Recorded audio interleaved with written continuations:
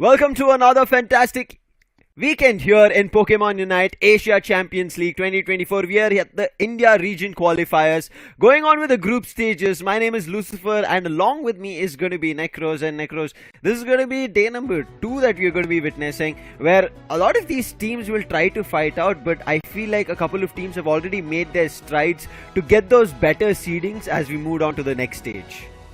Definitely. I mean, already in the back, in the first day, we experienced such a roller coaster ride. I mean, when you just talk about the top teams also getting, beaten by the new teams, especially teams like Clown5 coming onto the top. Yes, they were struggling with the first 2 matches that they played, but finally they ended the day on a good note. I mean, they won the final match that they played, and that's a good momentum that they need actually, especially in this day number 2, because all the teams that we are seeing right now, they will be playing with that for the seeder position for the final day of Asia Champions League India qualifiers, because from there the seeding positions will play a vital part for the qualification of the grand finals.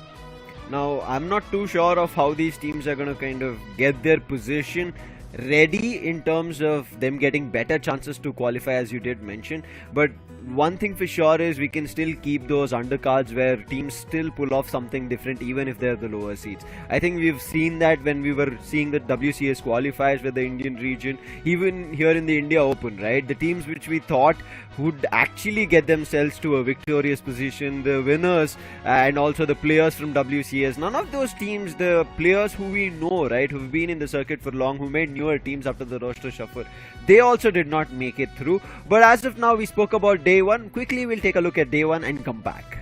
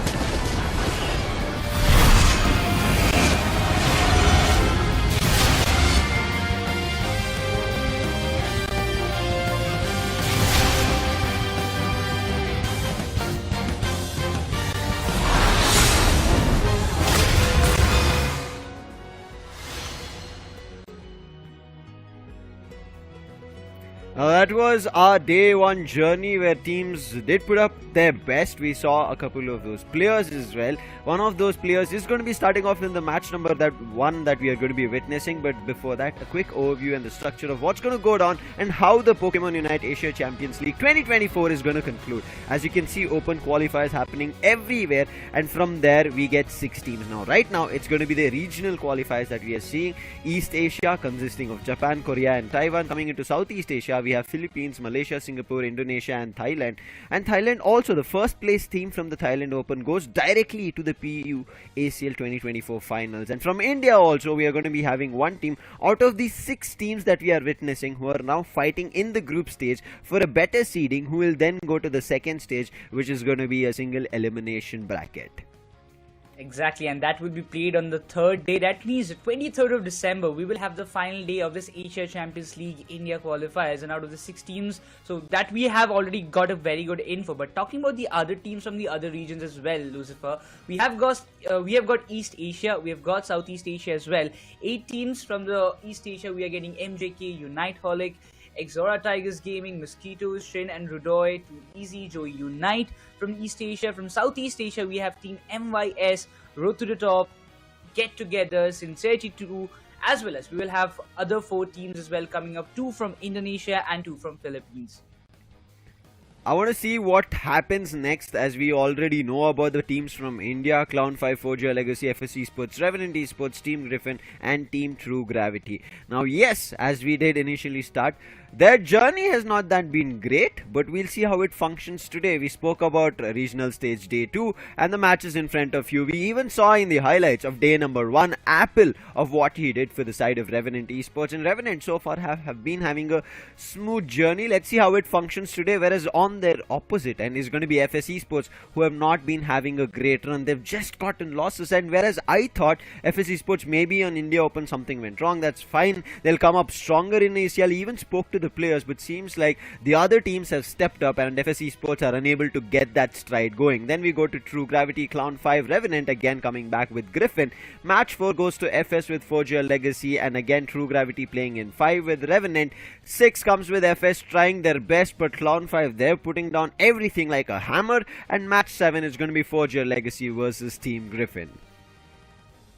That's a big schedule that is coming up already, but the standings as of now, we see for the first seeded position, there are 2 teams in the contendership. That's going to be True Gravity as well as Griffin, followed by it's going to be Clown5. There will be Revenant on the 3rd spot itself. In the 4th, we have Forger Legacy and Clown5. But unfortunately, FSC Sports, as we mentioned earlier, they faced 2-0 score lines in the previous day. That was the day number 1, and eventually they are in the bottom of the seeders. So they have to make sure that today is their day, and they have to win at least all the 3 games that they're having right now to make themselves in a comfortable spot before the day 3 comes up. I have no idea of what's going to be happening now with FSC Sports at this bottom position. Thankfully, this stage is not of elimination in the regional stage qualifiers. I would call it qualifiers, because out of this India League, right, there's only one team that's going to go ahead, Necros, for the Pokémon Unite Asia Champions League 2024. When we saw in 2023, it was a wonderful journey, but when they stepped up to that international stage, every team did fear them, but it felt like they had that international stage jitters. But we'll see how it functions. Right as now, as you can see, how the India League is going to function. This is going to be the day 3, the bracket that we mentioned, a single elimination. As you can see, the first seeded team has just 1 game to play, and if they win that, they qualify. They become the champion of the India League in Asia Champions League 2024 and will qualify for the Asia Champions League in Bangkok, Thailand. And I'm looking forward to who that team is going to be. 5th and 6th seed, they are going to be having the most toughest journey. Now, if the 5th and 6th seed start winning all their games, they also stand a chance to become a champion. But their game starts from 1, 2, 3, 4 and 5 games that they would have to win consecutively, Necros, to become a champion in the India League. That is going to be on day 3. That's the next Saturday that we are going to be witnessing this. But can they make it happen or not? We have to wait and watch out. And every game is like a do or die, Lucif. I mean, in this kind of in all these matches that they're playing on the day number 1 that they played, and today that they will be playing, it's just like if they even lose it, they won't get out of the tournament. But on that day, the final day, if you lose, you are just out of the competition, and that's how the things are going to function. We have it in front of us on our screens as well, as the day number 1 and day number 2 will be a single round robin format. All the teams will be playing in a BO3 series, and after the end of day 2, we will have those 6 seeding positions, out of which the entire schedule of day number 3 will be planned. We spoke about how day 3 is going to function. Their brackets also you saw in terms of the seeding, and that's the reason we said seeding is crucial. Now, even in this league, right, India League stage, where teams are looking forward to seeding, in the group stage, not much problem for them. They're not going to face elimination. But look at that. It's a best of 3. 6 teams will be competing against each other. finish to the top, right? It is Pokemon at the end of the day. It is a journey to be the best from the rest. Now, who that is going to be as a team is something that we have to wait and watch out, especially after the changes. A quick overview of the day 3 is going to work. We spoke about it. That's a single elimination bracket, meaning you lose one of your best of threes, you're out of India League for the Asia Champions League journey. Now 2024 will be done for you. You would have to look to 2025. But before that, there is still a little bit of a hope that I can say for the teams who get eliminated. That is WCS. But again, 6 teams tournament bracket. Indian regional qualifier champions will qualify to Pokemon Asia Champions League 2024 finals all the way in Bangkok, Thailand.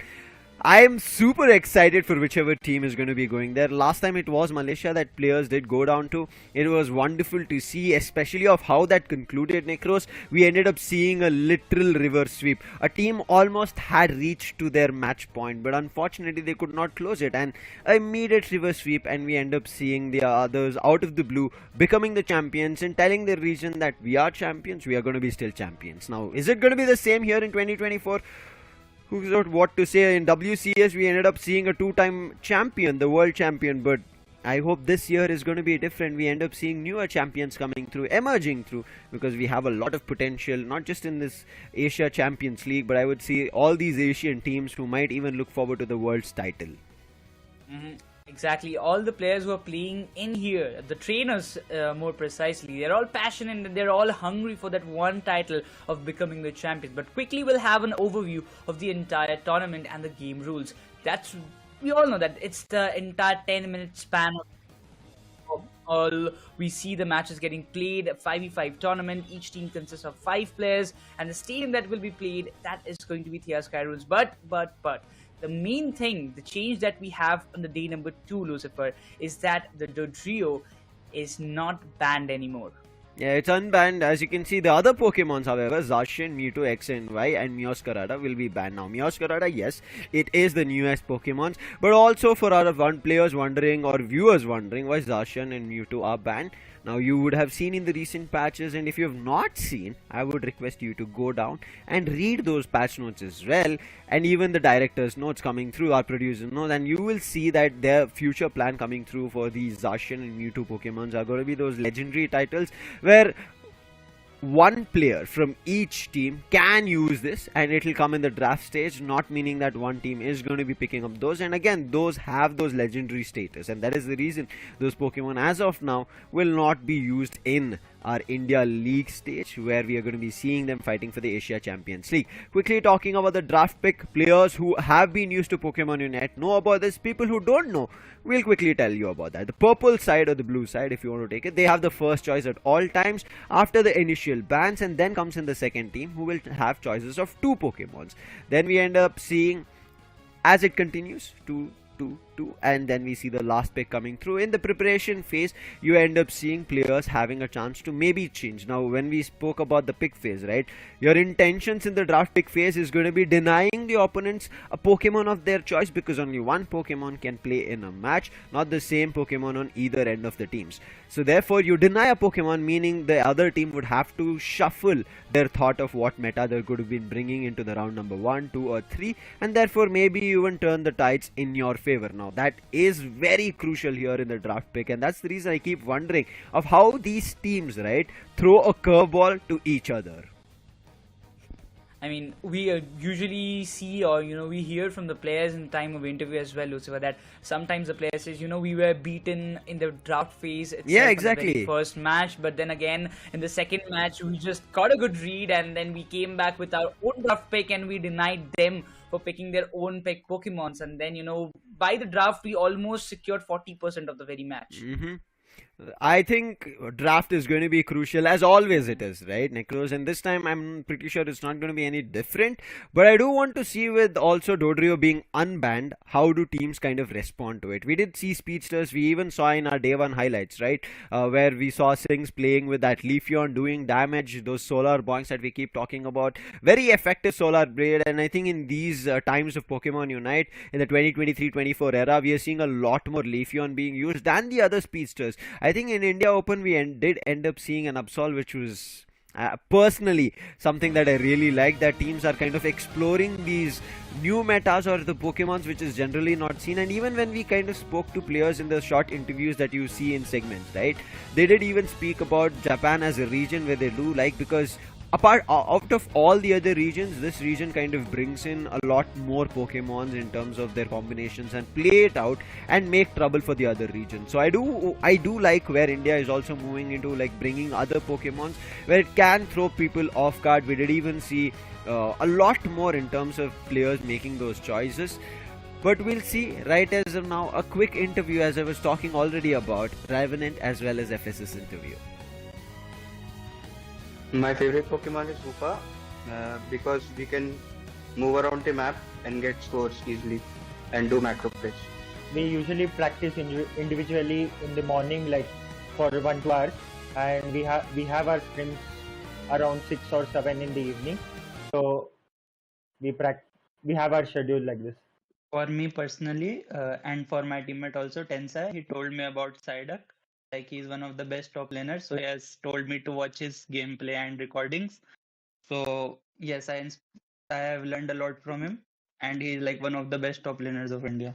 Yes, a particularly player which I inspire like is BKC. His macro plays are on point, and he's a very good player. So I have learned a lot from him by watching his gameplay. So yeah, he's like a favorite player for me. I think it's Iru because he is the initiator and he makes updates the game for us during the partner. Yes.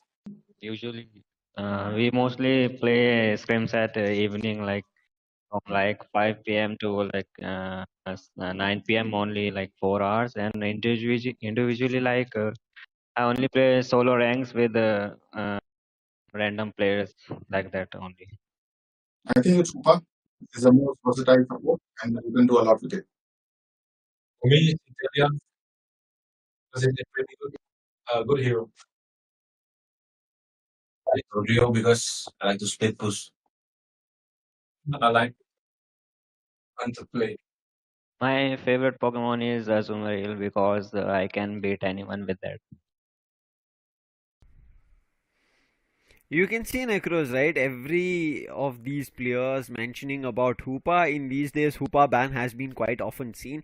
And if there is a chance of bringing up Hoopa now, you can see as a supporter, right? Out of all the others, Hoopa is like a little bit of a game changer, right? You can bring about those plays where you immediately turn the sights around. Now imagine if you take a Regieleki and use it as a bait, as it's going to be a 6th ally, and it pushes the top path, whether it's tier 1 or tier 2 of the top path, doesn't matter, but your opponent is in trouble, and immediately you decide to attack the tier 2 at the bottom path, and that causes trouble. Now they have to have divided attention. They cannot have all the 5 players to the bottom or all the 5 players to the top, and therefore it gives a viable chance for the side of having a Hoopa. Now yes, because of that we have seen a lot of Hoopa bans coming through. Players are moving back to Cliffable and Blissey, but I do want to see whether Day2 changes something new. Now with Revenant having better storylines so far, Necros, we have seen their journey, right?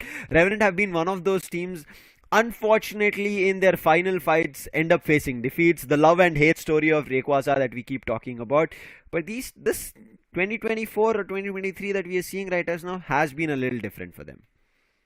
I mean, already if you talk about the day one itself, it justifies your statement because they started off with a 2-0 scoreline. Like, they won both the matches that they played on the day number one. And as for now, the new lineup of Revenant looks super strong. And I'm really concerned about the other teams because we were most probably, focusing on, Forge Your Legacy through Gravity because they were the finalists of the India Open that happened in the very recent times. And after their gameplay or their kind of performance that they did on this LAN stage, it seemed to us that these two teams can be one of those contenders to go for the finals of Asia Champions League. But once again, Revenant coming up with some new strategy, coming with some new tactics in the ACL, showing others that we had a time with our team. We gelled up very quickly after the India Open, after we got eliminated. But now as we have came back, we are now here to prove everybody that we are the real kings of ACL.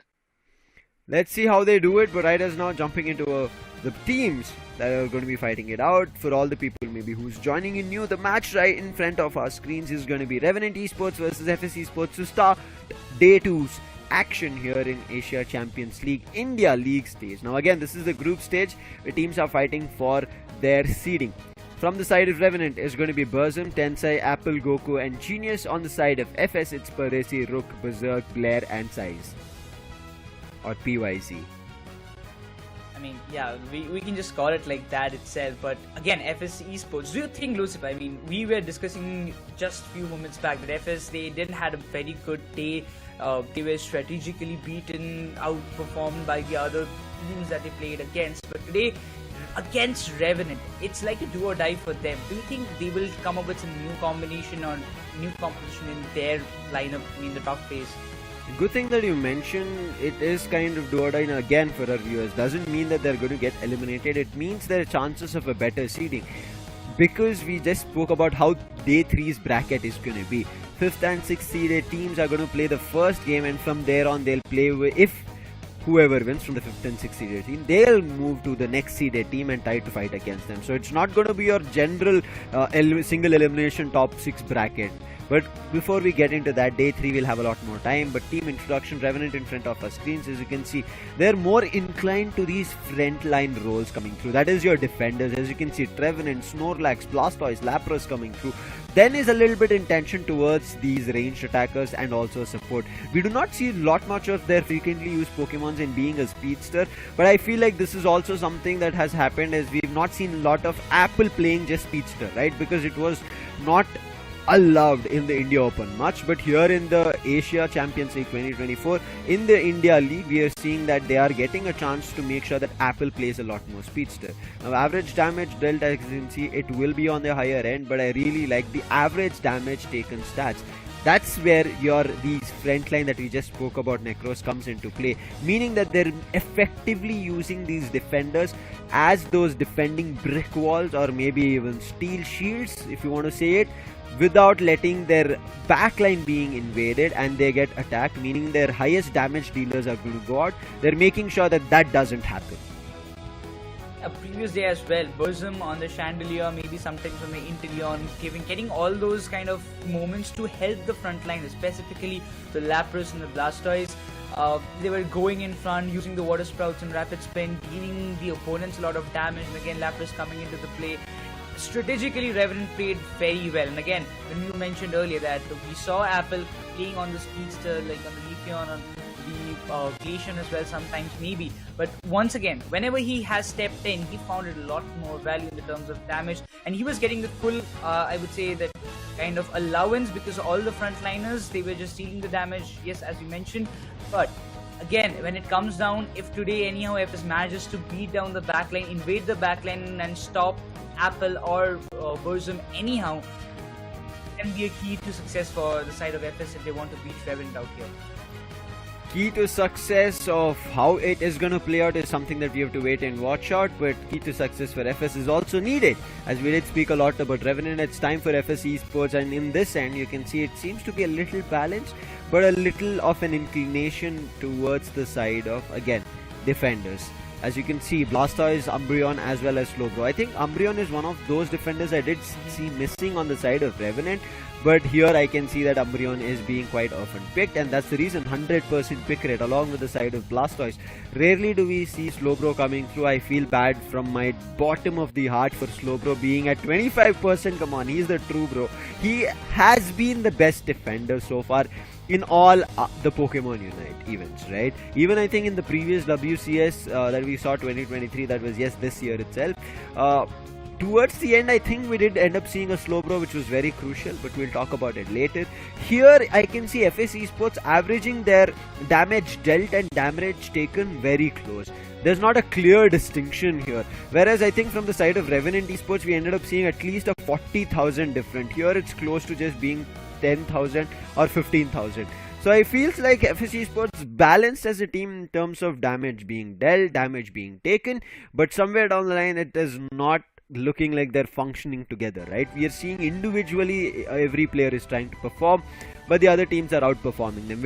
You did even mention about it, right? Outstratting them. So I hope today FS Esports have gone back, they've practiced, and it works out to be a better day today, because again in Pokemon you need to get your Pokemons in practice, figure out what kind of strategies you can do. And let's jump into our match number 1 of day number 2. It is FS versus Revenant, the draft in front of our screens with the ban starting it out. But Goku, come on, you banned the true, bro? They don't want to allow even, I know, like FS were not picking it up, but still they want to play on the safer side and decide, you know, let's not go with the slow, bro. Maybe it can be annoying towards them, but Pardesi instantly decides to go with the Hoopa ban and itself. I guess we have to wait. You know, we have to wait for that Hoopa action to come into place. But again, FS having the first pick preference, Lucifer. The first pick definitely should be on an Umbreon. Waiting for it, FS Esports having the first choice, and there goes the Umbreon. This is something that you did speak about Revenant missing on their end, but they still have a lot more variety choices. They did see Trevenant, Snorlax, Lapras coming in, so Lapras immediately Genius locks into it, and also Goku picking up Clefable. Clefable has been also very crucial in these recent times. We did even see an buff coming in for the Drain Kiss. We don't generally see a Drain Kiss still being a moveset, but however they end up using Follow Me, which causes trouble for these ranged attackers who might be targeting one of these backline attackers from the opponent end. On the other end, we end up seeing a Blastoise being picked, meaning that Revenant will not have a choice of Blastoise. However, Berserk, he picks up the Glaceon. We did see a crazy time that Glaceon had earlier in the year, and now with the recent update, a little bit more that we see its attacking speed has been increased. I want to see what Berserk can do. Followed by a Tensai again back on that Snorlax again. We have seen the Yawn being so much effective in the past, last day number 1, and the Snorlax was way too much hectic for the other teams to make a counter. But Blair, he finally goes with the Leaf Yawn, announcing Pardesi sticking with that Blissey, but Burzum, he decides to go with that Zoroark. So that does mean some speedster action from both the ends that we will be witnessing, and again giving that preference to Apple to go with the Zoroark, because previous day he was just, you know, went hammering all the players when he was playing on that Zoroark. Final preparation phase in front of his screens. You did mention about the speedster. Berserk takes it. Initially had Glaceon, that Blair picks it up. Pardesi is their support. PYZ and Rook are going to be playing their defenders. On the other end, Tensai and Genius, the picks that they made is going to be staying the same. I do like these early evolution of a Venusaur coming through. That doesn't mean Unite is going to be unlocked early, but still Venusaur and the first gen Pokemon evolution being early at level 7 is interesting. But Apple, I do want to see how they use it. We have seen certain times that these speedster are put to a stop, right? Even though they pick it up later down the line, it's still put to a stop. So Apple, I think his early game is going to be super crucial. After he finishes the mid path, gets himself the buff, and then he starts finding the initial chaos that might give Revenant the early game advantage. Yes, indeed, and again coming on to the game, it's going to be very interesting as the day number 2 just kickstarts with this final, or the first game of the day. It's FS Esports take on Revenant, where FS, they will be looking forward to get their first win in this HCL India qualifiers, while Revenant will be focusing on to just keep their winning factor on, as we see both the speedster trying and, you know, settling out, farming themselves up for the early game. Interesting. It'll be a battle between an Eevee as well as Zoroark. Now how that works out, to be waited and watched out for. But initial score is something that I'm still looking for. It doesn't seem to be coming on the top path nor the bottom path. But look like we could have seen an initial KO as well. Trying to fight with Tensai is not a great idea. You could see he was taking naps in between as well. That's the better part of being being a player like Snorlax, having a Pokemon under your belly. But finally it seems like Berserk has found his way, got his initial score, making sure the attack weight that he has gets stacked upon. In the meantime, the initial KO is also being found from FS Esports, and they're scoring on the top path as well. A good start indeed for the side of FS Esports, but again, if we just talk about Apple, he's just farming. He's got good number of scores, but he needs some time. 3 of the players we see the Altarian Swablu spawning, and they will be trying to secure all the buffs itself. The Solar Boings coming into the play. It seems that all will be going in the favor of Revenant Esports for now. They're still struggling or waiting for the one moment to strike and get the scores done for themselves. But it seems FSC Sports, once again, in the previous games, if you talk about FSC Sports, they did had a good control earlier, but when it came to the mid-game or the time when they need to keep it up, they failed it out, and that can cause a little bit more trouble. But we see the first scores and the stacks coming up from the side of Revan Esports on the top, but it seems Goku, he is struggling a lot on the top, and probably he will be getting the KO itself. 45 to 15. 8 minutes on the clock. The center path, Alterian Swablu is going to spawn. It seems like FSC Sports might be intending for that. No, they're like attacking the bottom. They do not want this speedster to go all out. They're attacking Apple Riders now. Apple trying to run away. Oh, the icicle spear misses and it connects with Tensai. So for Apple will survive. However, Buzzum does not. That means that Crowley is out. Blair doing really well with this icicle spear. And icicle spear is my personal build that I do generally use. It's wonderful, man. With the ice shots to use, you end up using close to 16 icicle spears if you time it perfectly. In the meantime, keeping the top path still in contention, the Lapras gets another 17, getting Revenant's score up to 69. Now FSC Sports, they're on the back foot, but 20 seconds on the clock. We're going to see a Reggie, but is it going to be a KO? PYZ very close to finding it, but he did see that the opponent Lapras was very close to their goal zone, meaning blue shield is up for access. Bottom path, we saw a fight for the Altaria and Swablu as well as the Indeed. Majority of it went in the hands of Revenant Esports. Revenant do not have a level advantage still, but it looks like everybody is clumping up together, which is not allowing FSC Sports to find a proper KO. This time the Regice has already spawned. Already we talked about FSC Sports, they're having a good level buff for themselves, and they will be trying to just keep Revenant Esports away from these objectives. It seems the mean look is working very precisely. The Umbreon is there on the front lines helping FS to secure this Regice very nicely without any kind of contention, it seems. But again, they're pushing Revan, all the players back. The Unite being dumped in this bottom tier 1 goal zone, pushing Cliffable. If he gets the KO, yes he does. There he's just doing wonders in that moment in itself. The Unite being committed by the Leafeon, pushing Apple to the tier 2. And there's nothing that the Snorlax could do at this point. FSC Sports back on track is what they say, and they're not going to get a big overdunk, only an 18 coming in from Rook, but their score still surpasses that of Revenant Esports, 134 to 69. Now they're going for the top Regieliki. Apple trying to hit PYZ. Doesn't get much out of it. PYZ is the defender, so he knows he cannot find an instantaneous KO. However, on the other end, Lapras trying to go for his score. Does get the 6 in, so the special attack specs is still on stack. Ice Beam being used, and now Revenant jump in. Unite being used from PYZ. That does not give any advantage for Revenant to find a KO, and you can see Blastoise finds one. Cliffable is down, meaning the support is down. Healing is going to be down, and Tensai is also stuck with Umbreon's mean look. Another KO being found, and now is trouble. Even the Moonlight Prance, and then the Zora jumps in but still doesn't find. Lapras goes out.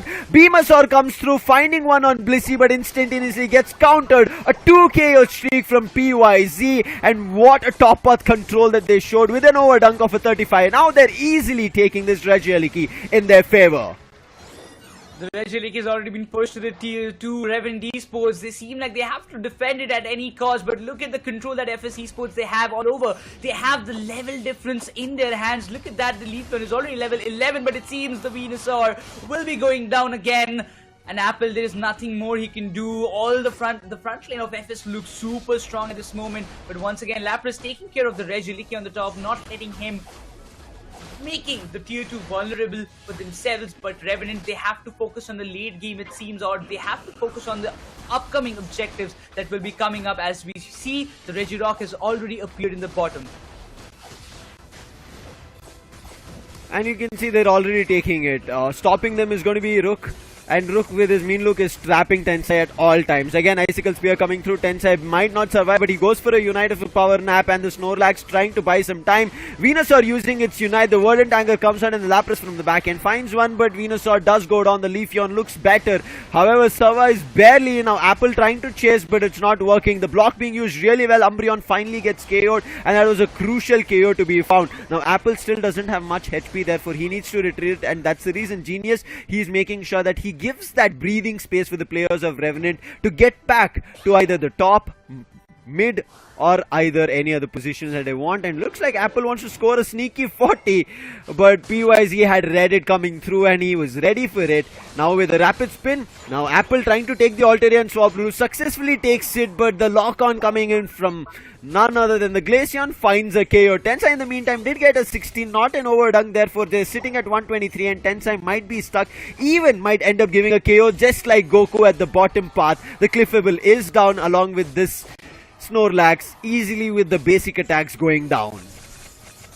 FSC suppose they need to keep this momentum as what they have built it up, but again, one more second to go. The Regiliki is there, and this time Revenant, they will be focusing on melting it as fast as possible, because if this objective again falls in the hands of FSC Sports, the level difference is going to play a very vital role, because FS will be going one step ahead of this one. But it seems Revenant just says, you know what, this time we're not letting you just walk away that easily, but they have to focus on the bottom objective itself, because they will still have around like a 25 seconds more before the Rayquaza spawns up. But look at the KOs that are happening. Lapras goes all in and finds the Umbreon down.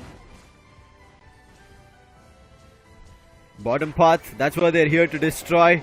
Do they get a big overdunk? Two people at 50, and yes, they do get a big 50. It's not a crazy overdunk because there was still 20 that they had to score initially to break it. But with that 50, they get the scores better for them. 192 to 177. FSC Sports on a deficit, but they all decided to go back, teleport to their bases, and now they've left this Registeel, my bad, for easy takes, and they'll get the attack speed with this 10 seconds on the clock for their Rayquaza. And with Rayquaza coming up with this attack boost as well, might be a better chance for FSC Sports. Quickly, we'll talk about levels. 3 people on level 13 coming in from side of Revenant, but there's a level 14 Glaceon with a 13 on Leafeon. These EV troubles, right? Duo EV evolution is something that Revenant need to watch out for. We saw that lock on coming in from Glaceon. If they're able to dodge it or even find an initial KO on the Glaceon, things can work out in the favor of Revenant.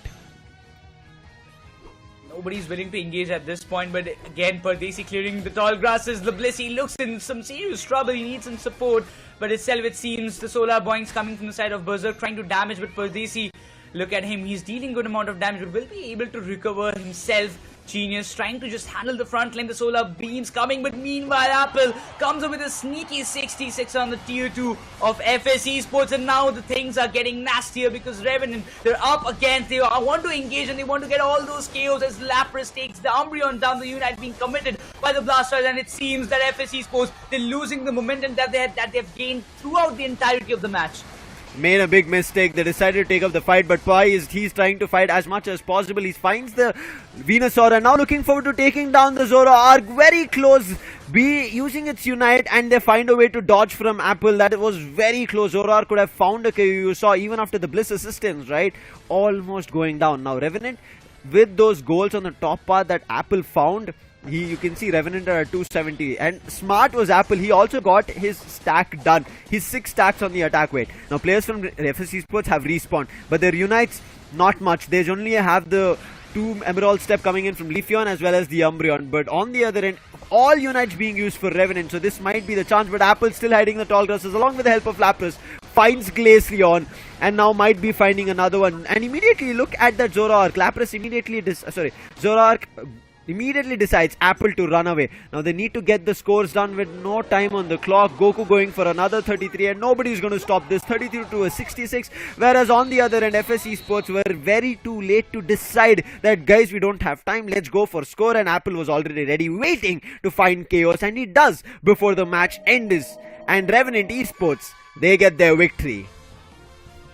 Look at that, 7 KOs coming up from the side of there, but still at the end game it was all Revenant, and kudos to the kind of play that they decided. Specifically, you see that there are only 3 players who got the majority of the KOs. That's Burzum, Genius and Apple. Goku and Tensai gave all the support that was possible with the constant healing coming up from the side of Goku and Tensai, not allowing the players to run freely towards their end. Revenant, they just outplayed and again outstrated FSC Sports one more time. And the very first game of day number 2, it was seeming to me that, FS, they have finally come up with some good tactics by seeing their early game and the mid game that they were having. But after all of that, all of those objective securation, Revenant again proved themselves in the late game as the better team. I think the only mistake that I end up seeing from the side of FS Esports is they got a little bit too comfortable very early on. With even the final stretch being there, it looked like they were way too comfortable and thought they were way better in terms of fight. Whereas Revenant, them destroying those goal zone towards the end gave them the advantage. Both the tier 1 as well as both the tier 1s on top and bottom. That's something that FS Esports did super early, and that's the reason they got a little too comfortable. Now, as you can see, in terms of battle data, might not be much on either end, but it felt like fared better are the defenders. One end, Genius with 73,000 damage. Same is going to be PYZ on the Blastoise. Lapras and Blastoise doing phenomenal stuff. Coming in from side of Blair, also we ended up seeing great stuff on the Glaceon. But however, even though Burzum's Venusaur was not that effective, was still viable, especially crucial when it was needed to be towards that final stretch fight. We ended up seeing that Revenant were the ones who found that first chaos, especially a little bit of an overextension.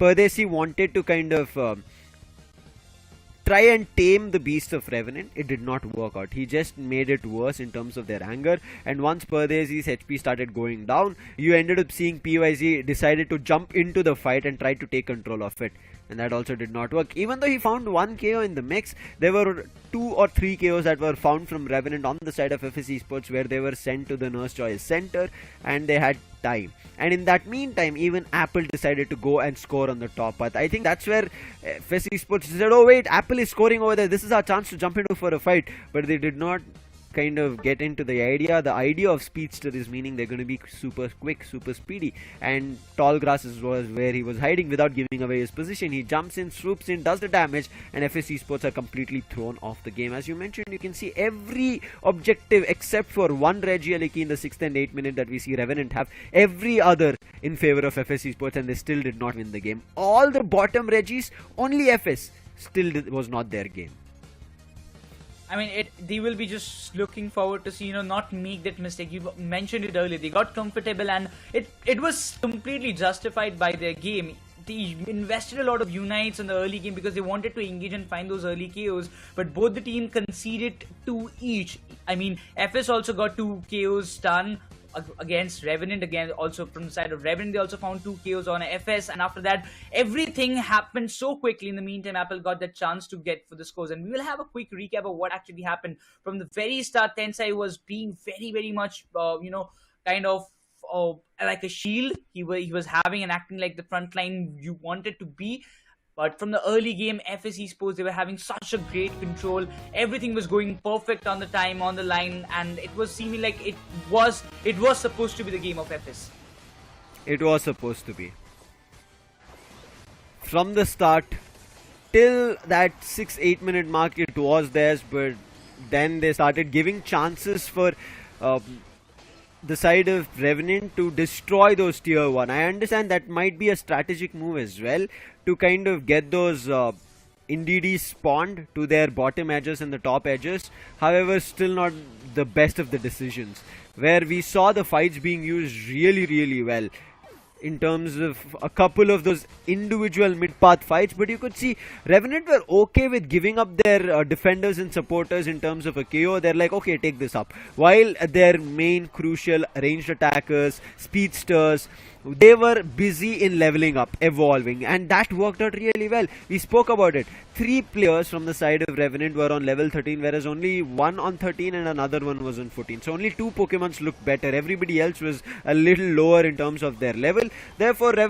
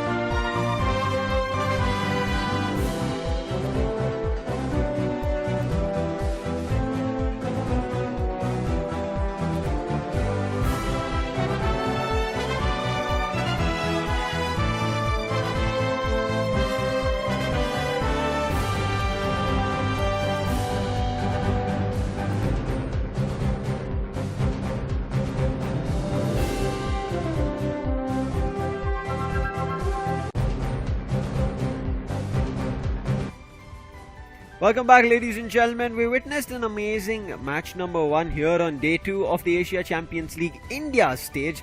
Now we do want to see which of these teams are going to finish off on the higher seeds. Starting it off great is again Revenant. We saw FSC Sports, who looked like they were closer or inching towards a victory, maybe their first victory here on day 2, and starting it off strong. But Revenant, being that composed team, knowing that they have still chances, waiting for the right opportunity, and they smacked the opponents down, and now Revenant have gotten themselves on a point. Now in this best of 3, if they're able to win the second game here in match number 1, Necros, means another clean sweep. So far Revenant have been the only team, I feel, yes, yeah, they have been the only team who have had clean sweeps. So if this is another clean sweep, trouble for the other teams, meaning Revenant might just conclude themselves in the top 1 seed. Yeah, that's for sure. And eventually, you know what, there is only going to be one team who will have that first seeder position for themselves. Yes, True Gravity, Griffin, they are on the race. They're in the race for that first spot.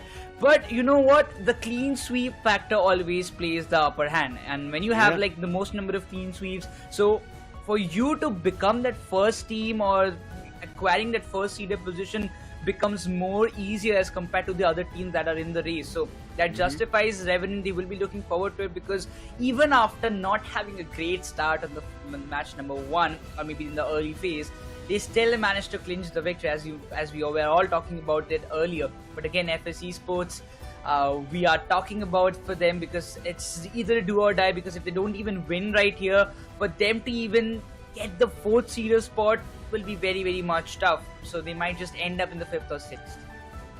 Now again, as we did mention, it doesn't mean that you're going to be out of the tournament, but your chances of getting eliminated out in the stage 2, which is going to be our playoff stage of a single elimination bracket, that means your chances of getting eliminated early can look better. And also your journey, even if you win your matches, is going to be just longer. Now if you get in the 5th or the 6th seeded match, you would have to play 5 consecutive games and win it all to be crowned as the India stage champions. Now whether you do it or not is something to be weighed, and respectively -1 for every other seed. Now 4th seed, meaning you would have to play 4 games, then 3rd seed 3 games. Similarly, that is what is going to happen down the line, and the 1st seed has to only play 1 game, and if they win it, they're going to be called the champions. And that's why the single elimination stage and playoff stage is going to be bracket if you do not qualify on the better seeds, better positions. So Revenant, somebody needs to take them down. Now if FSC Sports do it, things can look better for the other people in the overall 6 teams that we end up seeing. If they don't, Revenant, they do have another game today, and all the games for all the teams, right, the single round robin, will conclude today, and we'll be seeing who wins against whom, and finally we'll get our positions in terms of the seeds. Now I do want to see FSC Sports, after getting a good head start, right, in the starting of the game. We did see proper KOs coming through, we did even see early stacks coming in from their end, but it's about them, I think, getting an idea about we have control over the games. We might be the ones who will be winning this up, and we've seen it a lot of these times. The final stretch fights have been always very crucial, right? Rarely final stretch fights are like not much of concern, but let's see if that is going to be the case here or not. Revenant looking forward to another dot on the top, as we can see, winning in the game 2, meaning a clean sweep. If not, right now we end up seeing draft. Otherwise Revenant would have to play the 3rd game again, as we see a draft is going to happen for the 3rd time. Well, let's see what's going to happen in the draft. One end, it's still going to be a Slowbro. On the other end, still a Hoopa that we end up seeing. So the bans, 1 on a supporter, 1 on a defender. We did speak about the Slowbro, right? We did see it from the side of FSC Sports that they like Slowbro, and Revenant right now countering that Slowbro by banning it. That's probably the best move that they are looking forward to. But again, Rook, he will be just sticking with that Umbreon, while giving the privilege for Revenant to go with the same picks of Lapras as well as the Clefable. But FSC Sports, are they going to make any changes in their composition? Because for me, the match 1 composition was perfect. I mean, what actually happened, the mistake that they did, we already talked about it, that they messed up the momentum that they were carrying forward, and it seems that they are going to stick with the same, because PYC, he goes with the Blastoise along, followed by Blair with the Glaceon. I thought it's going to be a double ranged attacker, waited for a second, but the Tencent immediately locks back. Snorlax already snapping over there, but we'll wake up for the game number 2, but we'll see how it works out. Apple again picks up Burzum's choice. This time Burzum keeping it at the last choice, and in the other end FSC Sports say, let's not give Apple the Zoroark, let's give him something else. It's okay, we'll take up the Zoroark. Now again, Blair is also a phenomenal player on Zoroark. Let's see how it works out. Burzum picks up Leafeon for Apple. Now choices same. It doesn't seem to be much of a difference here. Blissey still being in cards, but this is still going to be playing that. We still see PYZ as well as Rook on defenders, Umbreon as well as Blastoise. On the other end, Tensai and Genius still playing Lapras as well as Snorlax.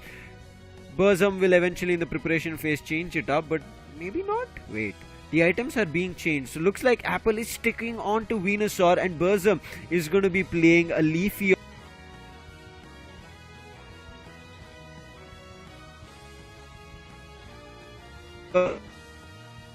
Yeah, I'm really looking forward to what actually happens. And also, we see the Speedsters playing a vital role. And Blair on the previous time, if I'm not wrong, he was playing on that Glaceon, and he was finding a lot more value on that on those Icicle Spears. Berserk, he was doing pretty good with that Leafeon, but it seems, they decided, let me just get the EV in my hand and we'll see what happens next. Maybe Berserk is better on those EV or evolution that we might say. But this match is going to be very important for FS, whether or not they stay in this BO3 series that decides in this very match. But again, for Revenant, they're looking forward for another clean sweep.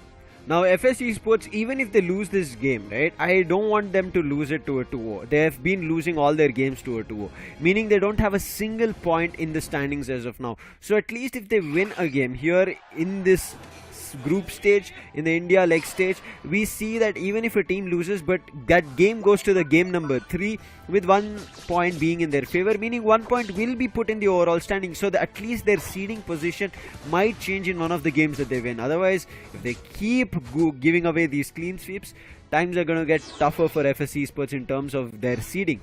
As of now, mid paths, on one end it is being played by the Zoro. That is what you would always think about. But on the other end, Apple is going to be playing. He wants the early evolution and also might want that early Unite, if possible, coming in on the Venusaur, because Venusaur is already an early evolution Pokemon. Burzum on the other end, already getting his stacks through with the help of Tensai on that Leafeon. Squirtle as well, right now getting his special attack specs done. Pies, let's see if he's going to evolve to the War Turtle. In the meantime, Tensei also getting himself a small nap. Burzum again on this Leafeon, snatches away the NDD's Aeos energy of 5. Still has a chance for a stack, but decides no, he wants to just keep gaining the experience and level up. Blair, in the meanwhile, he's waiting for the right moment. He's waiting on the tall grasses. The Leafeon will be coming on the top lane. He was predicting it for a longer period of time, but it seems they were looking forward to get this Wobloos in Altaria, but Snorlax, he just snatches it away. But this time the Solar Boys coming into the play. They're pushing all the players of FS Esports in their own tier 1, not letting them come in front and take the fight itself. But PYZ, he will be just waiting for that one moment to get his Rapid Spin and the Water Spout, exactly that kind of combo, because in the previous match we saw him doing such a good damage towards the opponents. But again, everybody's focused on the bottom tier 1 of FS Esports from the side of Revenant. Right now, Pies tried to snatch away the NDD, it did not work out. All these Aeos energy are going in favor of Revenant Esports. Glaceon has also evolved, EVs are back online, but there's a one Leafeon.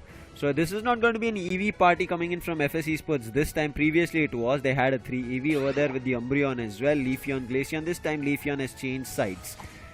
Now going in for the center path, Altaria and Swablu. But again, Revenant, they're the ones taking it away. Nice Solar Blade as well as Leaf Blade being used. However, no KO being found. But Tensai finds a player hiding in the tall grasses.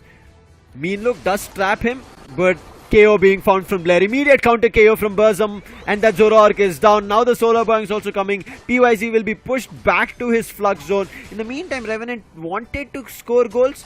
That has been denied. However, there can be a KO here. Mean Look, they did stop Leafeon. They put it down, and now PYZ coming back into a fight. Genius has been trapped with a Mean Look, and now Lapras also going down. 2 KOs being found. Apple has fully evolved to the Venusaur, but also the Blastoise evolves with finding those KOs, and now Apple versus Blastoise. Now there's going to be a second KO that's being found. Apple might also be KO'd. The Mean Look puts a trap on him, but they do not call it out. Therefore, Apple will be able to survive, but also has that Giga Drain and Petal Dance that he's playing with. That is the reason FS Esports decide, let him go back. It's okay. We have slowed him down.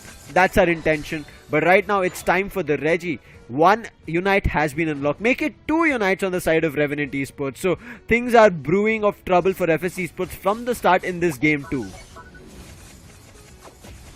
Look at this kind of position. Snorlax again pushing everybody away with those shields. The solar bombs coming into the play, but Icicle Spear is giving a hell lot of damage on the Snorlax. The Unite being committed by the Zoroark finds a good value out of that. The Clippable goes down, but the solar bombs harms the Umbreon coming up with the Unite, but I think he gets it. Umbreon goes down. Venusaur gets the Zoroark, and the entirety of the control is fallen into the hands of Revenant Esports, as they will have the privilege to go and melt down the Regice, but they decide first we will just dump all the scores and destroy the tier 1, and they did it very precisely. Revenant Esports, they are on a very huge lead. Oh, look at this. They've found where PYZ was, so they wanted to trap him. Pies, thankfully he had a rapid spin on and he'll be able to run back to his mid path. Otherwise, we could have seen another defender being in trouble, and Revenant, they're looking very well in terms of trapping these front lines.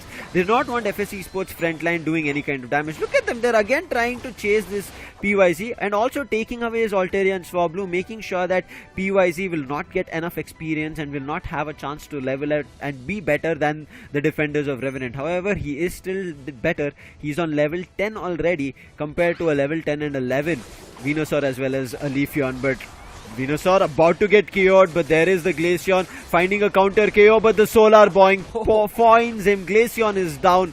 Now Genius, he's going to be looking forward to the 6th ally, but PYZ might be looking forward to stealing it away. Does not work. Apple is there. Pell Dance and Giga Drain makes it work, and now the 6th ally will help Revenant to push their goals even further. They're already sitting at 139. Unite again being used now. PYZ will be finished off with the help of Lapras, and that is going to be the Regieleki as well as tier 1 of the top path being vulnerable. A 40 overdunk is what they were waiting, and Apple does put it down, putting their score to 202 already, and we are just done with 5 minutes of the game. Oh, Rook, extension. There's no way he's going to run away with it. He did put down a mean look, but it's not going to be enough. However, Tensai, big amount of Icicle Spear damage that he hits. We were just talking about it, Necros. That is close to 16 Icicle Spears that hit him. But still, look at that. Revenant Esports are pushing all the way to the tier 2, but it seems now they decide, let's not go there. We have done the damage what we wanted to. Both the tier 1s have been breached, and now we will be focusing on for leveling up and getting the objectives in our hands. Not to let FS Esports have a single bit of chance of getting and securing any of the objectives, but it seems Umbreon, he wanted to start it off well, but there are a lot of players of Revenant in the bottom, while Lapras, he's the only player trying to hold the tier 1, as it seems that FS Esports are more interested in getting the scores done. Apple defending his tier 1 on the bottom along with the help of Goku. Mean look, he gets trapped, but doesn't matter. In the meantime, Snorlax finds a KO on Glaceon. That's a big one to be found. PYZ trying his best, but the Solar Boink is ready, keeps his distance, and now immediately there is gonna be Burzum, who decides to teleport back to base from there, go to the bottom path to help his teammates get the Regis in control. That is going to be the first objective still, Necros. Imagine, only 3 minutes on the clock, 7 minutes passed, and right now the first objective is being secured from the side of Revenant. What amount of concentration they're showing in terms of keeping control of things. They're like, guys, we want to destroy their goal zones. Done. Check mark. Then we want to make sure that FS Esports do not get much in terms of experience. They do not get the wild Pokemons. Check. And now when they have cleared all those checks, eliminated many of the wild Pokemons here in Thea Sky Ruins, they decide it's finally time to take objectives. With another objective spawning on the top, that's going to be the Regieleki, and the final Regieleki. Revenant don't seem to be trying to take it. They're like, let's see what FS Esports are doing, making sure that they do not get a chance to level up. Somehow, they've managed to get their Blastoise on 12, Zoroark on 13, but on the other end, Venusaur is on 13, along with Leafeon being on 13, with Lapras also on 12. If Lapras gets to 13, Revenant will make sure that they get a clean sweep. Oh no, towards the end, they secure the Regi. This is just turning worse for the side of FS Esports. I mean, what are you going to focus on? You have to stop the Regieleki, otherwise it's going to make your tier 2 vulnerable as point.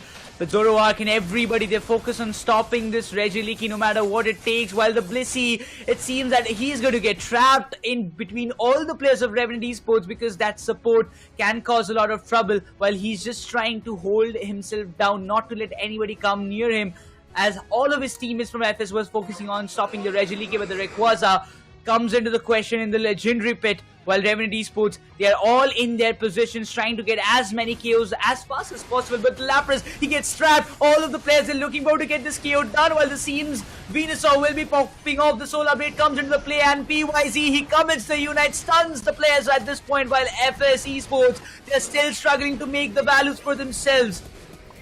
Unite's being forced to use. PYZ was about to be taken down. Now Tensai in that verge of being KO'd. He might as well be KO'd. He uses the block shield, therefore he gets a little bit of a blue HP and survives. Meanlook also stops the forces of Revenant at their position, but 1 minute 20 seconds on the clock, and you can see a dunk of 20 coming through close to a 40 score. But then the Verdant Dagger comes out but doesn't find effective damage. The Icicle Spears are better. The Cliffable going down with the help of a Blastoise, and now trouble brewing on the sides of Revenant, but there is the Emerald 2 steps, finds a KO on the Umbreon along with the Blastoise going down, but immediate counter KO. Glaceon finds it. Lapras is out. However, Leafeon not letting the chances of FS Esports look better, and a score of a 68 comes through. However, Leafeon finally gets KO'd. Players from FS Esports 2 survive, but 2 are not going to be enough to drain the health on Rayquaza. They have to go and score goals. Can they do it? No, not going to be possible. Cliffable, after getting the goal, has already found its way to the bottom path. Snorlax has back again up from the Pokemon Center. Therefore, Revenant, they already have their chances of winning this game. 30 seconds on the clock. FS Esports need this Rayquaza, have to fight for the Rayquaza, but Blair is being chased out. Pardesi just healing him over there with the help of Soft Boil and Egg Bomb, trying to keep the players away and keep the healing going on. Finally, all the players of FS Esports are here. They're going to fight for the Rayquaza, but the Rayquaza is not going to come in their favor. Egg goes and gets secured from Apple. Big power nap unite being used from the Snorlax, and this game is done. Revenant Esports get another clean sweep here in the Asian Champions League 2024 India League stage. And there's nothing that any team so far has been able to do to counter Revenant Esports. Revenant breezing through all the wins in Thea Sky Ruins against all odds.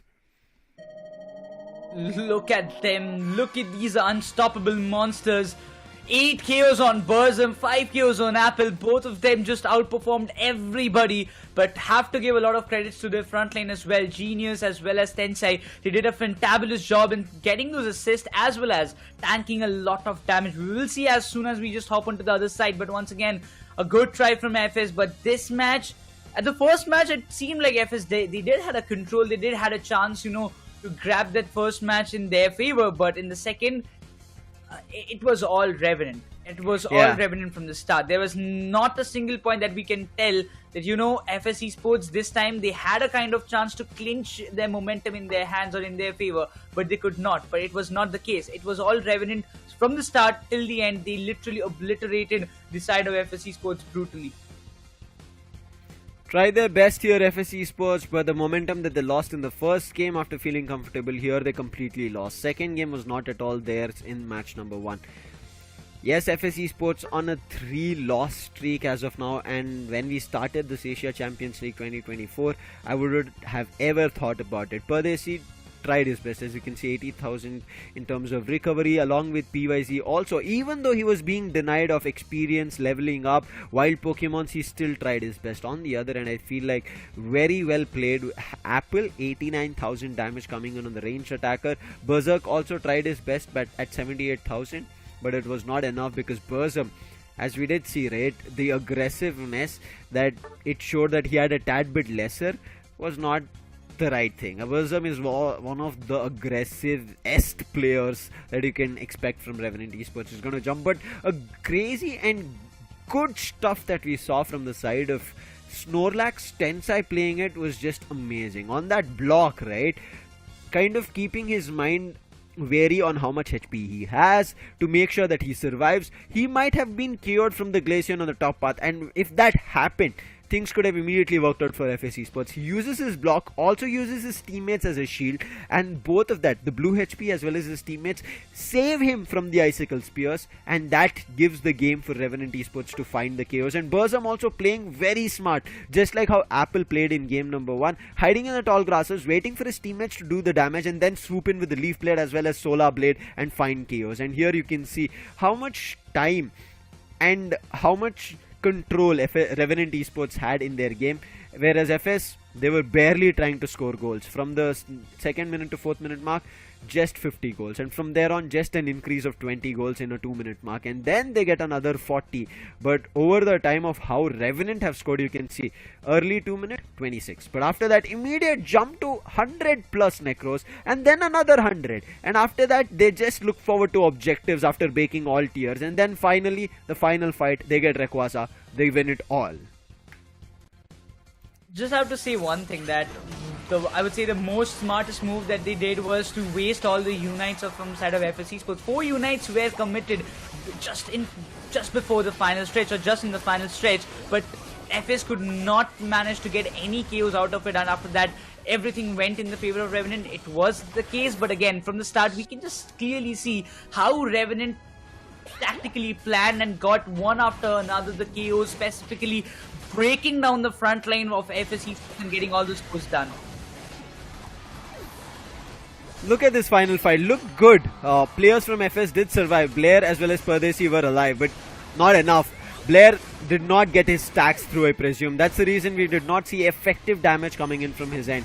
And towards the end, it was only Pardesi who was the healer. Therefore, both of them could not have drained Rayquaza's health and found the KO on it with the Rayquaza shield. Therefore, unfortunate was this fight, and the last fight was just based on luck. It was just fight for all, and I think the Petal Dance as well as Giga Drain being there worked out better for Apple to secure the Rayquaza, and therefore FS could do nothing. FS players were also low on health, and I think that ranged attack did not work through, and the switcheroo, right, of the Speedster going to Blair and the ranged attacker coming to Berserk, whereas on the other end that did change for the side of Revenant as well. Burzum picked up the Speedster and ranged attacker went into Apple. That worked out. It seemed like they've similarly strategized really well and understood what works out, right? And especially we ended up seeing still that the Speedster was, yes, in the bottom path. We ended up seeing the ranged attacker going to the mid path, getting its level out early, and because of its verdant anger finding a lot more damage. So these tactically minute decision changes coming in from the side of Revenant was super effective against the side of FS, and FS could do nothing about it. You saw by the time the attack weight Zoroark moved out from its mid path, they were already losing down to chaos, so there were no control that the Zoroark could find or even find stacks through, and therefore that item itself kind of failed out to work for the side of FSC Sports. That's the kind of play. I mean, when you are trying to stack and if you're not able to do it in the early game, that's the result. We have seen it just not the first time. We have seen it from the very past time, all the matches that happened in the past, that if let it be Buzzwole, let it be Zoroark, let it be Leafeon itself, all the Pokemon that they're using to go with that stacked build, and if they're not able to do it in the early game, in the late game or in the middle game they struggle a lot. I mean, in such a way that they are not able to find the KOs or not able to do the job that they're assigned to. So that kind of plays a very important factor as well. But once again, if we just talk about, I really thought that Berserk will be the one to play on the Zoroark, because in the past time also he has always been pretty dominant on the Zoroark, but maybe there was sudden change of plans that they decided not to go for Berserk and Blair decided to play it all. But maybe once again we will be seeing it in the upcoming games. Maybe there could be some more changes from the side of FS, but it clearly shows us that even if you are getting eliminated earlier from a tournament, from a major tournament, it gives you a breather, it gives you a good time to grind and gel up with your teammates. And Revenant are just a perfect example that everybody should frame out, because they got eliminated on the 5th spot in the India Open. They got a good time, gel up, they got a good time to get their strats done, and look at them performing in the ACL. I would say right now Blair also, the thing that you mentioned, right? He, in the early days of FSC Sports, when they had very few Pokemon in terms of their pool, right? It was Blair who used to play that Zoroark, and he was a very dominating one. Maybe they changed things up and it seemed like it worked out when they exchanged hands, but again, getting back to that roster, I think that difference or that period itself maybe broke that synergy of Blair back on Zoroark and other players on the usual positions. Therefore, it did not work out here in this game. But however, with this loss, right, they're going even further away in terms of their positioning. Their seeds in the middle is also being missed out.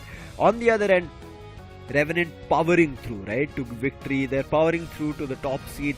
Every other team looks in trouble. You mentioned rightly about it that their chances of getting an early elimination in the India Open, I mean, who's to say that early elimination worked? Maybe it's just that, wait, we've been fighting so far and it looked like it did not work for us, and Revenant were just hungry. We've had enough of losses, enough of ups and downs in the Pokemon Unite journey. Now Revenant was the team, with Burzum itself, the first team to represent India on a global stage in the first ever WCS. I'm pretty sure Revenant want to do it over again. They did it even in the ACL 2023. They represent India on that global stage. Now they're looking forward to doing it here again, and that intentions are clearly being seen. Now if that works, Necros, I feel like after having that journey, right, in those international stages, first in the WCS they represented, then they went over to the ACL represented.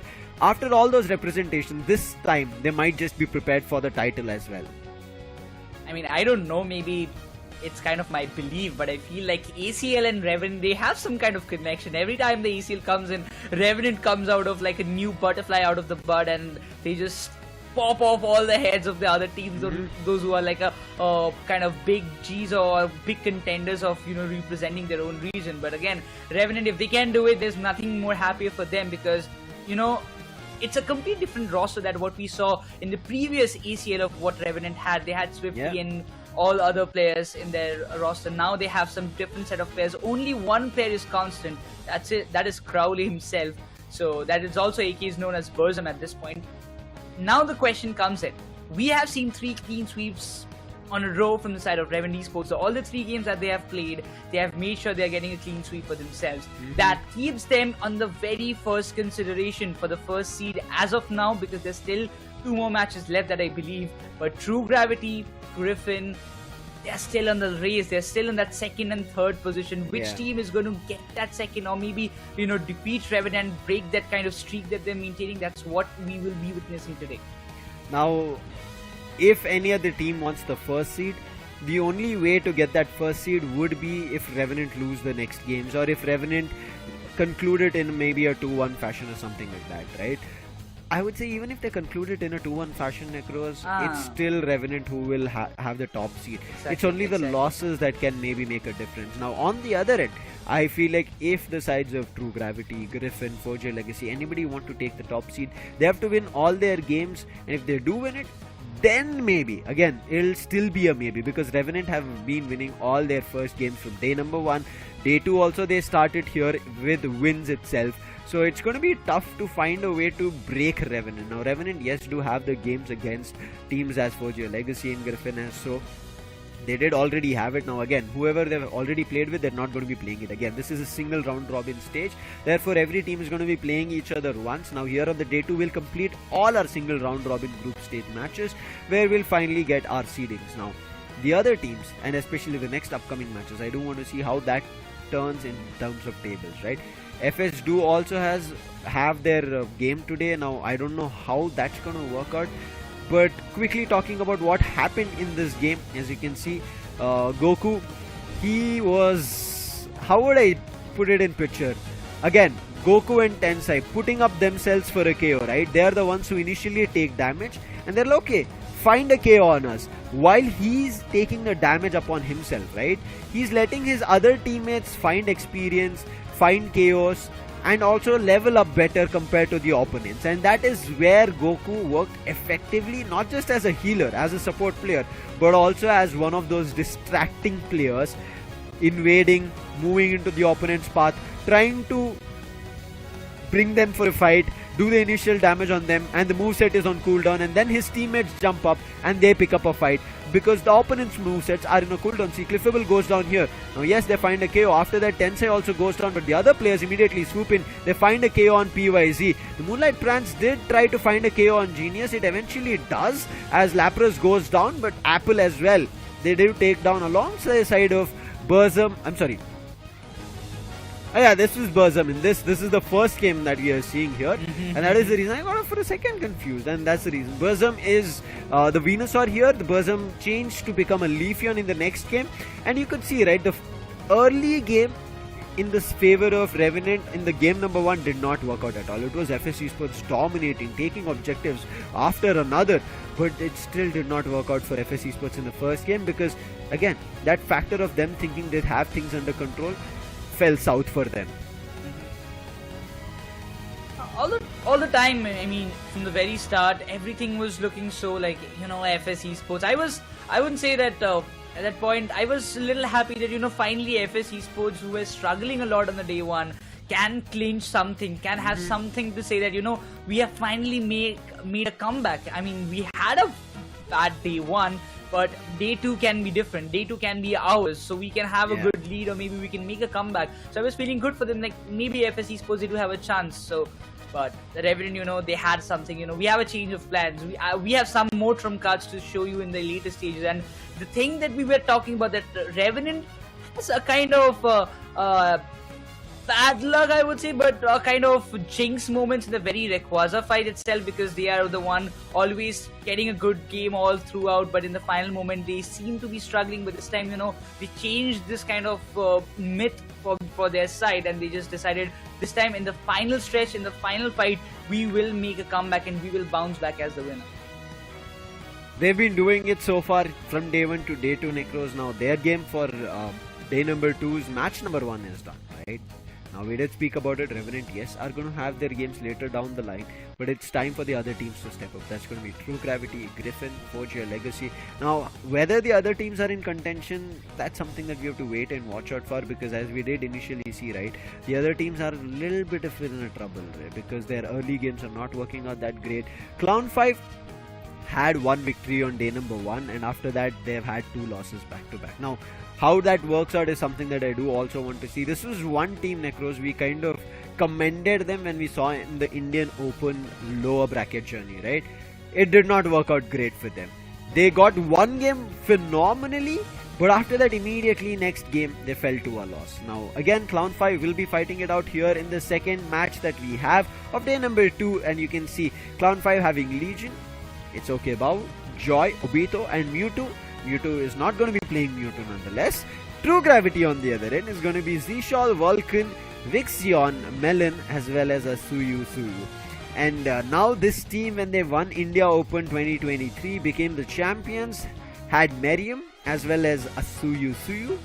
And with now Miriam not playing, Vixion back in, a Suyu is going to be there. Still, it doesn't seem to be that this roster has had some big change.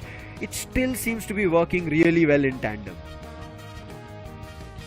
I'm still concerned about on the Clown 5 side, because they had a good match in the previous day, the final match that they played on the day number 1, they won it.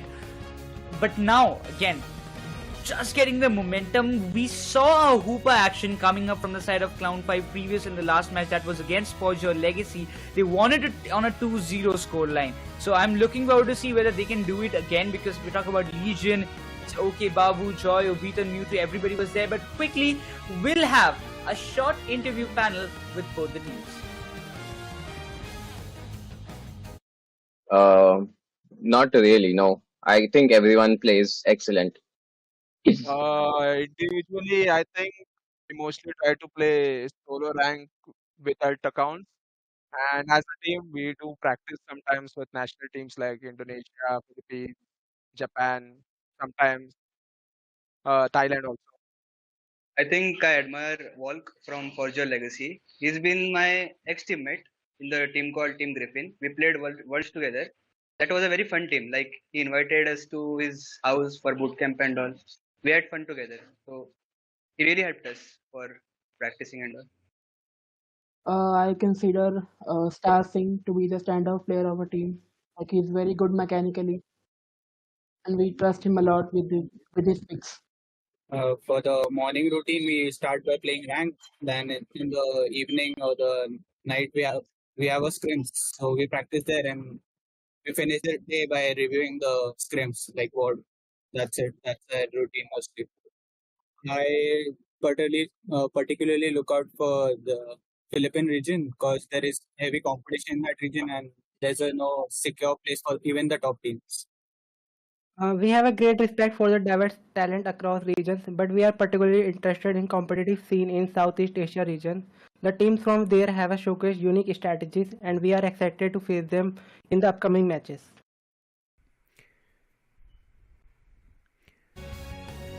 We quickly saw an interview coming in from both the teams, Clown 5 as well as True Gravity. You see, right, this is the reason if people who are watching from the side of India Open till right now Asia Champions League India stage, that True Gravity is also True Griffin. So it is the TG battle that we might end up seeing. Previously it was True Gravity winning against the sides of Griffin, as well as True Gravity winning India Open champions. Now do they win it again is something that we have to wait and watch, because there's only one slot for the ACL representation. True Gravity stats in front of our screens. As you can see, again the front line being concentrated. Umbreon, Blastoise, Lapras and Slowbro, one ranged attacker and a supporter coming through.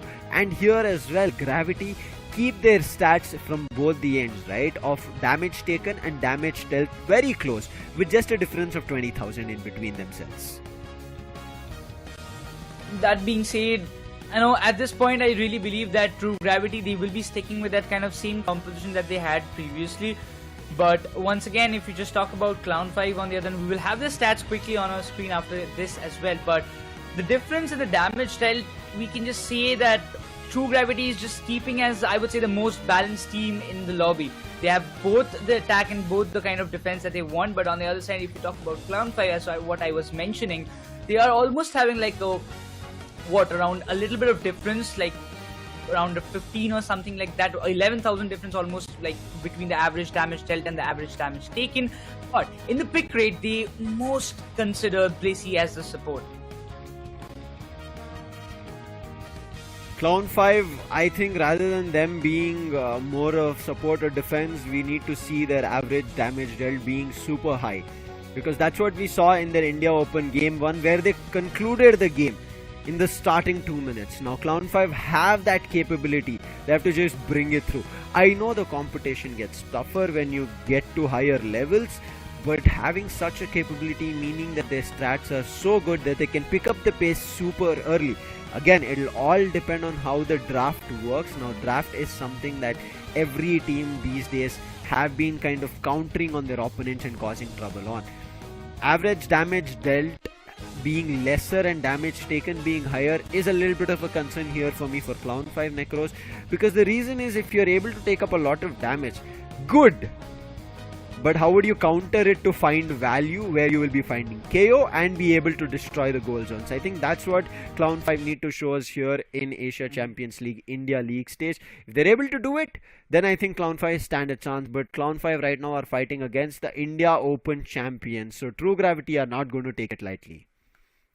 Definitely not. And when they are on a kind of verge of getting that first seed position where they need those clean sweeps, a team who is hungry for those clean sweeps, a team who is hungry for that first seeder spot, will eventually try anything and everything to just get it in their hands.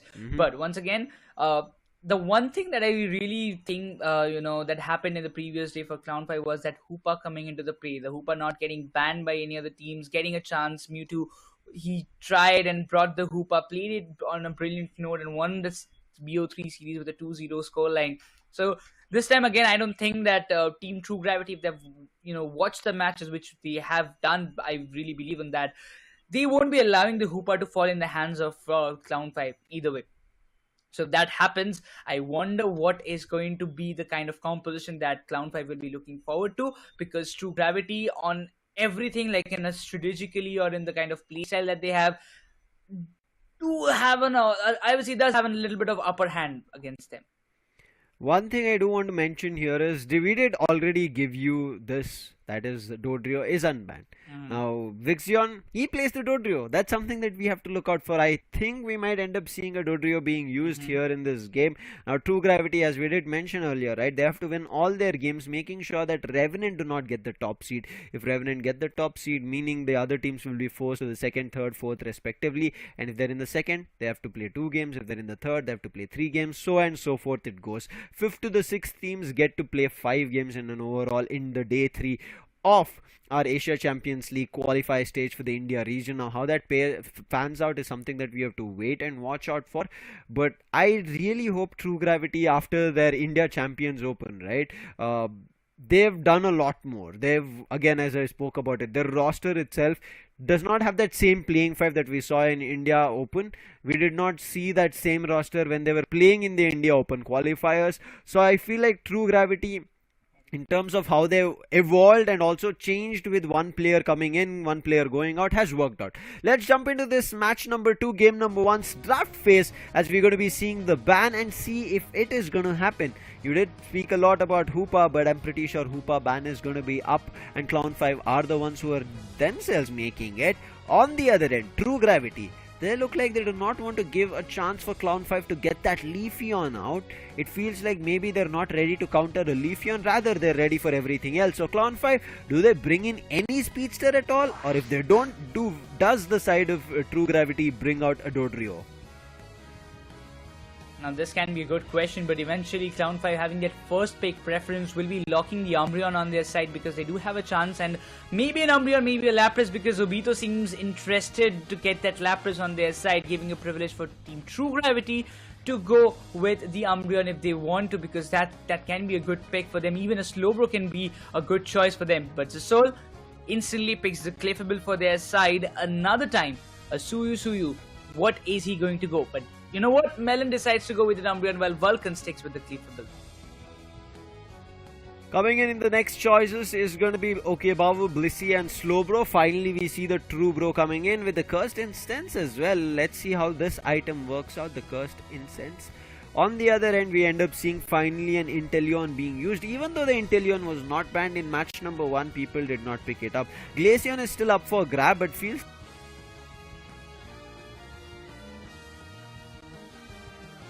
Oh, I really think that at this point, Suyu, he wants to just stick with that Blastoise and go all along with this Water Sprout and Rapid Spin, maybe a little bit of damage dealing one, because there's one player who is there to tank. He's got the Resonant Guard as well, but again, on the counter, we see Bavu.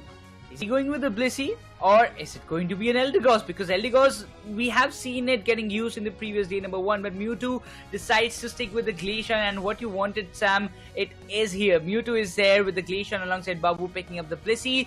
The final pick, Vixen. What are you gonna go with? I mean, you can play on the Dodrio, you can if you want to, but it seems a long-range attacker, that's going to be Decidueye. A double ranged attacker, a double defender and a single supporter is the role for both the teams here in match number 2. Let's see how it functions as of now. I'm super excited as well. The items right as now, I already spoke about the Cursed Incense coming through from Joy on that Slowbro, but on the other end, special attack specs is also going to be there. We do see the newer items on Melon as well. Special attack specs also going to be there on Blastoise. Let's see how it works out as of now. On the other end, this pick of a Desi is something that I'm still waiting to kind of wonder of how it works out. Now, Resonant Guard being used on both of their defenders' Necros is going to be interesting, with also the Charging Charm coming through, right? Now, all these new items that they're putting into use, I still use all the OG items, so for all these new players to throw players off guard, I do want to expect, but with these Pokemons and the Bills Necros, I want to ask you, before I let you go, who's going to win it out? I mean, looking forward to the kind of composition and the Decidueye pick, that too on Charging Charm. First match pick for me, it's going to be True Gravity. Let's see if True Gravity take it. With me right now joining is going to be Raider on desk for match number 2, game number 1, Clown5 versus True Gravity. Raider, what is your choice? Is it Clown5 or True Gravity? I mean, before I was joining, I mean, you were already asking Necros that what is his choice, and he decided to go with True Gravity. To be honest, I'm also looking forward to, I guess, say at this point that True Gravity is one of those teams which can really win this one. Or should I say, win the first game at least. But yeah, Clown5 on the other corner, a team who has been way too impressive from the start of this journey, is also right over here trying to put in their best effort. And I do believe the combination that we are looking at can put Clown5 also at a very great spot once they figure out how they have to play along with it, because again, True Gravity is a team who has evolved along the way. They have figured out they are being the champion, and they are one of those teams now who are trying to be the conqueror of Asia Champions League as well. There is just one slot from Indian subcontinent, so they are looking forward to it, and for now it does feel like that both the teams are going to put it their best, so hopefully we are going to see a very fantastic game coming in up ahead. See you. Tries to take away the NDD, but it doesn't work out. Clown5, they're getting majority of it. Melon still trying to evolve from the EV to an Umbreon. It has not come out. On the other end, the EV from Clown5 has evolved to the Glaceon. Slowbro still looking forward to its level 4. from the Slowpoke to a Slowbro. Finally should get this if that 2 AO synergy comes through. Still did not work through. Mewtwo is also waiting to evolve to the Ivysaur. Finally looks like the Slowbro does evolve, but not the Ivysaur. On the other end, it is the top path being in control for Clown 5. However, True Gravity, they get the initial dunks done. But yeah, there is no such goal coming in from Clown 5, and they're trying to stack up. Lapras is going in along with the supporter that they have got, and they're trying to come up with some good effort, but at this point it is just not happening. And also the goals from the Squirtle is not yet here. They're trying to evolve as fast as possible, no doubt in that. The evolution has to be the key factor at this point. Once you get that little buff, you can really maintain a lot of pressure onto the opponent, and it does feel like that at this point. True Gravity has figured it out, because their attackers and their heavy hitters are definitely looking at a very good spot. But Slowbro going in the tall tree grasses, punching some packs, and with that, Umbreon is also going to come up with some hits of their own, because right now main focus is with the alternative Swablos being there in the mid lanes, and I believe the whole advantage of that alternative Swablu came into the favor of Team True Gravity, and Inteleon is now at the final form. We really have to see what kind of combination is going to be there. I mean, the snapshot is already here, so it's absolutely amazing to see how those connections are going to be in the later stages, because we have seen a lot of interesting seals coming in from that snapshot. But for now, there go some goals. But at this point, the Umbreon is being cornered. I believe the KO will be coming in, and there you go. Glacier finds the first KO on the Umbreon. Well, indeed, there were some KOs even before this, but eventually Umbreon, a tank going down, getting cornered like that. Clown 5 is ready to fight back, man. Yeah. Let's see how it works out as of now. Especially with True Gravity having 2 snipers in their row, right? In their pool, and that might cause a lot of trouble, meaning they have a big range in terms of damage that they can do. Now imagine if one snipe shot as well as the Spirit Shackle, both of them come in tandem directions, right? There is no, I would say, position for players to be safe, and that can do a lot of damage. The Desi is also fully evolved. There can be trouble. In the meantime, Reggie has spawned, but there is also the long-ranged Beamersaur that we see coming in. So Bavuk along with Mewtwo can cause some trouble. Regice has been moved from its bottom spawn position a little bit up, but I think eventually it's going to go back, reset. In the meantime, the fight is still ongoing. It doesn't seem to be swinging any direction, but the knock comes out to change that fight's direction, and Desi finds the first. The healer is down, Blissey going down, doing damage for even the Venusaur, and now they try to push them back, but the Glacial Stage being used, and then the Secure comes through.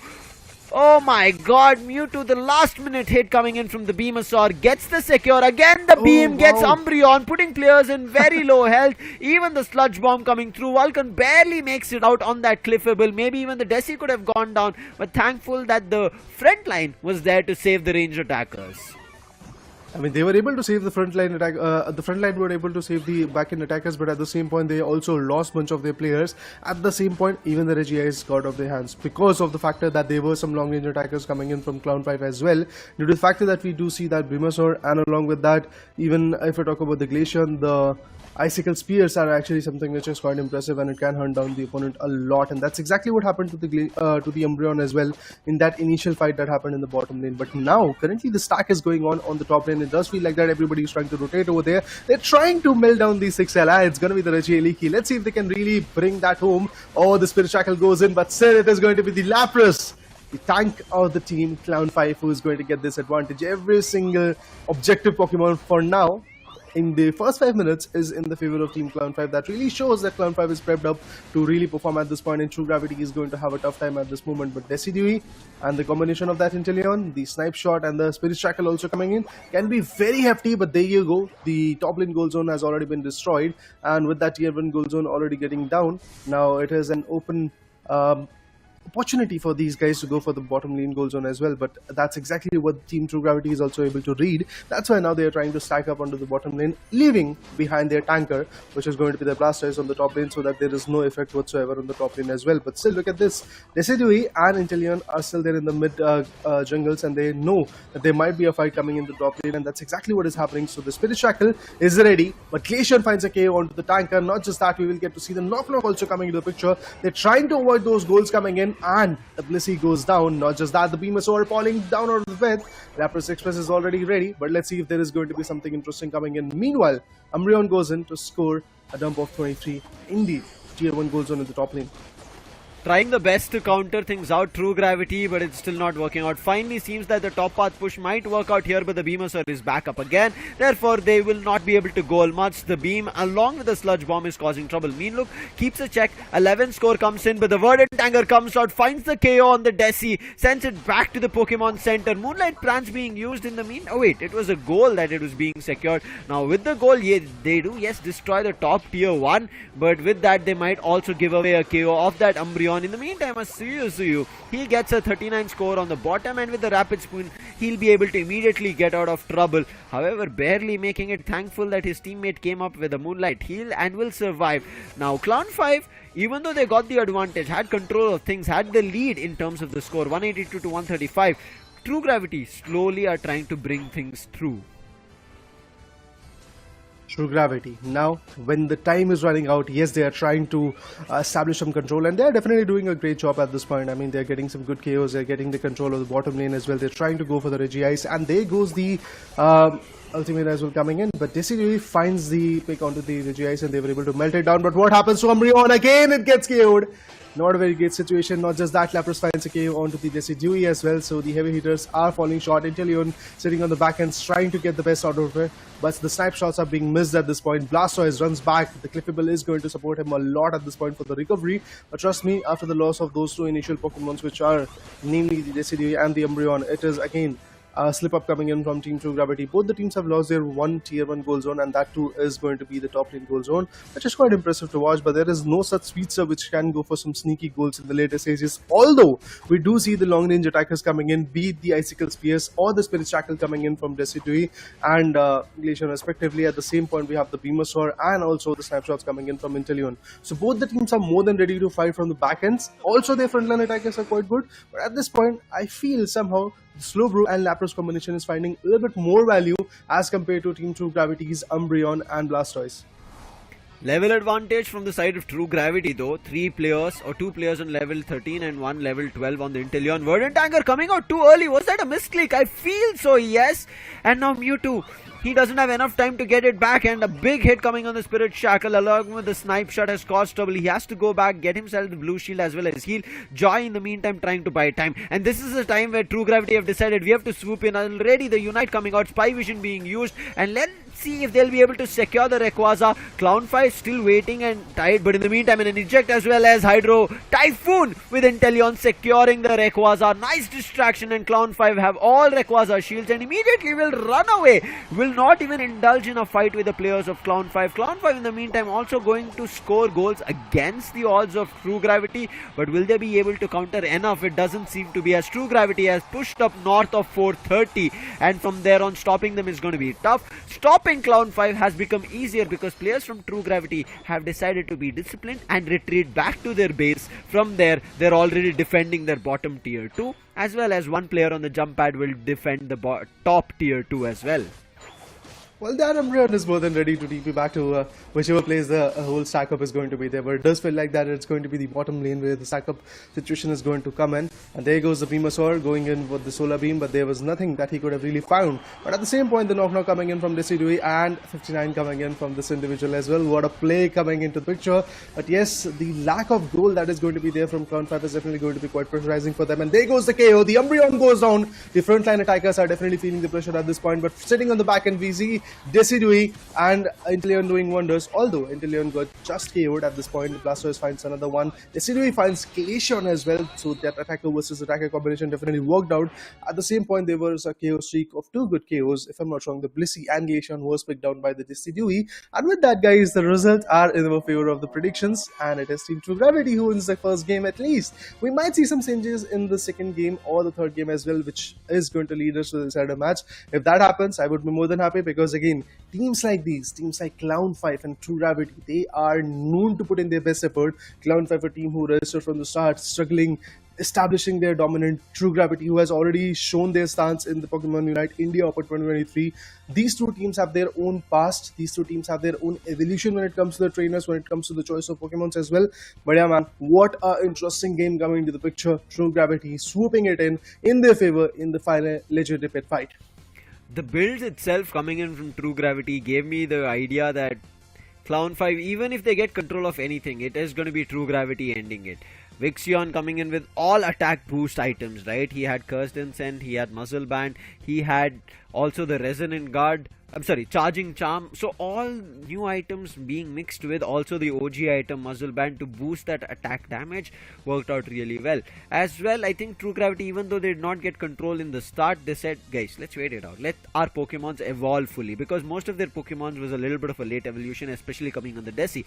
On the other end, Mewtwo, he made a big blunder in that final fight. I'm pretty sure it is going to be a misclick or something of those sorts. Using that Verdant Anger super early, you saw his damage output was at 92,000, just 10,000 short of how much Vixion was. He was sitting at 1 lakh, but it was still not enough for that final fight. I felt like one thing that did fall a little bit short was Legion's Icicle Spear and Ice Shard play coming through, but I think Clown 5, it was a little bit too late for them to do anything. You see, in the 4 to 6 minute mark, it was the side of Clown 5 who took control of things, putting Team Gravity in a little bit of a trouble.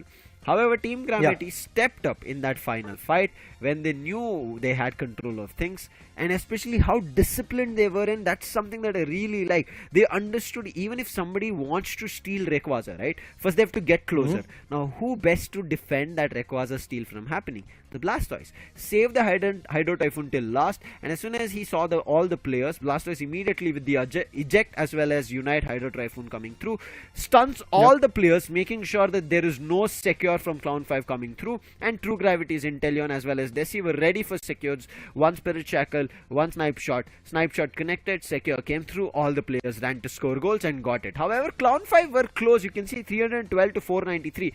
They made a bottom 5-man push. If that bottom 5-man push worked, Raider, it could have been even Steven situation. There could have been a place where maybe we would have seen Clown 5 also counter things out. Definitely, I mean, there were a lot of speculations that could have actually been be in the favor of Team Clown 5. But let's talk about the replay. Let's talk about how it all started. Well, from the start, we saw a lot of controlled emotions coming in from the players of Clown 5 because of the fact that they were getting a lot of interesting KOs. Be it the Umbreon KOs that every now and then the Lapras was getting, the Blastoise from the other corner was also trying to defend the top lane. There were multiple factors where we did saw the Icicle Spears and the Knock coming into the picture were quite effective from both the particular teams. But I have to say at this point that Clown 5 had their initial domination, and they were literally able to control the whole game from the start of the picture, from the start of the get-go of those 10 minutes. But yes, as soon as the last few minutes came in, we did saw complete control coming in from the players of Team True Gravity due to the factor that they were disciplined, that they used their ability at the right time period, they were saving, and at the same point they were farming a lot of AO synergy, they were farming a lot of level buffs, and that's exactly why they were able to get the advantage. But look at that, the Inteleon coming in from the back end, even before that, the right amount of damage being dished by the Hydro Spin due to the factor of that Blastoise. I mean, True Gravity played a textbook gameplay, but still, they were able to get it all in their favor. What a play coming to the picture, no doubt Team True Gravity is here with that advantage.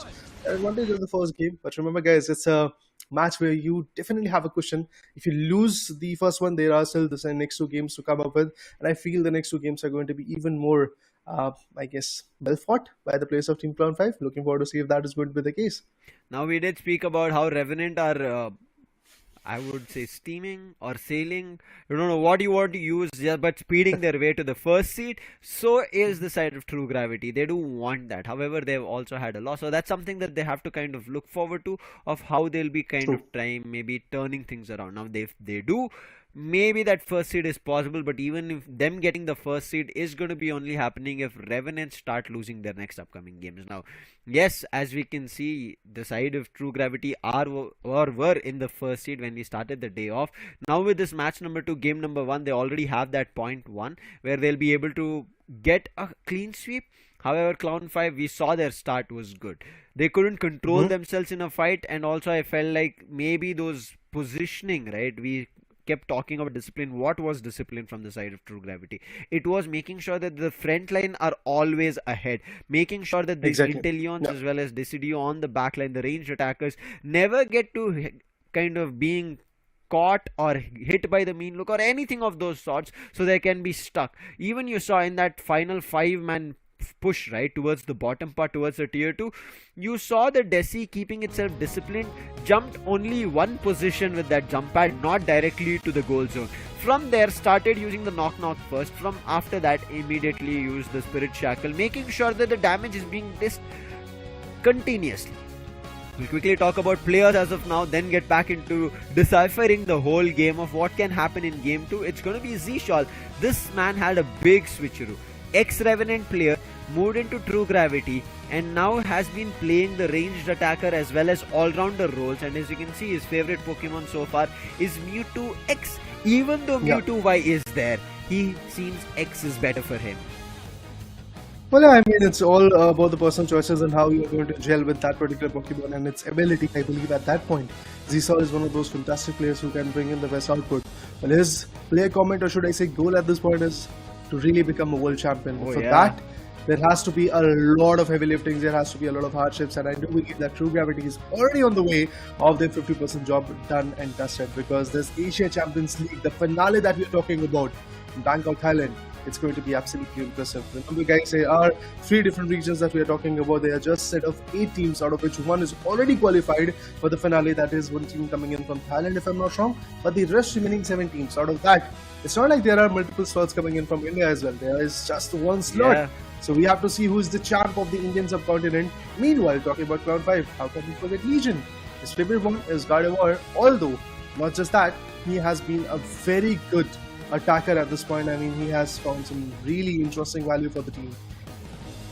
As of now, it feels like Clown 5, they still have to find their winning stride. Has not been a great journey. We spoke about it. They've just had 1 victory so far, and after that, just losses. So, pretty sure they do not want to face something like that, because they don't have a lot more games upcoming in, right? As we said, it's a single round robin, meaning everybody gets a chance to play each other once. 3 games done, and with this being the 4th game, Clown 5 single round robin stage here in the group stage of the India stage of Asia Champions League. They will not be out of the journey. That's something that they'll be breathing on, the safety net, if you would want to talk about it. But I don't know what's new are going to be on the cards. Now, one thing that Clown 5 maybe can still incline, Forge Your Legacy did defeat them. Forge Your Legacy and True Gravity had a fight in the India Open Finals, and True Gravity came victorious. But this time here, for the ACL, it was Forge Your Legacy in the group stage to win it out. So, Team True Gravity. That's definitely the case. I mean, they have faced a loss, and it does feel like that now. Even the opponents, the rest remaining 5 teams, know that True Gravity is the team which can against them, are going to perform against them, and what kind of output. Zshal once again, his average damage dealt is 67,000, close to that. We get to see the average damage taken as well, but the recovery, it's not that much. Again, being an attacker for the team, you don't see a lot of recovery, you don't see a lot of average, so it's more than good at this point. But yes, talking about Legion as well, another attacker coming into the picture, but this time it's the attacker coming in from Clown 5. The choices that he usually go with is the Venusaurs, due to the factor that even the opponents are going for the same fixtures, where they have set of 1 or 2 frontline attackers, which are the tanks. Then they are supported by their supporters, be it the Hoopa. You can go with Hoopa if it's not banned because of the whole momentum shift it can bring in with the hyperspace holds. At the same point, if you talk about the Cliffyfell, it is the second best supporter that you have got when it comes to the recovery factor. Then back-end attackers coming into the picture, which have got those long-range factor in their favor. So choosing the Petal Dance at this point, or some close-range attackers, I feel very, very effective. But at the same point, the back-end attackers also have their own disadvantages, that you might miss the shot and the whole advantage goes down to the different team. So looking forward to see how that whole play unfolds. Talking about what can change here, let's jump into the draft.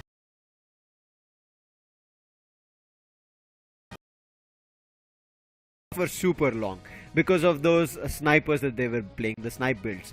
On the other end, Clown 5 had only one, that was the Venusaur Venusaur, whereas the Glaceon is close to a mid-ranged attacker because it has to lock onto somebody, and then is where, that's the reason I feel like Glaceon was not super effective from Clown 5.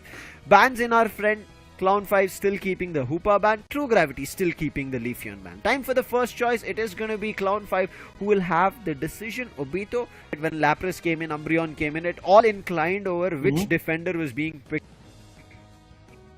Yeah. It has not been the case. Yeah, definitely. I mean, they're available, and they've gone for the Umbreon. It's pretty similar to what they were able to go for in the previous matchup, and the best part for me that at this point is happening is basically Clown 5 also sticking up to their similar composition. They're going to go with the Venusaur efficient. Oh no, he is just playing some mind games, I feel. He might actually go with the Inteleon, or Okay, a certain change, and it's the Ninetales that we are going to talk about. The yellow Ninetales comes in. Suyu at the same point is going to go with their tankers, but they're going to switch up when it comes to the supporter role, and Eldegoss coming to picture. At this point, Lucifer, I want to take your pick that Eldegoss can. We did see a little bit of buff coming in for Eldegoss. People are still preferring either a Cliffable or a Blissey, or if Hoopa is not banned, then Hoopa coming through. So Eldegoss is kind of being missed out, but finally it's coming in. Let's see how it plays out. With Ninetales on the opposite end, with also Dodrio, this is trouble for Eldegoss itself.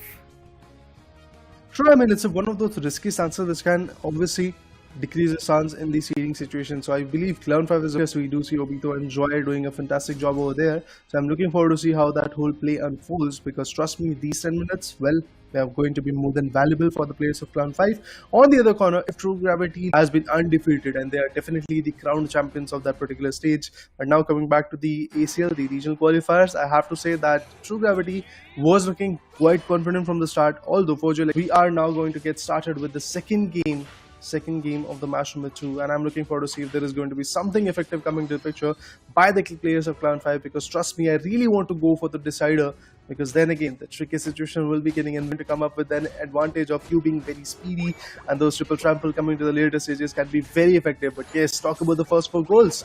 I mean, it's good. I believe it's going to be the Blastoise was trying to stop the players of Team Clown5 to push it into the goal zones of Team True Gravity. And look at this, now a complete stack will be there pretty soon in the top lane. Trio, defender and the supporter combination coming up over there, but the EV from Team True Gravity finds a good crucial pick. It's going to be the Umbreon, definitely, I believe, which was able to get a good crucial KO, and with that Umbreon is there with the final form. But yeah, the level is not there at much. See Ninetales also working in the tandem with the Umbreon, with the Citrus Berry, and the other berries are also going to be very, very important at this point. But look at this, Dodrio corners away, and with that the corner away situation, good goals. Look at that, even Clown5 in the bottom lane goes in for the secure of 12, but trust me, those initial 2 KOs are going to break the moment of Clown5 for at least next 15 seconds. At the same point, True Gravity, now they have figured out what they have to do, how they have to play along. That's the crucial KO. What a valuable pick that is. No doubt in that, Dodrio is definitely going to be quite fantastic, and the way there are multiple KOs coming in, it's absolutely impressive. And with that pick of Venusaur, yes, Team Clown5 is once again going to struggle a bit, but have to see how the War Turtle, how Wixion, as the Dodrio is going to be effective enough at the end of the game, breaking all those KOs, breaking all the momentum. It's not easy for the players of Clown5 to get any lane control, be it the top lane, mid lane or the bottom lane. Initially going in for a score of a 21, not even giving idea about the Regieleki being taken, but can he get that last hit? The surf comes through, but a little bit too late to secure the Regieleki. Now has to run away, but as you see, he's being hit with all directions since the KO, and now also destroys the top goal zone. So Clown5 back on track. Back on track, back in formation, ready to go. And Clown5, yes, with 114 in the favor, True Gravity now has 2 strong in from the back end of the GDOE. It's definitely going to pressurize a lot, but Clown5, now they have a different problem. That the Dodrio is going all in onto the top lane goal zones. They have to take you back to the base lane, otherwise things are not going to be that favorable. But look at this, Venusaur secures the Reggie and eventually still getting some good KOs, getting some good damages. I mean, at this point, Zisol had to fall back. They're making There's no questions that Zisol is not going to be that easy. Oh, the triple trample! It comes through, finds a KO on Slowbro, and the Ninetales then bottom path, and now will be able to destroy the tier 1 of the bottom with a 40 over dunk coming through. That's going to be a big over dunk, and immediately True Gravity take away the lead at 226. In the meantime, Clown5, they did not. It's not that big of a difference, but at the same point, I have to say that what a counter coming in from the players of Team True Gravity. They knew that every single guy is pushing onto the bottom lane, but they decided to go all in with the triple trample coming in the right time period and being very effective. We did saw it is going to get KO'd, and now waiting for the respawn. Vulcan going in the mid lanes, trying to go for the alternating Swablues. Meanwhile, the contestment for the Regieleki is also going on in the top lane. Regieleki has appeared, as you can see. Solar Beam comes in, Destiny finds it. It's not going to survive, it feels like that, but Dodrio that swift movement. Yes, definitely he's going to back it from the scene. Wants to go for a citrus berry, but look at this Eldegoss also That's already gone. coming in. Oh my God! God! The solar there, but the slush bomb comes in. Now the top lane goal zone is now quite vulnerable. Man, so too much of an overcommitment coming in, and now knock knock being used. There's no way that the side of True Gravity will stand a chance to win this. Umbreon goes down. Hydro Typhon was used from a comes in again and immediately gets swept off, sent back to Nurse Joy to get back to full health. Got unconscious over there. Unfortunate. Melon comes in with the Moonlight Prance trying to find something with the help of his another defender. Venusaur might go down, finding Desi do anything much here. Lapras is there at the top path, was moving towards the mid but a little bit too late. As of now it is Joy and Okebao who will try to buy time, as it's only the defenders who are here at the bottom. Finally the 19. This doesn't matter. Bawu with another secure. What is this? Eldegoss, the Poland puffs coming through. The Leaf Tornado, every tackle misses. The athlete just trying to run away is the Dodrio. Vixion unable to find anything, as Clown 5 is just shutting the players of True Gravity down. However, True Gravity still have goal advantage. Clown 5, they have to... I mean, even when they are getting those objective Pokemons in their favor, what they are trying to get those is basically they are trying to get some good KOs. But to be honest, in order to win, what you have to get is a larger number of goals being done. And yes, KOs coming in. Slowbro wants to fall back, but there is going to be a complete team effort coming to the picture. They're trying to avoid the whole aggression coming in from Melon, and that's exactly what happened. Now the Rayquaza is right over here. Everybody is ready with their unites. In the previous game, what changed everything up? Let's see if it is going to get a KO. Another point, another retaliation coming in. Umbreon wants to fall back, but look at this. Dodrio also getting cornered. It's not going to be easy for the Dodrio to survive. Slowly but steadily, the melting down scenario is also going to work out. But what a corner! What a corner coming in from all the players of Team True Gravity. With that, the Hydro Spin is also going to come. Umbreon unfortunately goes on. Now it all trickles down to the Slowbro. Lapras is also going to get KO'd. That's Slowbro, so they have to work their way up and figure out how they're going to nullify the effect of that Slowbro being right over there. Now he's waiting patiently for the right moment, and he steals it away! He was right over there on the top lane. He was right over there in the Legend Repair, waiting for... He's going to get broken. Blastoid wanted to go for a goal of 50. I mean, to be honest, it's going to be 100 because of the final stretch time, but it does feel like that. It's just not going to be that easy. Blastoid is a way to lower its HP, waiting potentially to go for a top lane. He knows that the 24 is going to be very important. There you go. Clown 5 now has got the lead. That is actually some serious lead coming to the picture of Team Clown 5, and it does feel like that now the players of Team True something which is quite inevitable. Yeah, there's nothing they can do about it. Bao, again being that MVP, I would call him. He was the player of the game. Without him, this game would have been a goner. What a play come up at the nth movement, and also the basic attack, making sure that somehow, whether it's his surf or his basic attack, secures it, and he does. And after that, thankfully, Mewtwo as well as break my shield, meaning I'll be instantaneously KO'd, and my cooldown or again respawn time is going to be larger compared to any of you. So I'll just stay back, wait, defend our goal zones, and Bawu, players can kind of start moving in different directions, and timed it really well. He went all the way around at the edges of the top path and got that 88 score dunked. 40 might just be in trouble, and also very close to their second loss. However, very good play coming in from Clown 5, making sure Vixion's damage output is not going to be high. As you can see, he was stopped at 46,000 damage. However, because of the range that Legion had on that Venusaur on the beam was too high, and therefore could not do much about it. As well as Mewtwo on the Spirit Shackle, and Zshal was just left a little bit. Although Clown 5 came as the victorious one, but to be honest, Team True Gravity was way too close. Yeah. If I'm not wrong, the Vixion KO that happened initially was something which definitely changed a lot of things, because he had some serious chaos energy. He could have easily gone for those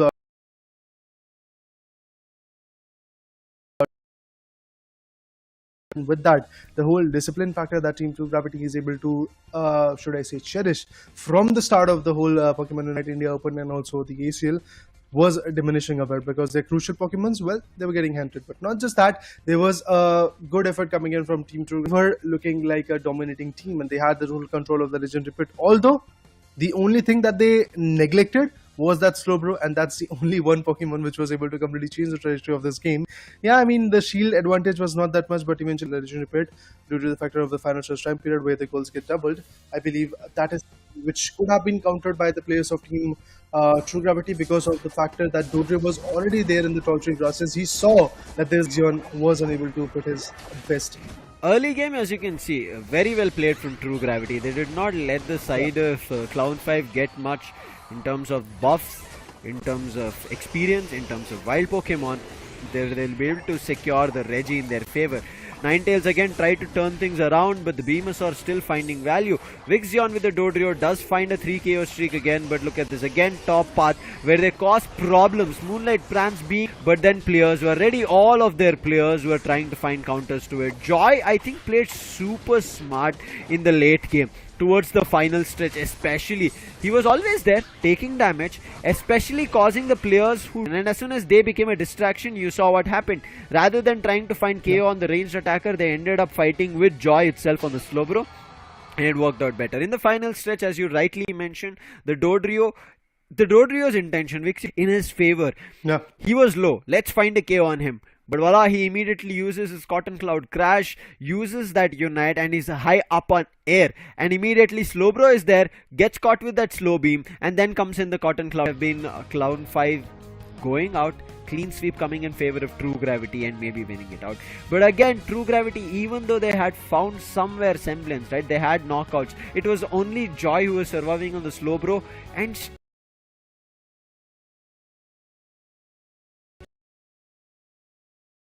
the Rayquaza, it's all happening. I think even in India Open qualifiers, we ended up seeing a Blissey secure coming through. Then we have seen in the Worlds a Cliffable secure coming through.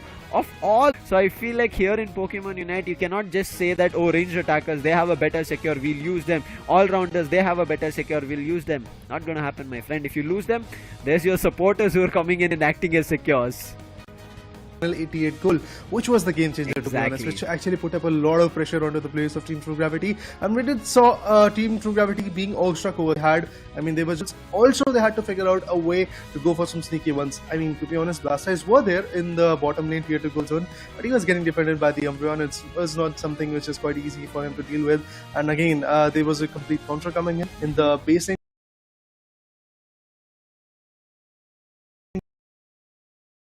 Round 5, they knew as soon as those 88 went in, they knew that they have to commit all in. They don't have to wait anymore. They don't have to be in a very defensive position. They have to go quite aggressive, although they had to defend the goal zones, and they were able to do it quite fruitfully. But now, talking about the player introduction, came in, changed everything, and that's one of those reasons why Hoopa is still out of the equation when it comes to the player bans.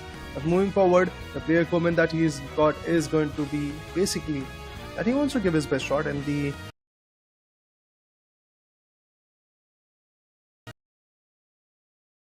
as we do see that the Asia Champions League regional qualifier is going in, I believe every single trainer that we have got in the lobby is focusing that they get a slot for the finale, that they get a slot for Bangkok, Thailand. Yeah, I can see like clear determination from every player, right, Raider? The world's best. All these sayings coming in from the players gives me a lot of courage, especially for this Indian circuit. And I do want to see these players actually achieve that. I've spoken to them personally, and at all times they keep control of things. We were also in an era where only the top players, right, they could always be in the top, win it all. But as time's changing, all those top players are unable to keep themselves afloat. Just like we were just seeing True Gravity, right? Clown 5 also. All these players coming up and taking the stage and trying to make sure they make it through, right? And especially Clown 5 is a team that maybe a lot of people thought they would have been what we saw coming in. So right as now, okay Babu, I don't want to see what more he's going to be packing in terms of a punch. With Eldegoss, he showed us an amazing, how would I put it? But what just Babu did was out of the world. I think it's something galactic that we have to look forward to. Just like we have Pokemons, right, out of the galaxies. That was his performance here. But on the other end, headed for the game 3, to be honest. I was waiting eagerly for a moment where the decider will be the final game. I mean, obviously, as the name says, the decider is the final game. But to be honest, there are a lot of 2-0s coming into the picture. And if I'm not wrong, even the first game went with a 2-0. It was a quick one.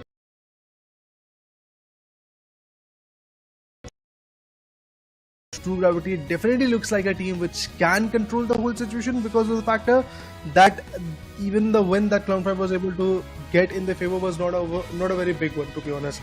307 goals, 267, there was not a very good buffer, just a buffer of 40 good goals.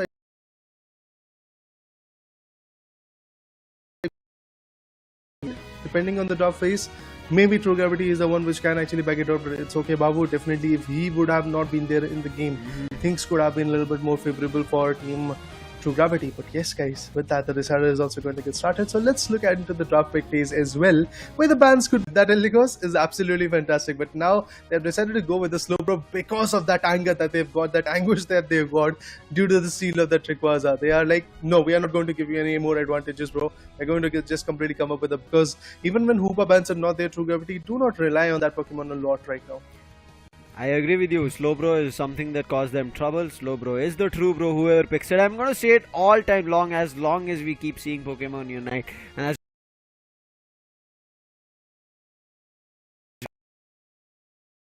Speedster, because this time no Leafeon ban coming in here, Raider. However, they pick up an Umbreon. On the other side, the Lapras as well as a Cliffable comes through.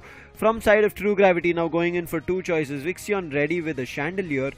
Does not want the players of Clown 5 maybe using their moveset, but look, is the Imprison or Poltergeist? Looks like maybe we have to wait for Chandelier a little bit longer. I mean, there could be some switches as well. I mean, in the later stages, we might see some in the final preparation, we might see some switch-ups coming into the picture, but we have a Buzzwole.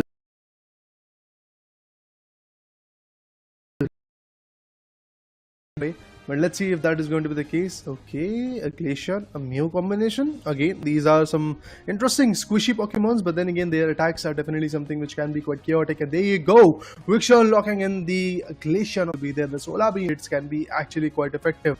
But replacing an tank with an all-rounder, due to the factor that the Slowbro was already banned, they could have actually gone for Blastoise or could have gone for Snorlax or some other defenders. So, I mean, I believe, to be honest, True Gravity have definitely done a very interesting job playing along with that Speedster in the initial phases as well. But I'm looking forward to see if that Speedster is going. That Dodrio was quite good. Overcommitment that came in was definitely quite risky for the players of Team True Gravity. All final picks made, final preparation. We are going to be seeing a double ranged attacker coming in on the other end as well. A double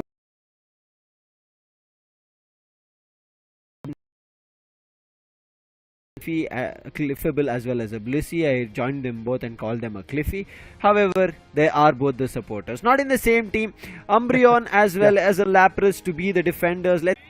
Well, let's have a look at it. I mean, we definitely want to see how the play is going to unfold, how the whole picture is going to be painted along the way. True Gravity, yes, definitely that's one of those teams which can be quite hefty when it comes to their plays, which can be very interesting when it comes to up for the evolutions. We have that Leafeon, we have that Umbreon to talk about. Along with that, the Glaceon can be quite interesting. Mew goes in, Zsol wants to find some value.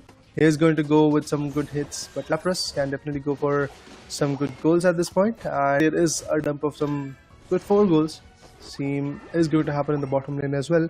We have that defender working its way up, although the Buzzwole and the Cliffable combination is working in the top lane. Along with that, we do see some more interesting goals coming in from the to perform.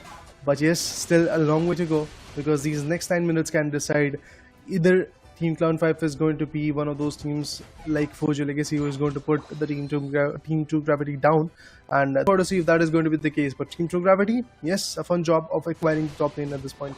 Meantime, at the bottom, it is going to be still True Gravity keeping control of things. Joy does get a little bit stuck, but because he's a defender, will be able to tank the damage. 8-minute mark, we are going to be seeing the Altaria and Swablu at the center path. Looks like Clown 5 are ready for it, but they've caught Umbreon in the meantime. Mewtwo wanted to get himself the Citrus Berry, doesn't. The Mew takes him down. Z often pick. But now, here in the Asia Champions League India League stage, we see a lot of changes in the ranged attackers. We also see Desi coming in the previous game. So this is why I said, off to a very interesting journey of how Pokemon United it is the side of True Gravity who take majority of it. Still goals, not much of a concern for either end. 18 to 24. You cannot bat an eye much about it. But 30 seconds in the clock. That is the time for Reggie. I want to see what happens then. But Chandelier will be able to make it back to safety. Using Snarl, Melon tries to check on the Umbreon if there's anybody hiding in the tall grasses, and he'll be able to find Legion. Nice foul play hit. Tries to bring Legion back into action. Obito also gets a big thing to find the Chandelier as well. But it doesn't work out. However, scores being done. That does. Well, there you go. The scores are being delivered at this point. 95 from Team True Gravity from the first get-go. Team True Gravity are trying to be the best. Team Clown 5, the orange one, they are trying to get some good advantages of getting that Reggie Ice in the game. But it's going to be a steal. There you go.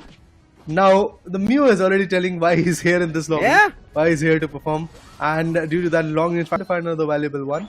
Look at this. Now the players from Team True Gravity are feeling it. They do know that there is going to be some interesting pressure onto them. But they're trying to relieve it by getting some good goals. At the same point, getting some good dumps of KOs. Alternate Swablu. Although even the Glacier was right over there. Yes, the Mew solar beams were quite effective initially, but now he's kind of missing a lot of solar beams. Foul play and Snarl making best use of it. Melon is dragging players him. Leafeon from the solar blade is covering him. Vulcan will also be there on that Blissey to heal, and you can see Melon back to safety. Clown 5 have to respect it. But True Gravity, just like how they played in the second game, having control 162 to 24, 140 lead is what they have right as now in terms of goals, right? The bottom tier is still going to be there, tier 1. That's something that True Gravity will want to destroy. Joy wanting to chase distance, does a lot of damage to Joy, and right behind him comes in Glaceon, finds the KO along with Cliffable also going down. Big KOs being found, and True Gravity charging to decide to destroy the bottom tier 1. Are they going to be able to do it? Wait, what? The Icicle Spear was counted. Might change the game for them, and Clown 5 as well. They find another KO as two people go down. Now Clown 5 charging in towards the bottom tier 1. Can they score goals is something that we have to see. Moonlight Prance coming through, the Unity being used from the Umbreon, as well as the Electro Ball does our beam as a checker so that players back off. However, Melon still charging in with the foul play, and Snarl does a lot of damage. Leafeon, however, still goes down along with the Umbreon. A 2 KO streak being found from Legion, but still, even the Mew find anything? No, even the solar beam from the Mew doesn't find anything. On the contrary, it is going to be the Blissey going down, while that Beamosaur was a little low, but finally Vixion finds the KO and now contain the whole situation in the favor. Mew again goes into that Reggie Steel for the team, and with that the KO of that Lapras is quite inevitable at this point. And there you go, the KO will be coming in. It's a Glacian which will able to get it. Not just that, we'll get to see even the Umbreon tanking up a lot of damage. So going to survive? Well, indeed he will. But the bottom lane tier 1 goal zone is definitely going to get destroyed at this point. There is no coming back from that situation. Look at this. Even the stack up from Clown 5 is going to come. Chandelier finds a valuable run. It's the Glacian who is going to get taken down. Mew at the point. But yeah, it feels like that. Clown 5 is ready to answer back. They have got some serious KOs. Look at this. 3 Pokemons already being KO'd. The Blissey had to fall back, and with that, the tier 1 goal zone finally gets destroyed in the bottom lane. Gap. 40 seconds on the clock for the last final stretch fight. Tier 1 on True Gravity's end still going to be there. Obito on this Buzzwall still trying to level up, has leveled up to 12, getting to level 13. He can do it in the next. Venusaur also has to reach, but True Gravity, they know they have their players at level 13, so they're like, we'll get this last objective for ourselves. They get the Regieliki secured with less than 20 seconds left, and now trouble starts brewing in even more for Crown 5 True Gravity. Melon is just on this Umbreon going ham. He's jumping in without any fear. He's like, I'll snarl, meaning I'll stun you first, and then drag you in for a fight that you're not ready for. Final stretch here, Rayquaza is here, and let's see in, but there is going to be Mew for rescue, but the Beamosaur says no rescue, and Leafeon's down. What a play at this point, due to the factor that the Regieliki was able to open up the tier 1 goal zone, tier 2 goal zone to be honest on the top lane. I thought 2 or not just 2 but 3 crucial KO on the way, but it does feel like that Team True Gravity is going to have a tough time. I would love to see how that Leafeon is going to come back. Solar beams are now pending. Who is going to grab that Rayquaza? It's going to be the Team Clown 5, and with that I believe there is a factor of the Chandelier coming up in the later stages. I do feel it's definitely going to be a game where Team Clown 5 is going to win, and along with Forge Legacy, Team True Gravity has now another one which was able to beat them. Look at that, the solar beam going in, but nothing effective will be coming as well.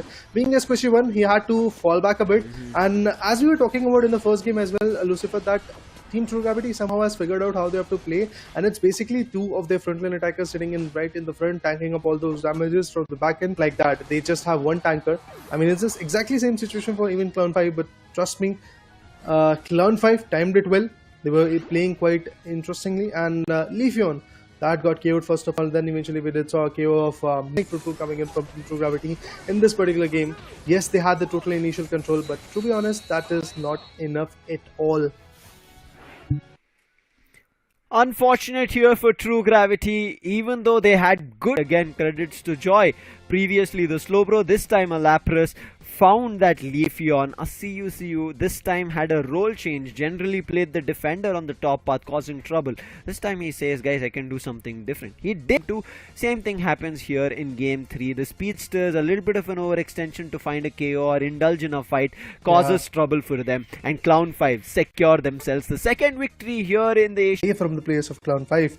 Definitely have to say at this point, Clown 5 struggled in the first game, but the next two, well, they were on point. They were able to time it well. They were able to time their unites well. They were able to get those overcommitting in the third game as well. At the same point, even the attackers were getting nullified. Although initially it was Team True Gravity for the first 8 minutes who were getting all those Reggie steals in their favor, who was getting the Reggie Ellie keys in their favor.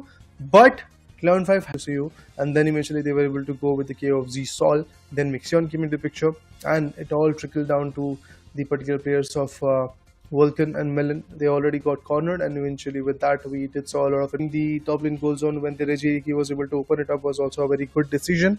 Because of that, yes, Leafeon was unable to go for some good goals or play, and in that factor I have to say Vixion definitely lost its control. As a speedster, he could have been even more valuable, way more valuable should I say, due to getting all those KOs swift. At the same point, it could have been very beneficial when it comes to sealing down the goals as well, breaking down the tier 1, tier 2 goal zones as well. But eventually, all nothing except for destroying a goal zone. But on the other end, True Gravity secured everything. Even though Clown 5 were taking a bottom from Mew, the chance to secure towards the end of the game, meaning Clown 5 were always under pressure, and with that pressure they were able to function. Look at this, 0 to 2 minute mark, they were sitting at 24. Yes, at that time Graph took that line higher and higher, causing Clown 5 to be in pressure, and I'm pretty sure for Clown 5 at all times it kept in telling them that you're in trouble. You're a little bit full, and for them it was always you're in trouble. And look at how players from the side of True Gravity were playing. They were dragging players from Clown 5 into a battle, and it always worked out in the favor of True Gravity. Last final stretch, mistakes, and Clown 5 succumbed under pressure, right? Their Pokemons would have jumped into battle, and then trouble would have brewed on their end as well. With this fight, I felt like Clown 5 got it, but Clown 5 kind of then happened to be a little bit difficult. Then in terms of secures, destroying goal zones early, pushing for team fights, winning it all out, but it still did not work out because Clown 5 had their head under control. Even though under pressure, they said, guys, we will find our time, we will get our time, we will against the side of True Gravity. Clown 5 get the victory. I mean, if you talk about the legendary pit fight, yes, there was the Venusaur trying to bring in the best value, but eventually Chandelier got that KO, got that Rayquaza melted down in the favor, and won that shield point because they had the shield advantage. They're all for 5 Pokemons were looking very effective. They had some serious EOS energies in their favor. They could have easily gone for some dumps of 100, and they were able to go for it, if I'm not wrong, at least 300, but still, again, the counter came in from the players of Team Sneaky because of the effect of that Richie key. The whole tier 1, tier 2 goal zone in the top lane was already opened up. He could have actually gone for the goal. Although there was the buzz goal, but trust me, there could have been some interesting goals coming into the picture from that Leafeon as well. And he also got countered. Then we were left with just Vixion, if I'm not wrong, just the Glaceon with that back-end attacking formation, and he tried to go in, he tried to perform, but eventually it was one individual can be the game changer in the second game. We did saw Slowbro doing that, but unfortunately in this game number 3 that didn't happen from the place of Team True Gravity. And with that, now with these we'll be happy. We did speak about the seeding, which is going to be super crucial here, because at the end of day 2 we will have our final seed of who is going to be in the first seed till that 6th seed. And with this match run, we'll be jumping into the next match very soon, but before that we would also want to talk to the players, right? So we will be moving towards that, but in the meantime it was very interesting of how Clown 5 turned things around. I did feel like Clown 5 were under pressure times. From I think the 2 to 4 minute mark, they barely were in their own paths or the mid buff region, right? They were always towards the opponent's region, trying to steal their buffs, trying to catch them out of their positions, pushing them out of the role. But out of all odds, at the last fight, when things mattered, it was just Clown 5 said, wait guys, let's try to instigate a battle for the first time from our end, and let's see how the side of True Gravity responded. Whether it be speedsters, whether it be their all-rounders, whether it be their damage dealers of a ranged attacker coming through, were all hidden behind a defense. Is not an easy job to do for Clown 5. I'm pretty sure after they've won it, they're like, guys, we need a breather, let's calm down. Well, let's see how much calm down they are, Raider, as we are going to be bringing in Clown 5s. It's okay, Babu, to join us here. It's good.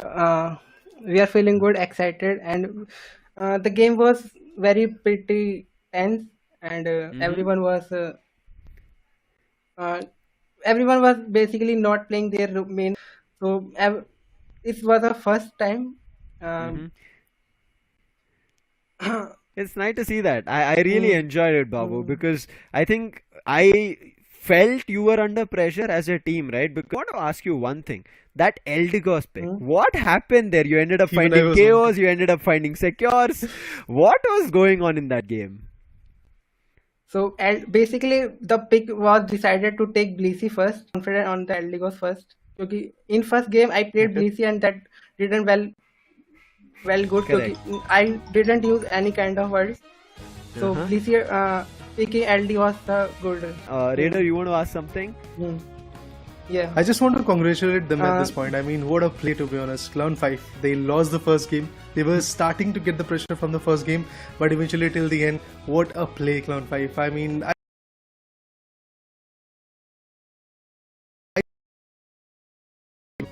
Our focus will be to just defeat our next match is with against FS. So we have plans to just defend them and get the best seeding in the ACL. Let's see. I'm going to wish you That's all great. the best. Yeah, thank you so much. Thank you. I mean, I don't know. He's like, it was What a guy. tense, but he was acting a little cool on camera. But I know how it was feeling inside, right? When he was speaking, also, we could kind of make gauge of it. Players, right? The last minute calls coming in.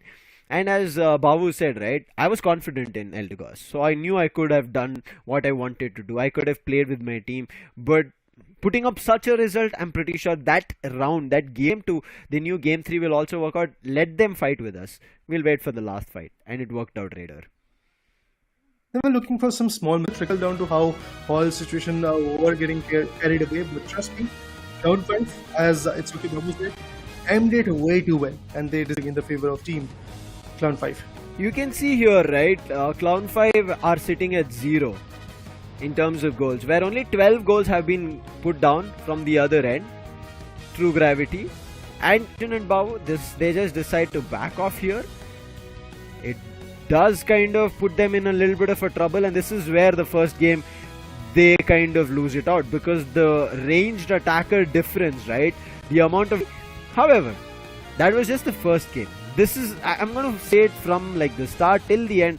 Whatever you try to break down in this fight, it was just the ranged attackers making magic, keeping themselves distance, and the front lines acting like... I mean, that decision of delivering the best output, sitting on the front line, trying to tank up as much as damage was absolutely interesting. But to be honest, in the first game, the best part for me was that triple trample coming into picture. Dodrio saw that a complete. You just saw one KO. Well, count main, there are going to be few more KOs coming into the picture. Look at this, 3 good KOs coming into players of. Coming to the account of players of Team True Gravity, the way they were able to establish their dominance was absolutely amazing. Wixian was also trying to establish a lot of control. The Solar Beam also came in, and obviously through that, the output was a little bit more favorable to the players of Team True Gravity. But yes, what a play! What from the side of True Gravity, right? These overextensions. This happened twice. Yeah. Things could have been different if that overextension didn't happen, right? And because of that overextension, you definitely. see more players involved from the side of... Extension would have been not there. I do believe that the whole match scenario could have been a little bit more different. It could have been a 2-0 coming in the favor of Team True Gravity. But once True Gravity had their first game, they were like, yes, we are feeling quite comfortable. We know what we have. Was basically they were putting in their frontline attackers, those defenders. They were absorbing all the damage, and from the back end, there was the intelligent shots coming in, and the other range attackers were trying to perform over there. And that's the exact thing that they missed in the second game and in the third game. In the second game, it changed everything. And to be honest, I was looking forward to see a similar stance in the game number 3 as well, because there were 2 Pokemon surviving in from Team True Gravity in the legendary fight, but still that output was not there. He is also there with 2 points with the second position in their favor. Griffin right over there at the third position. 11 5, well, they've improved a lot. In the day number 1, after first few matches, they were sitting at somewhere 6th position. Now they have got the 4th position. But Christopher, I believe the first position is something that we are looking at. Yeah, you can see True Gravity, even after playing 4 games and having 2 losses, right? They're still sitting in the first position. All thanks to why? It is because they pushed all the lost games to 3 games. If they gave away clean Exactly. sweep, by right now Revenant, who were in the second seed, would have easily gotten their first seed with just 3 games. Even with just 2 games, they would have gotten it. So every team out there who are kind of giving away these clean sweeps should kind of try and push as best as possible towards game 3. I know sometimes things are not under your control. Sometimes even the games that you have in control that you look like you might win, just like we saw right now, right? True Gravity had both the games 2 and 3 under their control but still lost it. So things like this happen here in Pokemon Unite. Be ready for unpredictable situations that keep happening. But right as now, we'll take a short break and see you for the next game. That's going to be match number 3 for the day.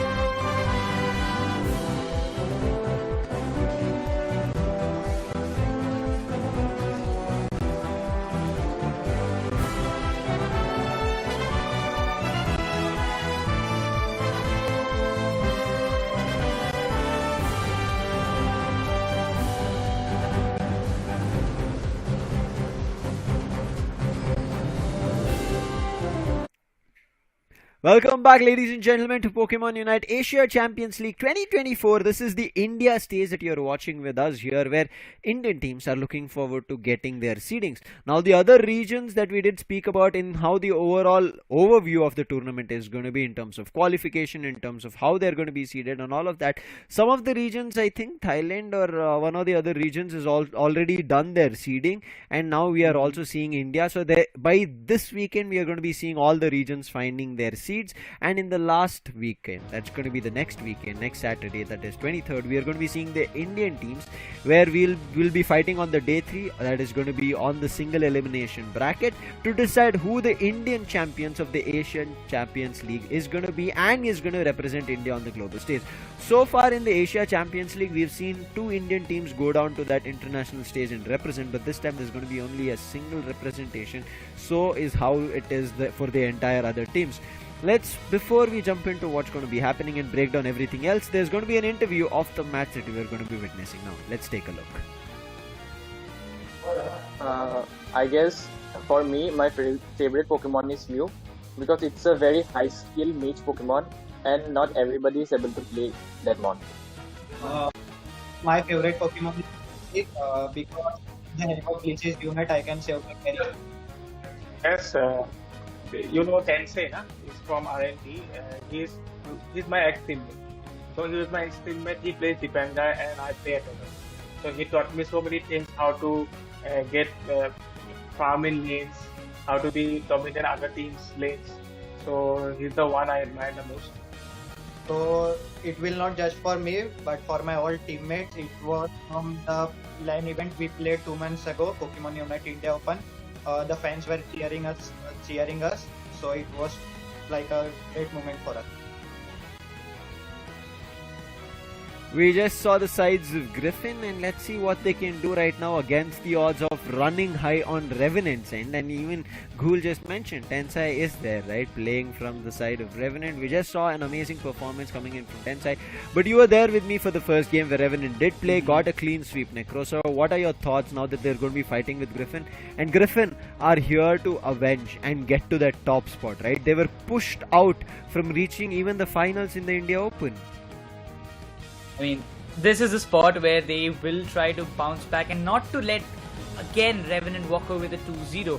But again, as we were having a kind of time to witness the interview that happened, Illusion did mention that he likes to play on Mew, but in the recent past we have seen this guy playing mostly on the speedsters and finding a lot more value for his team. But I will be concerned this time for side of Revenant as well, because even Burzum is having some different kind of picks for himself as what he used to play previously. I want to see what changes happen right as now from Griffin, Nova, Snowy, Illusion, Ghoul and Mikey. Just like we were speaking about Zishal from the previous game, he was also one of those players and was in Revenant who used to play that defender or support role coming through. Ghoul was a little bit of a mix of all when he used to play. So right now that he is also moving into that attacker role, finding a lot more value, I want to see how effective it is going to be here, Necros. Because as of now, we did see True Gravity had 2 victories and a loss, but with today, they have 2 losses and 2 victories. Now, Griffin also in a similar position have 2 victories and 1 loss, whereas Revenant have 3 victories on a stretch. Now, talking about Revenant, their team stats in front of our screens. When we started the day, we did see it. When we are going to be progressing the day, there's a change. Now, we did speak about it, right? It looked like their lineup was a little bit defender heavy, where we did see Lapras, Snorlax, even we saw Trevenant coming through. So it did seem defender heavy, but after Zoror coming through, after Chandelier, after Venusaur coming through, you see there's a double defender, double ranged attacker, which has been the Pokemon metas that we are seeing in the draft as we saw in the recent matches. Yeah, exactly. And I was just wondering, I was not there in the second match, Raider, and you were casting, and I was just watching, just sitting back, seeing those kind of picks coming in. That Eldegoss one, we just had a kind of chat with that interview panel where he mentioned, he picked it out of nowhere. Again, that Desi on that with a charging charm with the Spirit Tracker was causing a lot of trouble. But again, if you just talk about on a different note, that Team Griffin is coming into the question. They are not here to just walk away that easily. If you talk about the average damage dealt that they have, it's like super high. I would say like it's still more, and it is how it's supposed to be. But talking about the picks, they are more going with that kind of Blaziken pick in the past few days, which did work out sometimes. But also they have to make sure that this time against Revenant they don't mess anything up, because the matches that they lost on the day one was due to the kind of, I would say, a little of loss in the momentum that they were carrying forward for themselves. This is one team I can see more of all-rounders coming through, and that is all kudos to Snowy bringing it in. A man plays range attackers as well as all-rounders depending on how the team needs it. And yeah, Griffin have a lot more also in terms of the playing pool, and that is the reason a 30,000 difference between damage dealt and damage taken is something that we can see. They have defenders, they have all-rounders, they have ranged attackers, so a lot of versatility that we do see from Griffin. And Snowy is a very hard hitter. It comes in terms of damage being dealt, right? That man looks unstoppable. But however, at the end of how Pokemon Unite concludes at 10 minutes is a tame game. If as a team everybody is not there to do enough damage or to heal your teammates, even a single player doing enough damage doesn't matter. Just like we were seeing, Apple does damage, but it's because of the teammates helping him out.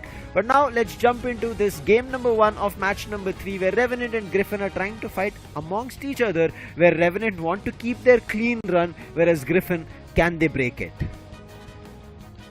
Seems like Revenant is interested not to allow Team Griffin go with that slow bro, the true bro. But again, on the counter, Team Griffin seems to be banning the Umbreon and not letting Revenant either way walk out with that. But if I remember one thing, Lucifer, Revenant did not opt for Umbreon a lot. They were more focusing on the Lapras and the Blastoise combination.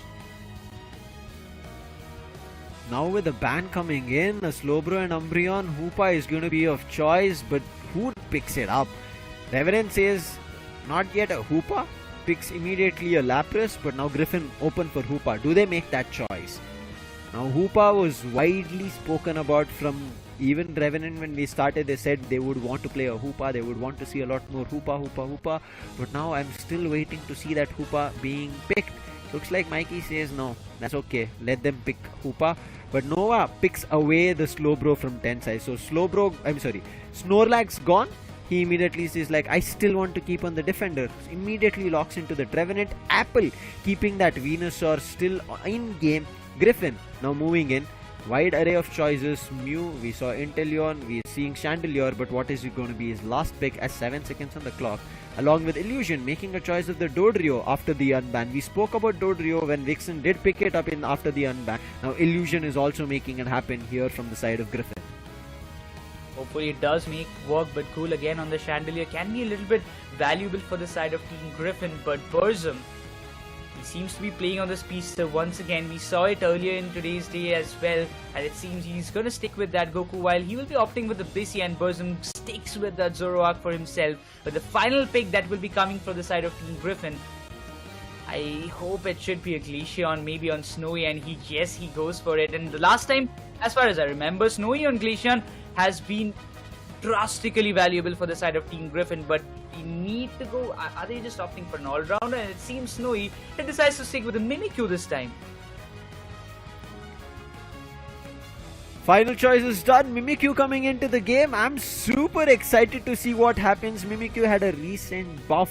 Teams, however, used it in the India Open LAN, but after that we have not seen much of it in action here in the ACL. Even on the first day, I think maybe once, I'm not even sure about it. But Apple back on Zoroark. This might be something of a concern here, because previously we saw when there was Leafeon, Burzum picked up the Speedster, Apple moved into Venusaur. But I want to see how it works out. Speedsters on both the ends, ranged attackers on both the ends, but an all-rounder is something that Revenant is missing. They have a double defender setup coming through from there, and Hoopa not being used, even though it was not banned, is even more interesting here, Necros.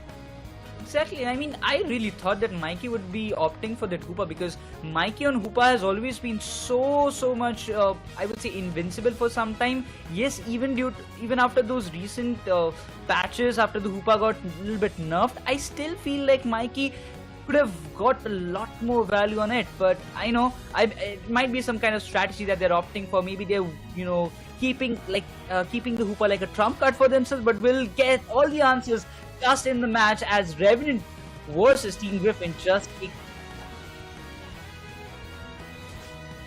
Starting it off, game number 1 between Revenant and Team Griffin. Zoro was starting at the mid path. There's going to be Apple on the other, and it's going to be a Mimikyu. So it's going to be a battle of level 5 all-rounder and a speedster. In the meantime, I want to see early goals coming in. It is obviously the Dodrio having an attack wake illusion, making that stack happen. Does he get another 2? He is trying with a Baltoy. Fighting it out is going to be that Chansey steals it away and Illusion will not get his second stack. However, as you see, Genius right is now having a 5 stack. Can he get that 5? Yes, he's trying for it. Along with me, right as now, we're going to see a lot more action as we finish. Now, as we go ahead, we end up seeing a lot more coming in, and I want to see Raider, as he did give a little bit of a pause to break things down. Now you see the roster, right, Raider? What more do you think that teams are going to give in, especially that Revenant is running with a clean streak? Revenant, they have been quite interesting when it comes to the 2-0s. I believe, yes, Revenant can definitely once again pitch in that effect. But moving forward, I am looking forward to see how Revenant is going to play along with Team Griffin. I mean, obviously, Griffin is one of those teams who is right now at the 3rd position when it comes to standings, when it comes to seedings. So they definitely have to see how that play comes in. But Dodrio finds a good KO, and not just that, there is going to be some interesting terms of goal coming in. But will there be a KO on that Lapras as well? No, he fortunately gets those citrus berries and he's going to be ready and more than available to fight back once again.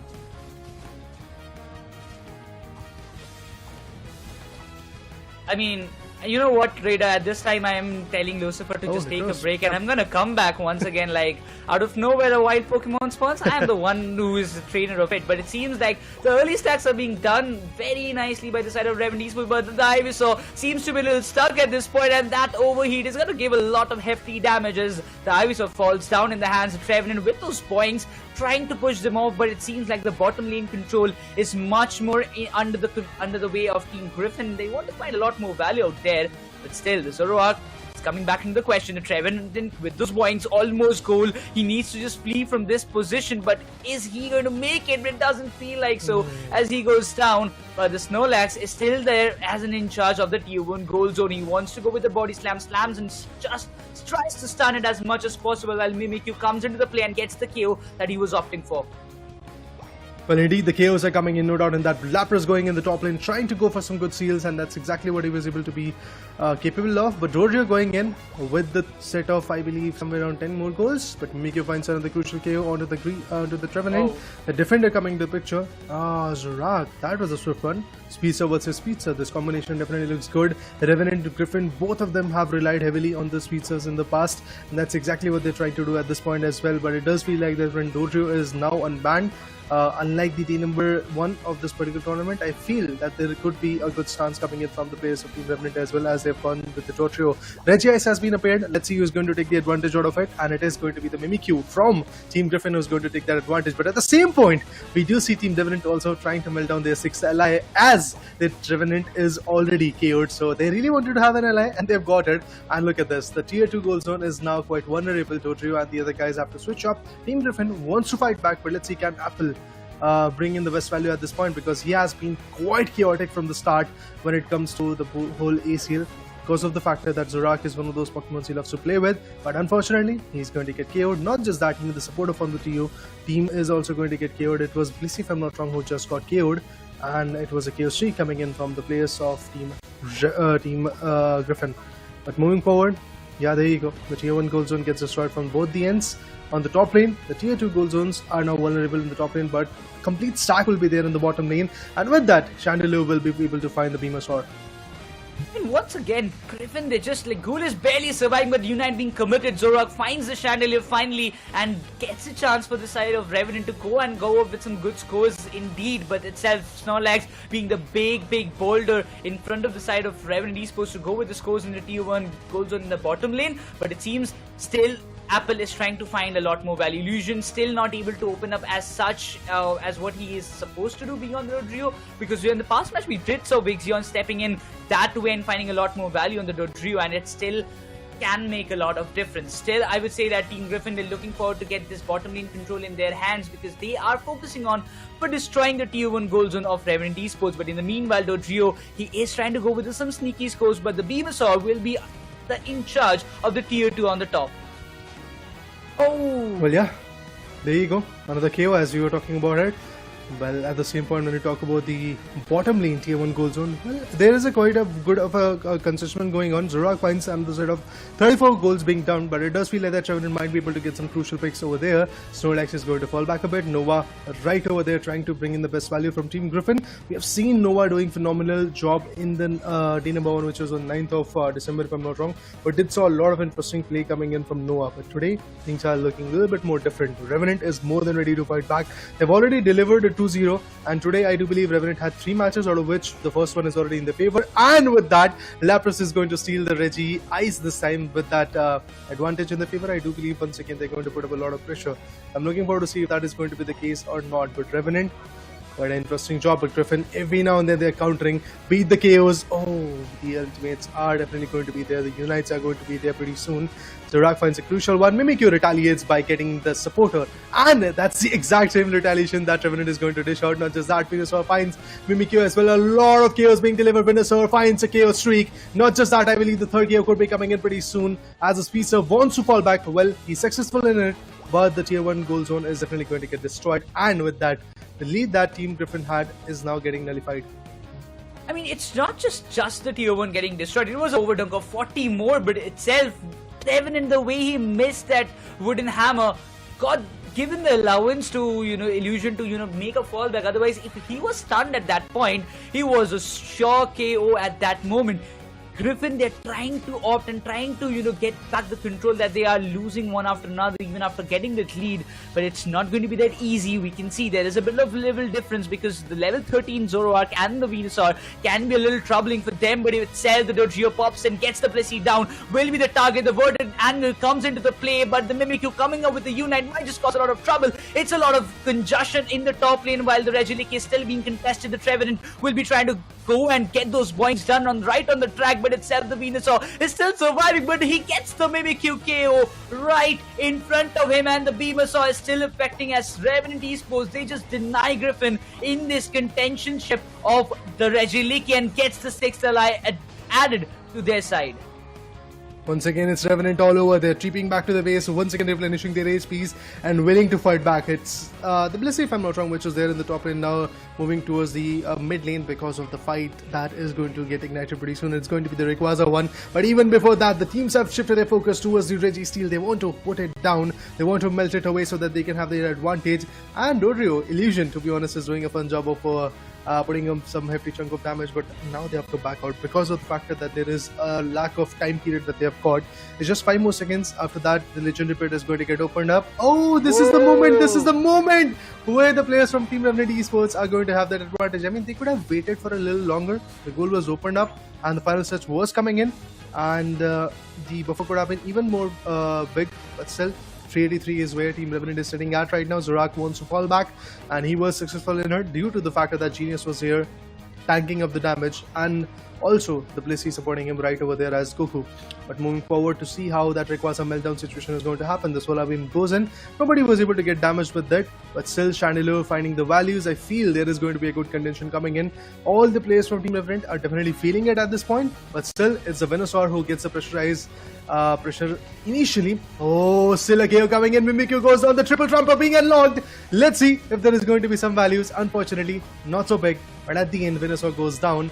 Not just that, even the Blissey goes down. That's a double KO. That's the KO streak that we're talking about. Now the focus towards Rayquaza can definitely be there. Dead is still there. Lapras is there to hand the damage and slow them down and find the time for the Venus to come back into the question.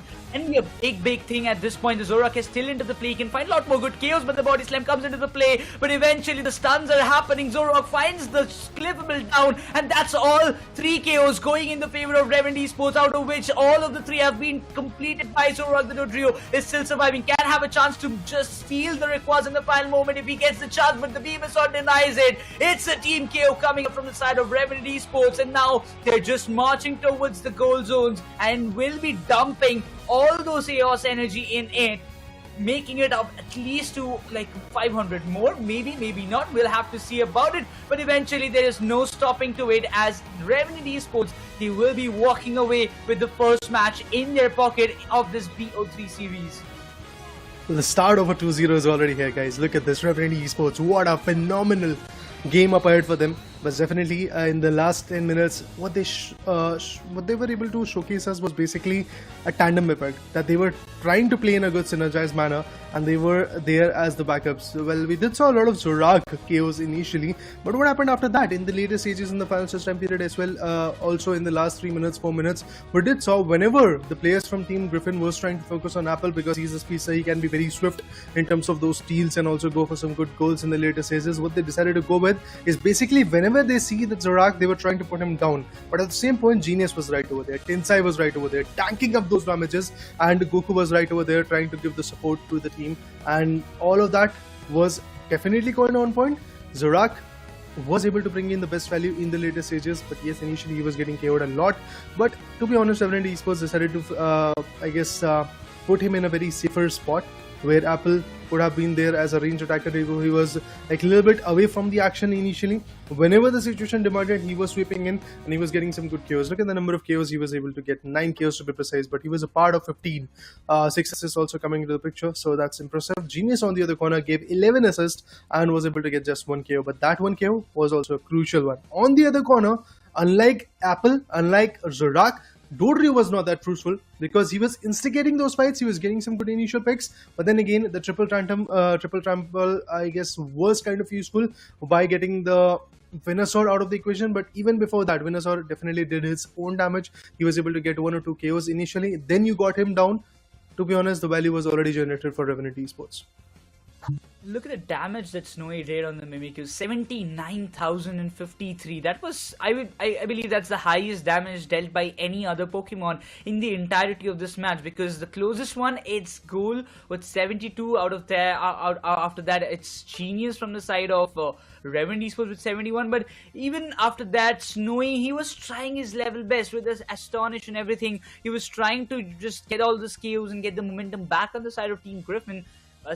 But it was completely unable, because, you know, Tensei with those boings, then Apple coming into the play, Burzum with those solar beams. I mean, everything was falling right into the hands of Revenant from the very start. But yeah, it was a kind of contested battle towards the 8th minute. But after that, when that one chance was given away, that was a Regiliki, who was already sent to the tier 2, was vulnerable, and everybody from the side of Team Griffin literally ignored it. Nobody even thought that any 1 or 2 players will be just going down there to go with the sneaky scores and get the scores up. So that was a kind of unexpected move done by the side of Revenant Esports, and that, I believe, made a lot of pressure on the side of Team Griffin to go desperately for the Rayquaza melt. Well, definitely the meltdown situation definitely was quite interesting, and as we see when it comes to the graph as well, initially it was Team Griffin which was trying to set up a marker, which was getting some good initial picks as well. You talk about the Regias in their favor, it was there, but then again Revenant was able to get the major share of those objectives as well. They were able to melt down 2 Regilikis, which was quite fruitful for them as well. The last Regiliki that we did saw, which was melted at somewhere around 7 minutes and 10 seconds, it was so on point that there was a dump of approximately 98 goals coming in from the players of Team Revenant as well. So it was quite interesting to watch how Revenant played over there. We're talking about Team Griffin right now. Yes, their initial first 6 minutes were very, very good. They were getting some good KOs. They were putting down Zorak. They were putting down the whole momentum against Team Revenant Esports. But once Revenant Esports figured out what they have to do was basically that they had to level up. They leveled up way too quickly by farming, by getting those altering swap blues, by hunting down those SLGors, and also getting those crucial goals, breaking down those tier 1, tier 2 goal zones coming into the picture of the top lane. It all worked out for Team Revenant Esports, but let's have a look at the replay as well, where we will get a clear picture of how it all happened. Mimikyu, definitely a very crucial Pokemon at this point, but then again, to be honest, in order to generate a value as an all-rounder, he had to be there with a combination of a supporter, or exactly as a defender. There could have been an approach of that Snorlax being there, because he could have absorbed the damage. Meanwhile, the Mimikyu could have been dishing the damage. But that was not the case. SLGor on the other corner was there to be farmed, and they did it quite often. But at the same point, when you talk about Chandelier being there as a Pokemon for the team of Team Griffin, yes, value came in, but not that much when it compared that value to Venusaur coming in from the players of Team Revenant. at the early stage, this moment I realized that, Revenant, they're getting back the momentum. One after the other, the KOs were coming under their way. The Zoroark was in form. Then in the objective fights as well, Tensei with those boings stunning the opponents was, the big key factor that played a major role. Mimikyu was, trying to make an impact, but the way Revenant, they were, going with all in the bottom and the top lane respectively, destroying the tier 1s one after the other, was a great W move coming up from their end. The Dodrio was able, or I would say he was trying his level best to stop the enemies, but it was not enough, because in front of those solar beams and those wooden hammer boings, it was really tough for the side of Team Griffin to make any counter attack, because they were not able to invade the backline, especially not stopping the Zoroark. But once again, this kind of moment where everything got changed, even after the triple trample commitment, he did find one value of the Venusaur, but after that nothing actually happened more precisely. They came into the question, they came and they just obliterated the side of Team Griffin, not to allow them, and that team KO that came into the question, that Zoroark with the 4K was literally immense, and Apple, he did what he was supposed to do and he just nailed in his job. Well, from the start, you were trying to put Apple down. What happened in the later stages? I mean, Apple outperformed every single guy. Yes, of course, due to the support of his teammates, but at the end, Apple, the way he was able to generate that value was absolutely impressive. A 4K coming in, a KO streak of 4 good KOs, that too in the legendary pit, where the Rayquaza went in all open. I mean, yeah, we have seen an individual Pokemon from the opponent stealing the Rayquaza advantage, but then again, the Revenant was pretty much ready to deal with that scenario as well. They were able to get the Rayquaza advantage. With that, they were able to climb to a scoreline, if I'm not wrong, 720 plus. Interesting scoreline, no doubt in that. But yeah, have to say that the next few games are going to be even more challenging for Team Revenant, because Revenant, after they win this particular game, will be climbing to the first position, as we did saw Team True Gravity getting lost against Team Clown 5. It was a very intriguing match, to be honest, like match number 2 that I'm talking about. But then again, it's Revenant, it's Apple that we are talking about, a guy who loves to play Zoroark. He wants to become the best, and to be honest, he's very close to being the best speedster that we have got in the Indian circuit, because of the value that he generates in every single game.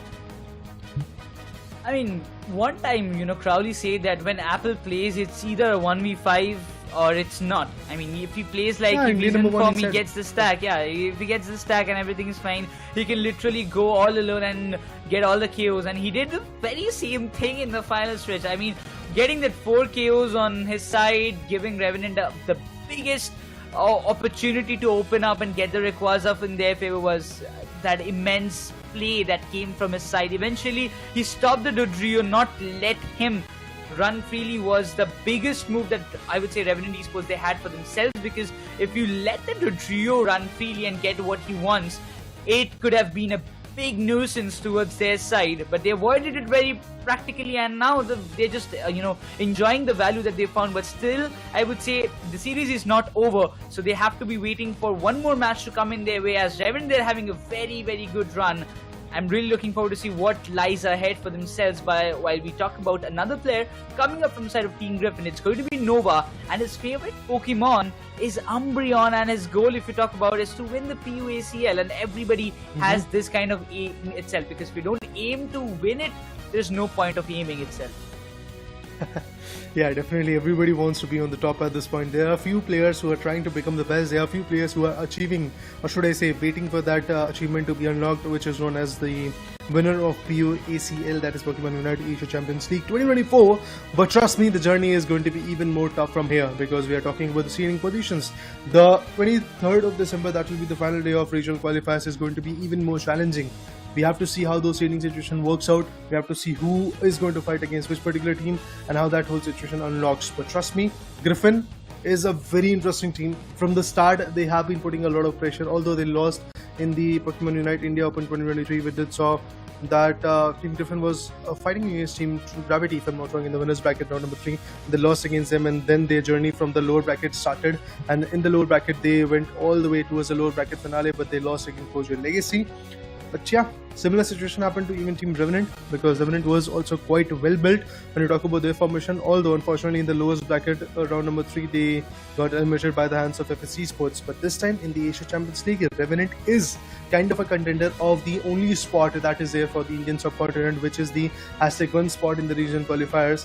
But for now, The day number 1, day number 2 is basically all about the seeding positions, and in terms of that, Revenant now has come very close to Team True Gravity. True Gravity is there with 10 points, Revenant was there with 9 points. They've already won one good game, to be honest. Now they have to win one more. With that 2-0, I do believe that the position of True Gravity is going to get snatched away. Also, Necros, there is another factor that has to be counted in, is Revenant has one more match to play, and in all total, we had 3 good matches today for Team Revenant Esports, and Team True Gravity have just 2 matches. So True Gravity has played their one match already, and now they're left with just one more. And if Team Revenant wins all 3 matches with the 2-0, I do believe Revenant is the one team which will be there at the #1 position in the seeding situation.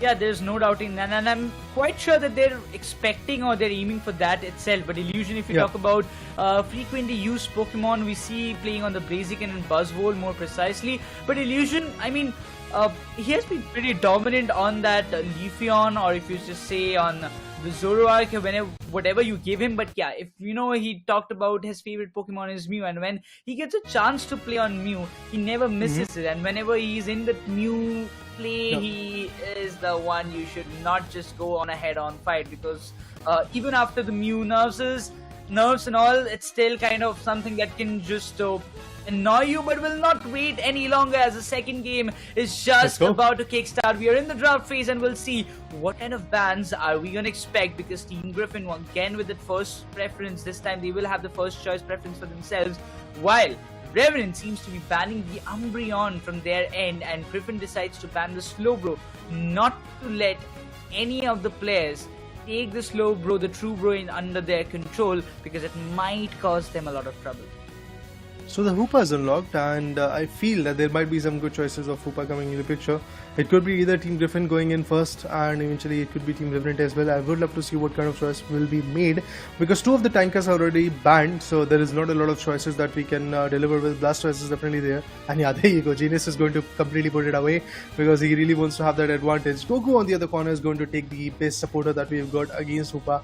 It's going to be the Clefable, and to be honest, we did saw even the Eldegoss play coming in today by the players of Team Clown5, and it's okay, Babu was so on point with it. Even in the interview, he said, like, basically I had that confidence in me that Eldegoss is that one Pokemon that I can really cherish, because of the fact that Tracy was not advantageous for me. He went in for that. But yes, talking about the topic phase, as you do see that we have a speedster coming in from Team Griffin, and it's gonna be the Zoroark, which usually is in the hands of Apple, but now it has been snatched away, and Apple locks in the Venusaur, and the Trevenant is going to be there for Tensai.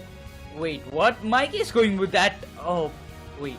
He's going with the Comfy? Okay, now this is going to be interesting. Comfy sticking with the Zoroark can be very, very much deceiving for the side of Griffin. I mean, they can just literally obliterate at any point. Illusion sticking with that Leafeon itself. So there are 2 players who will be stacking. One is going to be Snowy on that, like the Zoroark, and that one is going to be the Leafeon with Burzum. Now this is going to be interesting. Ninetales coming into the play. We saw it in the previous match itself, getting picked. So now I'm really excited to see what Burzum is going to come up and put on the table. But again, if you talk about the builds that they have, the Resonant Guard being on the Tensei, that means he's going to tank a lot of damage from the side. Being on the 2 defenders, Genius is going with that special attack specs. That means a stack build for him as well, and a full heal on Apple. So it's an interesting composition from both the teams. I'm really looking forward to see what lies ahead, because Team Griffin, if they lose this one, they just lose this series itself, while Revenant, they will be continuing their winning streak, that too with a clean sweep. I mean, Revenant already started today with the 2-0. What they really want to focus right now is getting another 2-0, and I feel the way they are performing, the way they are establishing their control, it is definitely one of those situations which can be quite possible. So I'm looking forward to see if that is going to be the case or not. But yes, trust me, that 2-0 against FS Esports was one of those hefty matches that I was really excited to watch. Moving forward, yes, Griffin is now more than ready to fight back against Team Revenant Esports, who has got that initial advantage of winning the game number 1. And once you win the game number 1, you put a serious kind of mental pressure onto the opponent, because if they lose this one, there's nothing to really do. Yeah, there is no situation of elimination coming into the picture. You don't get pushed over to the losers bracket, but trickling down to the seeding situation, it really matters of It really matters that which particular position you have got, and obviously in that terms, Revenant Esports has got a very safer spot to talk about. Griffin is there and at the third position, if I'm not wrong, because at the fourth position we did saw Crown 5 rolling it out. Moving forward, when you talk about the game, well, it has already been started. The next 10 minutes are going to be immensely valuable for both the teams. It could be a decider story being written, or it could be a complete 2-0 clean sweep coming in from the players of Team the Revenant. But for now, the Squirtle wants to go for some good goals. The people right over there trying to go for the support. But it's just not going to be that easy for going in for those 2 goals, because again, the stack that you were talking about is going to be there.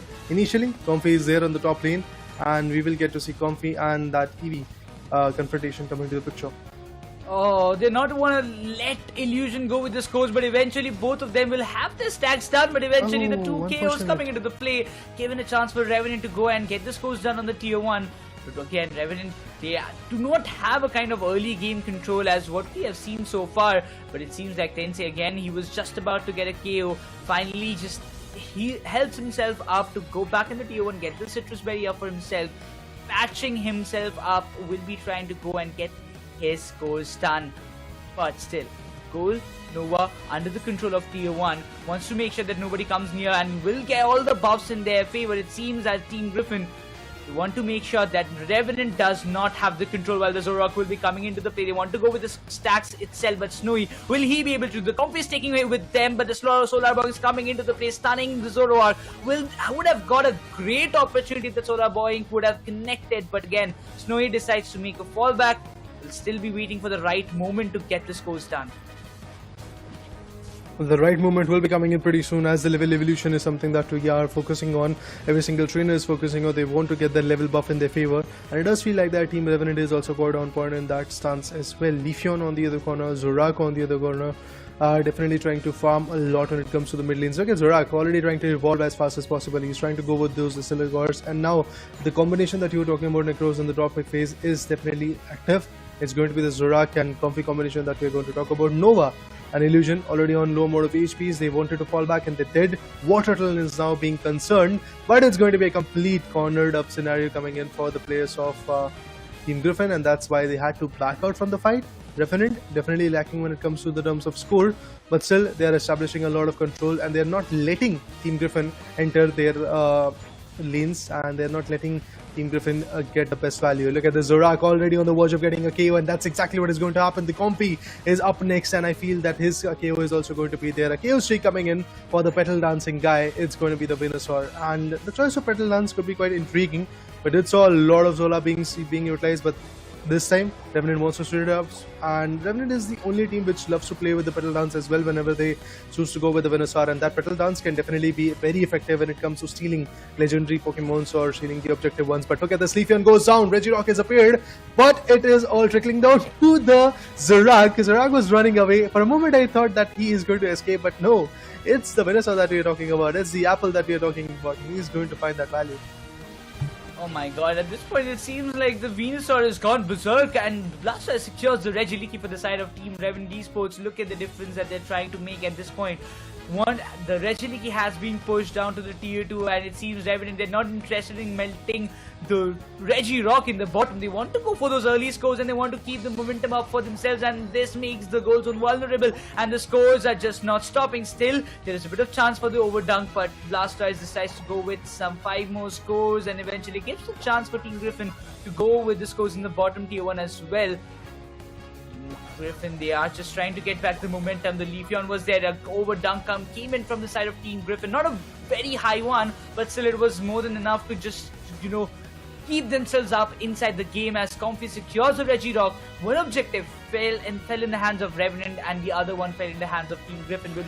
We will be waiting for the next objectives to spawn after some time, but till then, will Revenant be able to keep this lead for themselves? Because the way the level difference is playing the role, then level 10 Ninetales, the level 11 Venusaur, this is very, very much impactful for the side of Revenant boys. Honestly, when you see the top lane, I believe that the Blasters won't be able to bring in the best value because there was the Zorak combination with the Comfy along with that. But it saw even the second speedster coming in from that particular team also trying to wreak havoc. But that's the exact moment where the players of Team Griffin have the players of Team Revenant have decided to go for the bottom lane. They were trying to suck it up away, but now they have TP'd back to the base and they're trying to put Zorak down. Zorak was able to find the value of 5 good goals, but now his KO is something that is quite inevitable if he tries to go for a few more goals, but Zorak finally was able to completely back out from the scene. In the next 18 seconds, we'll get to see even the Regieleki come into the picture, and that Regieleki combination could be very, very good for both the teams. And as we look at the stack, it does feel like that the top lane is pretty much under the control of Team Revenant Esports. The way they were able to destroy the tier 1 and tier 2 gold zones in top lane of Team Griffin was also quite intriguing. Now Regieleki, well there you go, the petal dance, and with that the Blasters combination is going to be there. They're trying to melt it away, but there comes the Zorak who might be able to sweep in, and even the Mew is right over there active to get the best output. And there you go, it's going to be Mew who is going to get the advantage, and the 6 allies quite active right now. Leafeon finds another one, Blastoise goes down. It's going to be a tough fight. Revenant utilizes the Unite, but still nothing fruitful came in as the KO streaks from Team Griffin are just getting enlarged. And look at that, 2 KO streak for the players of Team Griffin, and at the same point even Leafeon was able to get another set of 2 KOs. Now Blastoise goes with the Hydro Spin and Ninetales is active. That means Crowley is here to fight back. Oh, look at Griffin. They just had a control that they wanted at this point of time. Eventually, at this point, Genius will be trying to stop the Regieleki because he has no option at this point left.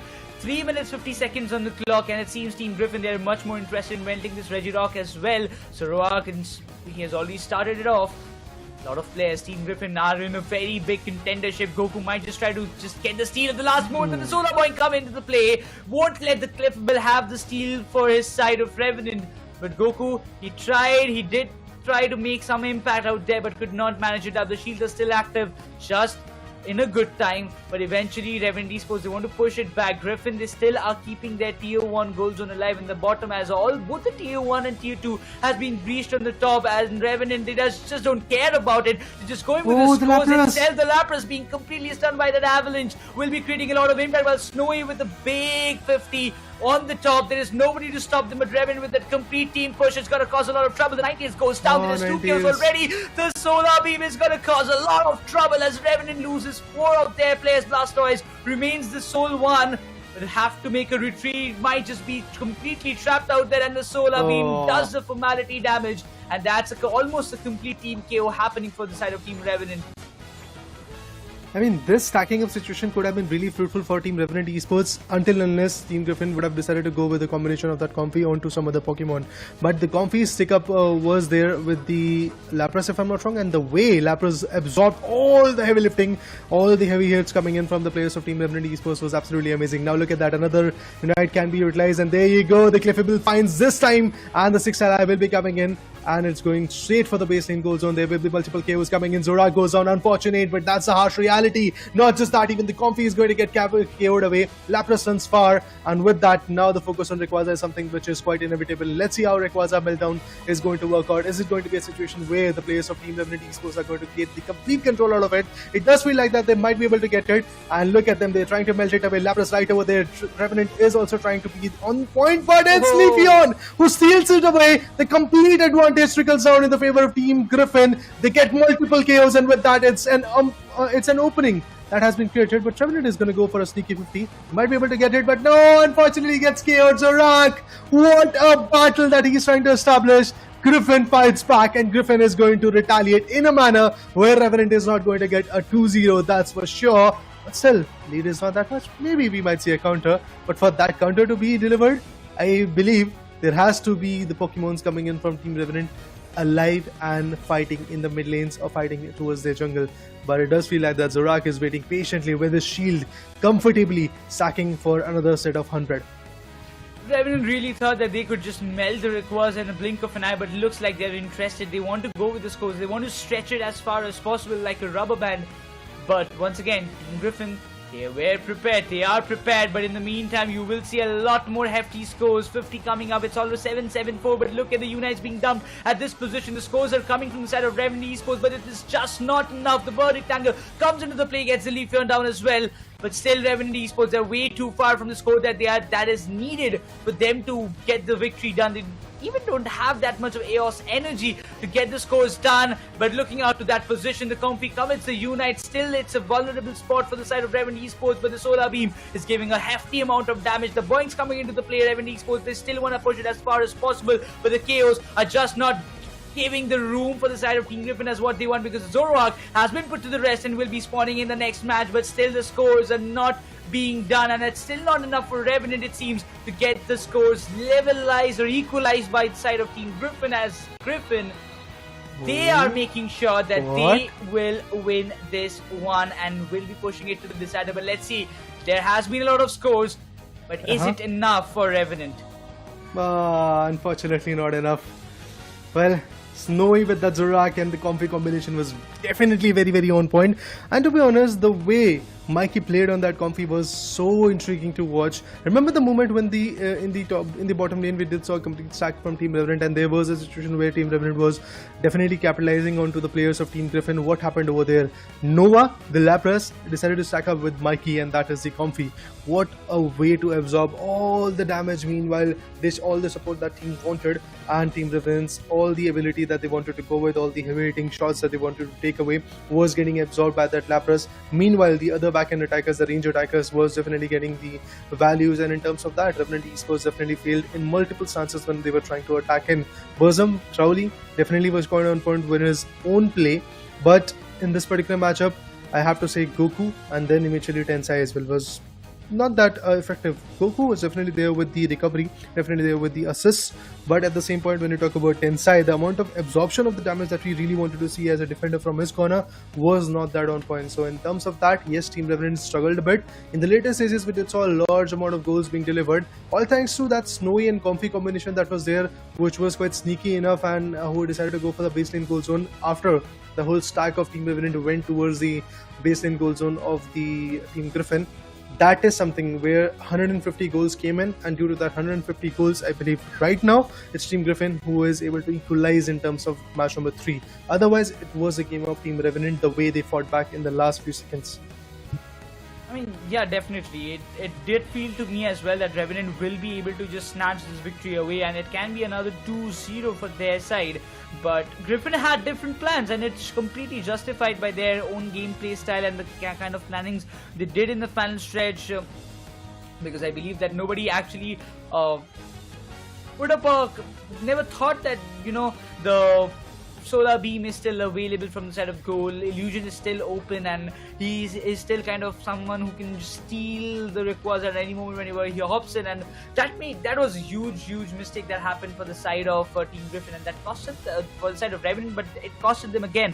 But if we talk about Griffin coming up with an equalizer, we just see them that being the one to take the control does not always require the meta Pokemons. Even when you talk about, we know the major supporters has always been the Blissey and the Clipper, but few moments ago we just in the interview that, you know, in the last call that guy decided to play on Eldegoss. So Mikey also just thought once again that, you know, why not play on the Comfy and just find a lot more value. But it seems like the decider is going to be very interesting, because both the teams, they're just putting up a cutthroat competition for both of them respectively.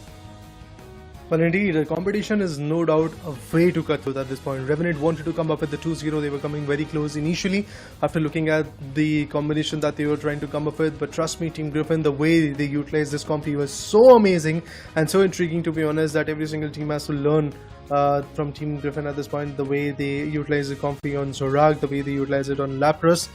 To be honest, why I'm coining that fight again and again, it's because Team Revenant could have capitalized a lot in that scenario. They could have got that initial lead they were urging for, and they could have got some interesting counters as well. But Team Revenant was unable to get it due to the absorption of the damage and the support coming in from that Comfy on the Lapras. And yes, the heavy hitting shots that were coming in from the backends of Team Griffin was again quite effective. Look at the amount of goals even Team Revenant Esports was able to get in the last final stretch, despite of the fact that they lost the control of that Rayquaza. To be honest, it was already on the way. They could have got that Rayquaza advantage. They were able to get, if I'm not wrong, 3 or 4 KOs. But the only mistake that they did was basically neglecting the Leafeon and the Lapras that was there in the Legendary Pit. And Leafeon was able to swoop in. They was able to get it get the Rayquaza advantage in their favor. Well, you'll get to see all of that in the replay as well, but from the start I have to once again say that the combination of that Zoroark and Comfey definitely worked way too well. As Necros also elaborated in the draft pick phase that this combination can definitely be quite effective. It was, and yes, there were some hunting down moments coming in from even the players of Team Revenant, but still not enough to completely cut the deal in their favor. I mean, at a point we really saw sometimes that if you have the Sludge Bomb and the Solar Beam coming on the Venusaur, you can just be very, very fruitful. But again, whenever we see that kind of Petal Dance coming into play, always, it's a blessing to our eyes. But the way the Venusaur played was literally tremendous. Almost, every time he was using the Unite, whenever it was much more needed. But the complexity of both the teams does seem very tough. So if you can just imagine the type of competition that is just being put on the table, it's not that easy to overtake it. But one after another, when actually Team Griffin started to take the lead, it was nothing that Revenant could do, because you told it, I would say, who told it? Was it Lucifer or someone else? But just told him that if anyhow you give a chance for your opponent to gain the momentum, it's all done and dusted. But eventually, every time the objective fight came into the question, the one team who was on that lead or who had the control was majorly Revenant. But eventually, the last final shot came in from the side of Leafeon, and the Rayquaza played his game, allowing the players of Team Griffin to go and clinch their victory. What a way to go for the victory, no doubt in that. What an impressive way to start it off in the favor of Team Griffin. I mean, they lost the first game, that too with a big margin, but this time they were able to counter it. Although the margin was not that big enough, as they were able to establish a margin of 110, 120 points. Good enough, but then again, Griffin now is going to neglect one thing, and that is that Revenant is not going to get any more a 2-0. So it is basically going to be a situation of a 2-1. It could be in the favor of Team Griffin, it could be in the favor of Team Revenant as well. Right now, who really wants to have that 2-1 is basically Team Griffin, because Revenant is already on the closing end of Team True Gravity, and True Gravity is there with 10 points, Revenant is there with 9 points in their favor, and they are sitting at the second spot. But Team Griffin is one of those teams who is right now sitting at the third or fourth position, so they have to climb. And how can they do that? Is basically by beating Team Revenant with a 2-0. But 2-0 is neglected. Now it's basically a 2-1 that might come in, and I'm looking forward to see if that is going to be the case for Team Griffin, because then again, everybody is now waiting for their single opportunity that is there from the Indian subcontinent to be there in Bangkok, Thailand as the finalist of ACL 2024. But that journey is still a little bit far away, because on 23rd of December we'll get to know who is that particular team. But for now, seedings are going to be very, very important, and we have to see who is going to be the first seeded team and who is going to be the sixth one. Depending on that, yes, the switch-ups are going to get carried away on the single elimination day, which is the last day of ACL 2024 regional qualifiers. I'm still kind of pumped up at this point what to say, what to witness more in this ACL India League stage, because you can just imagine if we are having good amount of competition in the Indian circuit itself, we will be having the other region teams in the final. So the teams who will be traveling, most importantly, there is only a single representation from the side of India, and only one team, as we all know, will be going forward to take part in the ACL finals. Which team is it going to be? If you would have asked me this question just before the ACL started, I could have just said, it's going to be True Gravity. There is no question about it. But now you ask me, I really see that, I don't want to jinx it, but still like the possibilities like True Gravity or Revenant, because for Joe Legacy they are lacking behind a little bit. I'm happy for Clown5 that they're making a comeback after the previous day performance. 2 matches played, 2 lost. Now they have 2 wins in their name as well. One more match to go for their side, and it will decide whether they will be, which position that they will be acquiring after the end of day number 2. So a lot of things, a lot of permutation combinations being applied by the teams, because they are hungry for the win. Probably at this point, Revenant, the kind of clean sweep streak that they were continuing, will help them. I mean, you have won 3 matches, that too in a 2-0 scoreline. It's not just an easy job to do. If it even goes a 2-1, Revenant, they will still be there on the top. There is no doubt to it. But if they lose it in front of Team Griffin, then the position can be a little bit questionable. But we'll have a look on the player introduction itself of who comes out on the top. Let's talk about Revenant Esports. We have Tensai, the guy who was quite confident with the Trevenant in the first 2 games. In the first one, again, he was not able to bring in the right output. In the second one, again, that output didn't come in. So Tensei for me today is a guy who is a little bit on the shaky note, but his favorite Pokemon usually is Mr. Mime, which is kind of out of order at this point when it comes to the supporter role. We have gone as far as the Eldegoss, as far as the Comfy. Hoopa is definitely getting banned every now and then. We do see Clippable Blissey as the first and second choices, but this time it was the Comfy. We did saw Eldegoss play as well coming in from the players of Clown 5 today. It was Babu, if I'm not wrong, who was able to go with it. But right now, when you talk about from Team Griffin, it's going to be Snowy, and with the Zorak, he can be quite unformidable. And yeah, he just have to say one thing, and that is Thailand, here I come. What a play from Team Griffin. The way they countered the aggression coming in from Team Revenant was absolutely amazing. Revenant was there with every single advantage that they really wanted to have in the legendary pit, but the only thing that they neglected was basically the rest of Pokemons. And those 2 Pokemons did the job. Leafeon stole it away, and with that we did saw a plethora of goals coming in from the players of Team Griffin. And Revenant unfortunately was unable to establish their control in the latest stages. But yes, Snowy, a guy who really wants to perform at this point, is quite interesting, quite intriguing plays from his corner as well. Talking about Genius, frequently used Pokemons are the defenders that he loves to go with, usually a Lapras, but then again, Blastoise is also in his, I guess, target. It actually comes in his decision making according to the composition, because this time, the Lapras was compromised, so he had to go with the Blastoise, and he did fine pretty well. He was doing pretty good, but the last moment strike that came in out of nowhere, nobody would have expected him to fall in that way. But eventually, when it just kind of way, we talk about Snowy, I mean, he is always the one picking the Glaceon, and if I became a fan of Glaceon in Pokemon Unite, it was just because of him, because I used to see him when Glaceon was in meta. He was the one, destroying the other enemies with that.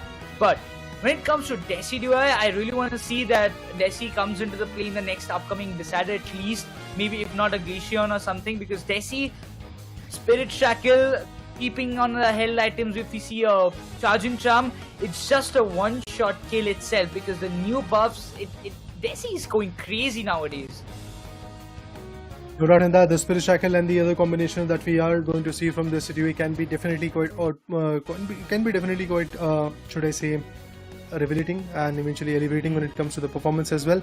We have seen Decidueye with the combination of a defender that it has been a very, should I say, opportunistic for the players of that particular team who is utilizing that Decidueye. Due to the fact that it's a range attacker, it can sit back away from the action and eventually use the Spirit Shackle to bring in the best damage. It's basically like Inteleon or the Solar Beams coming in from Venusaur and Mew as well. Although then again, if you talk about the Solar Beams, it does definitely have a range, but it's not that much. On the other corner, the Inteleon Snipe Shot and the other guy, Decidueye, has got those Spirit Shackles can be definitely quite effective. Even Glaceon's Icicle Spear, if I'm not wrong, is also kind of a similar approach that we can bring in. With that, the frontline attackers can absorb all the damage. You sitting on the back end, utilizing these 3 Pokemons can bring in the best value of dishing out the right amount of damage. But let's go to the ban phase. Let's go to the drop pick phase to be precise. Initially, it is going to be the ban phase, then we'll get to see the pick phase, and we will get to see the preparation phase as well. But in terms of the ban phase, a Slowbro and a Lapras ban is something which is quite inevitable right now.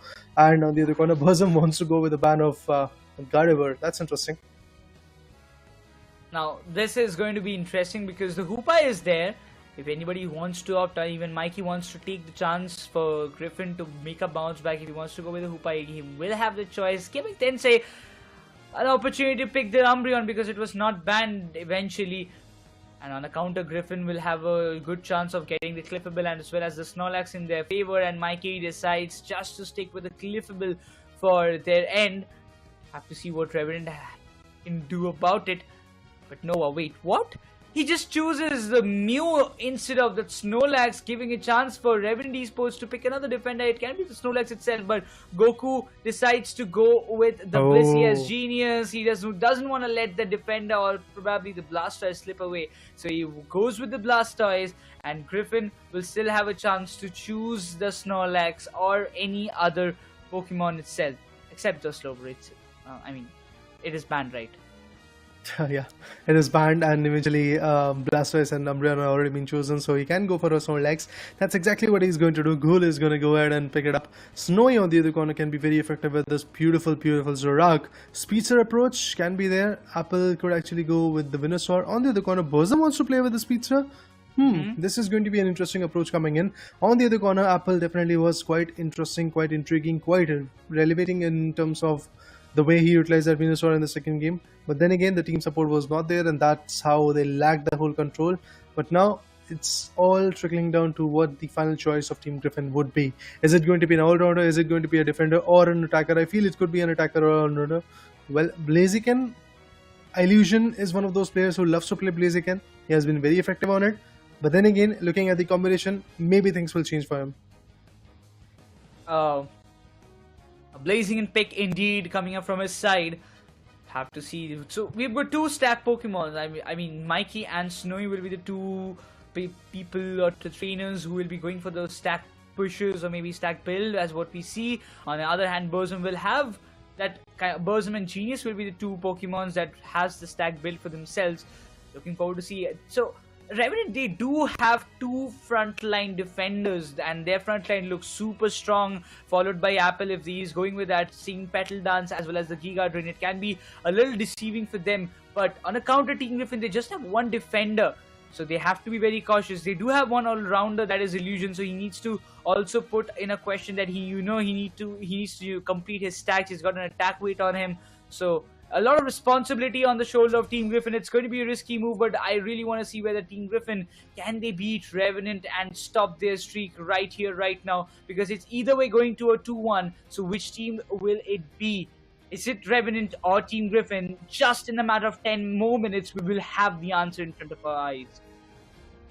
Well, we really have to see what happens next. I mean, is it going to be Team Revenant? Is it going to be Griffin? As you said, Nick Rose, one of those teams are definitely going to become the winner of this particular game number 3, match number 3 to be honest, as overall. Well, talking about Team Revenant Esports, the combinations that they're going up is definitely quite intriguing to watch. They have got their Blissey, they've got 2 EVs to play with, and obviously the picks are going to be again quite interesting. Look at both the EVs trying to evolve at this point, and obviously everybody really wants to focus a lot in terms of the level buffs. I would love to see if again Apple is going to go with the Petal Dance, or is it going to be a situation of a ranged attacker coming to the picture while choosing the Petal Dance. Have to see what happens. But Revenant and Griffin, both of them start with a good note, but Team Revenant is starting off with a lead. They've got a set of 22 goals in the top lane, and they are maintaining the composure. Leafeon on the other corner has already leveled up, and obviously due to those boinks, the players like Snorlax, Nova, and the other guy are trying to step back a bit. But look at Zorak. Snowy already leveling up as fast as possible. Oh, he's much more interested. You know, he wants to find that same kind of value that he got in the previous match itself. Looking forward to see what kind of things will happen, because Burzum on that Leafeon definitely will play a very major factor. Those EVs, evolution coming up from Revenant should actually make a good impact, giving a chance for Leafeon to level up himself, but wants to trap this Snorlax, and that Solar Boy coming into the play will give a big privilege towards the side of Leafeon to complete his stack, and now all the buffs getting in the favor of Team Revenant. Seems like Griffin, they also wants to just step on. Now this time they just managed to trap the Blissey in front of them. Also Snowy wants to go and get their stacks done, but the Ivysaur has some different plans, gets the Zoroark down, and eventually the Clipper will try to make a fallback, giving Wartortle also a chance to complete a stack. Revenant, they are looking to have a very, very good start for themselves. Well, yeah, indeed. The lead that they're trying to maintain is something amazing. They're getting multiple KOs as well, which is again quite important for them in terms of the leveling up scenario and also breaking the momentum from the opponent's perspective. But trust me, it's just not going to be that easy. Well, the Petal Dance is on, and with that, I believe the supporter can be hunted down. Mikey won't be able to survive with that, and yes, indeed, the KO will be coming in. As I said initially, that there will be a lot of interesting moment-changing fights coming in from Team Revenant. They won't let it go that easily. And look at that, Snowy now is there hiding in the tall tree grasses. If he gets spotted, he's definitely going to get punched up. And the call for the support in the top lane is something which is definitely going to be there. Look at that, the Cliffable right over there with the Moonlight. There is going to be some certain changes. Oh, the Umbreon goes on. That's not good. Not just that, even the Zorak is going to get countered. And at the same point, Blastoise brings in the best value. Blaziken gets confirmed. And with that KO, Now another set of some interesting goals will be there from Team Remnant Esports, and Remnant is looking forward to break that tier 1 goal zone.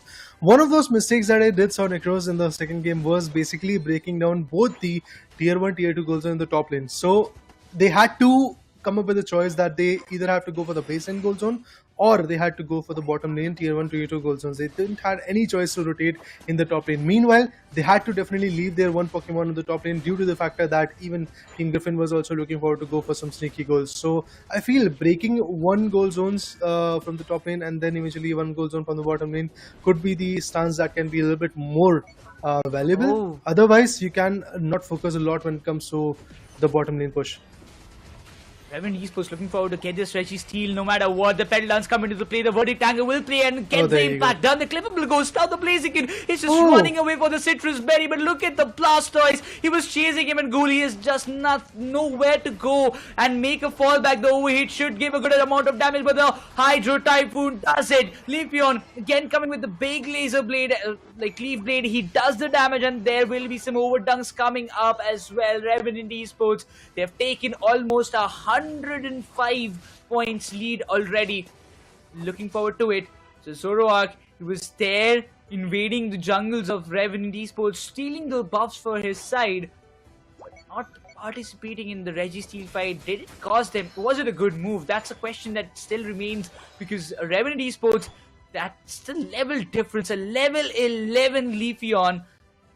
It's just a big impactful thing that can happen for Revan, but look at that. They just wanna don't let slip away this Reggie Leaky, but eventually Griffin finds the value and pushes it over the tier 1.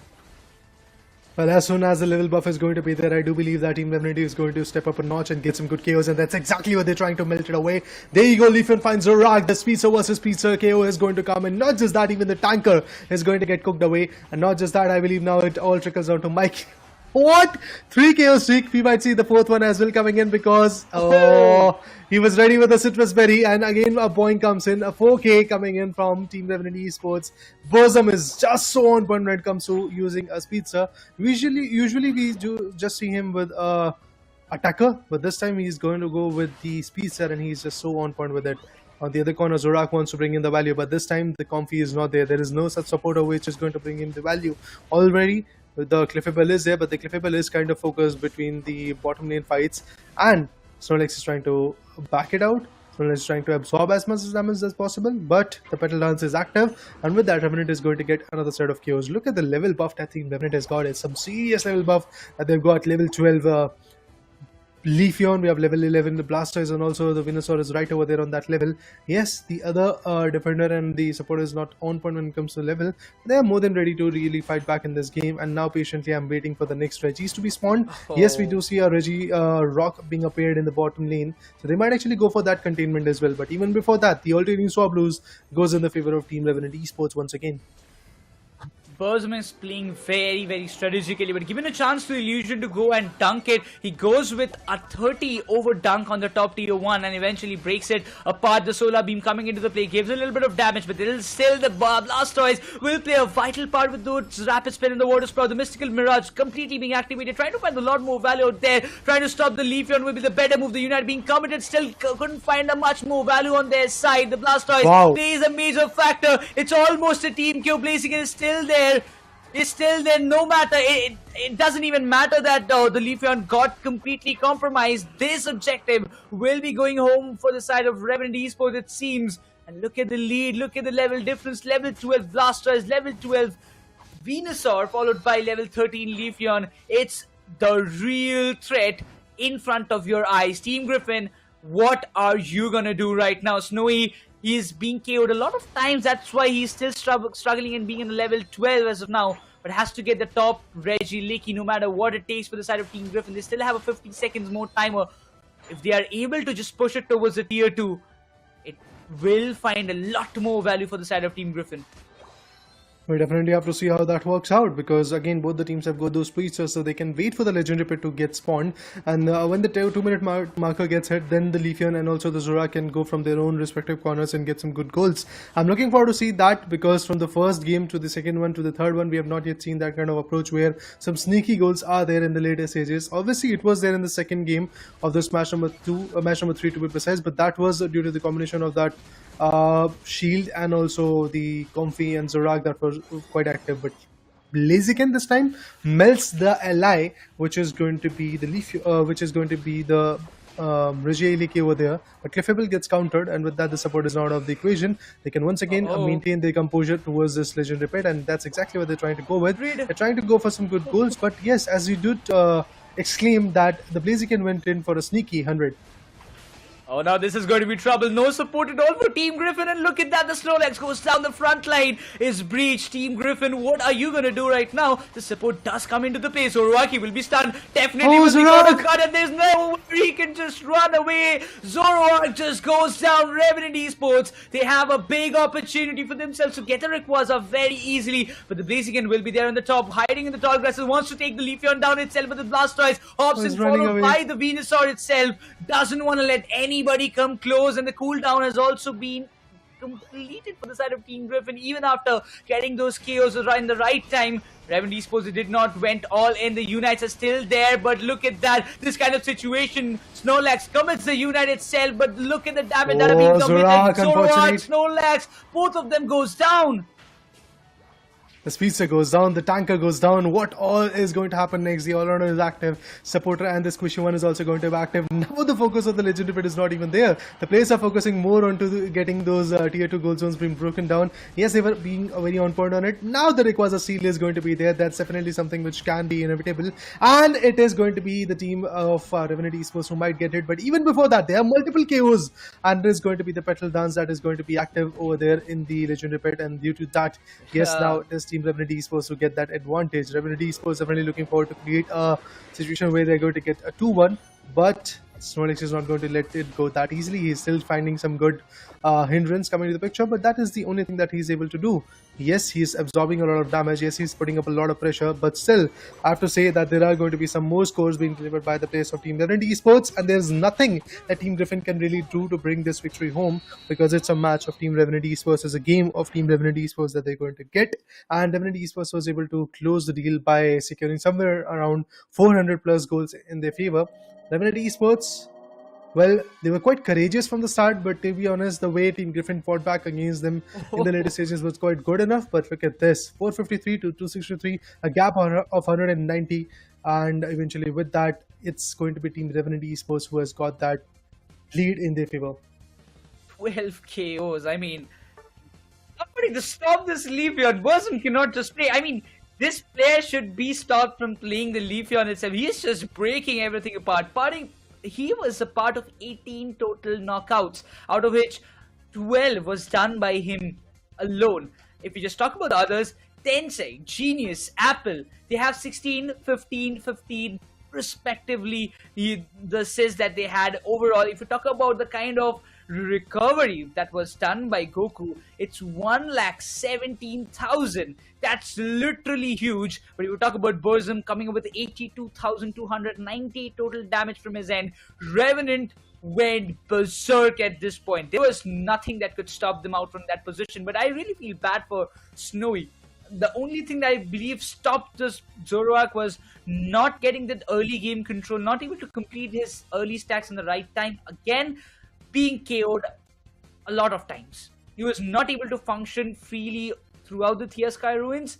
But again, this game was literally dominated by Revenant from the very start. When the graph comes in, we'll have a quick kind of insight about what just happened. But once again, Griffin did try to manage it up in the end, but it was literally not enough. You can see even till the 8th minute, Revenant was in a lead, won a very decent lead. After that, some pretty scores came from the side of Blaziken to, keep the game alive. That made it to like 263, a quite closer battle with for themselves, almost equalize the scores. But then came the moment where Revenant decides, you know what, we cannot melt the Rayquaza, let's go and get the goals done. Well, yeah, they were trying to mill the Pokemon away. They were trying to get the best output. At the end, yes, the Rayquaza fight was something which was quite intriguing. There were some moments where the players were trying to step in, trying to mill that legendary Pokemon, but then again, they were trying to back out from the fight due to the factor that Revenant Esports was establishing a lot of control in that legendary pit. They were putting up a lot of pressure and they were hunting down the particular Pokemons that were there. The objective Pokemons was also, as we can see in the graphs, in the favor of Team Griffin a lot. You talk about the Digi Steel in their favor, you talk about both the Reggie Ellie keys, but still the only advantage that Team Revenant Esports was able to get throughout the match was on that Reggie York. But still, Revenant Esports was on point thanks to that Leafeon. Multiple KOs come in, and also, if I'm not wrong, at 6-minute marker, we did saw a complete 4 KO coming in from Team Revenant Esports. That really shows that Revenant Esports was more than ready to fight back. Burzum on that note of that speedster Leafeon was so on point. It completely nullified the effect of a Zorak being there from the opponent team. So yeah, absolutely interesting game coming in from the players of Team Revenant Esports. Talking about the replay, we'll get to see some more intriguing instances where we did saw a lot of KOs coming in. And yeah, there you go. Zorak finds the first value, but what happens after that? There was another KO coming in from Zorak, and then eventually Leafeon coming in. Whenever Leafeon was there in the fight, there was nobody who was trying to deny it, and Leafeon got a lot of advantages in it. But yes, I have to say once again, Griffin was on point when it comes to those objective Pokemons for the first 8 minutes. Genius also did a fantabulous job. Whenever he kind of assumed that my teammates are in a little bit of danger, he went with the correct moveset and with the correct timing, and that helped the side of Revenant a lot. And having two strong defenders like Umbreon and Blastoise gave them a big opportunity for the backline ones, because the Venusaur and Leafeon could actually function pretty well with that Solar Blade as well as those Petal Dance coming into the play, and gave the chance for Burzum to even level up. When you have someone to tank the damage, you can come from the backlines and give and support them as much as possible, and they did it exactly the way they wanted it to be. So that's why I was telling that Revenant, they had a very decent start and they were continuing with the very moment. And you can talk about this moment. I really thought that Leafeon got taken down. This might be an opportunity, but then came all the other players, the Umbreon, the Venusaur, and that just changed the tides for the side of Revenant. Well, yeah, indeed, no doubt in that. As you said, that the delivery coming in from the players from Team Revenant was quite intriguing, and these were the last few moments where we did saw everything changed. To be honest, as I said initially as well, that there were a lot of if and buts coming into the picture when you talk about the legendary fight. The players from Team Griffin was trying to push onto it, and they were getting countered. They were getting multiple KOs. The way Zorak swept into the particular fight from the top lane was quite interesting, but then again, Snorlax got cornered by all the 4 players coming in from Team Revenant, and that's the best part for Team Revenant, to be honest. If you ask me, what was the best part for me, seeing the whole 10 minutes, or should I say 30 minutes of the first game, second game, and the third game, was basically Revenant cornering the most effective player from their opponent and then putting him down. After that, they were picking up the rest remaining shattered pieces of that particular team, and they were getting a total complete team KO. That's exactly what happened in the game number 1 as well, in the game number 2 as well, in the game number 3 as well. The game number 2 was somewhere on the lacking note due to the factor that the Comfy combination was absolutely amazing. Every single time when Revenant was trying to be equatic, was trying to melt the Pokemons coming in from the opponent, what was happening was basically that the players were getting a stack of that Comfy, and they were able to either absorb a lot of damage or dish out a lot of damage. But let's have a look at this particular fight. Well, in the NSS desk, you will get to see a lot of closures. Nova was right over there. Mikey and Snowy, the combination that I'm talking about, was also there, and it's a combination on that, if I'm not wrong, Cliffable. We can just see it right now, because even it was the first match where Illusion was playing on the trio. He went there, Goal was there as well, but once again we had a kind of analytical part that all the players were a lot of damage in a way, but still, Goal playing on that overheat and kind of damage with the chandelier. I really thought that this time Griffin looks a bit stronger. I mean, they are just trying to obliterate the side of Team Revenant, and they were finding a lot more values out there. But still, Burzum on Leafeon is proving so much nice, because in the past we literally saw Burzum playing mostly on the long range attackers like the Inteleon or maybe on the Venusaur, but now recently, and we are seeing him playing on the speedster. It has changed a little bit. Apple has shifted to the long range attacker side, but still it's not at all affecting the playstyle of what Revenant has. Yeah, definitely. Revenant Esports, the play style is quite similar from the start. They are trying to put in their frontline attackers in the front. They are absorbing all the damage from. Meanwhile, the ranger attackers are doing their job. But to be honest, the way Apple and his teammate Crowley, Burzum to be precise, was able to bring in the output was absolutely amazing. In the first game, it was Apple which was getting a lot of KOs when he was on the Zorak. But in the second game and the third game, it was getting stolen by Snowy. Again, another one of the best Zorak players, one of the best piece of player that we have got in the Indian subcontinent. It is going to be Snowy, and from Team Griffin's perspective, he was again delivering a lot. He was getting some interesting KOs, but then again, the level buffs, that was the main concern this time for Team Revenant Esports, and they were able to work their way very, very well. I mean, the way they were able to get those advantages on Leafy was already at level 12. Meanwhile, the other guys from Team Griffin was still struggling at basically level 10 or level 9. So that was quite good. But right now, let's switch into the interview desk and bring in Genius from the winner team, and let's have an insight from his corner as well. Hello, Genius. How are you Hello. doing, man? Good. So the first question I really want to ask you that picking up Blastoise, and every time we were seeing that your team was in danger, you were just jumping in front of the man with that Rapid Spin Water Sprout. You were creating so much hindrances. What was the plan throughout against Team Griffin as of now? We made the plan a day before, and we just stick to the calls which we made, and we went with the flow. There was not anything set. Reda? That's great. I want to ask one more question. That now you are left with just one match, and even Team True Gravity is also there with one more match, and you guys are going to fight against each other in, I believe, match number 6 or 7. But I want to ask you that what is going to be the approach for you guys, because again, it all trickles down to the seeding position. If you win, you will be at the first position. You will be getting the seeders position in your favor, and on the other corner, if the other team wins True Gravity, they are going to get that advantage. So, what is your plan for Team True Gravity? Because you have already beaten down the other teams. Now it all trickles down to you and Team True Gravity. Actually, I'm not sure, but despite, I guess, we win or lose, we will get the first seed because we won 4 matches, right? And True Gravity has Exactly. already lost 2. So it doesn't matter much, but we will try our best to win. Obviously, 5 wins is much better than 4. Precisely. Genius, last question I want to ask you. So you guys got eliminated in the 5th spot in India Open. You got a good amount of time to gel up. So what happened during this period before the ACL started? I mean, it's a different kind of Revenant Esports that we're seeing from India Open to the ACL. That was also unfortunate because one of our player got DC'd in between a match, the last game, and we were winning. But yes, we took a break. We took a little break. Then we started practicing again, scrims, and now playing the ACL.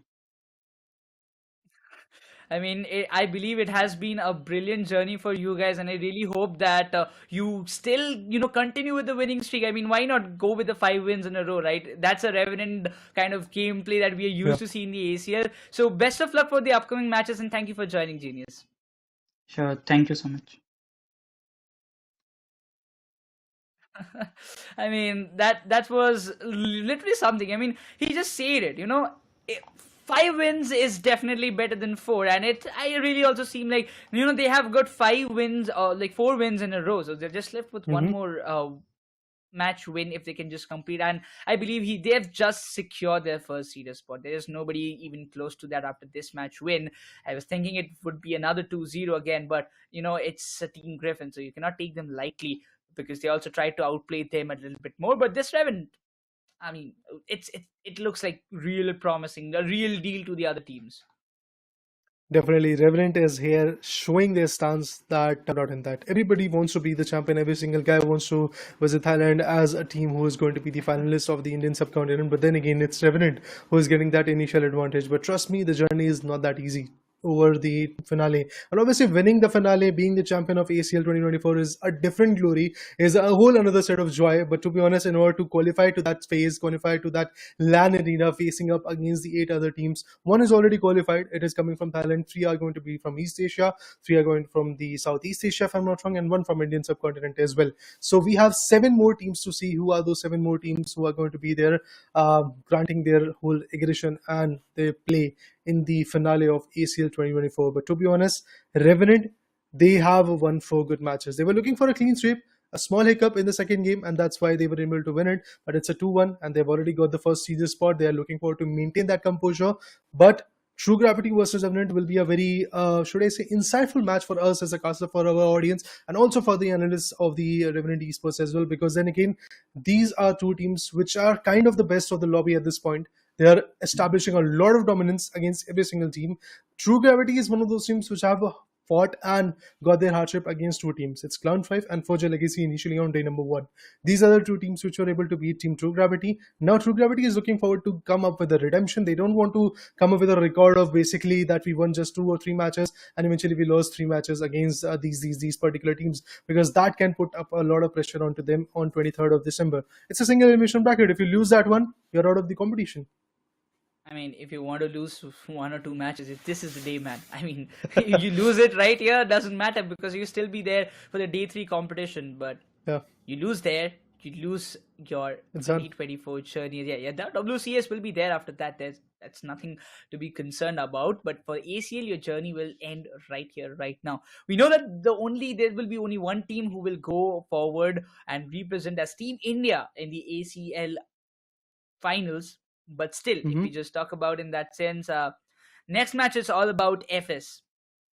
FS haven't won a single match, and they will be going up against Forger Legacy.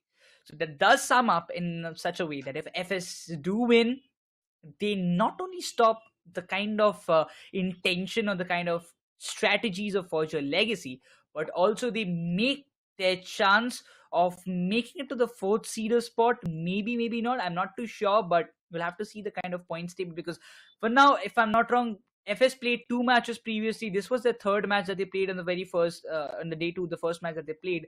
3 losses, 2 more to go. Even if they win 2 matches, there might be a chance that Forger Legacy might just equalize the numbers, or might just equalize with FS Esports after the end of the day if FS manages to win next 2 games for their side. So the 5th and 6th seeder spot, it's still something like remains as a question mark, because Clown5, at first I really thought it would be Clown5 and FS, but Clown5, the way they're playing, the way they have made the comeback, specifically playing with some kind of unorthodox picks as well, bringing the Desi, that what I saw earlier, was a great move, and it worked so pretty bringing well the for them. Eldigos.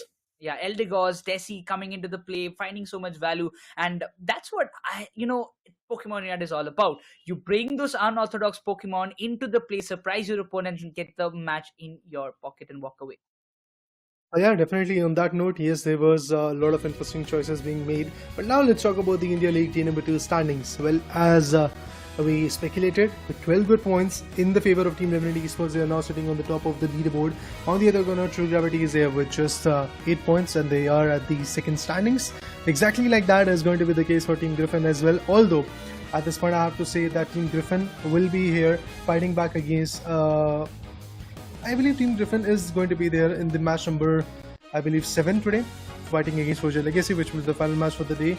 And eventually, True Gravity is also more than ready to fight back against Team Revenant Esports in match number 5. So both of these matches are going to elaborate us who is going to have that position of 2nd or 3rd. At the same point, talking about the 6th position, as you said, Necros, FS Esports is there. Right now, FS Esports have lost all their 3 matches that they played, and that too by a 2-0. That means they have not yet won even a single game. So that's definitely going to put a lot of pressure onto them. Forger Legacy, it's an irony that Forger Legacy was able to beat the champs of Pokemon Unite India Open 2023, but yet they are still at there with just 4 points in their favor. But now moving in, we will get to see the interview of Forger Legacy. If we talk about the fan support, then recently we played the India Open, but incidentally I cannot join them for the team. But the support from the fan is crazy. The chat section is also very good towards us, and we also stood the runner-up of the India Open. So I think it was great. So I'm personally very interested in the Brazilian region because I feel like their Pokemon Unite meta is very similar to ours, and they have very interesting players, as well as the tournaments are pretty fun to watch. Thus, I feel like that region is like the closest to us. And amongst the Asian teams, I feel like Thailand is a pretty fun region to watch again because their team players are also very explosive. I mean, they just talked about right in front of us. Like, Further Legacy, they are like Volk's the kind of person who always looks up to the kind of entertainment that he's getting out from this game. He's always there to show his gameplay in front of a lot of people, and he has done it several times. It's not just the first time. But once again, as we talk about, so this is a kind of battle. It's not just about the regional ones. It's not just about the India Open. Because in India Open, we saw all the Indian teams playing in Asia Champions League. India qualifies. We are seeing the Indian teams playing among each other to get that one spot in the ACL final that will be played in Bangkok, Thailand. So everybody wants to go there and compete with the best teams, because whenever you compete with the big teams, you get a kind of experience of what they carry from their own region. As what they mentioned, Brazilian region, they do have a similar kind of meta as what India has, but again, the Thailand, the Japanese teams and all, they have some kind of different meta, different kind of play style. They can, especially the Japanese team, they can bring any Pokemon into the play and can just come up with any kind of strategies. But looking forward to the next matchup that will be coming up shortly. It's FS Sports versus Forge Your Legacy. Talking about FS Sports, again we have those amazing players like Pardesi, Rook, Buzak, Blair and Saiz. At the same point, if we talk about Forge Your Legacy, we have Volk and Fiora coming in, Kuram, Ruben, Artist. And obviously all of those individuals have got their own history. But then again, if you talk about the team combination, FS Sports, unfortunately, a team who was very good when it comes to the India Open 2023. They were able to come up as the 4th position team, if I'm not wrong. Yeah, India Open 4th position is in their favor, and Forge Your Legacy on the other corner was the runner-up. FS Sports definitely was able to establish a lot of dominance, and it is one of those teams which was, remember guys, invited in the Pokemon Unite India Open 2023. Out of the two teams, FS Sports is the only team which has made their way in this particular scenario, which we call as the ACL 2024 regional qualifiers. But trust me, for now, FS Sports, the stand that they have got, the positioning that they have got is not at all looking good.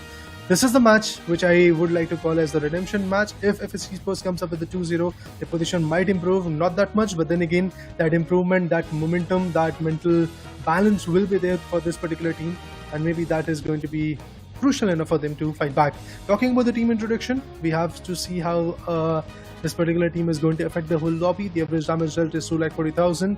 Average damage taken is also pretty similar to 51,000. And on the other corner, the recovery note is a little bit on the lower corner, as Blissey is one of those supporters that they love to go with. Again, Clefable and Hoopa, these are two other choices that can be made. We have seen even the Eldigos coming in. We have seen a lot of comfy plays being delivered. But yes, I'm still waiting if there is going to be a Mr. Mime being chosen, or Sableye or Wigglytuff being chosen in the next upcoming matches, because yeah, unexpected things have happened. What do you want, bro? I really want to know where are you bringing the Sableye? I mean, I don't like that Pokemon personally. Don't bring it in the question. I mean, keeping that aside, I'm really concerned about, Lucifer talked about it earlier as well, that the average damage taken is much more, a little bit higher as what that damage dealt is. For FS, that might be a little bit concerning. But talking about Forge Your Legacy, I mean, I don't mind seeing a Decidueye pick coming up from Forge Your Legacy this time again. So they do have a good pick rate for Venusaur and Blastoise, the Gen 1 Pokemons, followed by a Clefable as well. But the new Pokemon, or as a long range attacker, if you want a substitute, because Inteleon got a little bit nerfed in the liquidation and all, so we are seeing, yes, there has been a little slight less usage of Inteleon as what it was in India Open comparatively. But when it comes down to this one, I believe the new meta with the new kind of items coming into the play, Desi as a single shot secure if you want it, it can be a good choice. People are using it. I mean, we have seen it in today's day as well. Desi with the Spirit Shackle coming into the play, securing, giving a hefty amount of damage towards the opposition, has always played a vital role. I really believe that this is the time that probably Desi might just again be a very important Pokemon as a long range attacker. But we have got multiple options, right? You've got the Leafeon as a speedster, you've got the Venusaur, so people are just focusing more on that, emphasizing more on that. Ninetales also coming into the play. We have seen Ninetales being picked. Sometimes it did find a little bit value, but once again, I still believe that it needs a little bit more time to come in the meta and make a good impact inside the game. It's all about how you are going to choose those Pokemons and then again play along with it. because again we have seen Decidui being very effective and also seeing it not being that effective due to the choices of other frontline attackers coming in from that particular team. You talk about some games where the frontline attackers was very good, then I believe even Mew was, as a squishy Pokemon, was quite interesting, quite I guess as a Pokemon was able to bring in quite a lot of output. So I'm looking forward to see if that is going to be the case, where even if that Pokemon is not that buffed, still it is going to find that value. Talk about Eldegoss. Again, it has got some buffs, it has got some nerfs in its own time period. Right now, the way it's okay Babu was able to utilize the Unite that he was able to utilize in the later stages was quite interesting. I'm talking about the match number 2, guys. But then again, this is the match number 4 we are talking about. Forge Legacy. Again, a very interesting team. They have got 4 good points. They have won 2 good maps. They have won 2 good matches, to be precise. I'm looking forward to see if they're going to win any more matches or not, because again, this match against FS Esports can be very, very interesting to watch. FS Esports, this could be their first victory. Even if they would win one game, I would be more than happy, but I'm looking forward to see a 2-0 coming in from FS Esports at the least, because yes, they lost the first 3 games. This is a situation where FS Esports has to come up with the 2-0. Berserk, Blair, I really want to see them performing. I would love to see how that picture unfolds. But yeah, it's just not going to be easy. Definitely. I mean, you are taking on a team who came second in the India Open. I mean, they did not had a great run so far in the ACL as what we saw earlier, but still, I mean, these days I'm quite witnessing that Raider is having very, very high expectations. That'd be the Pokemon choices or maybe the team, but once again, 2-0 is good. I mean, I am not saying it's not good, but it's tough. We have seen teams still, you know, when it came down to Forger Legacy versus True Gravity. True Gravity also, you know, played with Griffin and all. We had a 2-1 kind of encounter. But for FS, again, I don't know, somehow if they lose the first match, they always play the first match very nicely. They have a good control. They have a good early game in the very first match. But then lose it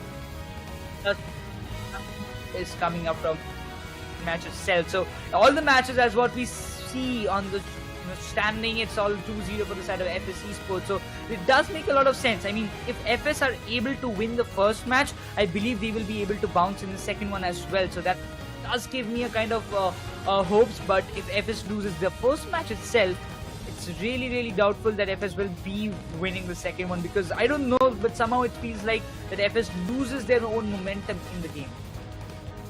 I mean, this is a game where the momentum has to be on point, and if you are losing on that particular note, if you don't have that momentum from the start, building it again is going to be again a very tough story. It's a different level of I guess anticipation that you have to go with. It's a different level of hardships that you have to go with, and in terms of that, yes, as you said, FS Esports, once they lose their first game, it is a situation where they possibly will lose the second game as well. But let's not jump to the conclusions at this point, because as I said initially, I want to see a closure coming in from FS Esports in this game against Forger Legacy. They can do it, that's what we believe, and yeah, FS Esports, let's see if there is going to be some kind of output coming in from the corner, because right now their standing is 6, points that they've got is 0, and the only team that is on top of them is going to be Forger Legacy. So beating them with a 2-0 can be very, very rewarding for them, and maybe their position will increase once they beat another set of teams that are going to be there in the particular next factor. We have Clown 5 in the match number 6 that is going to come, so if they were able to beat them as well, that would be very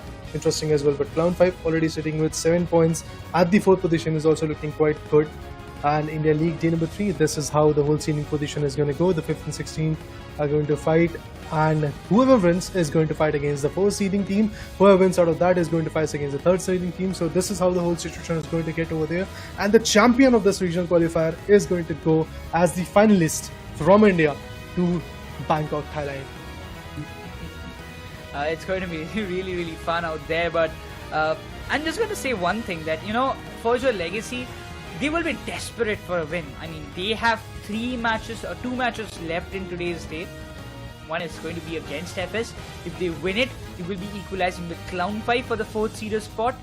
And if they are able to win this next or the last game for themselves in today's day as well, they might be able to beat the position and get the 4th confirmed, because Clown 5 might be getting pushed down to the 5th spot as well. So it all depends on every match that all the teams like Clown 5 and Forger Legacy will be playing. It's going to be a big journey for the 5th and the seeder teams, as what we are seeing. They both have to play. The winner, either way, will have to play 5 consecutive matches in a row, which is going to be a very tough situation. Can you just imagine 5 BO3s in a single day?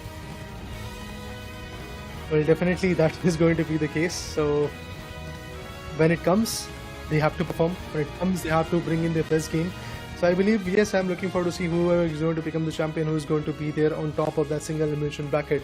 Right now, you have a cushion that even if you are not able to win a single game, you are still there till the third day. You are still there in the regional qualifiers fight, and I believe that is something which is going to be quite good. But I'm looking forward to see how FS is going to fight against Forge Legacy. I've said enough times that my expectations from FS this time is a little bit on the higher note due to the fact that they have not yet won even a single game. I want to see them performing. I want to see them bringing in their best A game at this point, because again, there are just 2 more matches to go with.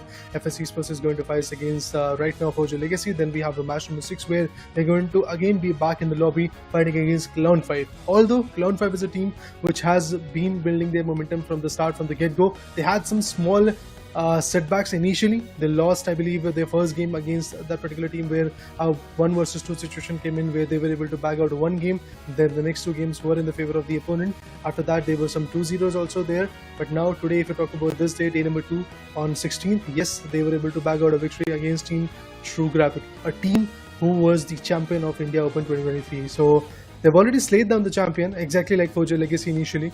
Now they're looking forward to slay down the other teams as well. But Revenant, quite comfortable as being the first seed team. There is no one who is going to put them away, to be honest. But yes, their fight against True Gravity is going to be a different set of storyline to talk about, because both of these teams were fighting initially from the first match for the first seeding position. Now it's in the favor of Team Revenant. But once Team True Gravity beats Team Revenant, the momentum that we are talking about in number of times is going to get broken away. That is something which Team True Gravity can use. That is something that Team True Gravity can use in order to completely push them away from the regional qualifiers. I'm really looking forward to see the upcoming games for sure, because at this point, we talked about Revenant, we talked about Forge Legacy, Clown5 and everybody, FS also, but True Gravity is also there into the question. They did had a good run, but once again, getting beaten down sometimes, it's just a part and parcel of the game, but they have to learn from the mistakes, because even also you don't have the first seeder spot, you have the second or third, that doesn't matter. If you have second, you need to play 2 matches, you need to be the one to go and get the championship in your favor. You have to be that one team to represent your own region in the global finals. So that all comes down to that one single point. Every other team who are playing in here or in the ACL, they have the very same goal. When we are having the player introduction, everybody had the same: winning the ACL, becoming the best in everything and all. So if they don't qualify for the ACL, there is still a long duration of time before the WCS comes into the question. So they have to wait for some time, but in between that also we do see a lot of roster changes happen just before the tournament. So the teams who make the shuffles, sometimes they get good players who actually make a good impact. If you just see Revenant, if you see Forge Legacy, they have done pretty good. In Forge Legacy have done pretty amazing in the India Open, because they just made a team few weeks back before the India Open got started. And if you talk about Revenant, it also happened the same for them. They did get a little bit breather time before the ACL, and look at the impact that they're making. So I believe there will be a lot of changes in the upcoming days as well, but the kind of selection of unorthodox Pokemons again in the meta or in the composition will be affecting a lot. I mean, it is doing already, making of Eldegoss, Decidueye, or maybe sometimes I'm really wondering when can I see the Charizard. I mean, Lucifer was quite excited to see a Charizard. Even he was wearing a Charizard t-shirt today. That are what I saw. So I really wish his wish come true so that I also can witness it. Definitely, guys, we want to see some different unexpected Pokemons coming to the picture. Yeah. We want to see those formations coming to the picture. But to be honest, this is a stage where every single team wants to play a little bit on a safer note. Everyone wants to win the game, and taking a risk might actually reward them, but it can also cost them the game. So that is something which is definitely going to be the case. Well, we did saw the Eldegoss choice being delivered, we did saw the Decidueye choice being delivered, but that was only when that individual trainer was confident in himself. We had a chance to get an interview with Itsuki Babu, and he just told us from Clown5 that he was quite confident. There was a choice that he could have actually gone for Clefable, and at the last moment their teammate was like, man, you can play Eldegoss if you really want to go with, and he was confident with it. He knew that he can bring in the best value, and to our surprise, this guy became the MVP of that particular game. He was able to steal the most objectives in the favor. He was able to get the most crucial goal. It was, if I'm not wrong, I said it was step 44 in the final stretch time period, which was becoming 88 to be honest. That is the only goal, that is the only amount of goals which was able to put down the opponent at a very bad spot. Clown 5, due to It's Okay Babu and his choice of taking that Eldegoss, was very, very impressive, very, very valuable for them. So I'm looking forward to see if that kind of play is going to be there in the near future as well, in the next games or in the next matches, to be honest, because then again these certain type of picks which we usually do not expect is also going to put up a lot of pressure onto their opponent as well, because it's going to be a surprise for them as well. Now they have to figure out how they have to counter that. It might be capable, they might be capable of doing that, but at the same point they might not be able to do that, because if you look at the match number 3, game number 2, Revenant Esports was there on point trying to perform.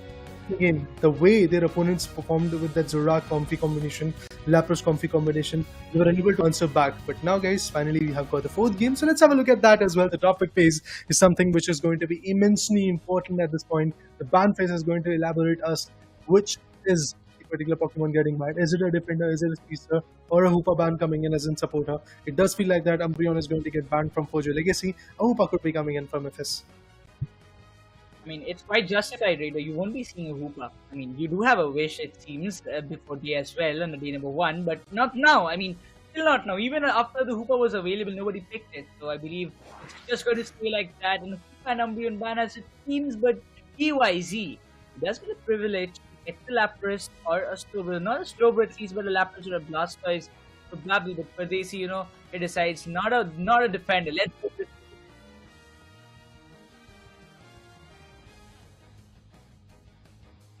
Well, when you talk about this current situation, it is going to be FS Esports who goes in with the Cliffable in their favor. Meanwhile, we do have Forge Legacy moving in with the Curum guy going in for the beautiful Lapras. On the other corner, we have Ruben going in with the Venusaur. With that, Necros is going to take a short break, and Lucifer, Sam, my guy, is back in the desk. So Sam, what are you expecting from this game? A 2-0 from Forge Legacy or FS Esports bringing in their A game? I want to see an A game coming in from FS Esports, but how the journey has gone so far doesn't seem to be the case, Raider. But one thing is for sure, I was sitting back and kind of disconnecting myself so that I can maybe think for the side of FS Esports. I'm just thinking that FS Esports are hiding something. They might want to play all 5 games. But we'll break that down when we get to that 3rd day. But right as now, we'll talk about the Pokemon choices. A double ranged attacker play coming in from Forge Legacy, Ruben as well as Fura, playing Glaceon as well as Venusaur, with a healer coming in as Artist on Blissey. But we end up seeing, Blair, come on man, almost. I was thinking maybe a Scyther or a Scizor build, but it is going to be a Dodrio build coming through, with Berserk playing on Ninetales, Slowbro, Blastoise as well as Cliffable for the side of FS Esports. Oh, Volk. No. A Wigglytuff? Ooh, he does! Okay. Surprises. I'm glad that Necros is not on the desk. He would have been like awestruck due to this. I mean, this is just amazing. This is fabulous stuff being pulled off. Now, I did think Volk wouldn't play it, because the last time I had a discussion with him, he wanted to play for the team, but ending up being a support player meant that he couldn't kind of full-fledgedly do what he wanted. So he's back on the Venusaur in this preparation phase. Curum takes it up, but a double healer play coming through. It's going to be interesting of how it works out. Again, double healer, just saying because it's a support, but with Wigglytuff we know it's not going to be a healer. So I'm going to be looking forward to how this Wigglytuff is going to be dragging all the attention towards itself, because there's Sing. I want to see how that affects, and later down the line what else can be done. But Pardesi, amongst these two supporters, is going to be super crucial. He also has Follow Me, so any moveset that maybe Volk or Ruben might be directing towards Blastoise, Slowbro, Dodrio or Ninetales can be taken away from them. Well, we have to see how that play is going to unfold. Is it going to be a situation where Team FS Esports is going to back out the game number 1, at least in their favor? Because of the approach that Team FS Esports is going to go, it's looking like they are a little bit more defensive at this point. They've got their two sort of interesting frontline attackers. It's going to be, if I'm not wrong, the Blastoise. Along with that, we do see the combination of Slowbro also come into the picture. Along with that, Ninetales more than ready. The Speedster Dodrio can be very effective as well. There is no such Speedster coming in from Forge Legacy, but yeah, they have got their Wigglytuff and the combination of that Wigglytuff along with Blissey can be very intriguing as well. Although I do want to see which kind of Venusaur is going to be there. Is it going to be that Venusaur or the Petal Dance is going to come into the picture? Usually it's Team Revenant Esports who loves to go with the Petal Dance, and they have shown their stance with that Petal Dance a lot. Be it Burzum who loves to play with it, or be it some other guy like Apple who loves to play alongside Burzum with that Venusaur. Now moving forward in this particular match, FS Esports want to dictate the term. From the start, they've got initially good goals, and they're trying to maintain that composure. They're trying to bring in as many goals as possible. Meanwhile, in the bottom lane, we do see that the Glaceon is fighting against Rook, and Rook is going to go straight up for the Citrus Berry as his HP was depleting due to the effects coming in from the ability of, or should I say, shards coming in from Glaceon. On bottom path, all the Pokemons have evolved, except for that Jigglypuff has to still evolve to the Wigglytuff. On the top path, there is still that Chansey that needs to evolve, whereas everybody else just evolved. Even that Squirtle little evolved. But in the meantime, Blair wanted to find a KO, can still find an Artist. Artist before going down wanted to score a double. Unfortunately, could not even score a single. Will be sent back to Pokemon Center. In the meantime, Fura, he will try to retreat back to his goal zone. Does successfully do it because he's a defender. On the other end, Wall comes down to help on that Ivysaur. As of now, Pardesi damaged up a lot, trying to run away, barely surviving. X-Speed he uses and he makes it, and Cliffable survives. In the meantime, the other players swoop in, and therefore there can be a KO, but Wall before going down finds one on Dodrio and then exits back to his base. That's the best part. I mean, getting one KO, falling back once again is going to be equally important, but Cliffable finds two crucial KO. It's FS Esports trying to deliver the best, but on the other corner, it's Forge Legacy who's going to nullify that lead that the other team, FS Esports, had, and with that, now they are actually on the lead of 1 good points. But still, Forge Legacy, a hard-fought battle for them in the initial few games that they fought against some other teams, but right now against FS Esports, again, their composure has not been lost yet, but look at them again being cornered, and it's going to be a KO, that's for sure. And there goes Blissey. All thanks to the Dodrio. Every time does go for a score, Blair or somebody else swoops in and takes that healer down. Previously it was a Chansey, this time it was a Blissey. However, Supporter should be okay with it. All the players right now stacking up towards the top, waiting for the Alter and Swablu, and Wall jumps in, swoops, takes the Dodrio down, and looking forward to finding another. Yes, takes the Cliffable as well, along with the help of the Lapras. So Venusaur and Lapras working really well in tandem. In Kyurem taking all the damage towards themselves, and with a dunk of just a 5, did not get an overdunk through. 111 is what Forger Legacy destroyed tier 1 of FS Esports, and immediately swoop into a battle with Regieleki without wasting any time, as the other players from FS Esports, they're still a little busy in fighting with the wild Pokemon to gain experience. And finally, as soon as they see the Regieleki, everybody from side of FS swoop in for the Regi-Eyes. Glacial Stage being used. Now they want to make sure that they get this Regi-Eyes, but it gets secured from Berserk on Alolan Ninetales, and now immediately Forger Legacy need to retreat back, but the Dodrio does not give them a chance. Verdant Anger comes out, but Blair somehow dodges the damage. However, Slowbro doesn't get KO'd. Look at even Glaceon trying to hit Ninetales, lock onto it, did do damage, but then Pardesi swooped in with the Moonlight, therefore Ninetales as well survives. In the meantime, PYZ with the responsibility of making sure Regieleki doesn't make the top goal zone vulnerable. Yeah, I mean, he's trying to put the Regieleki down, and that's exactly what is going to be the case. Regieleki was melted, and that was one of those moments where Forge Legacy was able to maintain a lot of pressure onto the mid lanes and also on the bottom lane. Again, the contestment in the bottom lane is still going on. Glacial is going to come with the Icicle Spears. He can really put down the players, and it does feel like that might be the case, but Cliffable got hit with it. The Petal Dance from that Venusaur is also going to get unlocked, and with that, we will get to see some more interesting plays coming in. Look at this. Venusaur going straight for some good KOs, and he gets it. It's going to be the Ninetales who gets KO'd. Not just that, we do see even the Cliffable going out of the equation. We might see some more KOs, but even before that, the tier 1 goal zone in the bottom lane is on the verge of getting destroyed, and that's exactly what we are going to witness. Forger Legacy once again fights back. FS Esports had some serious buffers in their favor, but now it all trickles down to what Team Forger Legacy is going to do. Look at FS Esports. Their both tier 1 goal zones are being destroyed, be it the top lane or the bottom lane one. And at the same side, I have to say that Forger Legacy is there with the level buff. Venusaur already at level 11. That's the best part for me. But on the other corner, when you talk about the Dodrio coming in from FS Esports, still struggling to evolve. Another KO could be coming in pretty soon. It's the Slowbro at the attention. He has been pretty much cornered, but the Blissey is trying to put in the best effort. I would love to see who's going to get the first KO. The triple trample unfortunately missed away.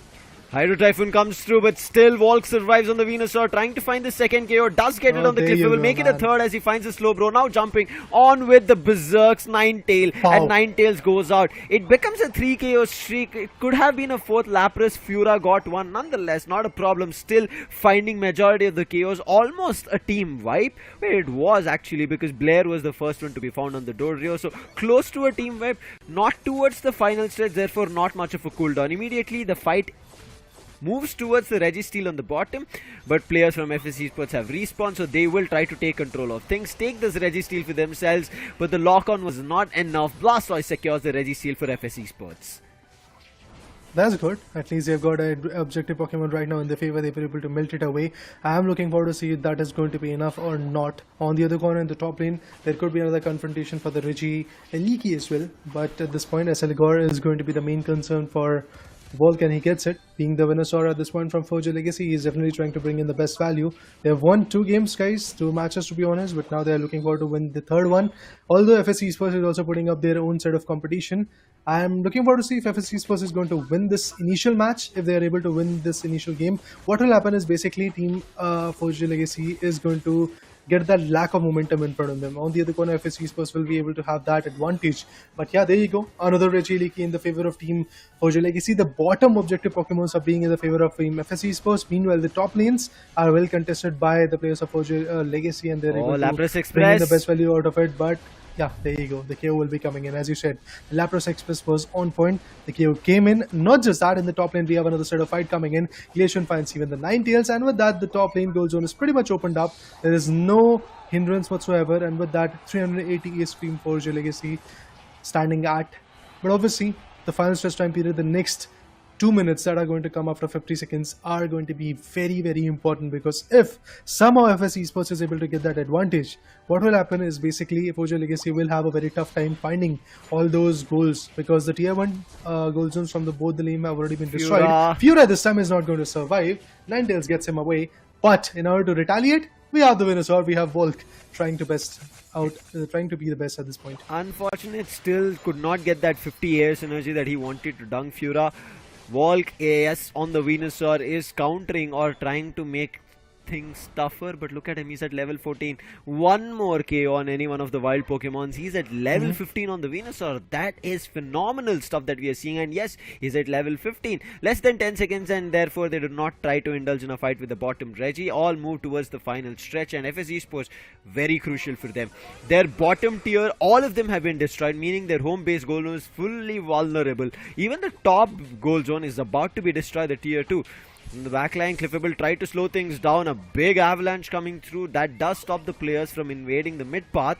Now still they do want to make their move, and Blastoise along with the Lapras coming in from the top. Perdesi right now hiding in the tall grasses, moves right inside to indulge in a fight with Rayquaza, trying to get Rayquaza to start doing damage, but now Wigglytuff starts with the fight with the Unite. Glacial stage coming out. Blissey finds the first KO as it uses the Bliss assistance on Venusaur, and to counter more of it, Lapras finds one, Venusaur finding another, and look at that blink of an eye. The whole team is wiped, entire team sent back to the Pokemon Center. And this game is done. Forge your legacy from the start till the end. Command that this is theirs and nobody else, and easily will get access to the home base goal zone, tier 2 on the top, and hundreds of goals will be dunked right now, and FS Esports will not be able to stop it. Look at Ruben still doing damage. He's like, okay, they're fighting, let's fight, put them down, find a KO and find the AOS energy, keep going in for redunks, keep going in for rescoring, and Ruben still has 50 AOS energy left with him. He can go for a big 100, but before that happens, finally the avalanche hits. His shield gets broken down, but Volk, he is still surviving, and look at him on the Venusaur causing trouble, but thankful that Perdesi is a supporter. Getting the blue shield access, is still trying to survive, but it's not going to be enough. They might find one, but Venusaur is not at all down and is not ready to go down. Look at him. He's like, let's go. Keep this fight ongoing. Let's see what they'll be able to do. Finally, Perdesi decides, I don't think I can continue this fight. Let me try and move out of here, but nothing is working. Volk wants to get his 90 done. That's the reason he's fighting, but I think right now less than 10 seconds left. Not gonna happen. Used his Verdant Anger as well, so he's chasing for a KO on the Dodrio. I think he might even find it just before the Giga Drain. Blair dodges it, And this game goes in the name of Forge Your Legacy. There's nothing much left for FSC Sports rather than game 2 in this match number 4. If they're able to pull off, maybe it works. But Forge Your Legacy, what a final stretch fight. Starting off with a Wigglytuff, everybody else followed. Well, I was quite surprised to see that approach being delivered as a Wigglytuff coming into the picture when the drop pick phase was there. But then eventually the commitment that these individuals were able to bring in was absolutely amazing. Look at Volk being a part of more than 20 knockouts is something absolutely amazing. A total of 22 to be precise, out of which 13 were the knockouts, 9 were the assists, no doubt in that. Notfura was also absolutely amazing on the same note. You do see a lot of assists being delivered from every single guy from Forge Your Legacy. Or the other corner, FSC Sports, even the heavy hitters was not their own point. You talk about Berserk, not even a single goal, but yes, he was bringing in some good HP damages, but it was not enough. 87,000 damage dealt, and to be honest, all those damages, but still nobody was able to convert the output in the favor of Team FSC Sports due to the fact that they didn't have any kind of support coming in when it comes to Pardesi. Every now and then, whenever he was trying to support, he was there with either Rook or either PYZ, and Berserk was all alone trying to fight back. Berserk got a lot of KOs onto him as well, like he was getting KO'd multiple times, and there was at a moment, if I'm not wrong, in the Legendary Pit, we did saw even a total team KO coming in. Yeah, that's how Team Forge Your Legacy was aggressive enough. That's how Team Forge Your Legacy was giving their output. The way they were establishing their whole control in the Legendary Pit, and also in the initial 8 minutes was absolutely amazing. You talk about every single top lane advantage, it was in the favor of Team Forge Your Legacy. Yes, I was talking about this. Look at the graph. You will get to see both the Regielekis in the favor of Team Forge Your Legacy, and then obviously the legendary giant Pokemon Rayquaza was also melted away by the players of Forge Your Legacy. No doubt, Regice and Registeel for a brief moment was in the favor of FSC Sports. But what about that? I mean, even if you have that advantage of Regice and Registeel, you are still not able to convert it in your favor. It's just not going to be fruitful enough. Try their best, but Forge Your Legacy knew what they were doing and very well played. Always got the Regieleki in their favor. Early battles always worked in their favor. Even the bottom Regi is something that they did contest for. Some of them were taken from the side of FSC Sports, but that was not enough of value. But I think this play coming in with Double Slap and Sing worked out really well. Kyurem was always dragging every opponent player towards himself. Whenever he used Sing, they were forced to direct any attacks towards their direction, and therefore you can see how close Walk was playing, right? Walk on that Venusaur always made sure that, oh wait, attacks are not hitting me. They're always going to Kyurem. Kyurem will take the damage. Even if he gets KO'd, I will counter KO, find KOs, and that's what Venusaur did, along with the help of Ruben on that Glaceon. Wonderful stuff that we see coming in from Forge Your Legacy. Very well planned was this fight coming through.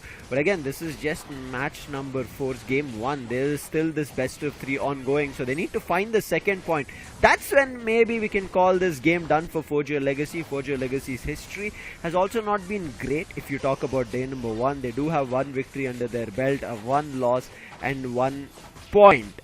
So it's 2 losses and 1 victory. So today's victory is going to give them 2 victories at least, and that's going to be good for them. Whereas FSC Sports, they're running high on a losing streak. It has just been a carpet of losses for them.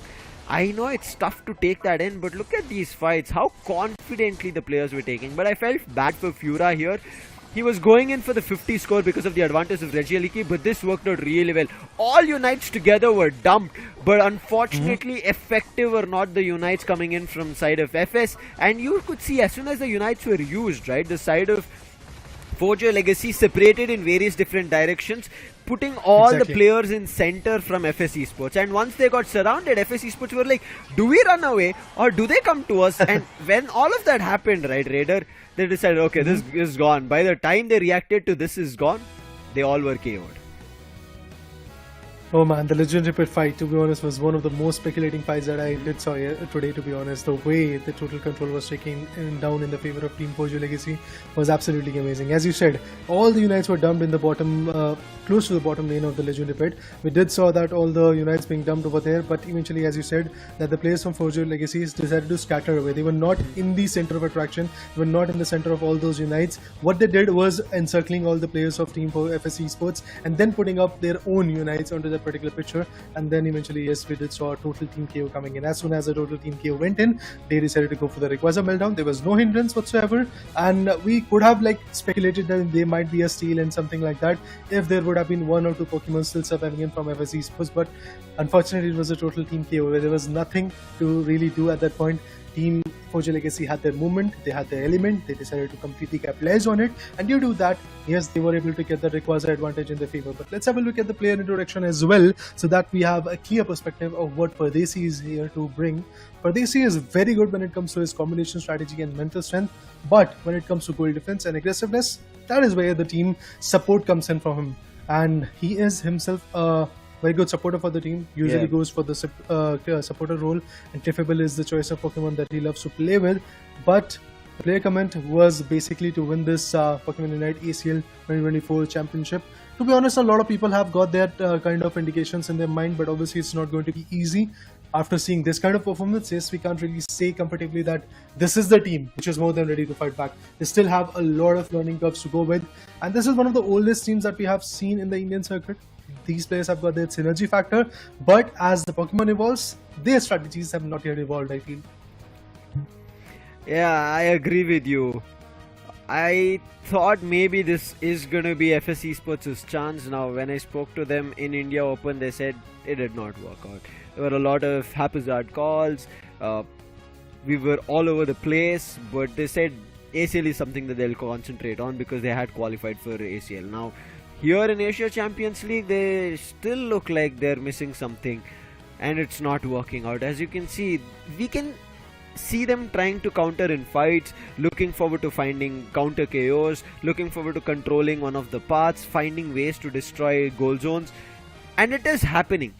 One thing I still see that FSC Sports are still getting a little bit of an early advantage is once their tier 1 on top and bottom gets destroyed, meaning a lot more NDDs are spawned on their top and bottom edges. So that is a lot more experience that they can use and level up compared to the opponent players, where the opponent players have to find KOs on the players and then look forward to gaining the experience, and which FSC Sports are giving. Now that's something that I think FSC Sports need to kind of get back on, not indulging in a lot of fights. Now when we look at the side of Forge Legacy, it's going to be Ruben with the new players from their end, and Ruben is also one of those range attackers playing together with Walk. Now Walk built this roster, made some changes, had in Indian Open, it had multiple role changes as well. Now they've found their role, and Ruben, from that time, we kind of talk about very few players when it comes to the part of Mew, right? Mew looks very small, very cute, but is so dangerous. And Ruben was making that happen. In India Open, we saw India Open qualifiers. We saw, however, a little bit of a nerf, therefore maybe not a lot of Mew. But everybody remembers when we initially spoke about Mew, it was Badshah coming through. That man was an insane player on Mew. However, times change, things change, players are stepping up. Let's see what Ruben can do. Now still, Game 2 is not done of Match 4, meaning there is a chance for FSC Sports to come back, and very crucial be on Blair. A lot of responsibilities on him, Raider. He played the Speedster here on Dodrio, however it did not work out. Played Zoroark in the first game that we saw today, thought it will be valuable, did not work. So there's something that in terms of role changes that FSC Sports have done, and it's not working for them, and they have to find what is that change that is not working for us to bring back the potential that FSC Sports that we know has. To be honest, what I feel is basically either their strategy is not working or they're hiding their strategies. Maybe that is the case. Maybe they're trying to climb back on the ladder in the number 3, which could be the single. That idea is make good, feel good idea to just keep us on our tippy toes, but who knows? I mean, that journey from the 6th position team to the #1 is definitely going to be way too tough than this one that they're fighting right now against Forge Legacy and some other teams that they've got there as their opponents. So I feel FSC Sports, this is a time where you have to step up. A clean sweep is something which is now not going to be the case. There would be a reverse sweep coming in from the players of FSC Sports in this match number 4 of day number 2. But in order to do that, again, those strategies has to be on point.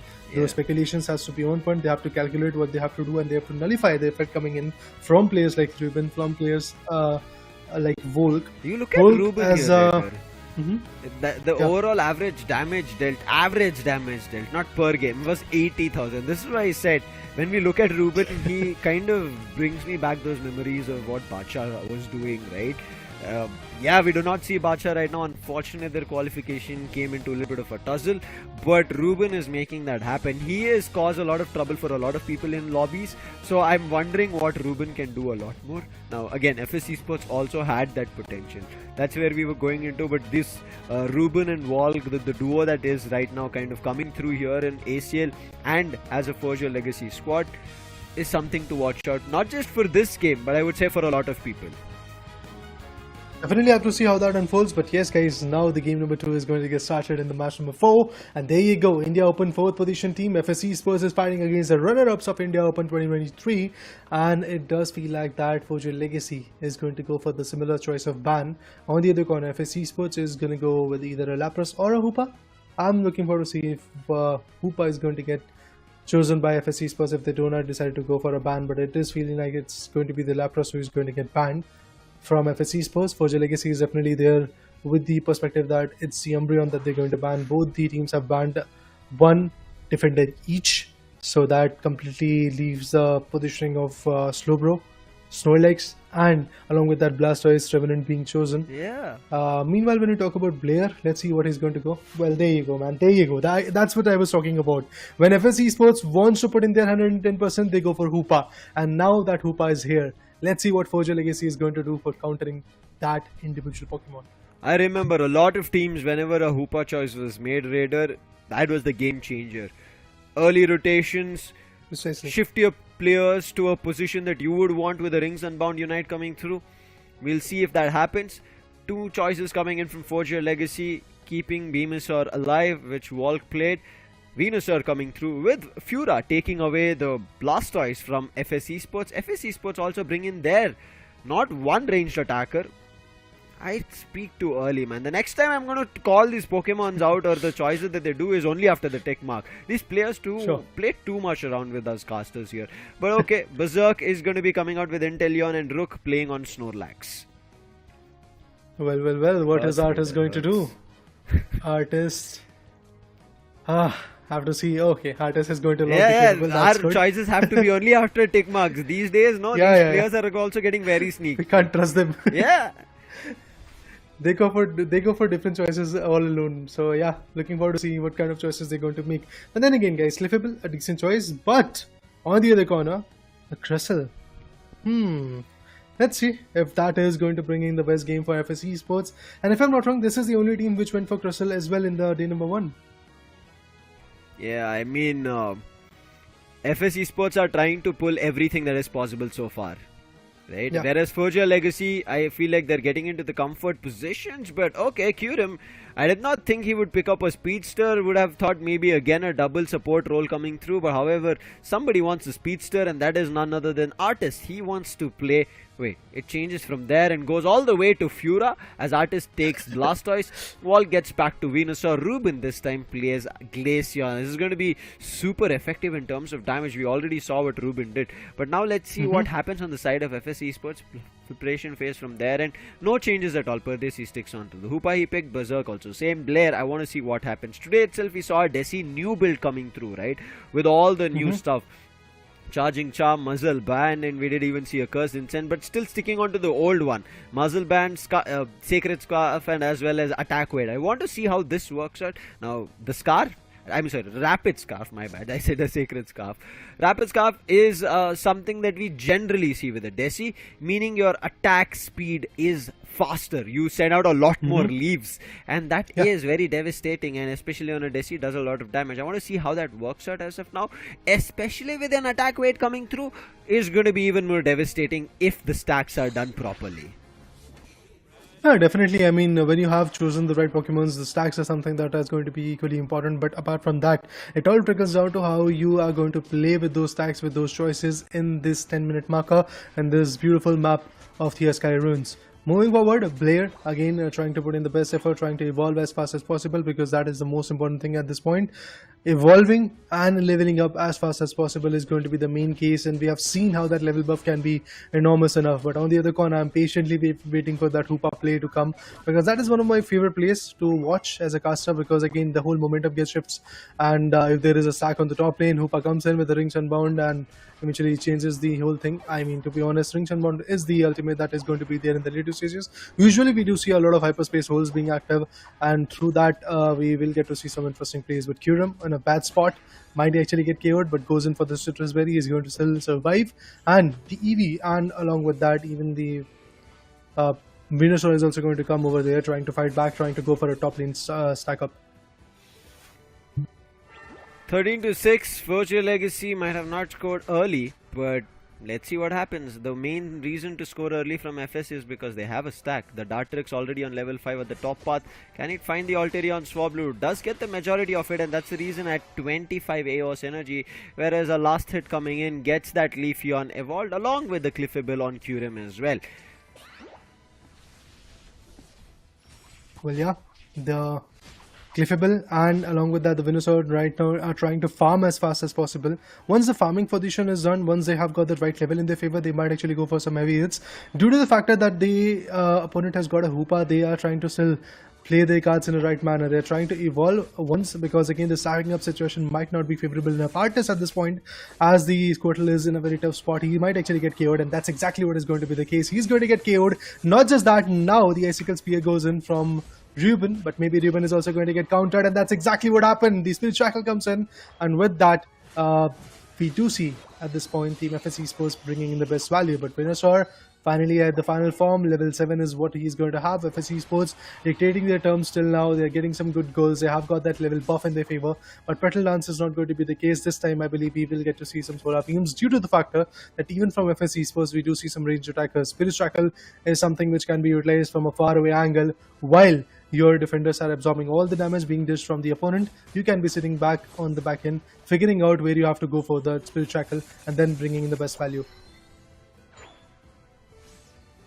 Still goals, something that Forger Legacy is lacking on, but not on the levels. Look at that, level 8 Venusaur coming through. Inteleon still on level 7, but there is the Desi already with the Unite on level 9. I don't want to see what happens, because right now we are going to hit the 7-minute mark, meaning time for the Reggie battles. It looks to be a bottom path fight, but Desi ready already with the Inteleon. That's going to be Berserk. Desi also coming in, big Spirit Shackle hit. As you can see, Ruben forced to back off. Knock Knock being used super early. This is why they get that Unite up on the Desi, and immediately the Secure coming in from the Inteleon after finding so much damage. There's nothing that the players could do. Regirock gives them defense, and this is the reason they'll go for attack, meaning any amount of damage that they do, the shields from the Regirock will help them. Nonetheless, they destroy the tier 1 and push their score to 119. However, a counter score is what Kyurem does, along with also a stack on that Leafeon of 5. So on both the ends, stacking scoring is still ongoing. It's not a big difference, but oh my god, a single hit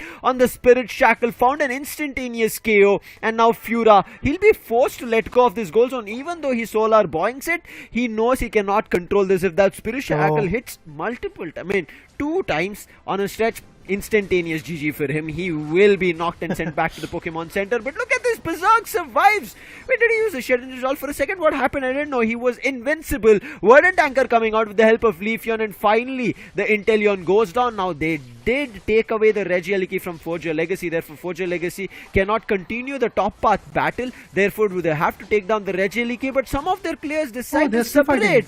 They fight that top path and give away extra experience and KO to the players of FS Esports. However, a little bit of an overextension from Crustle as well, therefore countering it. But look at that damage both on Snipe Shot and Spirit Shackle is out of the world, Raider, right now. Anything that hits them is just instant damage, draining 3/4 of their HP. Yeah, that's why I said, the combination that FS Esports is trying to work out is something absolutely amazing. They've got their frontline attackers right over there. They're draining out a lot of HPs, and eventually they're trying to tank up, they're trying to absorb as much as damage that you're trying to inflict on him. But at the same point, when we talk about Inteleon and the Decidueye approach, they are sitting back. They're figuring out which angle they have to go for, and then the Spirit Shackle and the Snapshot is going in, draining out heaps of HP from the opponent. And that's why Forger Legacy can't really commit at this point, because whenever they are deciding to go for a total commitment, what they are feeling is basically a lot of backlash coming in. But right now there could be another KO coming in. Inteleon finds the Regirock. Once again, the shield is going to be there for them, but what will Crustle do? Crustle wanted to go for some good heavy hits, and Venusaur on the other corner will be able to find the Snorlax, but at the same point the counter will be coming in from Inteleon. It's a Clefable who got KO. Venusaur is also going to get KO'd. The total team is just shattering. 3 good players of Team Forger Legacy have already been KO'd.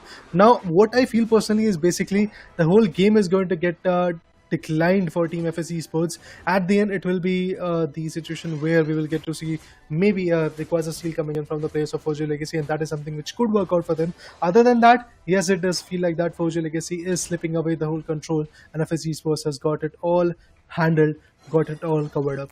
Too early to call. I have seen FSC Sports in the first game that we saw today, right? You remember? They felt a little bit too comfortable, thought they had the game in control and did not work out. Look at this. Fura charges on the Spirit Shackle, which was getting ready to send across, but instantaneously gets KO'd with a 2 Emerald step. In the meantime, Perdesi charges up Rings Unbound, spawning all the players towards the bottom path, and Fura decided to score a big 50 and overdunk to destroy the tier 1, but it doesn't happen. Inteleon finds the KO on Glaceon, and right now trying to slow things down with the Surf. Blastoise tries but gets KO'd from none other than Sir. Buffed up Hoopa. Hyperspace Hole sends all the players back to a full heal, and now they're back again. Venusaur trying its best. Kyurem with the Moonlight trying to heal, but Volk is not going to survive for long on the Venusaur. Does have a Giga Drain, but is still not going to be enough. Kyurem finally will be forced to back off, but Fura as well forced to back off from his own goal zone. FS Esports damage output too good, but overextensions and giving chances for players from Forger Legacy to level up and gain experience. Look at Fura right now, level 12, 1 away from 13. If he finds a KO on the wild Pokemon, he's going to be on 13. But right now, not letting them score. Ruben, look at him again, forced back this time. Desi finds, and then the snipe shot. That's going to be a big KO. And Fura might also be KO'd. He is on 13. However, the Regieleki makes the entire goal zone vulnerable and an overdunk of a 50. That breaks tier 1 on top of Forger Legacy. There you go. Forger Legacy once again is struggling a lot. Instantly they're getting KO'd, instantly they're getting out of the equation, and the way they're getting melted away is basically due to those interesting choices of the Decidueye and Inteleon coming to picture, the snipe shots, and then again whenever the players from FS Esports are lacking the HP, it comes all down to Hoopa. It's steeping them back to the base lane goal zone, and eventually then they are trying to fight back once again. The Spirit Shackle goes in, but the Icicle Spears, to be honest, can be valuable, but only if the lockout targets are going to be on point, and then eventually you can do the best damage onto those giants. But now moving forward, once again, the snipe shots and the Spirit Shackles can be very, very effective. But let's see if Leafeon is going to get the KO. Oh, he does! He does get a very crucial value at this point, and it's going to be the Decidueye who gets down. Rings and Bond being utilized. The Solar Beam goes in, but still it's the snipe shot from the Inteleon who gets it done. And not just that, we will get to see even the Venusaur getting KO'd away. With the Rings and Bound being unlocked, Glaceon also gets compromised, Inteleon gets KO'd. Let's see if the shield is going to be helpful enough or not, or we are going to see some more interesting goals being delivered. Oh, Blastoise wanted to go for a big dump of 100, but he's going to get countered, that's for sure. There you go, 300, 205. Forger Legacy definitely struggling. They're struggling by a margin, and it's now a 400. Oh man, it's done. It feels like that it's done, but still Forger Legacy is there to fight back. We do have 1 more minute. Maybe things will change. Yeah, that is good hopes, Raider, that you put down. Maybe things can change. That's a nice way to sneak things in. But really well played from both the ends, FS Esports as well as Forger Legacy. That Rayquaza was anybody's. We even saw a Verdant Anger as well as Solar Beam coming through from Venusaur, but it didn't find the last hit, just like how that Inteleon found. Unfortunate for that. On the other end, Forger Legacy, even after losing that, look at them, they've mostly broken many shields from the players of FS Esports. It's only that Hoopa who has the shield, and look at how easily Hoopa is dodging players, and with the Shower Ball doing damage, making sure the players are unable to score, keeping all their goal zones still intact. Can they find a way to destroy even once? This no, as Inteleon finds a snipe shot KO, and might be finding another, but the Shedinja Doll again coming out, nicely being played from the Inteleon, but not for too long. finding a 2 KO streak is the Leafeon, but I think that's done for it. Still going for a 42 score, will get 84 dunked. Wait, didn't? I think no. Oh, it didn't. It didn't get that dunk. Unfortunate. Went for a KO, gets a 3 KO streak, and therefore FSC Sports seal themselves of at least getting 1 point. I'm not too sure about the victory here, Raider, but they will get their first point here in the stage 1. That is the league stage of ACL India qualifiers. Finally, I mean, after so many hardships, after so many matches, after so many games, where a 2-0 situation was there for FSC Sports, it's today where they're going to bounce back, where they're going to retaliate, and it does feel like the FSC Sports is going to put up one hell of a show after this one. Because again, remember guys, in these types of games, if you have that momentum, you can really bring in the best output. Forge Legacy definitely had that momentum, but eventually that momentum was getting countered by FSC Sports' Hoopa. So I won't be surprised to see this time in the third game that in the draft pick phase we are going to see a ban for Hoopa. Yeah, I think they would want to ban it, but I feel like it was not the Hoopa acting as the majority victory or the player of MVP. I feel like this was this double snipe player. I think they should have they should kind of separate these long range snipers coming through. If they let players play the snipe builds, meaning damage output from a long range is going to be too valuable, and that's what was happening. You could see, right, Ruben locks in his icicle spear and he tries to fight, and immediately either a spirit shackle or a snipe shot immediately hits him and he's forced to run away. Same happens for Volk. By the time he charges his solar beam, he's pushed off. Fura, I mean, unfortunate. He's a speedster. He could never come in close range of those ranged attackers. I mean, even if you talk about the last few moments where I thought that maybe there is a chance where Forge Legacy is going to be back in the game after a 1 minute marker happened when the Rayquaza was already shown and we did saw already a score of 400 from FSC Sports. I thought for a moment that maybe there is a stance that Forge Legacy is going to go for a complete stack, get some good KOs. But yeah, remember guys, whenever they're going to stack up, there is two things that is going to be there as a hindrance. One is the snapping formation from the players of FSC Sports. Another position is due to that Hoopa. Everybody is going to conserve. Everybody is going to convert, everybody is going to completely rotate back to the same square one position where you are trying to slam in, where you are trying to melt down the particular Pokemons, where you're trying to completely go for a stack. And that's exactly why FSC Sports was able to deny not just one time, but n number of times whenever Team Forge Legacy decided to go all in. And eventually either it could be the top lane, it could be the bottom lane, it could be the Rayquaza, it could be the Regieleki, it could be the Registeel. Every now and then it was Team FSC Sports which was shifting the momentum. And why as talked about Fura was basically Fura as a speedster could have brought in a lot of value, but every now and then when he was trying to bring in that value, he was getting snipe shot or a spirit shackle onto his body. Now he tries to jump in and take down either the Snorlax or the Crustle. As you rightly said, from the back lines, there's the snipe shots coming through. And nothing much that the speedster can do. But even Volk as well, as you can see, right? Look at that!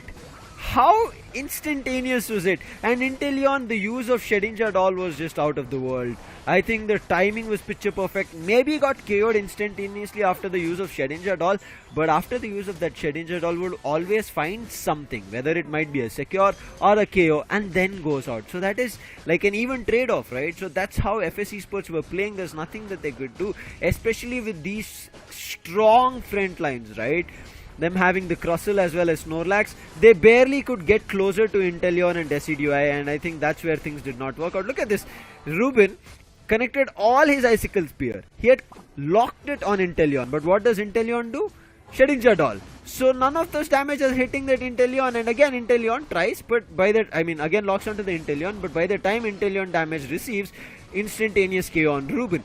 So before the value completely kind of gets hit, and immediately we end up seeing a KO coming through. Therefore, the value that we would have wanted to see from the side of Forge Legacy on the Pokemon that they had was not coming through, especially with the crit hit that the Inteleon had, right? Compared to the Spirit Shackle, if that crit hit was there, the crit dodge was there, that is an instant KO. There's nothing that players could have done. And here you could see again that steal by Inteleon while the Venusaur used the Solar Beam. Still did not work out, but a good try, a great one. I think what would your thoughts be with the same lineup if you would have thought Forge Your Legacy had a chance? For me, it's just invading towards the back line. If they were able to do that, maybe they had a chance, Raider. But what are your thoughts?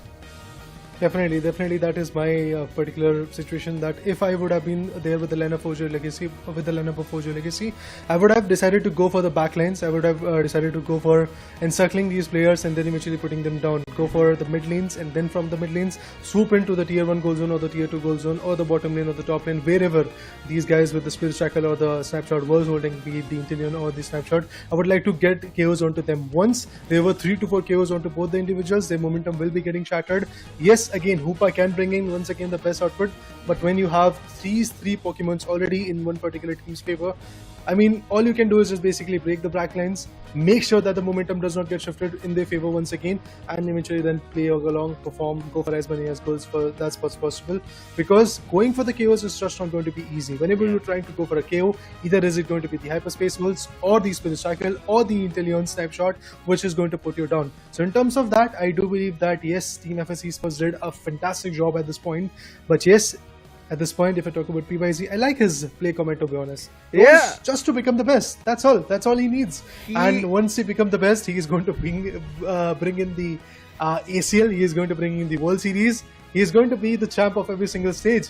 That's why he wants to become the best. Yeah, PYZ living the life of Ash Ketchum here, singing the song. He wants to be the best. I want to listen to that song. Oh my God, Raider. You've not heard the Pokemon anthem? I want to listen it from your voice, man. Hey, hello. Oh. I'm really sorry, Raider. That is never going to happen. I mean, if anybody sitting here would hear that, I'm pretty sure all our viewers would just run away because I would start singing that. For a second, you were about to give me a heart attack that you would not heard the Pokemon anthem. Thank God. We'll get back into the discussion about the players rather than the anthem itself, or nor anybody singing it, because I wouldn't even make Necros sing it here. I don't trust him. He would jumble up the words. So getting back in is going to be Dodrio is what we end up seeing from Pies, but we see a lot of I think defender role that PYZ generally has been playing here in ACL. As you can see on all stats, right, aggressiveness, goal defense, combination strategy, mental strength, all of it being the highest for him. But I'm not too sure what's going wrong. But as of now, something went right? They got that first victory, the first point on the side of FS Esports. Forge Your Legacy on the other end, Fura has the same stats as we just saw about PYZ. And his intention is just travel to Thailand. Travel to Thailand. He wants to get the nirvana out of it. He wants to travel to Thailand, enjoy the whole vacation, enjoy the whole fights. Who doesn't, right? Happening in Bangkok, Thailand, putting up in such a place where you want to be the best. I'm taking this out from the previous player, right? I'm pretty sure Fura wants to go become the best, win that title on Thailand. Because see, if whenever an event happens and if it's out of India and you win out of India, right? Meaning that's a lot more value is what people consider, because you defeat all the other teams. Now yes, we will come to a stage. Your nation. Yeah, exactly, representing a nation, and it'll come to a stage when the other teams were like, we get a chance finally to come and play in India. And I think that's where we are going towards with Pokemon Unite, with all Asia Champions League happening, World Champion Series happening. So I don't want to see how further we progress, but just as we were talking about Pies, a little more in-depth details about PYZ. As you can see, he plays the defender. Here you can get the clear stats. His Pokemon favorite was what we just saw, being a speedster, but here he plays defender for the team.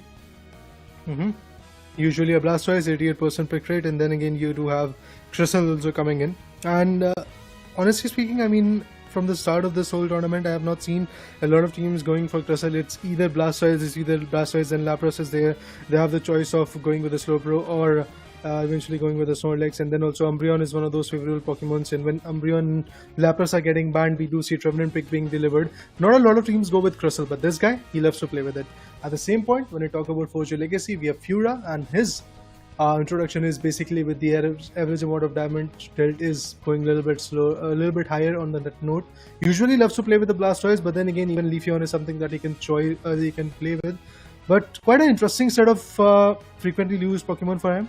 a completely different set of rules where one Pokemon is meant to absorb a lot of damage, meanwhile dish out a slightly higher amount of damage as well. But on the other corner, Leafeon as a speedster can be very swift, can be very overpowering, can be very intriguing, and that's exactly what this guy also loves to play. So a combination of a speedster and a Leafeon is in Fura, but Fura till now has not been that effective when it comes to the game number 2. Game number 3 is something which might either break the whole scenario or make the whole scenario for Team FSC Sports, because if FSC Sports wins this one, they will be able to bring in their momentum. Obviously, their position is not going to improve a lot because the team that they're fighting against is already at the 4th position, if I'm not wrong, or the 5th position. Yeah, they have got 4 points and they are sitting at the 5th position, and eventually it's Clown5, if I'm not wrong, which is there at the 4th position. So these seeding positions in the overall standing is something which is really very important. But right now, I believe what Team FSC Sports has to focus is basically bringing in their momentum, and whatever they are experimenting has to prove fruitful for them so that they can perform in the single elimination bracket. They might have to fight all the 5 games to become the champion of that particular stage, but still that journey has to start from here, from this game. One thing I did really like was FSC Sports pulling something out of the other team's books right now. That is called adaptation on the go. Let's jump in and see what game number 3 has on cards. Do FSC Sports still keep something new from the opponents, or do they bring something of their own in terms of flavor? Forge Your Legacy, they will have the first choice this time, and they decide to ban out Lapras, meaning that the Hoopa is still going to be of choice. And I want to see if we end up seeing Kyurem picking up the Hoopa. Kyurem generally have not seen him playing a lot of Hoopa. It has always been Pardesi that we see from side of FSC Sports, but FSC Sports say no, we are not going to even have the slightest brim or even the thought of Hoopa being there in the draft pick. They themselves ban it out, meaning now Forge Your Legacy would not even have to worry about a Hoopa pick or a let go. That might cause them, but yeah, I'm looking forward to see how this whole game goes on. I mean, FSC Sports, congratulations on first of all winning the first game of the whole series. But yes, the overall match, the overall BO3, the larger picture, it has to be in their favor if they really want to be back in the whole stage and eventually perform exceptionally well against their other opponent, which is, if I'm not wrong, Clown5 coming up as the match number 6 opponent of their own. But yeah, moving forward, when we talk about the choices of FSC Sports, we do see Berserk going in with the Venusaur locking it away. Cliffable on the other corner is going to also get locked away by Pardesi. But Forge Your Legacy is going to answer back with with a defender, Umbreon. And then they do have an attacker as well. Ruben again is going to play with a similar composition as he did in the previous matchup.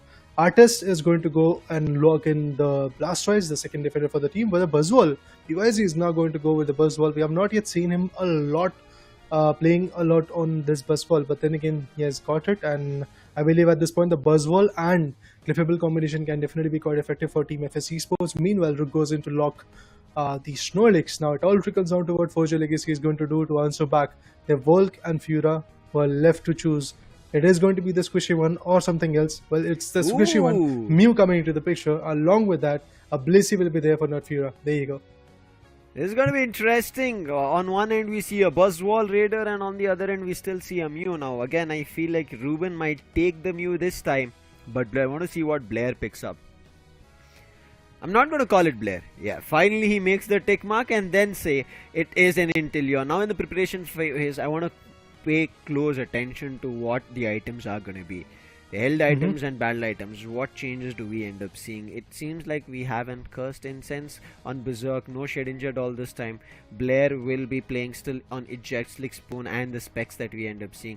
Pardesi, we see a shield coming in from him, also an experience share. But Rook, he plays with a Resonant Guard as well as a Focus Band and an XP share. On the other end, we end up seeing PYZ with a Charging Charm, Attack Weight and a Focus Band. Special attack specs still going to be there on Blastoise, which should generally be, and just like we saw Resonant Guard on one defender on FSC Sports, we still see it on the other end. But Kyurem this time, he's not playing a support, he is playing a defender. That's going to be the Umbreon, and the support goes to Artist.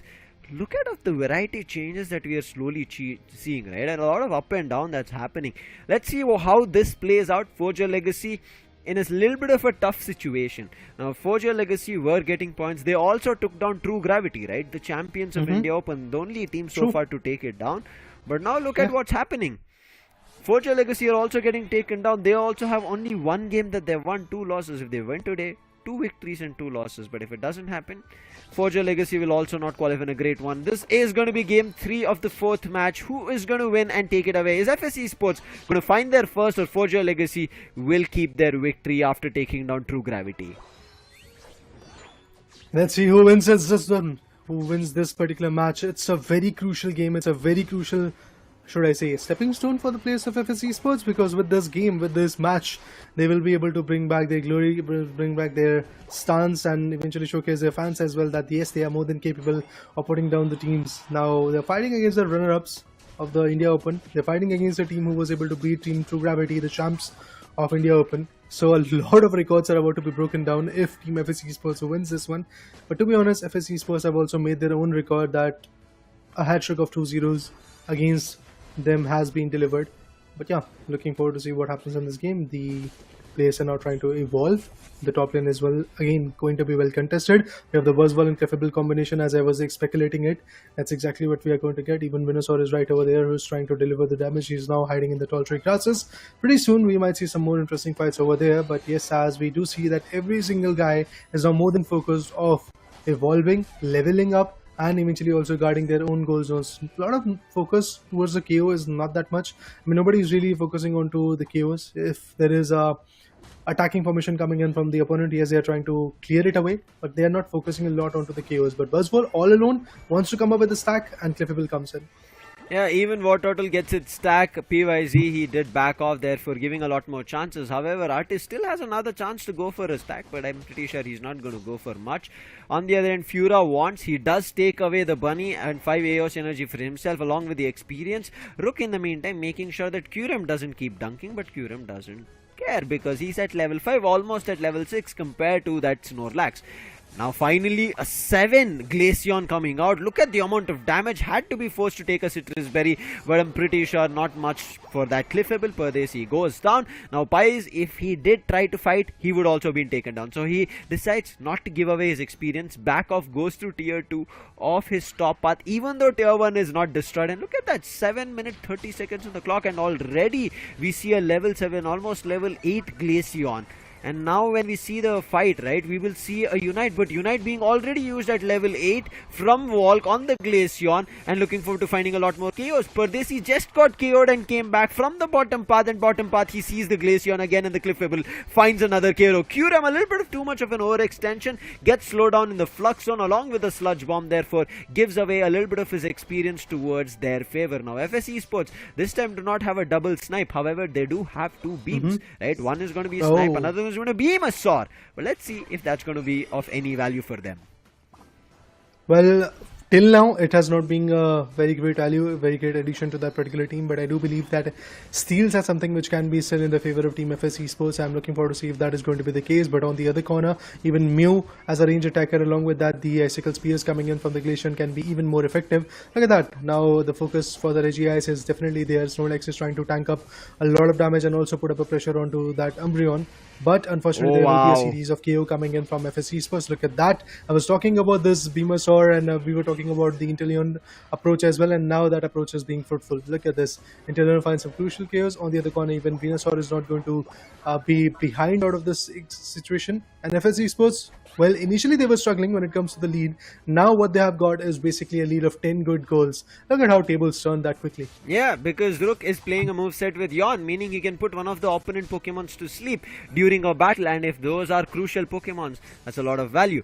Berserk always having his crits up, snipe shot ready on the go, but just a 5 dunk coming in to destroy the tier 1. Kyurem made a big faulty decision, and Punish comes in for FSE Sports. On the other end, Artist is ready along with the help of the Blastoise. Hydro Typhoon being used, it does hit players. Pardesi right now gets KO'd. Berserk also on his verge of getting KO'd, as with the Surf and Hydro Pump they find a KO. Looking forward to another one, and they do find it that the Venusaur also goes down. That's a big KO streak being found, but Rook, however, he swoops in. He's like, no, one of you can score, but not all the other players, and Forge Your Legacy, they'll be forced to fight for the Regielli key.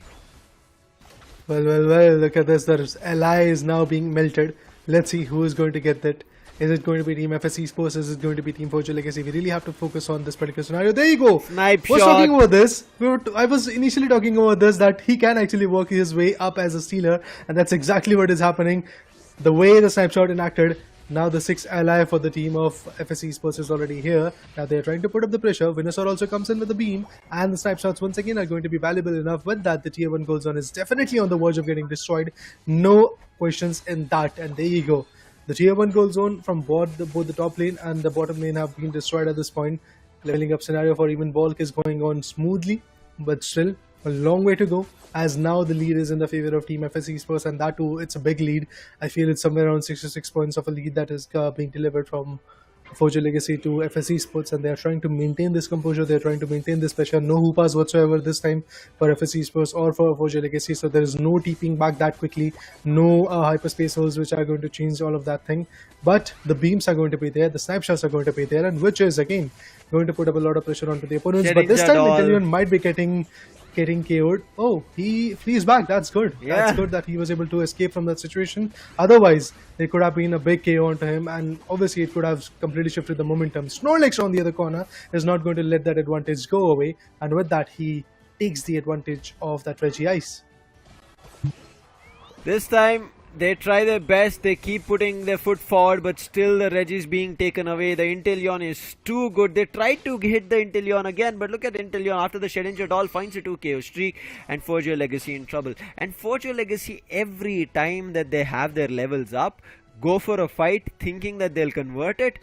Boom, it doesn't happen, and Forger Legacy give all their level experience to the side of FSC Sports, and FSC Sports come in toe-to-toe battle for Forger Legacy now. Somehow, Forger Legacy have destroyed tier 1 on the top path of FSC Sports, but that's not going to be enough. Artis was a little bit in trouble, but moves away with the soft boiled and self-heals. Blastoise moving in towards the top path to make sure that the players of FSC Sports do not get a chance to take the Regieleki like the last time. But FSC Sports, they're like, we are ready for it. Pardesi making sure none of the movesets connect with their backline players, but Volk wants to connect it. Can they find a KO? No, again the Shedinja doll coming in. Berserk survives. Crit hits on the ready. Shots of Snipe as well as Solar Beam barely missing, edging it out, but Rook says, I'm not going to let you go. However, Volk finally with that Glaceon Icicle Spear does damage, therefore Rook will be forced to back off, or he would have given away a free KO. On the other end, Fura, he's just that defense wall. We are not seeing Fura doing much damage, therefore players from FSC Sports are also okay with him being there, and they just let him walk around. Now there is a chance of this Regieleki being stolen, but players are not close by, therefore that goes, and Forger Legacy decide, guys, let's finally somehow start destroying gold zone. Gets goals dunked, and now they might be in a good position, but they're letting the Regieleki on the top path go and sit with less than 5 seconds on the clock, and 100 can be done. They're giving away the buzz wall, 100 AOS energy goal, and nobody is going to save that. Now in the meantime, Forger Legacy have to instigate a fight, but that's not happening. The Beamosaur finds the value, Glaceon is down, and now FSC Sports in control. What is the turn of tides? But finally, as I speak of the tides, Hydro Typhoon being activated, Bliss Assistance, that gives them a KO, make it a 2 KO streak. Both the range attackers are out. Can you find some more value? Ruben chasing right now on that all-rounder, but the smackdown, it's doing value. Can PYC be taken down? But Pardesi with the follow me and Moonlight trying to do his best, but Pies now barely surviving. Finally the Hydro Cannons hit, and with that they find the value even on that buzz wall. Now only one survivor is that Cliffable, but they have to drain the health of Rayquaza super fast because the other players, they have spawned. They might look forward to a steal. The Inteleon is ready, but there is no steal coming in this time. Forger Legacy have the game for themselves, but can they score is the question. That's a big question coming in. Snorlax, look at him going all the way to score another set of 40. I feel it's possible, and look at him trying to go for it. 299 already coming in from Forger Legacy. They're also trying to establish their own dominance, but look at this, exactly a similar storyline coming in from even FSC Sports. Both of the teams are now fighting their battle. Fura, if I talk about him, he's trying to go for some good goals, but now they're getting denied. 399 to 399, the scoreline looks absolutely similar. We have to see if there is going to be some more certain goals coming in from the players of Team Forger Legacy or not, because FSC Sports, they are more than willing to put every single thing down to the dust. And Kuram has got that shield for himself. He can actually go for somewhere around 94 goals. I'm looking forward to see if that is going to be the case, but Inteleon finds another crucial pick. Not just that, now all these players are going to go for a stack towards the top lane, and unfortunately there is nobody to really stop them. 597, and the time is not that much. This small mistake, this small slip up that Team FSC Sports made is now going to cost them the whole game.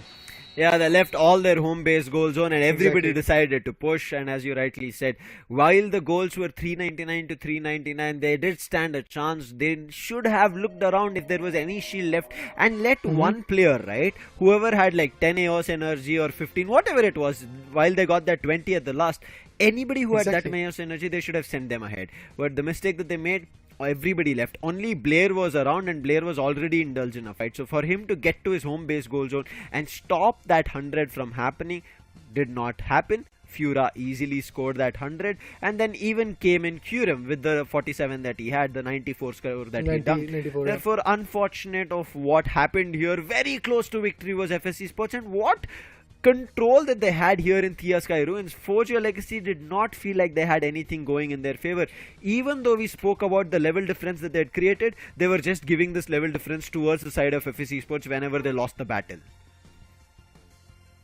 Man, this was a very interesting fight, to be honest. I love the way Team FSC Sports was able to establish themselves till the end. But then again, 390 to 319. At that point, yeah, that small decision that the players made, that let's go all in towards the bottom lane and eventually go for some good goals. They completely denied the fact that there might be somebody hiding in the tall tree grasses who could have had the shield. Even if he does not have the shield, how can you possibly TP back and then eventually come out of the baseline goal zone and then put the player down?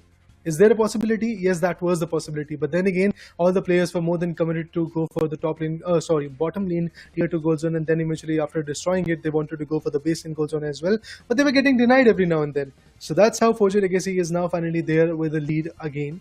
It's 2-1, not a 2-0, which many people were expecting, to be honest, at this point. Even FSC Sports on the other corner was able to bring in the second game as they pushed the whole situation to a decider. I thought for a moment that we might see a 2-1 coming in from FSC Sports. This could have been that breaking moment for them, but eventually that's not the case. FSC Sports, again, it all trickled down to one small decision. That's where they gave up the whole advantage. That's what Pokemon Unite is about. You make small, simple mistakes, things can change. Here, I feel like Forge Your Legacy wanted their... how would you put it? All their movesets, as you can see, the Surf was there, Hydro Cannons were there.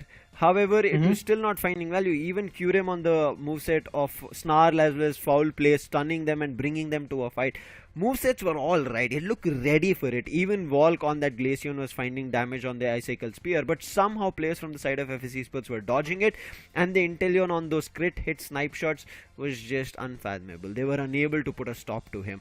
And FSC Sports had control, as you can see here, goals, right? From 0 minute till the 6th minute, it was just FSC Sports finding ways to score, getting that stacks. But somewhere I think this Buzzwall not getting its stack through, a little bit of a trouble. If that Buzzwall got stuck, you saw, right, towards the last we did see a super powered hit coming to the ground, right? But it did not do much damage because again, no much stacking that we ended up seeing from that Buzzwall, and I think that's something that players need to pay attention to whenever they bring such a build of a stack coming through on the held items. If they don't, then it's cause for concern.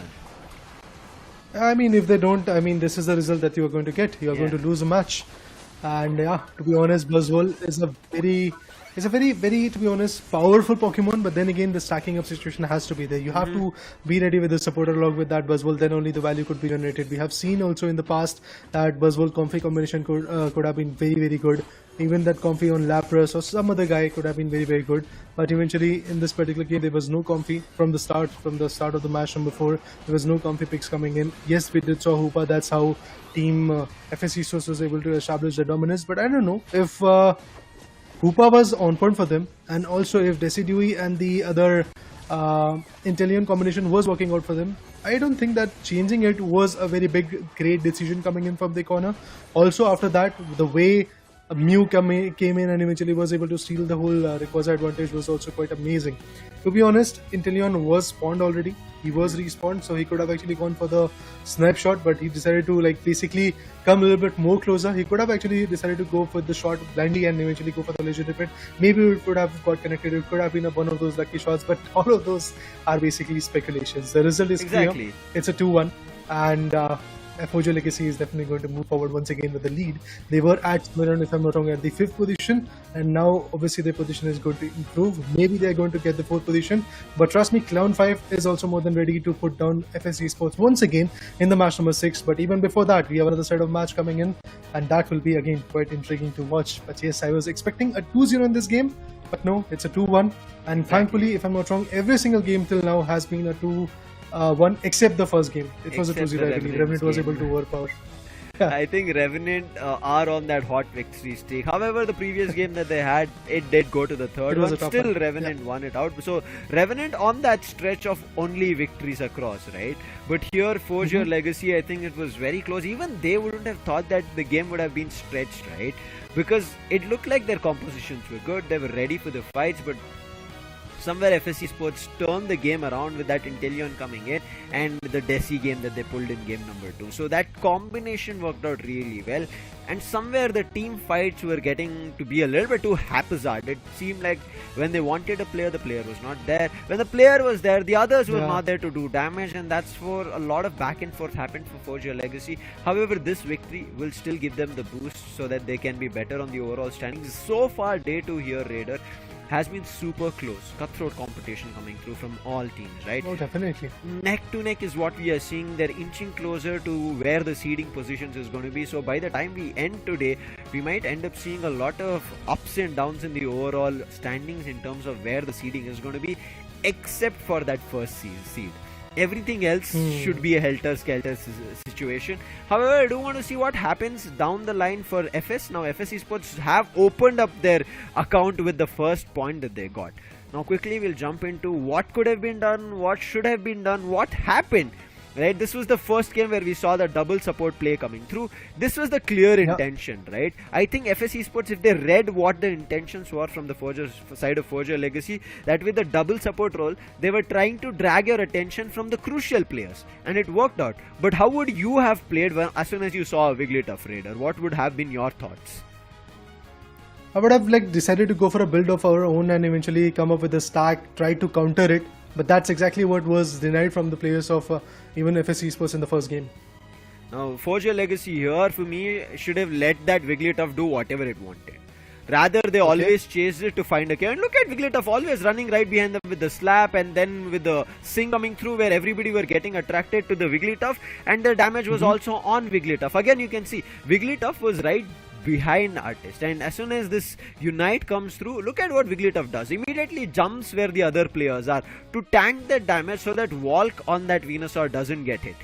This is where I feel like the side in first game should have been thought through. Like, oh wait, this Wigglytuff is just jumping in between battles to kind of act as that big shield. And if that would have thought through, maybe things could have worked through. But I also see that Dodrio, right? As you can see in this cluster, somewhere you will be eventually making out where the Dodrio is. He's there, right there on the top lane. Yeah, so Dodrio was always jumping in for a battle when almost their teammates were going down or very early. Again, you can see immediately Wigglytuff initiating a Unite and running away from it. And as soon as that happens, every player jumps in. So I think FS Esports a little bit of an issue here, Raider.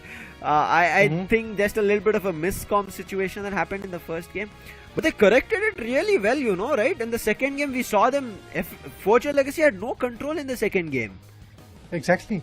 All thanks to the snipe shots coming in, all thanks to the Spirit Shackle coming to the picture, and also the Hoopa that was there, which was shifting the momentum from the top lane to the bottom lane, and also keeping back the damage player to the basing goal. So they were again right there with the health, and then they were trying to fight back. But look at this. If we talk about the next few fights, eventually if we talk about the second game, again where the players were establishing their own control, I believe at that point I have to say that Leafeon was trying to fight back with the Hoopa on the top lane goal zone, but Hoopa again switches it up, and the Decidui, as we can say once again, we will get to see the Crustle, we will get to see the Snorlax fighting up ahead as a frontline attacker. What will happen from the back end, we'll get to see the Knock Knock, we'll get to see the Spirit Shackles and the snipe shots coming in the later stages. And that's how every single time, whenever the players of Forger Legacy decided to put a full stop onto the momentum, or should I say the whole aggression of the players of Team FS Esports, they were getting denied all thanks to that competition that they had.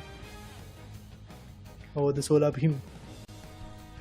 Here again, Stealing Suns. You see Snipe Shot being on the ready. Here the beam. Snipe shot comes out Yeah. quicker rather than the beam, and because of the snipe shot coming out quicker, it also has the crit hit coming through because his spy vision is activated.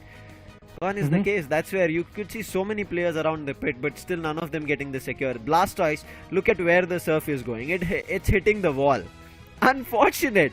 This was just haphazard moves coming in from the side of Forger Legacy. It was just click of buttons on the go where they had to do something. Now, I feel like the Hoopa pick could have been different. What would your thought have been if the opponent had been the Hoopa being there? Would you have played it or different, or would you have held Hoopa? Okay, we'll continue this discussion later. It seems like we have an interview ready, and that is going to be Ruben coming in from the side of Forger Legacy. Let's welcome him and ask him. Hello Ruben, how are you doing? I cannot hear you, Ruben. He's audible. He's audible. Yes. Now you're audible. I can hear you. Yeah. How's I'm the doing great, victory? guys. Oh, nice. Amazing. Okay, I don't think it was amazing because of how the last two games were, right? What happened there? Yeah, as smooth as the first game went, we are expecting a 2-0. But their double snipe comp worked very well for them. Yes, to them actually. And I feel like And it the was flip an didn't annoyance. go in our favor in the second game. Oh, The flip didn't go in our favor in the second game, which was kind of hurtful for us. Yeah. We were just breaking that down itself, where we saw the beam coming out from the other end, the solar blade on the ready, surf going out, and that snipe shot in between. Only one snipe shot was ready, and that connected that flip. But I want to ask you that Berserk's Inteleon play, how much of an annoyance was it? It was with the help of Shedinja Doll, especially. Actually, his Shedinja doll plays popped off. He I think dodged 2 of Venusaur ults and 1 Glaceon S1 too. Yeah. He played really amazing. Nice. Raider? Yeah. So yeah, that combination was good enough, but now I believe you have one more match to play with, which will be the match number 7. Yeah. So what's your plan for that? Fighting against Team Griffin, again a team which is now looking like they've got their grasp, but I want to know what your plan is to fight back against them. We are just gonna go for we wanna secure at least 1-2-0, but against Griffin it's gonna be very difficult because they are a really strong team. Yeah, all their lanes are really strong. We're gonna try to at least win the early game and continue our lead. I've seen a lot of changes coming in your plays, right? In terms of roles that has been happening for Forger Legacy from when we saw in India Open and now. So is there a lot more that you guys are still exploring, or have you found your, I would say, limbo or whatever? Yeah, I mean, our logic is if a player is more comfortable on one hero, then we let the player play that hero instead of the role. Like in the second game, Artist was more comfortable on Blastoise, so we let him play Blastoise. Yeah. Correct. Yeah, that's what I was thinking. There was changes even happening on the go, but as Raider said, you still have one more game, especially a crucial one, so your seeding gets better. We'll wish you all the best for it, and I hope you get the better result and maybe clinch a 2-0 there. Yeah, thanks a lot, guys. Thank you so much, Ruben. So you see, I mean, there are those minute things that do work out really, really well. Even they were not ready for that double snipe combo coming through, but it worked out. So they're happy. They also commended that the opponents played well. However, I think on the position that they're going and the squad that they're building here, Raider, as Ruben mentioned, right? If somebody feels better to play a role of a Pokemon that he would like to, they give it to him. Rather than having a discussion like, no, you play this as a team, we'll feel better. It's also about an individual player feeling super comfortable. If he does, meaning that the whole team can rely on him. Let's jump into the standings, which will give us an idea about what so far has happened and what more can we expect. Well, the standings not changed a lot, to be honest. Forger Legacy is still there at the 4th position. They were at the 5th position, but right now their positioning has improved a bit, and they are right now head-to-head with Team Clown5. But yeah, the next few battles for Clown5 is also going to be equally important because, if I'm not wrong, Clown5 is going to put up a fight with Team FSC Spurs, which is finally there with 1 point in their favor. Finally, a break into that whole scenario where they were unable to secure even a single game. So that's good to see. But yes, a total of 1 point, which is going to put them at the least favorable spot, that is the 6th spot. Whoever is going to be at the 5th spot is going to have a fight with them again in the 23rd of December, if I'm not wrong, which will be the 3rd day. The single elimination bracket is going to be equally important. So in terms of that, I believe FSC Spurs has to do their homework from here, from the get-go. And as Necros also asked from Team Revenant Esports that in the India Open, their performance was not that on point. The main reason that they gave was basically due to a disconnection that they had. They were unable to perform in their matchup against their opponent, which was, if I'm not wrong, FS Esports again. FS Esports was the team which was able to beat them in the India Open 2023. But right now, the way Revenant is stepping it up is absolutely amazing. They've already got 4 victories, and the thing that Revenant Esports players were elaborating that what is bad in getting the 5th one as well. Now they're looking forward to get the 5th one as well. And who is the opponent that they're going to fight against? Is the champs of the India Open 2023. It's Team 2 Gravity. So it's definitely going to be a big game. It's definitely going to be an interesting one. And I am definitely expecting at least a 2-1 coming in. I mean, there's obviously a 2-0 situation that might coming in, but 2-1 is something that I feel comfortable in saying because of seeing both the particular teams. But right now we are going to take a short break. After that, we'll be back with the match number 5.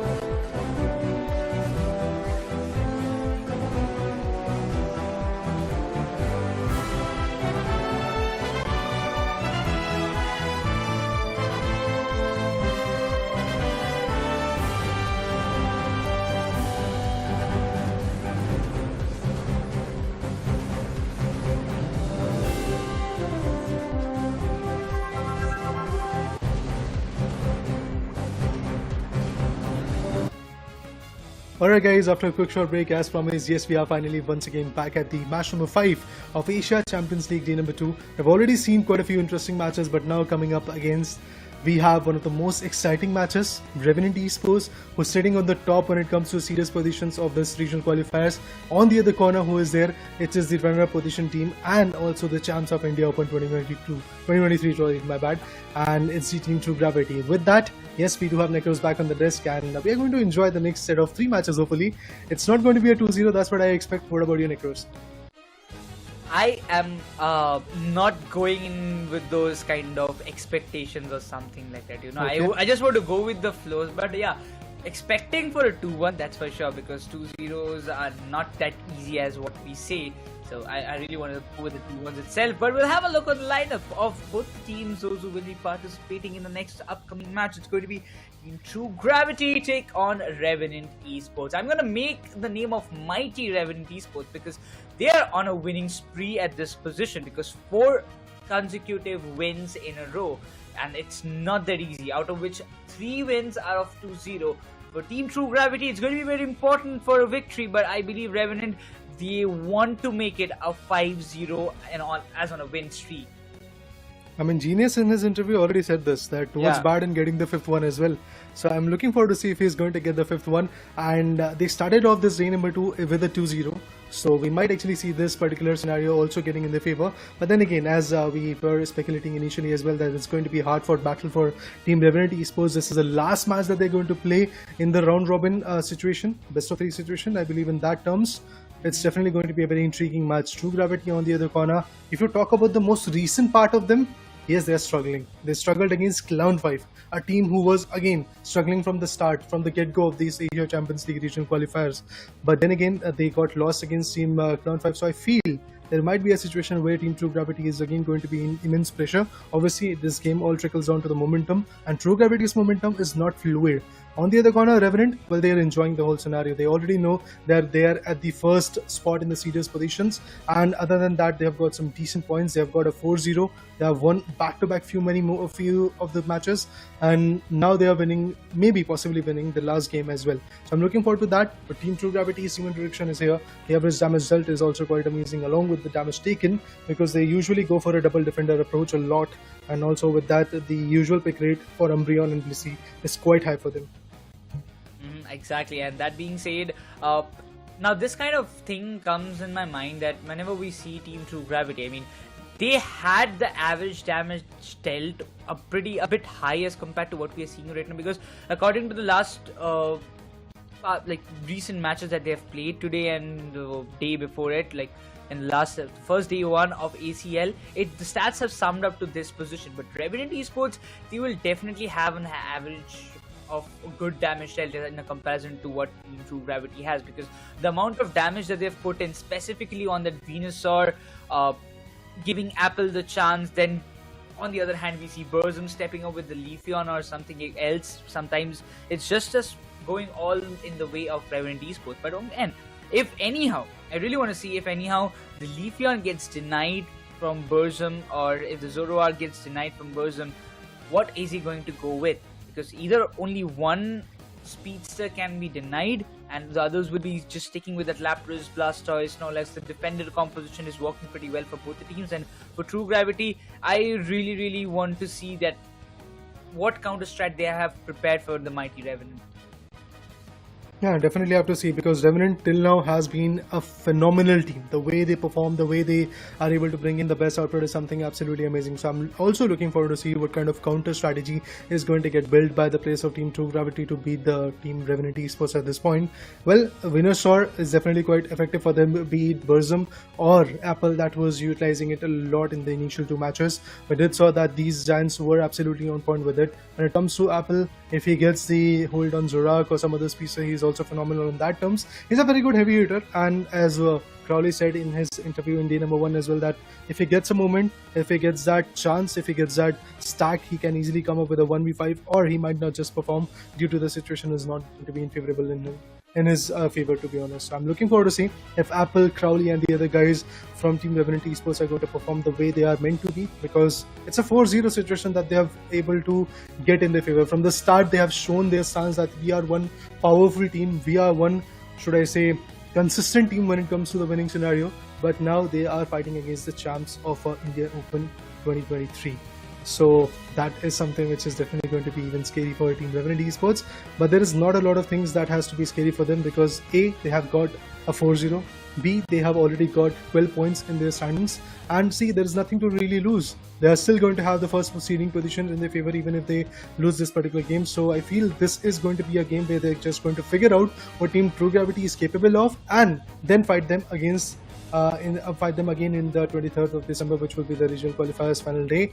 So in the single eliminations bracket, Team Revenant wants to get every single idea of what every single team is capable of. They've already beaten down the other 4 teams. Now they want to beat the champs as well. And once they do that, they have a idea of what they have to do in the regional qualifiers day number 3 as well. And then obviously they might be able to qualify maybe for the Bangkok, Thailand finale. Yeah, they might be just able to do it. But once again, if you talk about the Pokemon compositions or probably the changes that we see in the moveset, precisely we used to see the Sludge Bomb and the Solar Beam in the past or recent past, if you just talk about even in the India Open, because on account of Mew, you always needed a kind of Solar Beam to get the secures done. Tessie was not always the first priority for all the other teams. Everybody wanted the Gen 1 Pokemons after they got buffed very drastically with level 7 evolution. But now when it comes down, we are seeing more the Petal Dance and the Giga Drain. In between, we had seen like with that Giga Drain and the Solar Beam and this kind of moves that's being used by the players. But now it all comes down with that default Giga Drain and the Petal Dance, which is actually finding a lot more value.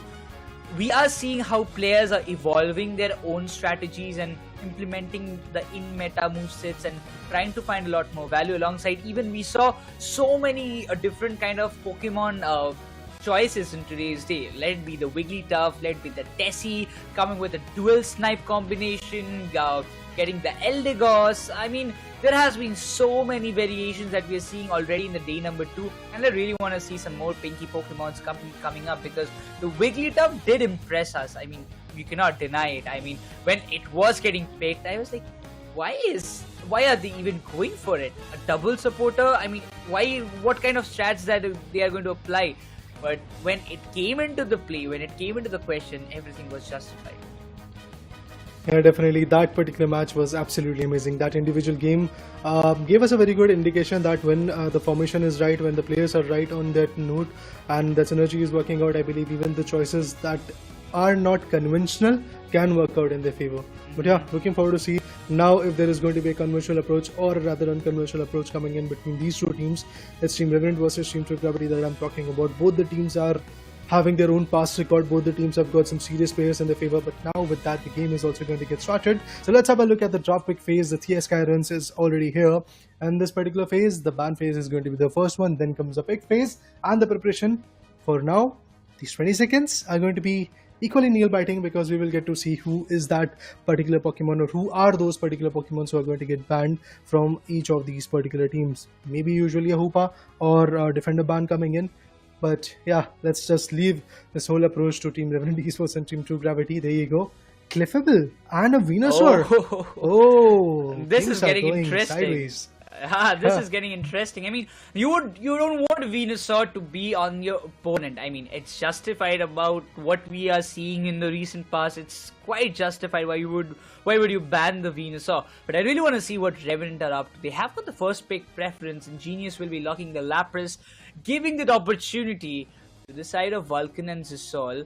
Vulcan locks the Hoopa, Melon gets the Umbreon, and now, if it's a Goodra, I won't be surprised. Apple, come on, surprise me.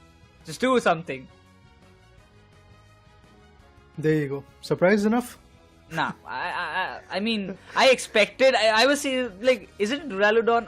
No. But maybe a Goodra, maybe a different choice, but they went with the default. It was Sensei who actually chose the Snorlax, and we still have to see what Apple is going to pick, so maybe we are going to get that surprise that we are craving for. On the other corner, Hoopa will be coming in from Team True Gravity, which is going to put up a good fight. I do believe that. And if those ranged attackers are going to come into the particular picture from Team True Gravity, that would be great as well. Hoopa with the Buzzwole and the other Pokemons can definitely be a great addition for the particular team. On the other corner, we have to see what Revenant is going to do. Is it going to be Apple with the Leafeon? He can be definitely effective on it, but he decides to go with the Decidueye. Decidueye, again, I am just getting the gist, or should I say glimpses of that match that we just witnessed in the match number 3.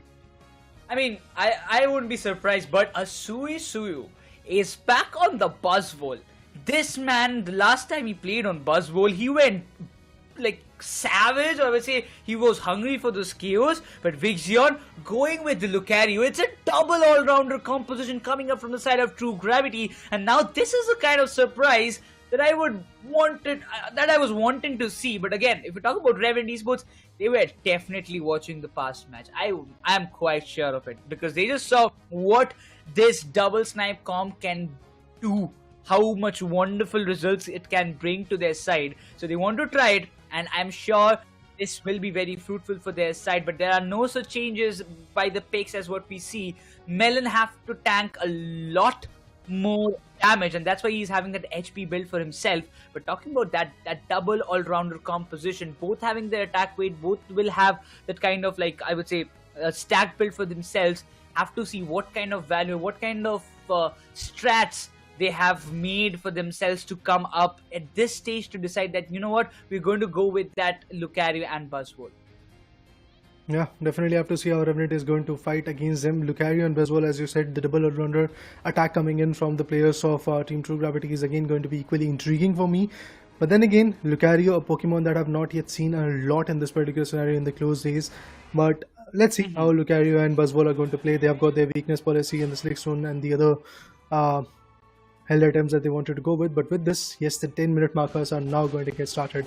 We will get to see how Revenant is going to perform. Well, Revenant from this get-go are trying to stack up both the top lane and also the bottom lane. Well, obviously, Decidueye is going to go for some good evolutions initially. Lapras on the other corner is also trying to evolve up as fast as possible. But yeah, both the sniping attackers at this point, the range attackers, can definitely generate a lot of value. But Hoopa being in the favor of Team True Gravity, I think that it is going to be a good fight from both the teams. At this point, I really want to know, like, as Umbreon was playing on that HP build, it will be very hard for the players to, get the KOs if he evolves faster. So it can be something to look out for. But Buzzwole again, Suyu, he has always been very dominant. The last time his domination was literally on its peak as compared to Obito. I would say that after All Might, I stated it that after All Might, Suyu is one of my favorite trainers who can just play Buzzwole to its extreme limits, and I really want to see what he does in this day, because he also needs to complete his stack. Lucario has already registered 1 KO for himself. But it seems that Revenant Esports, they want to make sure that the bottom lane control stays with them, and this Altaria Swablu's buffs will be very important, as it seems Electro Ball will be coming out from the side of maybe he will be able to secure, but it seems that True Gravity, they are struggling a little bit to just go with this first scores at this point. I mean, yeah, they're struggling. They are unable to go with those scores, but at the same point, they're also not letting in the top lane specifically to go for some good goals. Although Lapras is moving in, we do see that even the Blissey is doing wonders over there. In the bottom lane, what we talk about the Snorlax and also the Inteleon combination, it is definitely effective enough. We have Mew right over there being the squishy one. It can be getting countered pretty soon. But still, the Eevee is right over there trying to evolve as fast as possible. The level 4 is something that they are looking at. Once Team True Gravity is able to bring the final form of that Eevee, which is, if I'm not wrong, going to be the Umbreon, maybe things will change. They will be able to tank up some good damages. But finally, there you go. We were talking about that Team True Gravity was struggling. Now the struggle is over. It feels like that because True Gravity, well, they came back with a score of 26. Good enough, but still, is it enough? Oh, Spirit Shackle went into damage, and I believe Hoopa is on the verge of getting KO'd. There you go! The rest remaining damage is going to come from the Spirit Shackle again, and 70 for Revenant. Another KO could be coming in pretty soon. Is the squishy one that I'm talking about? Let's see if that is going to be the case. But a quick pause, and this is again going to give a very good time period for both the teams to re-strategize, because now they've seen what both the opponents are capable of, and they've seen the choices that they have made when it comes to the Pokemons, when it comes to the bans as well. So this next time period is going to be equally important. They have to figure out, they have to re-strategize, they have to put in a good blueprint regarding the whole game. Well, from the start, as you said, it's Revenant who is dictating their terms. True Gravity definitely came back for like 5 to 10 seconds in the game where they were able to get some good KOs, and also at the same point they were able to go with the score of, if I'm not wrong, 26. But then instantly, in a quick span, KOs started to come in. Decidueye found a very good KO on Hoopa, if I'm not wrong. After that, it was Mew which was trying to flee back from the scenario. Let's see what happens. I mean, at this point, when I just saw, I was expecting a double snipe composition, but it seems that, you know, Revenant have some different plans, because I saw the Inteleon playing on the liquidation rather than the snipe shot, so it does mean that there is going to be only one player who will be sniping, that it's going to be the Desi. Otherwise, the Inteleon will be just taking with that close range battle with that liquidation and probably the Fell Stinger he's using right now. So, a change in decision, maybe something means almost the same kind of composition, but just with a little bit of changes.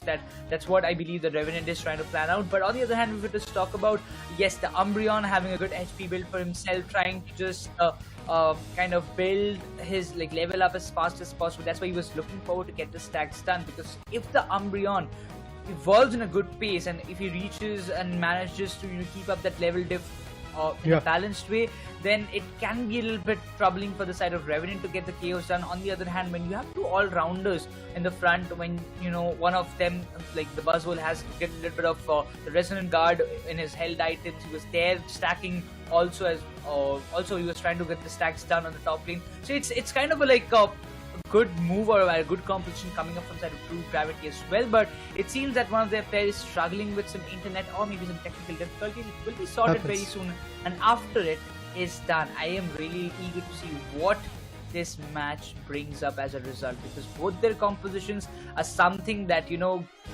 surprising me at the very same time, exciting me, because the results, it's going to be something different. Definitely. Surprising is the, I guess, at the least statement that we want to give it at this point, because again, the all-rounders, Buzzwole and Lucario, again, Team True Gravity is more than ready to fight back, but then again, the compositions that they're trying to come up is definitely a surprise for us. It's a rather unconventional approach that they're going with. But then again, we have seen that unconventional approach being fruitful. We're talking about Clown 5. I do remember that match where Clown 5, it's okay, Babu was way too good with his Eldrigos, and that's how they were able to beat the particular team known as Team True Gravity against their battle in the first scenario. In the first case scenario, when you talk about the second game of day number 5, day number 2 to be precise. So that was good enough. Moving forward, Team True Gravity has already lost one good game, one good match. Now they are fighting their second match, which is the final match that they have to fight. In the day number 1, they were able to fight against 3 interesting teams, and they were able to bring in a good value. Although their second match, if I'm not wrong, was not that fruitful for the day number 1. It was Team Pojo Legacy who was able to completely put them down with the scoreline of 2-1. So True Gravity has seen their own fair shares of losses in specifically ACL 2024. So for Team True Gravity to really build back their synergy and eventually bringing that momentum, this match specifically is very, very important, because they're fighting against one of those teams which is undefeated. Yes, that's the key term that I want to use at this point for Team Revenant Esports. They have been undefeated. They've already got a 4-0 streak in their favor, and they are now looking forward to put the final nail in the coffin of the whole teams that are there in this ACL 2024 regional qualifiers. With that, the game is also going to get unpaused. I was looking forward to that Spirit Shackle being connected on Mew. Unfortunately, that's not the case. But yes, still, it's going to be a scenario where Team Revenant is there with the lead. We will want to keep this momentum going forward, but again, talk about the Hoopa also being into the play. Last time we saw the Hoopa coming into the play, it impacted in a very nice way. So, you know, the team won that very match itself, but they might not have won the series, but the match was very important by itself. If you talk about the Suyu, he's just, you know, giving those kind of air treatment towards all those support Pokemons. But look at that, the liquidation as well as the Spirit Shackle is doing that hefty damage. Wow. Buzzwole goes down, but Hoopa gets the privilege to get some scores dunked in the bottom lane itself. Well, yeah, the scores are coming in, but there's the same point. Look at the KOs.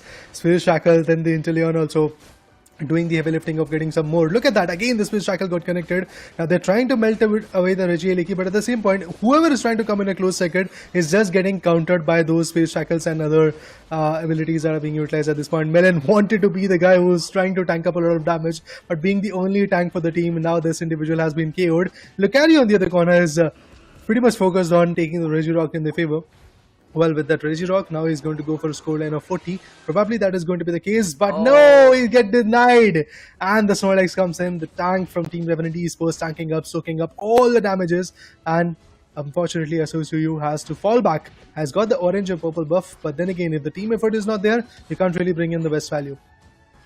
A lot of scores being done by the side of Revenant Esports on the top already. They have destroyed the tier 1 itself. But look at that. The Smackdown is working so pretty well. Snorlax, he wants to get the Citrus Berry but won't have that kind of chances. Lucario gets the KO. And right now, Desi has got a big role to play. The Spirit Shackle came into the play, but Hoopa deals the damage alongside, followed by the Liquidation. Buzzwole also deals a little bit of damage out there. They'll be focusing on getting the tier 1 down in the bottom. At least they have to focus on it. One tier 1 itself, Team True Gravity. Lacking a bit behind in the terms of score, but the Spirit Shackle is just giving a hefty damage. Umbreon, where you gonna go? But this time, oh, Lucario, he comes in, gets the Inteleon down, and the Blissey won't be just surviving. Comes the Unite Buzzwole, gets what he wanted with the knock-knock, being activated, trying to find a lot more value, but the Unite being dumped by Umbreon as well. The Spirit Shackle is not doing that much damage, but no, it does the damage quite well, but will not be able to find any KOs out there. Still, the scores are coming from the side of Team True Gravity, but the output is not what they expected it to be. Well, the Desi finds the Mew even before it goes through the hyperspace hole. And now comes the Unite, but look at this, Inteleon will be able to find Buzzwole as well. He got countered initially, but now he has been respawned and he's ready to fight back. Look at that, many more KOs could be coming in, but all thanks to that Ring Sunbound being unleashed. Yes, the players will be able to back out of the TP location to the baseline goal zone, but then again, it's not enough.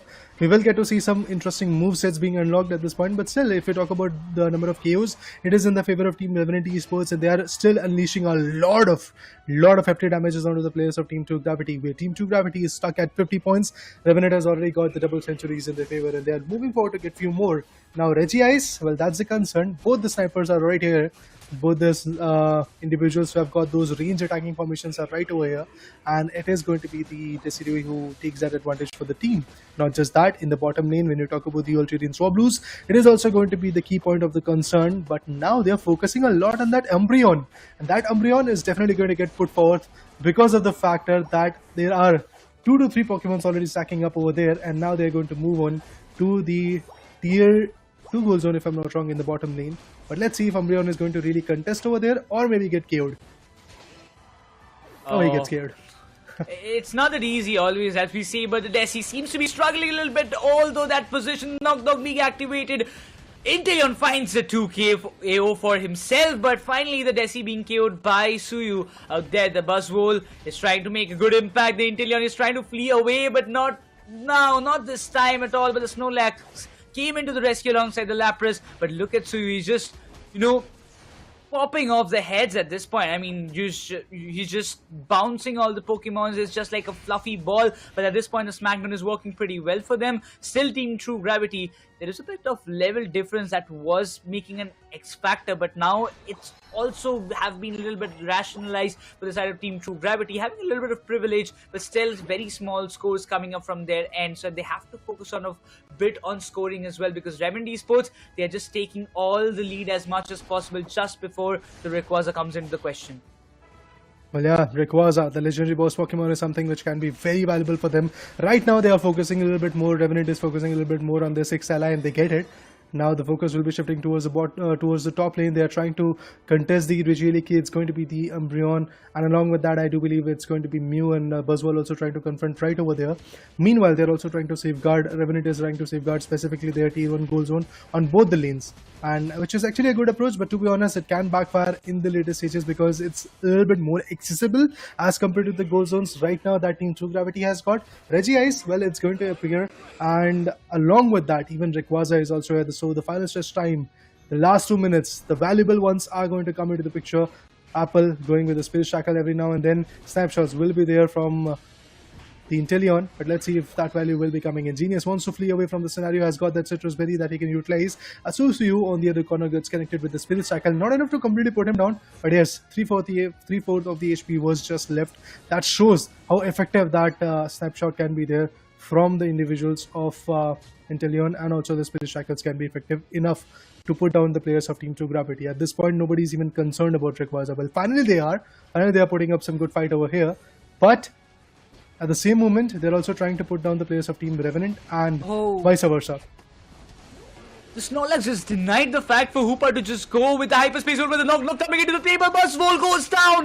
The Buzzwole is all out in the question. Hooper finds the Lapras. This is the moment. True Gravity, they're going for the big scores. And this is the opportunity that they wanted to utilize for a very long period of time. Hooper, he will be there with the 24. Kangaskhan come with the 48 again. Umbreon coming into the question. He does not have the Unite to commit, but the Lucario is into the question. And he gets the Rayquaza. It's a big steal coming up from the side of True Gravity. And they were waiting for it. They do have the Eos energy. Do they have? Yes, they have for some decent amount of scores. But look at that. They have managed to get the lead back onto their side. And the Hoopa X Factor played once again. But Lucario coming up with the final steal. Can the Tides have... Are the Tides turned around already? Because I still feel that Revenant, they do have the Eos energy to get the scores done. The But shield is will broken. they have the opportunity? That's the question. The opportunity is now being snatched away. Look at this. Now the players are trying to go for the top lane tier 2 goal zone, but they are unfortunately not being able to get anything fruitful out of it. There are going to be multiple KOs coming in. Melon is obviously going to get denied, but the KO streaks are just going to be there. Oh! Revenant all of a sudden! It was the Blissey! The Pokemon of the hour! I feel it's enough. I feel it's enough. Revenant Esports. Oh yeah, it was enough, guys. It was enough. Goku, the giant, what a play. I believe it was somewhere around 58 goals that he was able to dump in the tier 2 goal zone in the bottom lane. And that was, man, more than enough. Revenant Esports bagging out the first game. I mean, this guy just scored 1 goal in the entire match, and that changed the entire Tides. True Gravity, even not in their imagination that they would have thought that this will happen after securing the Rayquaza. This is a pure disappointment for the side of Team True Gravity. Look at that! Look at the kind of stats that they have. Apple has got 8 KOs in his name. He was a part of total of 14 total knockouts overall. But again, if you talk about Burzum, he has got 5 KOs in his name. Not a lot of scores being done, but everybody in the side of Revenant, they contributed. But True Gravity, not a happy side for the first match. After even pulling off that Rayquaza fight, not able to score was definitely something that's gonna cost them, because they didn't had a lot of Eos energy to go. Like, they had like 15, 25, some, I believe 1 or 2 guys had like 48 or something like that to make a little bit of difference. But the lack in the scores that they had from the very beginning costed them out. Around, like, they scored 300, if I'm not, almost like 200 something in the final stretch after securing the Rayquaza, but it was just not enough. Well, I think it was not enough. I mean, the way Team True Gravity was able to seal that Rayquaza was good enough. I believe at that point, Lucario would have been way more than happy. And the whole team of Team True Gravity was like, yes, this is it. We have got that shield advantage. We are now going to go for some good scores. Melon on the other corner decided to look at the other way. He wanted to go towards his own base in goal zones, and eventually he wanted to guard it. He wanted that basically he's going to guard his shield as well, and then eventually whenever the time is right, he's going to move forward for the base in goal zones or whichever goal zone is available from Team Revenant's Esports' perspective, and he's going to go for some good scores. But what happened is basically when Melon decided to go for a goal, his shield was broken due to the factor of Apple being over there. Not just that, even Burzum was trying to fight just over there. Goku was there with the support, but Goku all of a sudden decided that he has got somewhere around 29 AOS energy, I believe. Somewhere around 29 AOS energy is what he was having. So he decided, let's just go for a goal. My teammates are trying to avoid any more goals coming in. Meanwhile, I'm the one who is going to go for a goal, and nobody is going to suspect a small Blissey going all the way towards the enemy goal zones in the bottom lane, and that's exactly what happened. Goku went in, secured his only goal, which was the most significant goal throughout the whole 10-minute marker, to be honest, because that 58 goal manages Team Revenant to get a lead of 40 goals against Team True Gravity, and that's how Team True Gravity is now at a deficit of 1 good game. Now Revenant, all they have to do is just get the game number 2 in this match number 5, and then they will be crowned as the undefeated team of the round robin method, or should I say initial 2 days of the regional qualifiers in the Asia Champions League 2024. I mean, just imagine if they even win the finals and if they become the champion of ACL. So that does make a kind of statement that, Revenant are the undefeated team in the entirety of the ACL India region qualifies. But that's a long story and we gotta wait for it. So we just have to keep our patience a little bit more and just wait for those all matches to get completed, because I don't want to jinx it for the teams, but let's just look into the graph. We can just justify all the objectives except one. Reggie Rock went in the favor of Revenant Esports. I mean, 2 Reggie Keys, 1 Reggie Ice, and that's all. I mean, True Gravity, they did not even had a single chance. You can just see the difference. I mean, 82 scores they had till the final stretch, and that made a lot of difference. They had like 52, 96, 78 scores, but still it was not enough. No, definitely. I mean, scores were coming in. As you said, 52, 96, 78 plus 2. I mean, a total of 80 scores also coming in. Scores were there, but as you said, not enough. At the end, it all trickled down to what Goku was capable of, and Goku definitely deciphered that game is going to be in the favor of Team Revenant Esports. But talking about the initial few minutes, I have to say it was all about Team Revenant Esports. They were establishing their dominance. They were getting those spirit shackles right on the backs of, or should I say, on the chest of the players that were coming in from the opponent corner. Every now and then, those spirit shackles were getting connected. I did saw a lot of Decidui picks, and even the Inteleon from the back end was also a very good range attacker, and the way he was bringing in the output was also quite amazing. There was some burst of momentums coming in for the perspective of even Team True Gravity. It was not enough, to be honest. Yes, there were a few moments where Team True Gravity decided to go all in with the Ring Sunborn being unleashed, and then they were able to get some good KOs. But Lucario, the choice of that, I want to ask you, Necros, was that enough for them? Was that good enough for them? For the players of Team True Gravity to go for Lucario and then eventually go for some good, interesting games? I feel my answer, to be honest, personally, would be like they could have actually chosen some other Pokemon, irrespective of Lucario, that could have delivered them even better value. I mean, I wouldn't say, because Lucario did play a good role out there, but the only factor that I believe made a difference was they were not able to complete this stack. And again, if we talk about every time you were seeing the players trying to go in, this final steal also was a very nice one coming up from the side of Vixion.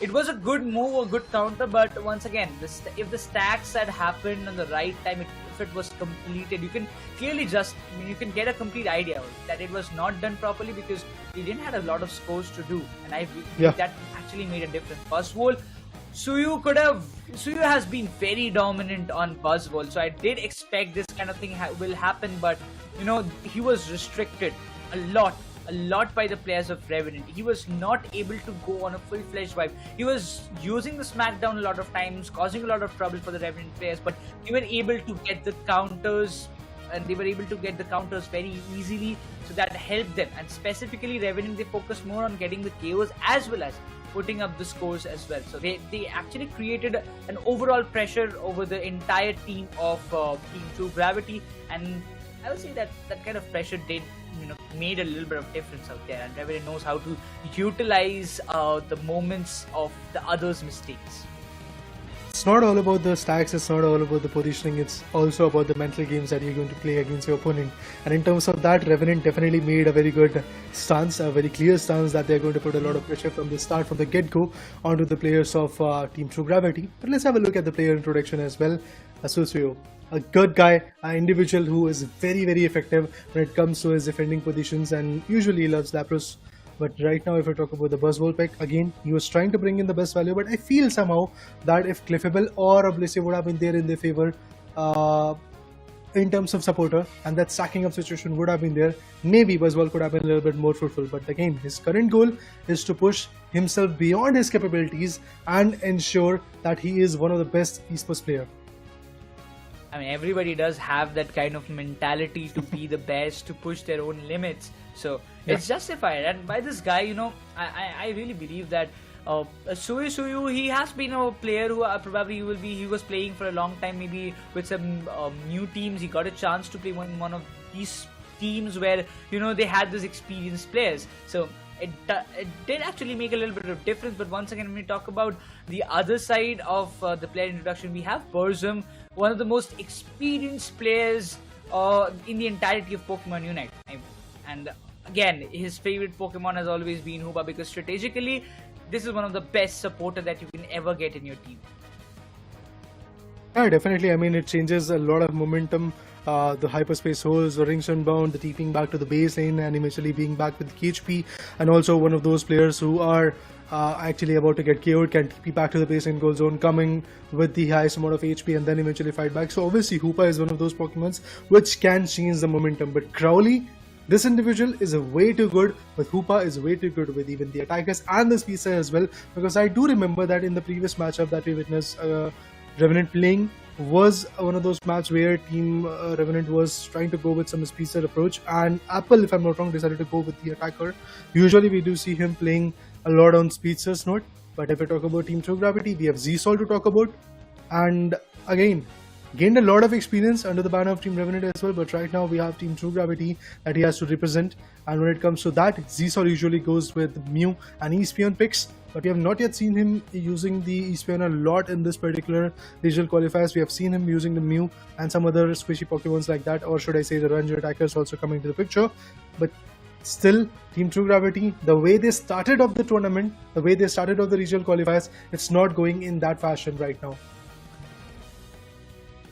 Gravity, they have to come up with something. I mean, you cannot just let Revenant win like this, and that's for sure. That's not going to happen for sure. But then say, I mean, you talk about boulders or some kind of obstacle just going on a direct straight path. It's just like that.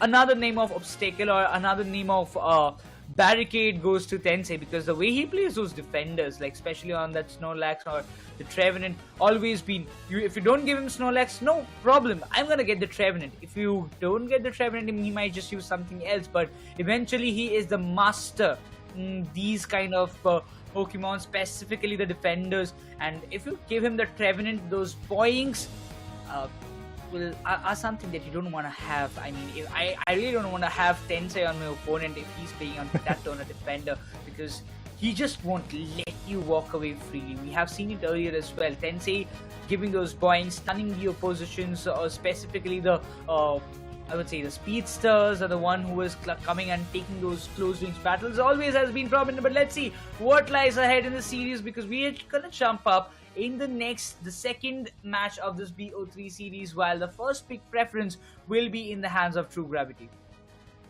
Well, Team True Gravity, what are they going to choose when it comes to the pick? But even before that, the bans are something. Oh, Z-Sol is just having fun. He's switching up in between every single Pokemon, but they have decided to go with Clefable.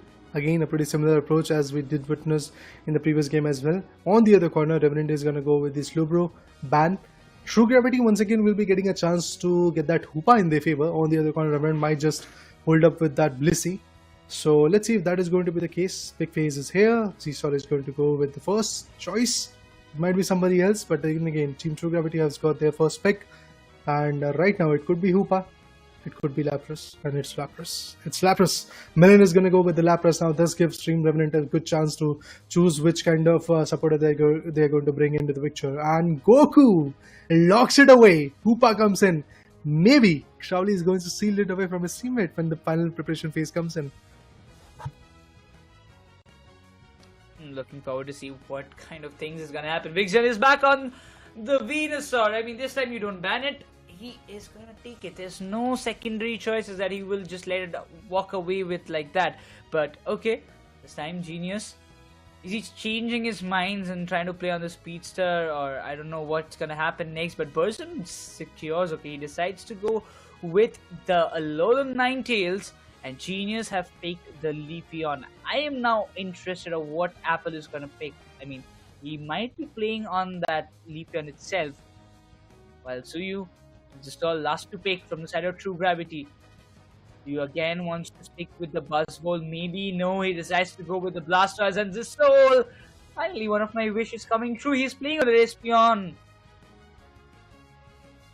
We just saw in the player introduction that he loves to play with the Espeon. 70% was the pick rate, and I was like, I have not yet seen this guy doing wonders with the Espeon. Yes, we have seen him playing with Mew, but now he decided to show us that stance as well.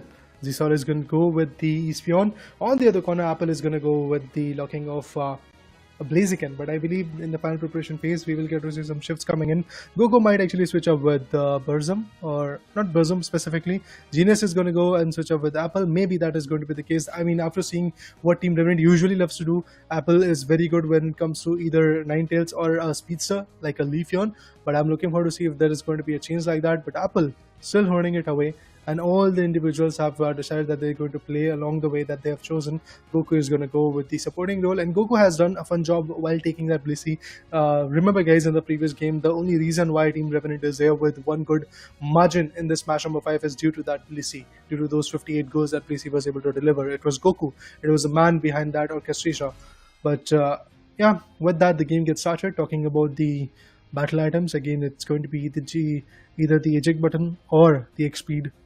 But other than that, when you talk about the next 10 minutes, to be honest, for me, it's going to be actually very, very, very nail-biting. I don't know what will happen, but it does feel like that Revenant is more than ready to fight back. True Gravity on the other corner have also gone with their own comfortable picks. It's the Espeon that I'm quite scared about, and also the Venusaur that Vixion is going to play along with. Have to see what lies ahead, but for sure, that's going to be a tough battle for the side of True Gravity. They do know that this is a little bit of under pressure match. Last time it was almost in their pocket, but it seemed like, you know, Revenant just stole it away in front of their mouths. But Tensei is looking forward to get those early stacks done. It's the first one going up for him, but still he's looking forward. Will he be able to make a fallback from this position? I mean, both of them are just focusing on him for sure. And stealing all those wild Pokemon buffs and those Eos energies will cost Revenant a little bit on the early stacks that will be needed by them. While talk about the Leafeon, it has evolved for now. So you with the Blastoise this time should be a little bit profitable for the side of True Gravity. Blissey got KO'd initially, that too early. Revenant Esports, once again, they're doing exactly what they were doing in the previous game, and that is basically dishing out the best amount of output and also putting up that initial momentum in their favor, putting up that initial pressure onto the minds of Team True Gravity. And due to that initial lead that they had, all they had to do was just get 38 goals, 58 goals, and they were able to get it. That's how they were able to bag out the previous victory. Is it going to be a similar story in this particular matchup? I doubt that. But then again, that's exactly what Team Revenant is trying to do. They're trying to maintain that initial aggression, but Umbreon unfortunately goes down. Ninetales on the other corner is going to revert back the favor, and he's going to put down the Lapras as well. Espeon with Growls can definitely be quite chaotic, but at this point even the Leafeon wants to go with some sneaky goals. He has got one Eos energy, can actually go for the dump of 2 now, but Lapras is here, so they have to back out, that's for sure.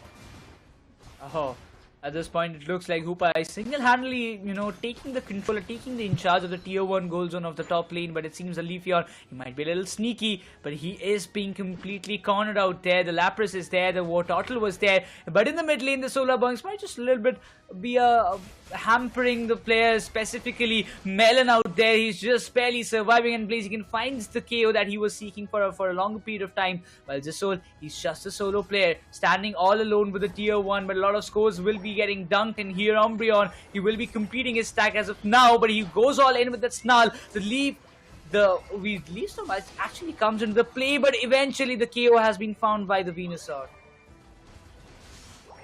Well, yeah, indeed, the KOs are coming in, no doubt on that. Moving forward, we have to talk about Revenant Esports. They still have got their momentum, but to be honest, in the bottom lane, there is a good contention going in from Team True Gravity as well. Vixion already low on his HP. Let's see if he can really fight back. I mean, Tensei is trying to gather a lot of courage over there. If you talk about Blaziken, Apple wanted to fall back, and yes, Hoopa is going to help him do that. He and his teammates, like the Eastman, is also going to fall back. With that, Team True Gravity had to push back a bit. Had to roll out that aggression, but Apple and his teammate, it's going to be Burzum, probably to be precise, is going to get the advantage of that Reggie Rock. Now the heavy hits can definitely be intriguing enough, and the shields are already getting broken. The first hit won't be getting calculated, but at the same point, if I talk about Goku being the supporter of the team, he's the only individual that was there in the top lane, because he knows that his hyperspace holds can bring everybody right over there in the top lane, and they will help him to get that Reggie Leaky. They will help him to get that legendary objective Pokemon in their favor, and it's Hoopa who seals it away.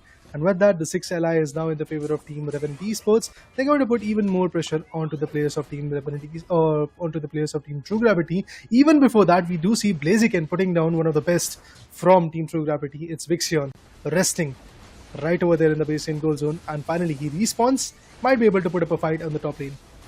Oh, that's a hefty moves coming up from the side of Revenant Esports. They want to go with the scores. They want to go with the scores. How? And they're just doing it at this point of time. Lapras gets KO'd by Hoopa itself, but the solar points coming into the question. Blaziken finds the double for himself. And look at the mighty Revenant. They're all marching and they want to get the scores stamped. And now they do it very precisely. The unit being committed by Ninetales. It will find a value. Umbreon unfortunately falls down in the hands of Blastoise, but Ninetales on the counter finds the Blissey, and it seems like Revenant once again they are back in the business at this point, having a huge score lead already. Again, the same repetition of what happened in the previous match.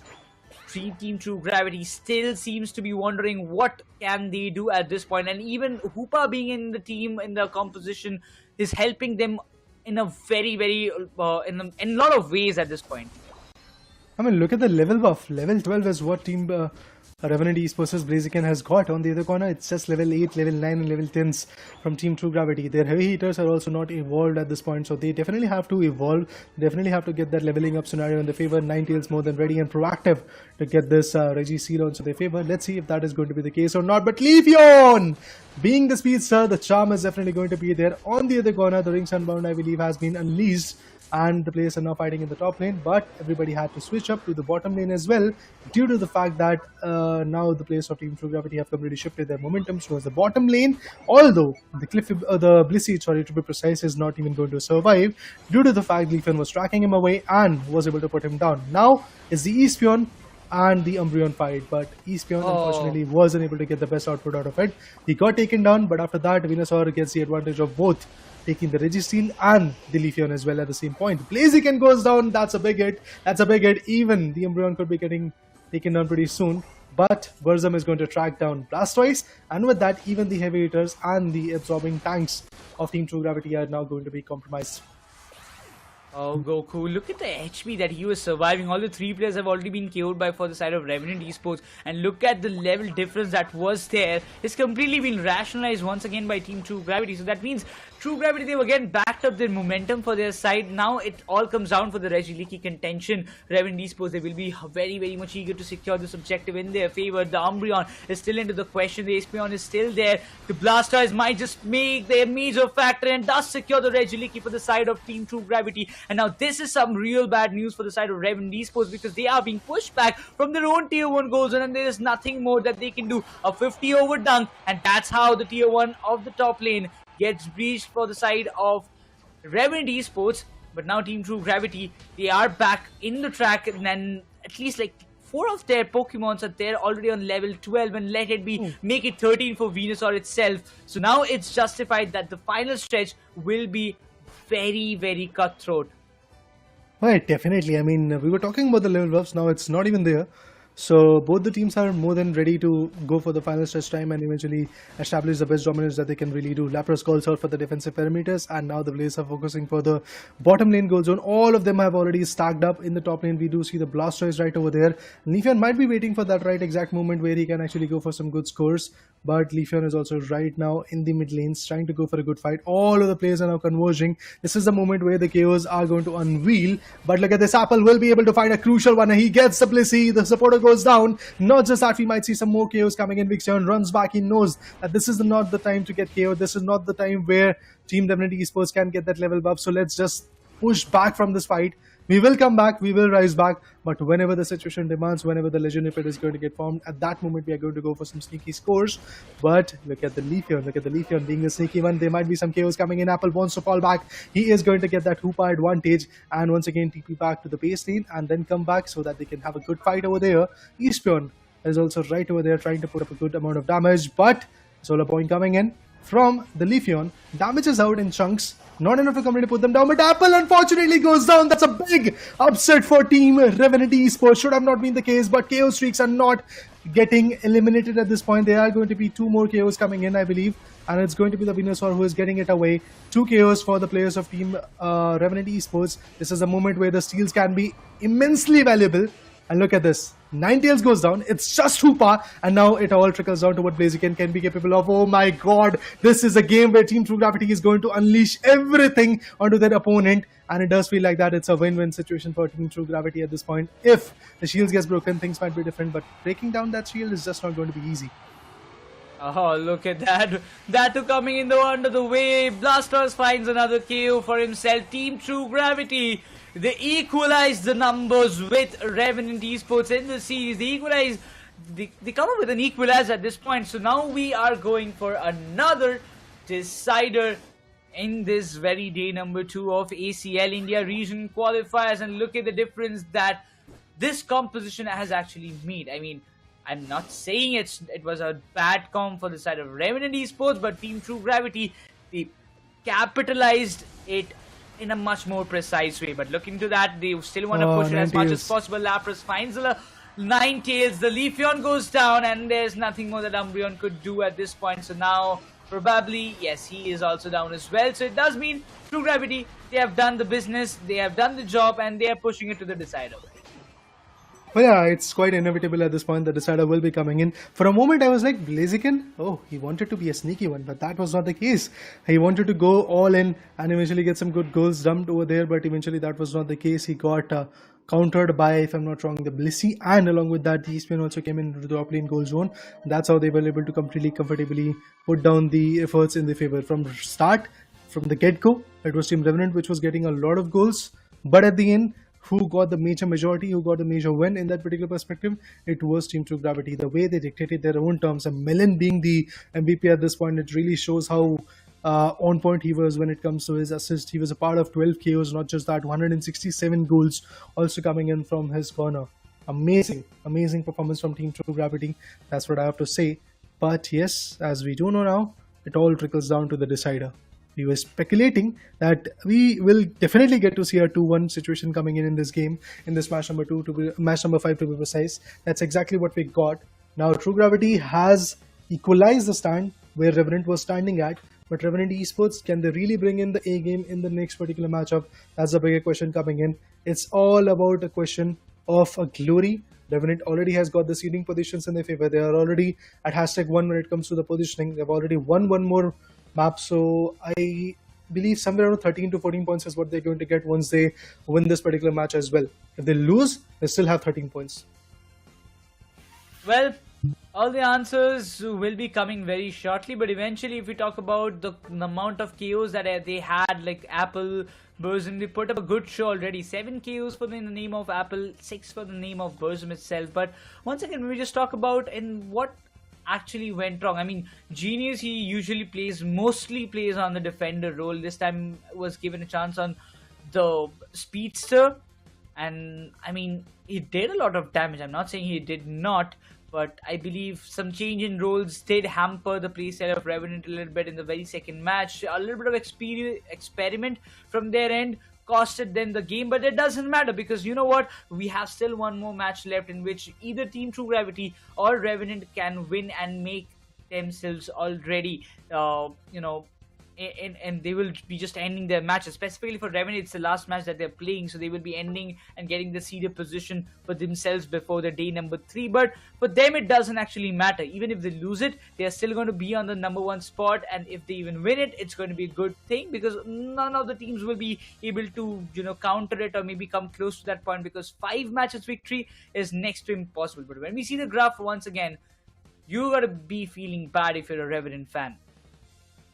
Definitely, man. I mean, Revenant from the start, they were looking quite effective. At 6-minute marker, they were able to hit a margin of 290 goals. From there was nothing like a jump, nothing like an incline in that graph. And from True Gravity's perspective, a true potential performance coming in from the corner. From the start, they were struggling, but then slowly but surely, these guys rose, and they rose back to a victory in this particular game.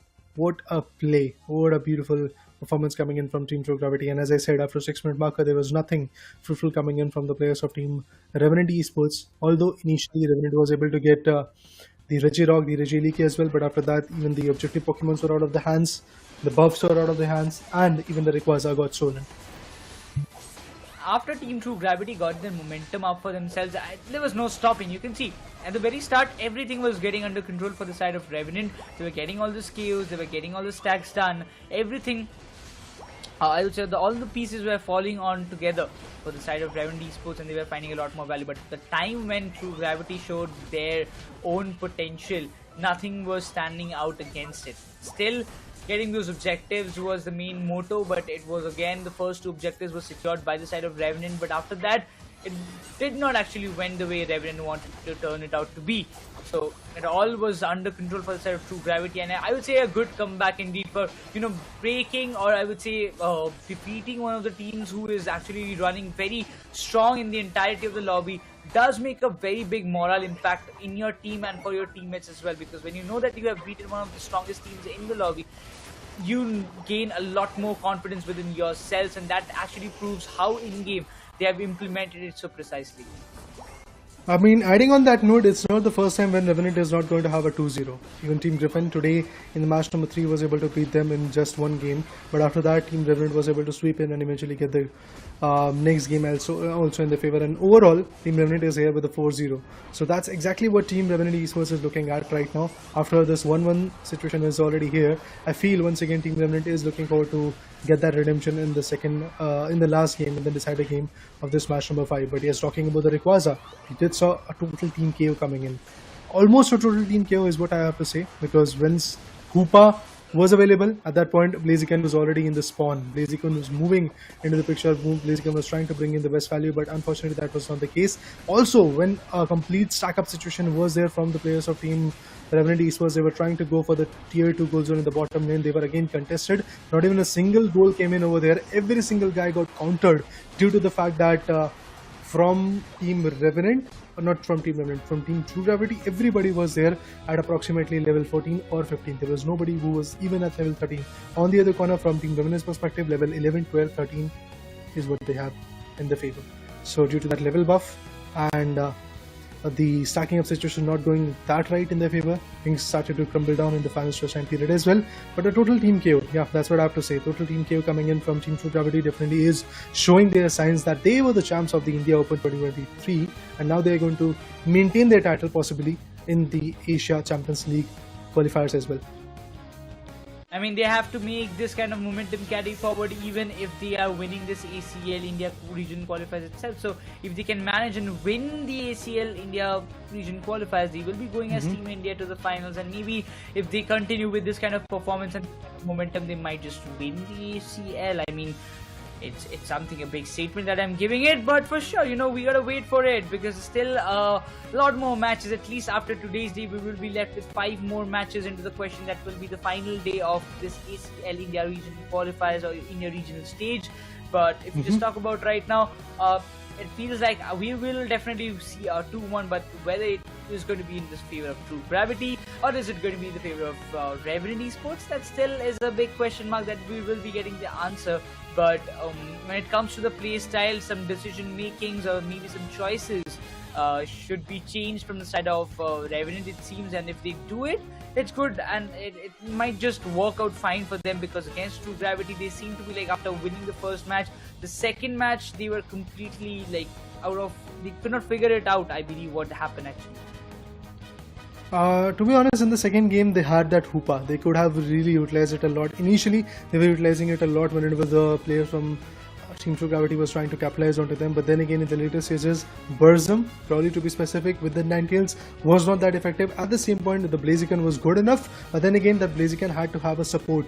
Has to have a guy who can tank up a lot of damage for him, because he was going in the fights, and initially he was getting the values, but in the later stages, even Team True Gravity figured it out that this is the individual that we have to really counter. Once he falls, the whole team is in scrambles, and that's exactly what they did. Remember the Legend Repeat as well. Blaziken was one of the first one who went down, and he was one of the first one to really respawn when the shields came in active. Shields were active after the Rayquaza was melted away by the place of Team True Gravity. So every now and then it was Blaziken who was moving in again, Apple being there, trying to get the best output, trying to bring in the first commitment, or should I say first KO.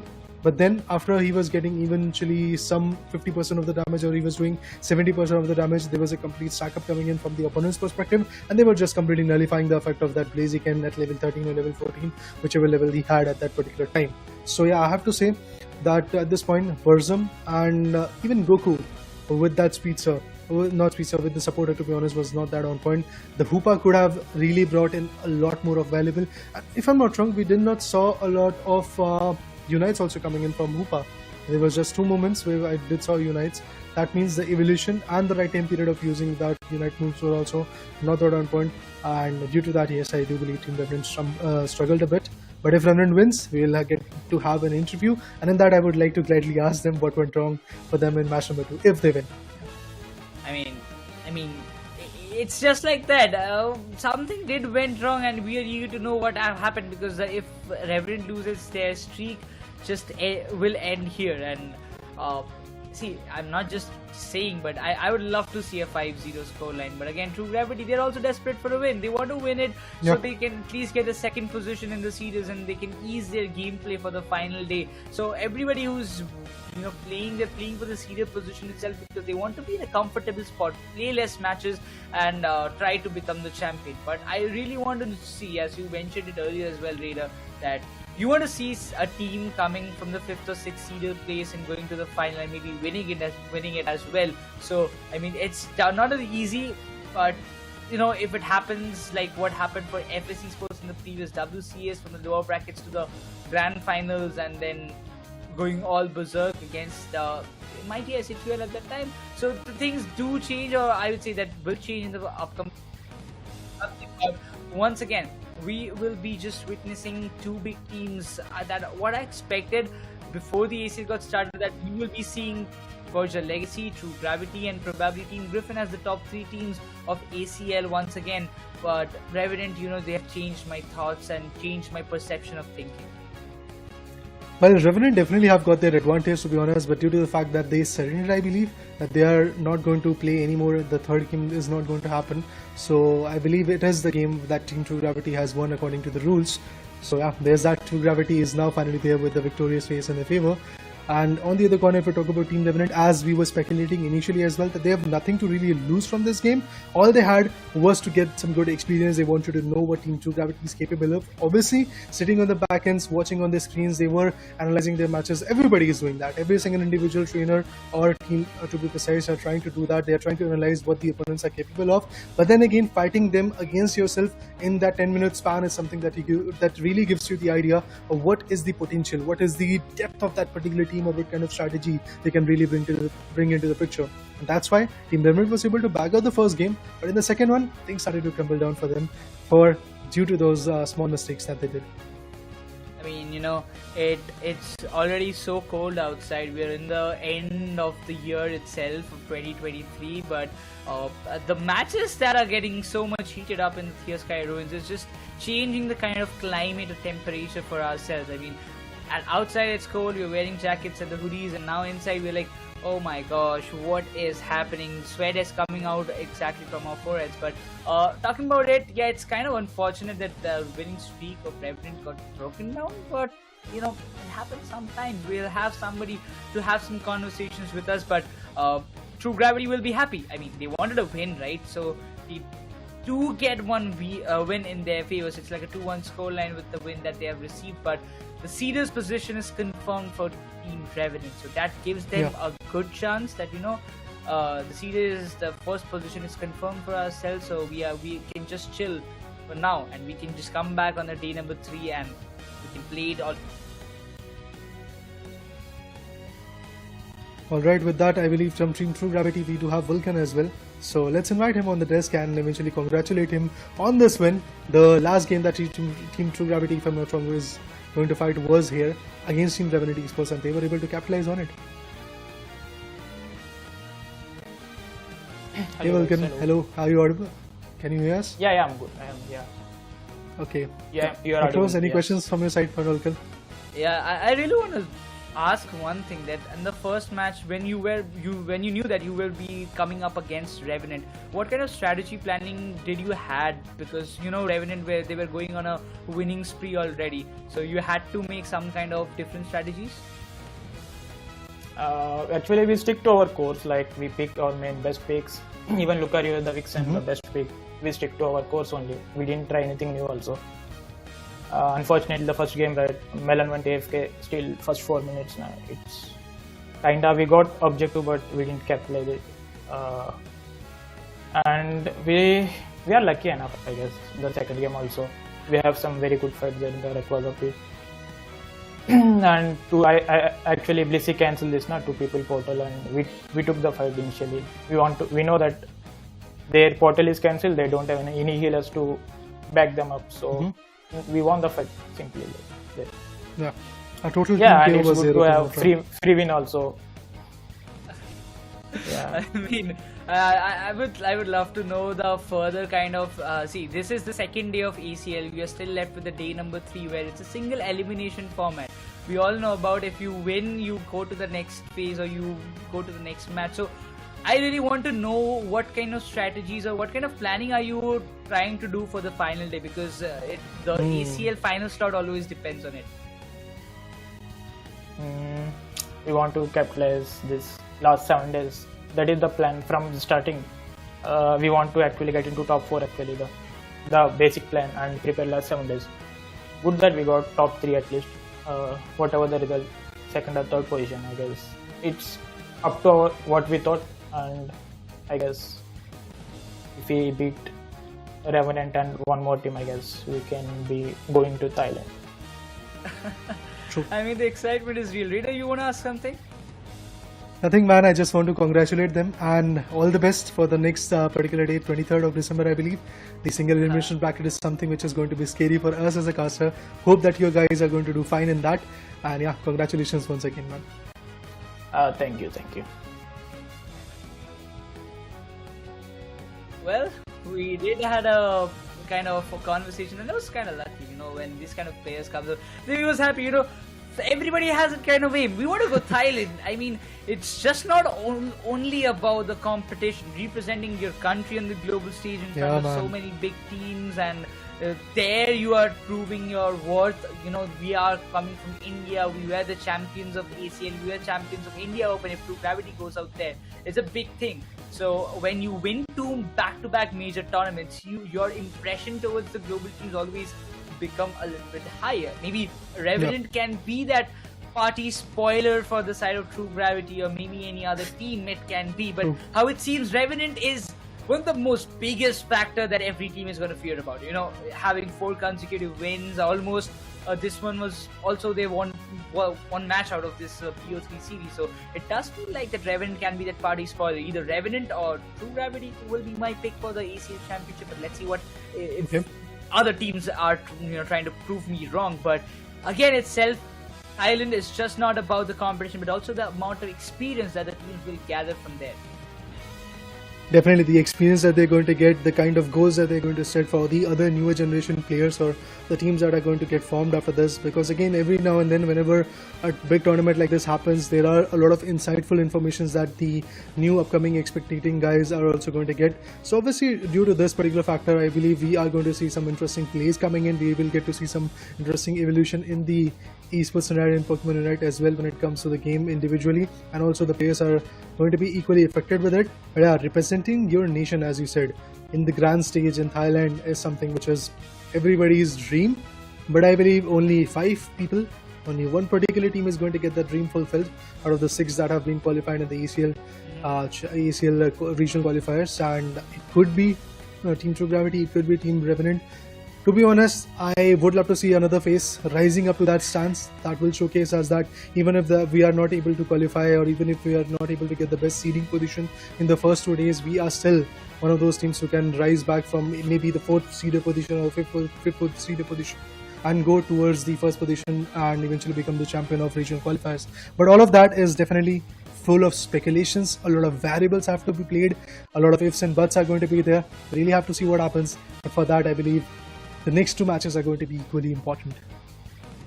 Oh man, I just cannot believe it. Just few months back we witnessed the India Open, and Yeah. now it's ACL, which is also about to end in just maybe another week.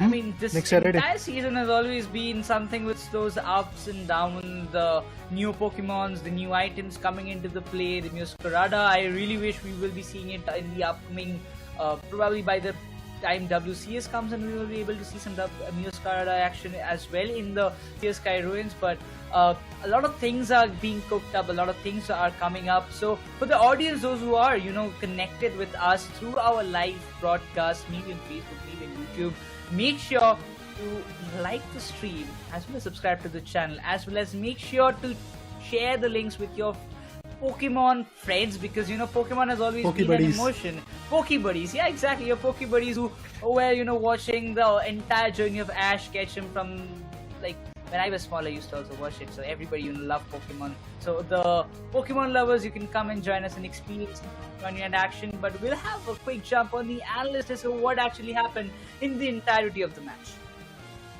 Well, talking about it, indeed there were some interesting moments, there were some interesting fights coming in. Well, let's talk about the first game first of all. At basically 4-minute 54-minute marker, we did saw that in the bottom lane there was a complete chaos going in. The players were converging towards the Reggie ice that was there, but eventually it was also countered, and then eventually if I talk about the leveling up scenario, it was there. But yeah man, trust me, whenever you talk about the Hoopa advantage being delivered, I believe that was something crucial for the players of the orange team. And in terms of that, I believe that was Team True Gravity, which was there on the orange side in the first game. They definitely were trying to establish a lot of dominance in that particular fight, but the best part for me was the Spirit Shackles that will be coming in. We will get to see that. We'll get to see that Spirit Shackle being indulged over there pretty soon. But yeah, Inteleon also got some crucial KO in that particular fight. Yes, there you go. Buzzball got countered with it. And even if I talk about Snorlax, the way he was countering and pushing back, cornering the players was also very impressive.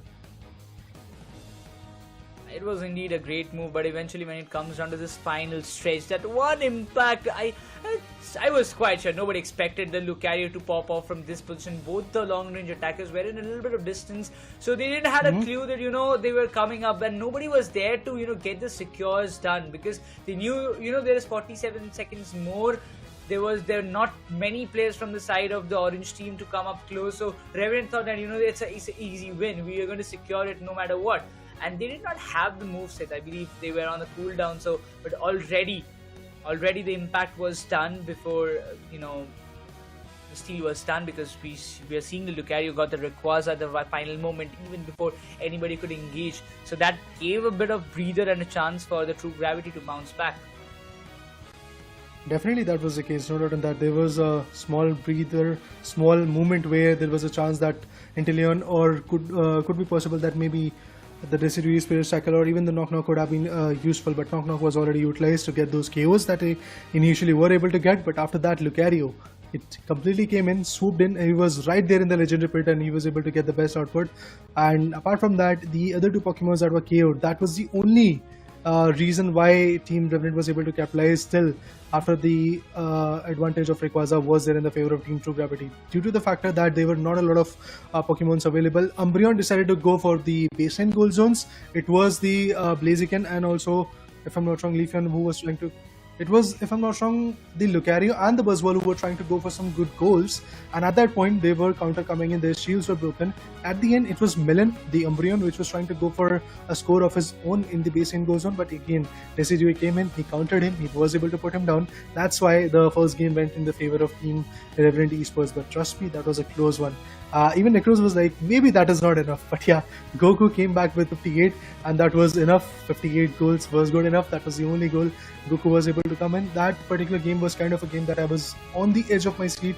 What is going to happen, how that particular game is going to get delivered was something quite interesting for me to watch specifically. But now, the standings. This is the crucial thing that everybody wants to get an idea about. And yes guys, it's Team Revenant.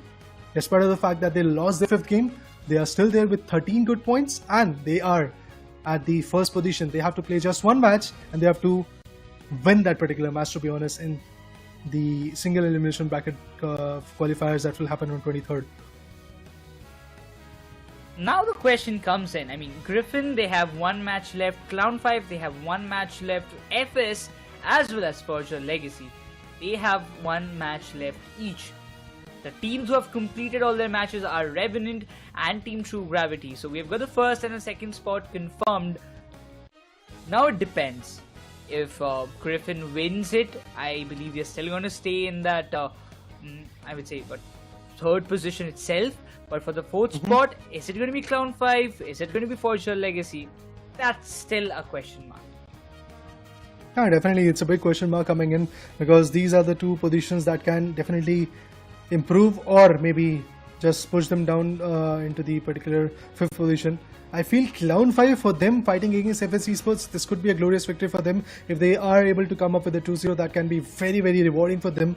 On the other corner, FS Esports, it's a good team, no doubt in that. We have seen that they were able to win one game finally, which was against the players of Forger Legacy. But on the other corner, if we talk about Forger Legacy, we have already got a clear insight that Forger Legacy knows Griffin is more than capable. Griffin is one of those teams that you really have to calculate and then play against. So Forger Legacy, for them, fighting against Team Griffin in the match number 7 today is definitely going to be a very interesting battle to watch ago, and we will get to see which kind of output is going to get delivered over there.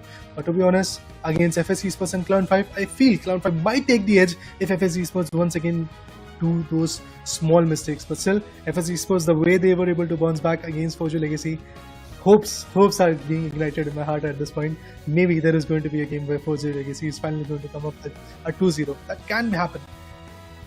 I mean, look at that kind of thing. We have the next set of match already ready. FS Esports take on Clown5, and you know what? In the back ends, I just had a text when I was not casting that Mewtwo was saying, you know what, remember my name, it's Mewtwo, and I'm gonna wreck everything apart in the next match that you're gonna witness. I'm really excited to see what he's gonna do up next, because Clown5 seems to be very, very confident, and if we talk about FS, not a single win as of now. 4 matches played, 4 matches lost. What is going to be the final verdict? It's not going to change a lot of things though, but they can be a little bit party spoiler for the side of Clown5. If Clown5 loses this, they will be there in the 4th position, and on the other hand, if Forger Legacy wins it, so they might be going for the 3rd, or they might be remaining in the 4th, and Clown5 might be dropping to the 5th spot. Yeah,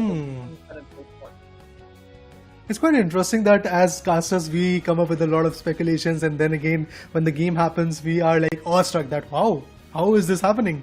But yeah, team introduction, let's bring in Tan. FS Esports, the average amount of damage that they were able to deal is kind of 250,000 approximately, like that. On the other corner, the average amount of damage that they take due to the choices of those defenders and a lot of supporter role that they actually go with is already quite evident that they were 2,67,000, somewhere around that. Average recovery is also quite decent, moreover towards the 1 lakh ratio, due to the factor of the Blissey, Clefable, and some other Pokemons like that they usually go with. Obviously, every single team is going to account for a speedster, possibly, in this particular formation between both the Giants, FS Esports. FS Esports loves to play with the speedster. Even Clown on the other corner, Clown5 also loves to play with the speedster.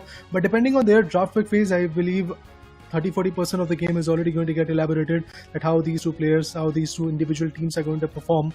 But then again, this was the team introduction for Team FS Esports, where hopes are high from now for now, due to the factor that they were able to win one game finally against Forger Legacy. And Forger Legacy is that team, guys, remember, who was able to beat the champs, Team True Gravity. So if you add up all those contingency, all those variables, FS Esports has still got it. That's what I like to believe. All things depends on this final match. I mean, FS Esports, I don't know what's gonna happen, but Clown5 will be pretty much confident, because they know that, FS, they haven't won a lot of matches, so they haven't won a single match itself, so we do have a chance of making a clean sweep and retaining their position. So that's the kind of confidence that they will have. But looking towards that, the average damage taken for the side of Clown5 itself is a little bit higher as compared to what the average damage dealt is, which is also like due to, I believe, the losses that they faced on earlier in the ACL. But after that, they have also played a pretty decent game for themselves to win and retain themselves probably in the 4th, maybe keeping themselves in the race to being the 4th seeded team. So still at this point, I would say that they have a 100% pick rate for Lapras and Venusaur. Then it follows by Blissey and Buzzwole.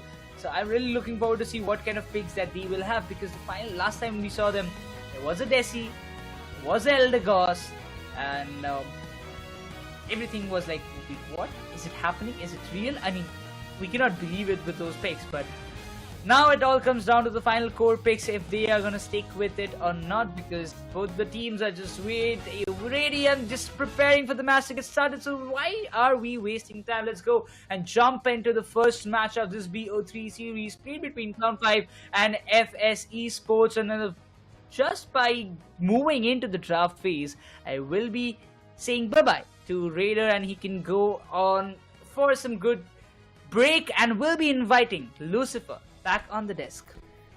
You have to say this, Necros, that you've sent him on a Pokemon journey where he's looking forward to catching some new Pokemon. Yeah, I right? was about to say that, right? You've given him a break. What is that? You've given him something to eat? No, right?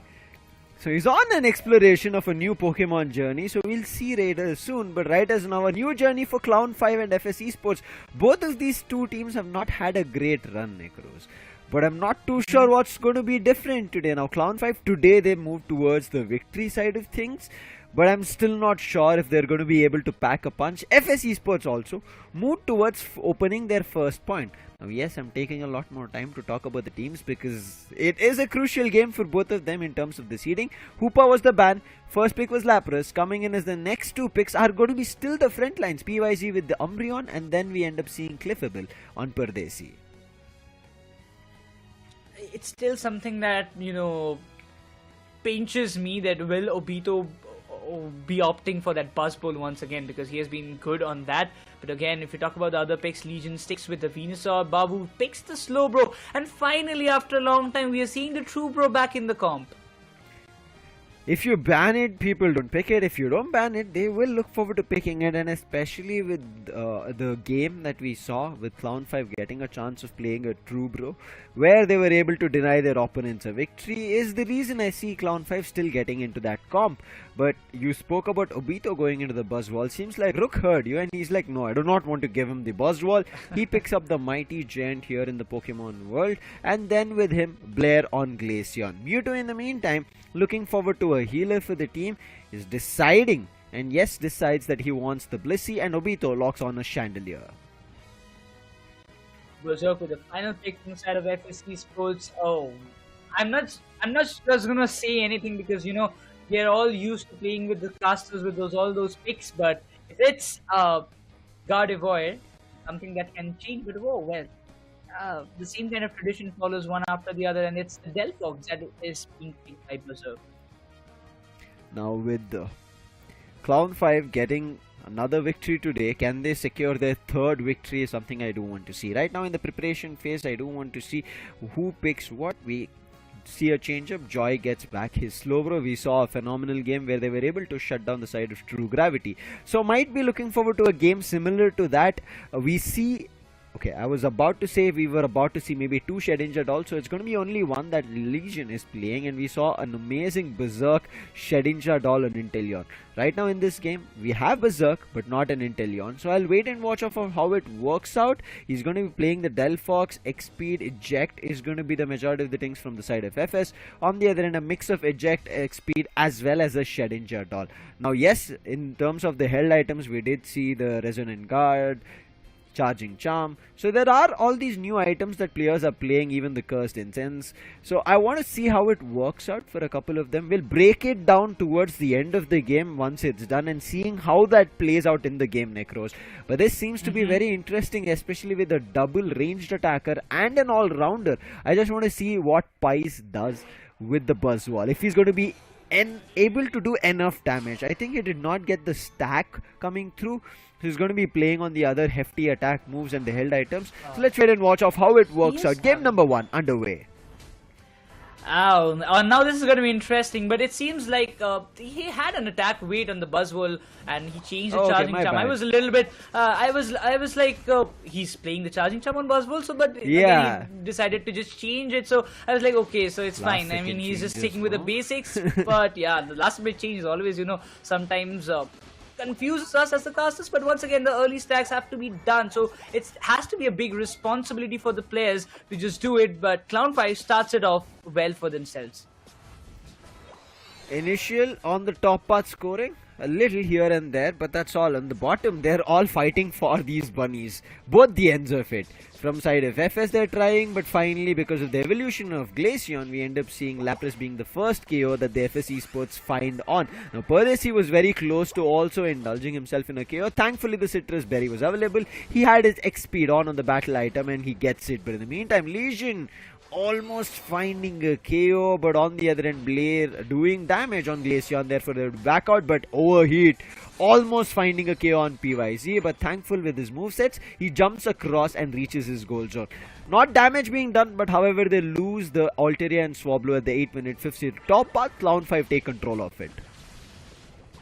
It does feel like the Clown5, they just want to wait for the right time to strike, and Rook is already playing on an HP build, so it will be a little tough for to get the early KOs done on him, but the Ivysaur seems to be struggling a little bit more, and this time, oh my god, Rook does make that impact alongside the Delphox help, but it seems the Lapras wants to make that control possible, but please, he's just pushing them all away into their tier 1 goal zone. Have to go with the stack push, but he's not having that Eos energy for now, and there's a constant healing coming up from the side of Cliffable towards him, but it seems they want to go with that mid path, Altaria, Swablu, in which FS Esports, they already have an upper hand. Not big, but Obito getting his special attack spec stacked up, but in the meantime, maybe a KO that we end up seeing. Yes, Glaceon finds one, the True Bro is down. In the meantime, also the foul play being used on the Umbreon. Let's see how further it goes, but as you said, keeping the attack weight stack going on. PYZ looking for another, but it gets stolen away from the Lapras, and for that, Lapras gets punished. Maybe another one, because even the Blissey gets smacked down to the ground of their own goal zone, and FS Esports charging with the overdunk of a 30 to destroy tier 1 on top. Now this is going to be something interesting I really want to see from FS Esports. They always had a good control over the earlier game, but in the mid they always lose the momentum sometimes, so they have to focus on not to lose it anyhow, that too against Clown5. But look at that, the tier 1 goal zone in the bottom, it's quite vulnerable. They're waiting for an overdunk to happen, but the Reggies, the objectives will be spawning, and Clown5, it will be very much focused on getting it, but look at those long range attackers just making so much impact. The Icicle Spear is locked on the slow bro, but itself finds the KO. Glaceon impacts, comes up with the glacial stage, trying to find a lot more value, and itself Buzzwole gets the Blissey down, and it seems FS Esports, they were having a good control, but the Venusaur steals the Regirock in front of them. Again, Glaceon still finding KOs even though things are going wavery, but I feel like with the Delphox also finding its unite, this is going to be big time coming through. Now Berserk is low. He has to be a little bit worried, wanted to go and score, but as soon as he saw that the Chandelier is here, meaning that the overheat on range can do damage, decides to back off, gets the Citrus Berry, and will keep guard of tier 1 on bottom. But in the meantime, is there a charge up from Clown5? They decide, but then they end up seeing the Umbreon taking charge, moving ahead with also the Fire Spin coming in from the Delphox. So they decide, let's just back off. Look forward to a top path Regieliki fight if it happens, but right now Egg Bomb, Solar Beam coming through from Venusaur as well as Blissey, keeping the players of FS Esports in check. But Fire Spin could have trapped the Umbreon just a few moments ago. Could have trapped the Slowbro, my bad. But once again, Umbreon manages to get a sneaky score for himself. That's where the teamwork does make a big impact. But Berserk, he will be getting all the buffs for himself as FS Esports. They look pretty strong in the start. Lapras, he was there, but he has to tank all the damage that is coming on from the side of FS Esports and making Chandelier as a support, but could not get a lot more value as the KOs are just falling in the hands of FS. Right now, Glaceon is playing phenomenal. Blair, I think he's found his game, especially after the wonderful games that FS had today. Yes, they were close to victory, but this looks to be the victorious game. And again, look at that fireworks coming out. Buzzwole clinching and finding the 6th ally. In the meantime, Glaceon, Blair finds a 2 KO streak with the help of the Delphox, finding the True Bro, Slow Bro out. And now they're overpowering Chandelier. Chandelier gets caught, it's going to be tough. Lapras Express activated, does damage. Finally, the Delphox is put down. Big Solar Beam coming through. Can they find anything on Umbreon? They do the after fire damage coming in with the help of overheat on Glaceon along with Cliffable going down. Now Rook, thankfully, because he's a defender, somehow will be able to managing to back off. and with that they do not give away a lot of top path control, just the fight that they'd given up. But hiding in the tall grasses, jumps in, nice slow beam use, and the Buzzwall will be sent back to the Pokemon Center, and alone Umbreon can't do anything at the top path, and they will lose the top tier 1 for the side of FS Esports. In the meantime, Berserk, as he had got KO'd, reaches the bottom path, gets a 21 dunk, keeping the scoring on going, even though Clown5 have taken the lead. Oh, those icicle spears did a lot of damage, and probably Joy went to steal that buff but was not able to get it in his side. But the Regice will be the next target for the side of FS Esports itself. And now they have to focus on Clown5. They are delaying, they are still a little bit far behind. The Unite being committed by the side of Delphox, and finds this Regice as well in their favor. FS Esports, they're looking pretty strong in the objective fights, while Clown5, they still have to wait for that final moment to strike in. But look at the game that FS are putting up, not even giving a single chance for the side of Clown5. But finally the final verdict is coming, and by that the Venusaur is securing some good KOs for his name. The afterburn effect is kind of right now finding the chaos from Legion's end on that overheat. It's doing good job, but it's on all those hefty hitters or the front line, not much on the back line. That's something that I feel like Clown5 need to pay attention to, but FS Esports need to pay attention to scoring goals. In the next 3 seconds, we're going to see the Regieleki spawn on top. That's where everybody will start turning their attention towards. In the meantime, it looks like Berserk and Rook want to keep a lookout for the tier 1 on the bottom. They do not want to let it get destroyed. Berserk with a fire spin. Does he catch the slow bro? Yes, he does, but Rook, he does not come in. And also, even if Rook swoops in, not effective damage will be done. In the meantime, a 7 gets dunked and Rook will immediately jump back on the Umbreon. Will be of nobody's reach. But in the meantime, Blair on Glaceon is still going to be here. A lot of Icicle Spear damage being done. But on top, as we can see, Buzzwall all alone trying to take the Regieleki, and no players from Clown5 paying attention to it. All players from Clown5 looks like they want to head bottom, break the tier 1 of FS Esports, and then maybe look forward to scoring extra. But right as now, 143 to 161, Clown5 still in lead, 20 seconds on the clock, along with Buzzwall. There's another player who's helping out. That's going to be Cliffable, Pardesi, and they will be able to secure with 15 seconds on the clock, and maybe this time score even 100. PYZ is moving in the right direction, and Clown5 doesn't seem to be anybody spawning back or recalling themselves back to base to try and defend this now. He'll wait for the next 1 second. Rayquaza spawns, swoop in for 100 goal, and FSP Sports will immediately get themselves on the lead at 263. Now this is looking a little bit competitive at this point, and now the fire spin might be able to trap the slow bro. He's dealing a lot of damage, but the overheat is coming into the play. Umbreon, he was damaged a little bit. The instant healing coming up from the side of Cliffable, but looks like Lapras wants to go from flanking position, wants to trap somebody out there. But is it gonna make it what? The Solar Beam misses it. The Unite being committed on Delphox. They know that if Delphox goes down, it can bring a lot more value. But it seems the Solar Beam is doing the damage. Delphox has been put to rest. But also on the other hand, Lapras falls into the hands of Cliffable at this time. While the numbers have been rationalized, it seems Clown5, they're desperate for the Rayquaza. They're trying their best. Glacial stage being used. Blair trying his best on the Glaceon, but the Shedding Shadow coming in at the right second. A Blissey Shedding Shadow is insane. And Surf from Slowbro.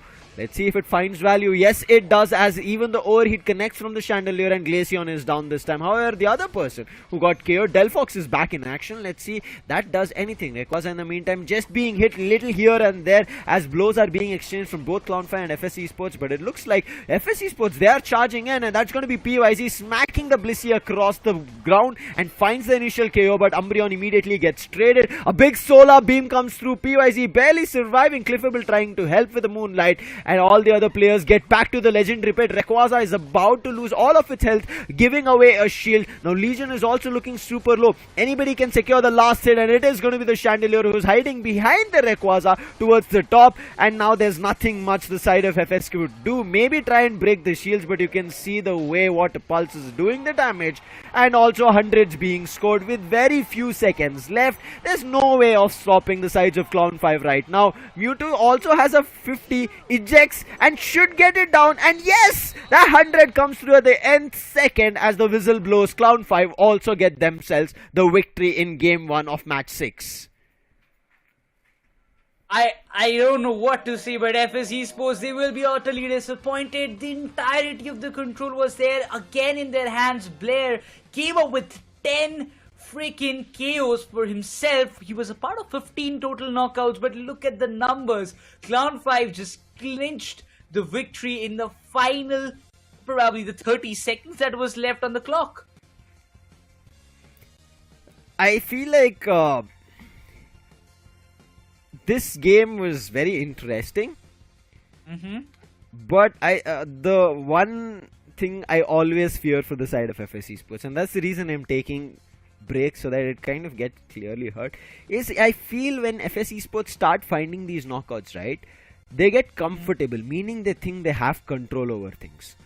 And once they think they have control over things, they are never ready for something out of the box, a surprise, right? You saw Joy had no reason to overextend like that. His teammates were nowhere close on the mid path of FSC Sports, but he still overextends, slow beams Delphox over there, finds a KO as Mewtwo uses Verdant Anger, and that's where control was taken away from FSC Sports, and Clown5 made sure that they were in the driver's seat. If that didn't happen, FSC Sports might have closed it. You saw even Pies, even after all those exchange of KOs happened, they still tried to swoop in for a fight, but it was not enough. 10 knockouts being found and still not a victory feels bad for the side of FSC Sports. Whereas Clown5, overall, they have 14 knockouts, which sums up almost towards the end that they found. And I think Obito playing on that moveset towards the end made him completely invulnerable. Not vulnerable. He was literally a wall. And that's what the best part of Lapras is. Once it hits level 13, defensively is super strong. And I think that's something that players need to understand. If there's a Lapras on the opponent's end, do not let it get to level 13. You could see, even though Blair was trying, couldn't even breach or break the shield that Rayquaza had granted to Obito, meaning that their defenses were just double the times better. It was completely visible, at the time, the kind of tactics you mentioned about the slow bro overextending and pushing everybody away and trying to grab the almost entirety of the attention so that nobody goes near to the legendary pit while, Mewtwo as well as Legion, they were melting down the Rayquaza, and that actually happened. Even Lapras was, diverting the Glaceon at that moment. All the other things was going all under control, and it happened so quickly that nobody would have expected. I mean, till the final moment, till the 9th minute, you can see that the graph says that, this team, FSC Sports, was winning, but suddenly that spike happened, that Rayquaza was melted, and boom, all the scores were dunked one after the other, and Clown5 just emerged as the victorious team out of these two. But all the last minute scoring came from the FS was that 100 from that Buzzball, 148 score coming from side of Buzzball, but it was just not enough to win this match. You can see how the graph kind of goes so close, right, from both the ends.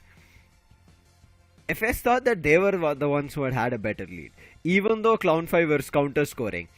That is because you don't get a clear idea, even if you're on a lead, right? It would just say you're on a lead, not by the difference. For us as viewers, anybody watching who's new here in Pokemon Unite, this score on top is only for us.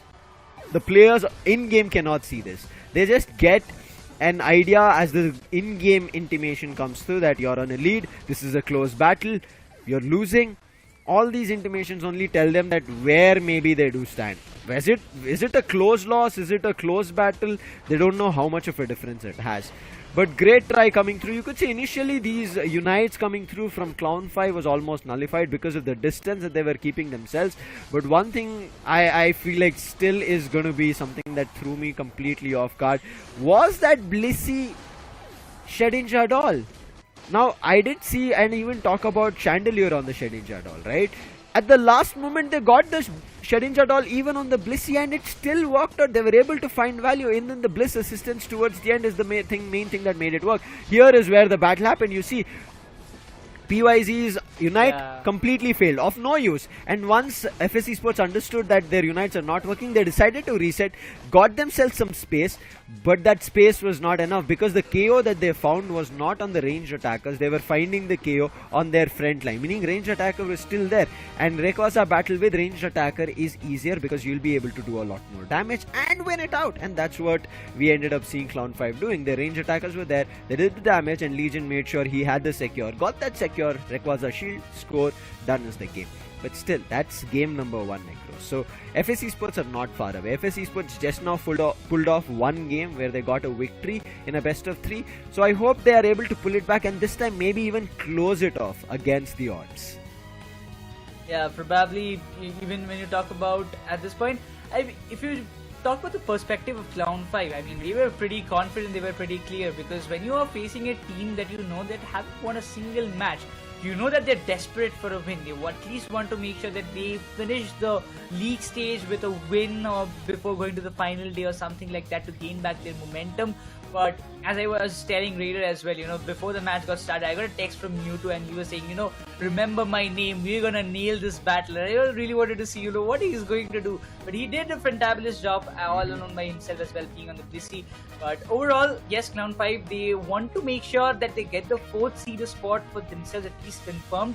That might just, if they win this battle, if they win this BO3 series, it will create a little bit of obstacle for the side of Forger Legacy because they are also in that same position. So if Clown5 wins, Forger Legacy, if they lose the next match, it might be possible that they just go down to the 5th seeder spot.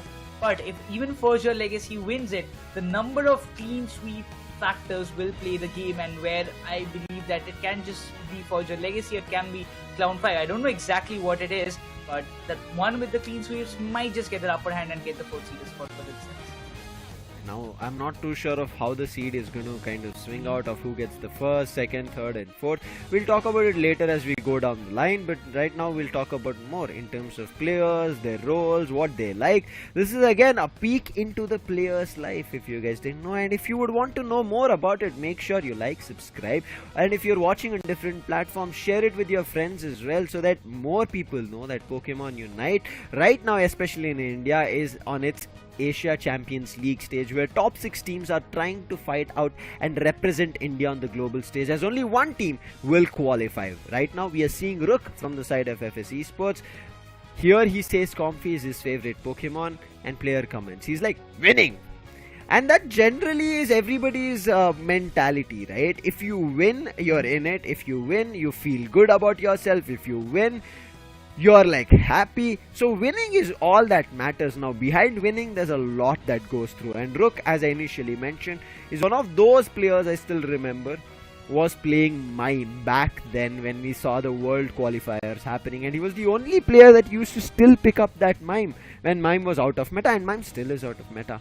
If you're hearing Pokemon Unite gods, Pokemon Unite directors, producers, please get Mime back. He's my favorite Pokemon. But getting back into Pokemon Unite right now, let's see what Rook is doing, right? Rook has been changing up his role overall. He's bought in a lot more Pokemon in terms of his pool, and is putting it down into play. Coming into the side of Clown5, we end up seeing Obito, who just played phenomenal stuff coming in from his end, and his favorite Pokemon is Zacian. Why doesn't it surprise me? I mean, everybody does like to play on Zacian. I mean, it's banned, I know, but it's still one of the powerful Pokemons, legendary ones, right? So we all know about it. But I just want to recapitulate one thing, Lucifer. If you want Mr. Mime back, you gotta say it a little louder to the Pokemon company. Okay, and so you are going to be the one who are going to make sure that Mr. Mime is back, and if you don't, why would I? Then. But we'll get back to what Obito did mention. I do want to say the player comment. He's already planning for even the world, so I want to see what Obito does here and then the worlds as well. Coming back, talking about Rook, as you can see, that was his player insight, but this is his player data, what he's done so far. This is why I mentioned he was a support player back then. Right now he is a strong defender in front. As you can see, average damage taken 72,000. This is per game when we generally see, and if it's average damage taken itself is 72,000, meaning that he's been doing an amazing job as a defender for his team. Obito on the other end, he's the damage dealer, also certain times plays the defender role, and that's the reason his stats are balanced. Yeah, that's for sure. Eventually, when Obito, I was studying already before as well, because he was phenomenal on the Lapras. He has been very much dominant on the Buzzword as well previously when we just saw him earlier. So I really want to see that Suyu again, when it comes down to Obito, these players on Buzzball has been pretty dominant, but whenever I see a Buzzball, I still want to see one player playing on it, and I remember all the time it's All Might. We are missing him in the Asia Champions League, that's for sure. Let be Lapras, let be Blastoise, let be the Buzzball. He is always the one who has always proven his worth. But once again, we will be jumping into the second match, which is already ready in the draft phase, and we'll have a look whether there is going to be some tactical changes happening from the side of FSC Sports. Yeah, tactically, they're immediately putting the Lapras out, because Lapras towards the end is the reason that they couldn't do much about that final fight. On the other end, Clown5 say, guys, there's still Hoopa, and we know Pardesi loves to play that, so they decide, let's not give them Hoopa. It looks like Pardesi was just throwing me off guard here, because his other teammates end up saying it's going to be a Slowbro ban, not a Lapras. So Lapras is still going to be a choice of pick coming through. Whether it's FS or Clown5 is something that we have to wait and watch. But in the meantime, I do want to let our viewers, this Pokemon Unite Asia Champions League Day 2 of India League stage is not done. There's still, I would say, 2 more games including this. There's 1 more game after this, and then we will get our top 6 seeds of which position every team is in. So make sure you tune in, like, subscribe, and let your other players, teammates, friends, everybody know. Also, stay tuned, because we still don't have one single team which is going to be called as the India champions who will represent us on the global stage, and that is what the fight is here for, because all the way in 2024 they're going to go down to Bangkok, Thailand. But right now, draft, we'll get back into it. Lapras is going to be the first choice coming in from PYZ. FS Esports not making any mistakes because they did not ban it. On the other end, Umbreon and Cliffable being bought in. From FS, there's going to be the Venusaur, Venusaur coming through along with Blastoise as well. 2 Gen 1 Pokemon, leaving me out as I'm wearing the Charizard. And then picks coming in, Legion on Glaceon and Obito on the Buzzwall this time. This time he decides not to go with something different. He decides to go with an Inteleon. Snipe shots coming into the play. Berserk if he plays on that Petal Dance and the Giga Drain, that's a different case. But Mewtwo, the last and the final pick. They do already have a support, but that's what I was missing. You know, the Leafeon coming into the play. One Speedster was all that completes this composition. The evolution is there on the side of Clown5. 3 EVs, and I really hope that it does make a big impact. Last pick's done. Preparation phase, and I'm ready to be thrown off guard again, because these players at the last nth second, just like we saw last nth score coming through, they make the battle item change. Now what change do they make? I want to see. But Berserk, we spoke about it in the previous game. He's back on the Inteleon with that Shedinja doll. Even we saw their opponent speaking about it. Phenomenal stuff that he did, Ruben mentioned. On the other end, Rook coming in with the Resonant Guard, Experience Share and Muzzle Band. Let's see, this time no special attack specs, but PYZ has the special attack specs. Attack Weight, a double stacking Pokemon play coming in from Buzzwall as well as Leafeon.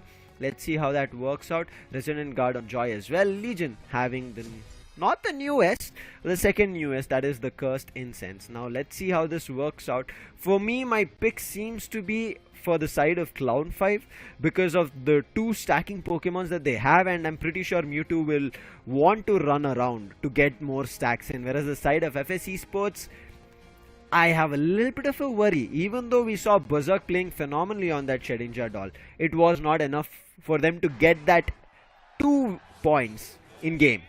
Let's jump into the game number 2 here in match 6, and whether it's FS Esports finding their game 2 point or not is something that we have to wait and watch. It's going to be something that I'm really looking forward to as well, because you know, Clown5 is already up with a 1-0 scoreline. FS Esports were so close for winning that the previous match, but now again, I don't know it's some kind of a myth or not, but if FS fails to win the first match, I haven't seen them winning the second as well. So this is how that all the matches that they have done so far, but Clown5 seems to be completing the early stacks, so Obito seems to be just stealing away all those Chaos energy and farming those wild Pokemons on the top. There is a kind of process of stopping it, but it doesn't go all the way.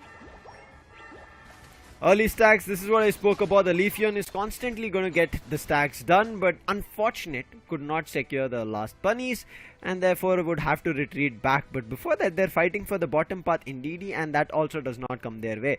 The little Sobble gets it. Level 4 is what it is. One more to level 5, and then we're going to be seeing the Drizzly And let's see what happens from there on. But the crit hits is something that I'm going to be a little bit worried about.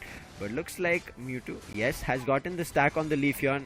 Will they go for a score is something that I'm waiting for.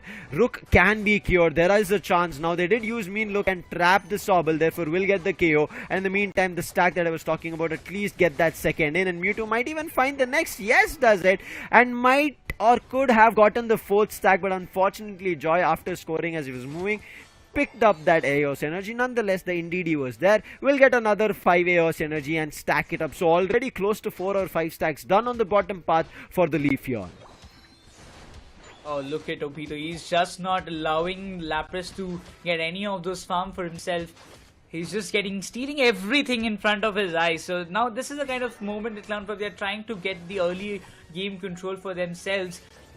Looking forward to the level. It's the level 7 Leafeon can make a little bit of hindrances for them, but it seems Clown5 they will get all those Altaria Swablu's in the mid lane, in the legendary pit itself, but still the stacks are coming up inside of Lapras on the top. Buzzwole is trying to buy them kills, but look at that. Blissey is being completely cornered out there with that Mean Look as well, and that Solar Boink does the job brilliantly and opens up the top lane on the other hand as Lapras got taken down. Obito finally gets the Leaf Blades were hitting him hard, but thankfully his teammates stepped inside the goal zone, therefore the goal scoring speed got increased. Leafeon in the meantime again looking forward to another stack here, but the ice shards hit effectively and Mewtwo had to back off. In the meantime, Obito, he swoops in, he's like, I've also gotten my stack, let me smack you down to the ground. And yes, Buzzwole finds a KO on Lapras. Oh, look at Joy. He's dealing so much damage thanks to those held items that is helping him to stay alive for so long a period of time. This null stunning Rook at this point might just get the KO, but it's a little hard for them. But eventually, the Regirock has appeared and FSE Sports, they're all in to secure this at any cost, as the Regieleki on the top, on the other hand, has been secured by the Buzzwole himself all alone. Inteleon. Crit hits on the ready, but can it find the snipe shots? In the meantime, all the players from Clown5 have forced the players of FS back, but hiding it. They try their best, but look at this. The last hit coming in. Inteleon always on that steal, right? The passive, where it kind of camouflages at the surrounding areas if you're next to the wall, works out. Now, snipe shot still doing damage, and yes, along with the help of Rook on Blastoise, they find the KO. From the backline comes in Obito, finds a KO on the Blissey. However, they do want to KO Obito, trying their best. The Hydro Cannon does the damage, but look at this, taking a wild Pokemon and smacking on the opponent, finds the KO on Inteleon, and then the Ice Shards and the Icicle Spear hurting right and piercing through the Blastoise, finds another KO, and Clown5 with that destroy the bottom tier 1 of FS, but not with an overdung. Nonetheless, still at 205, double the amount of scores of FS, but immediately Unite comes out. Blair decides to use it, might as well find a KO. Legion looking super low. Moonlight Trance comes out, but that is of no value as the Blissey is right behind them, providing them healing. Also the Giga Drain on the Venusaur with the Petal Dance is effective. Bliss assistance now coming through. Obito would have to be forced back. He tries his best to fight it out. Even the Hydro Typhoon Unite being used from the Blastoise. Mewtwo also tried his best, but all the players from Clown5 right now being forced off the bottom path. But still Glaceon not giving up, finds the KO on the Blastoise, and now this might force the players back off, but the Inteleon snipe shot still finds a KO before letting the FS Esports players back off. Oh, those Solar Boings did annoy them a lot. Lapras finally gets the KO. And now I am just seeing that, he has to, all of the players had to make a fallback from that moment. Clown5, even after that complete team push, they were able to handle it with all care, and they did concede some goals, but eventually that retaliation was much better from their end. Regieleki is already spawned. It seems Clown5, they will be just securing those Altarian Swablu's at first, then they will be taking care of the Regieleki and pushing it to the tier 2 once again. FSC Sports, they have to take it care, but Lapras coming into the question might just be the one to cause a little bit of trouble as Lapras Express comes into the question, but the Regieleki will be stolen away from the hands of Clown5, and look at Buzzwole, he's all angry at this point and will be trying to just stop the Regieleki no matter what, but now he has to make a fallback, but no, the Regieleki damage actually managed to find the KO of Buzzwole. On the lead, again taking this bottom Reggie is FS Esports.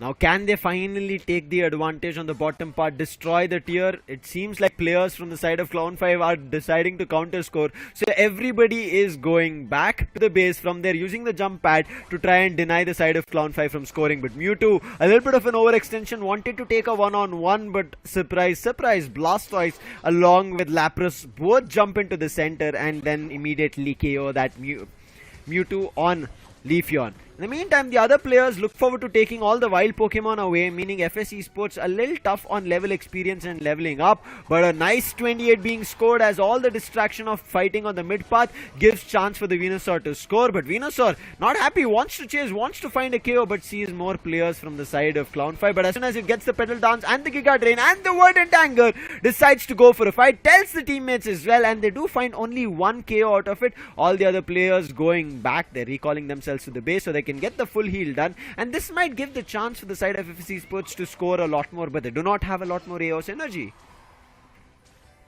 At this point, eventually you can see the top lane contestant was won by FS Esports. They are just closing up the lead at this point. They will be going up with one overdunk at least, and there goes the 50. And FS Esports, they do take this lead in their hands. So it's good to see that FS Esports are taking the mid game control in their hands after not having a great start. Eventually, Clown5, they need to figure out something else from their end. But look at the level difference. The level 13 Lapras and the level 13 Inteleon, as followed by the Venusaur itself, will create a huge impact in the overall game of FS. 213 to 205, FS Esports take control. Less than 15 seconds on the clock. Pardesi making sure nobody swoops on Berserk. Umbreon wanted to get a little bit of a dunk, does get it, and that's the reason we end up seeing the goals being pushed to 2 or 10. Meantime, Blastoise is in overextension. Yes, it is. Gets locked down by the Glaceon, and the Blastoise goes down just before the final stretch fight. Now, this can be a chance, but in the meantime, look at Lapras Express coming through, along with a move-in from the Buzzwall. Unite being used, but the Challenger Doll comes out at the right moment. Berserk survives, and Obito trying to run away now, hiding in the tall grasses, doesn't work. The crit hit finds the KO. The Buzzwall is down. In the meantime, Clown5 players, they're just trying to peel off from the fight. However, it's not working out great because the side of FS Esports players are trying to move in for Rayquaza. So Clown5 need to keep the fight ongoing, and Clown5, I'm pretty sure, are trying for a clean sweep here, but the Blastoise, after getting cured, has respawned back, now uses the Hydro Typhoon, and with that damage finds the KO on the Glaceon. Leafeon is also super low, and the Lapras is chasing that Leafeon along with the Umbreon as well. This triple EVs, that is not working out great for Clown5 so far. Only the initial game was good from their end, but this late game, better for FS. Oh my god, the Buzzwole went down with the one good shot from the side of Inteleon. It gives a complete control for the side of FS Esports. They need to just focus on getting the scores done. Rook is going for that sneaky score itself because they have 50 seconds of timer, but still Clown5, they're trying to waste the time. They don't even know that they are still 3 points behind of FS Esports. Inteleon again finds the clippable down, but finally the Venusaur goes down. Given the chance, this time, this Rayquaza goes in the hands of FS Esports as they're moving forward. They want to come up with an equalizer in the series, and I guess they will be able to do it because there is nobody from the side of Clown5 to even stop it from happening. And there goes FS Esports giving all those hundreds, getting all the hundreds in their pocket. It's all done and dusted, it seems, because FS, they're here with that big equalizer in the series. Yeah, this game is done for. Another equalizer coming in from the side of FS Esports. So they'll get another point at the end of the day. Whether it is going to be a victory point or is it going to be just 1 point, we have to wait and watch out. But a great fight coming in from the side of FS Esports. The time that they swooped in, keeping the players in check, worked out really well. Yes, the Blastoise was a little bit of an early KO, but none of the players from the side of FS Esports backed off or thought it's going to be a trouble. As soon as Rook went down, from the backlines, Pies comes activating the Lapras Express, and with the Lapras Express coming through, we even saw the snipe shots, and that finds value to find players to be knocked out from Clown5. Buys time. Then Obito decides, guys, they are also trying to buy time, we are also trying to buy time. Doesn't work that way. Let's swoop in for a fight.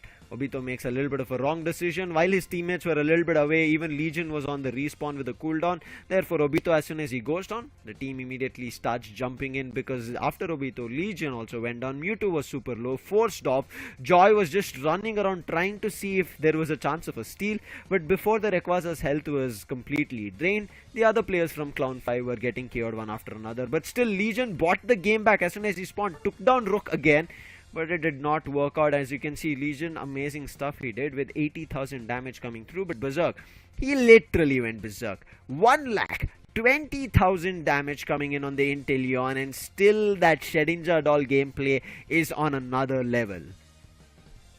I mean, that saved his day, that's for sure, because the way Obito closed on him, I really thought that he's gonna go down, but you know, that Shedinja doll saved him from that kind of moment. But the damage that he dealt was so high, like 1,20,000 itself. It justifies those snipe shots, constantly giving so much damage over the to the Mewtwo, to those Leafeon as well as the Buzzwole. Everybody was, you know, facing so much problems in that case. But it all comes down to the decider, and I'm really looking forward to see, will FS be able to get their very first win in the ACL itself.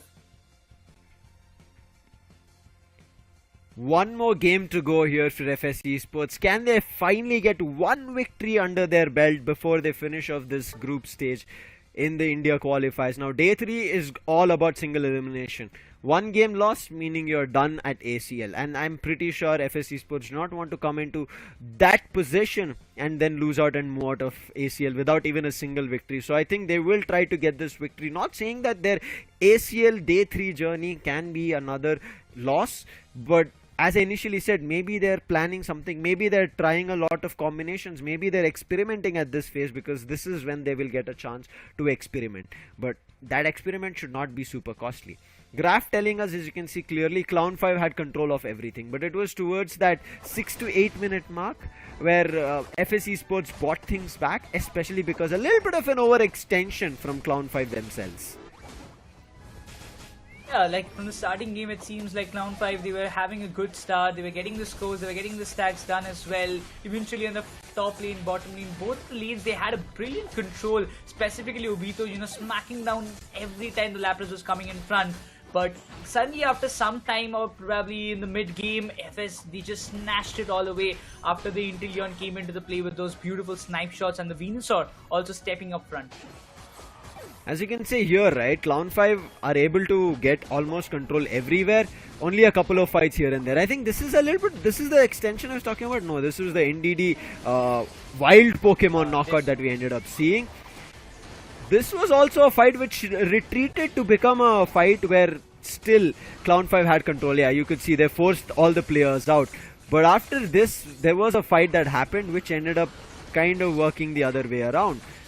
Yes, a steal we did witness coming in from the Lapras, because of which the Regieleki become another person's ally, and you can see PYZ still trying to make sure that if there is a chance to push that ally across, but Regieleki finally will be KO'd. And this is the fight. Here again, the second time that they got the Regirock and then Mewtwo's overextension. This is what we spoke about. The last minute overextension that they did was the Mewtwo's overextension, and with that, meaning their level advantage that they had, the stacking that they had, the experience that they had was slightly given away. Now here as well, we saw the Blastoise overextension, but with Blastoise overextension, we did not see them making a mistake. However, Obito there also made a mistake, as we just saw, where he tried to find a KO on the Inteleon, but the Shedinja doll, that dodged it. And then the Spy Vision, instantaneous KO on the Buzzwole.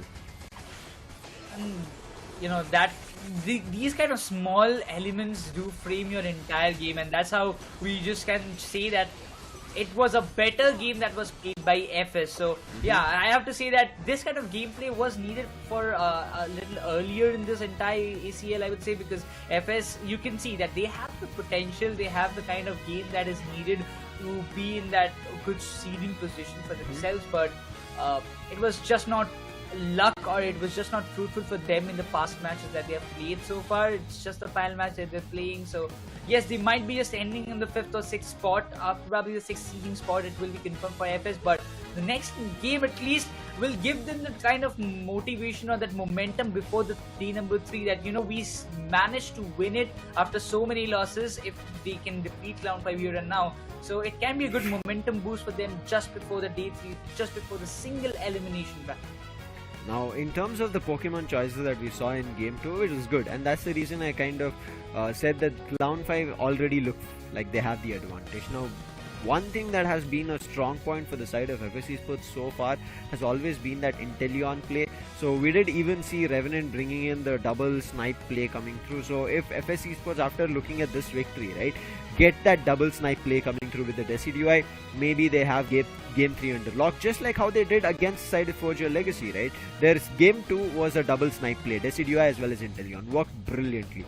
Now I just hope they finally realize, oh wait, our single snipe worked, let's bring in Decidueye as well as a double snipe. And whenever they bought that, their front line was super strong. Forge Your Legacy had a very tough time invading their backline, and one mistake that they made where I think Inteleon got caught very early on for a fight and got KO'd. That's when Forge Your Legacy bought that game back. Otherwise, it looked like FS Esports had control of things.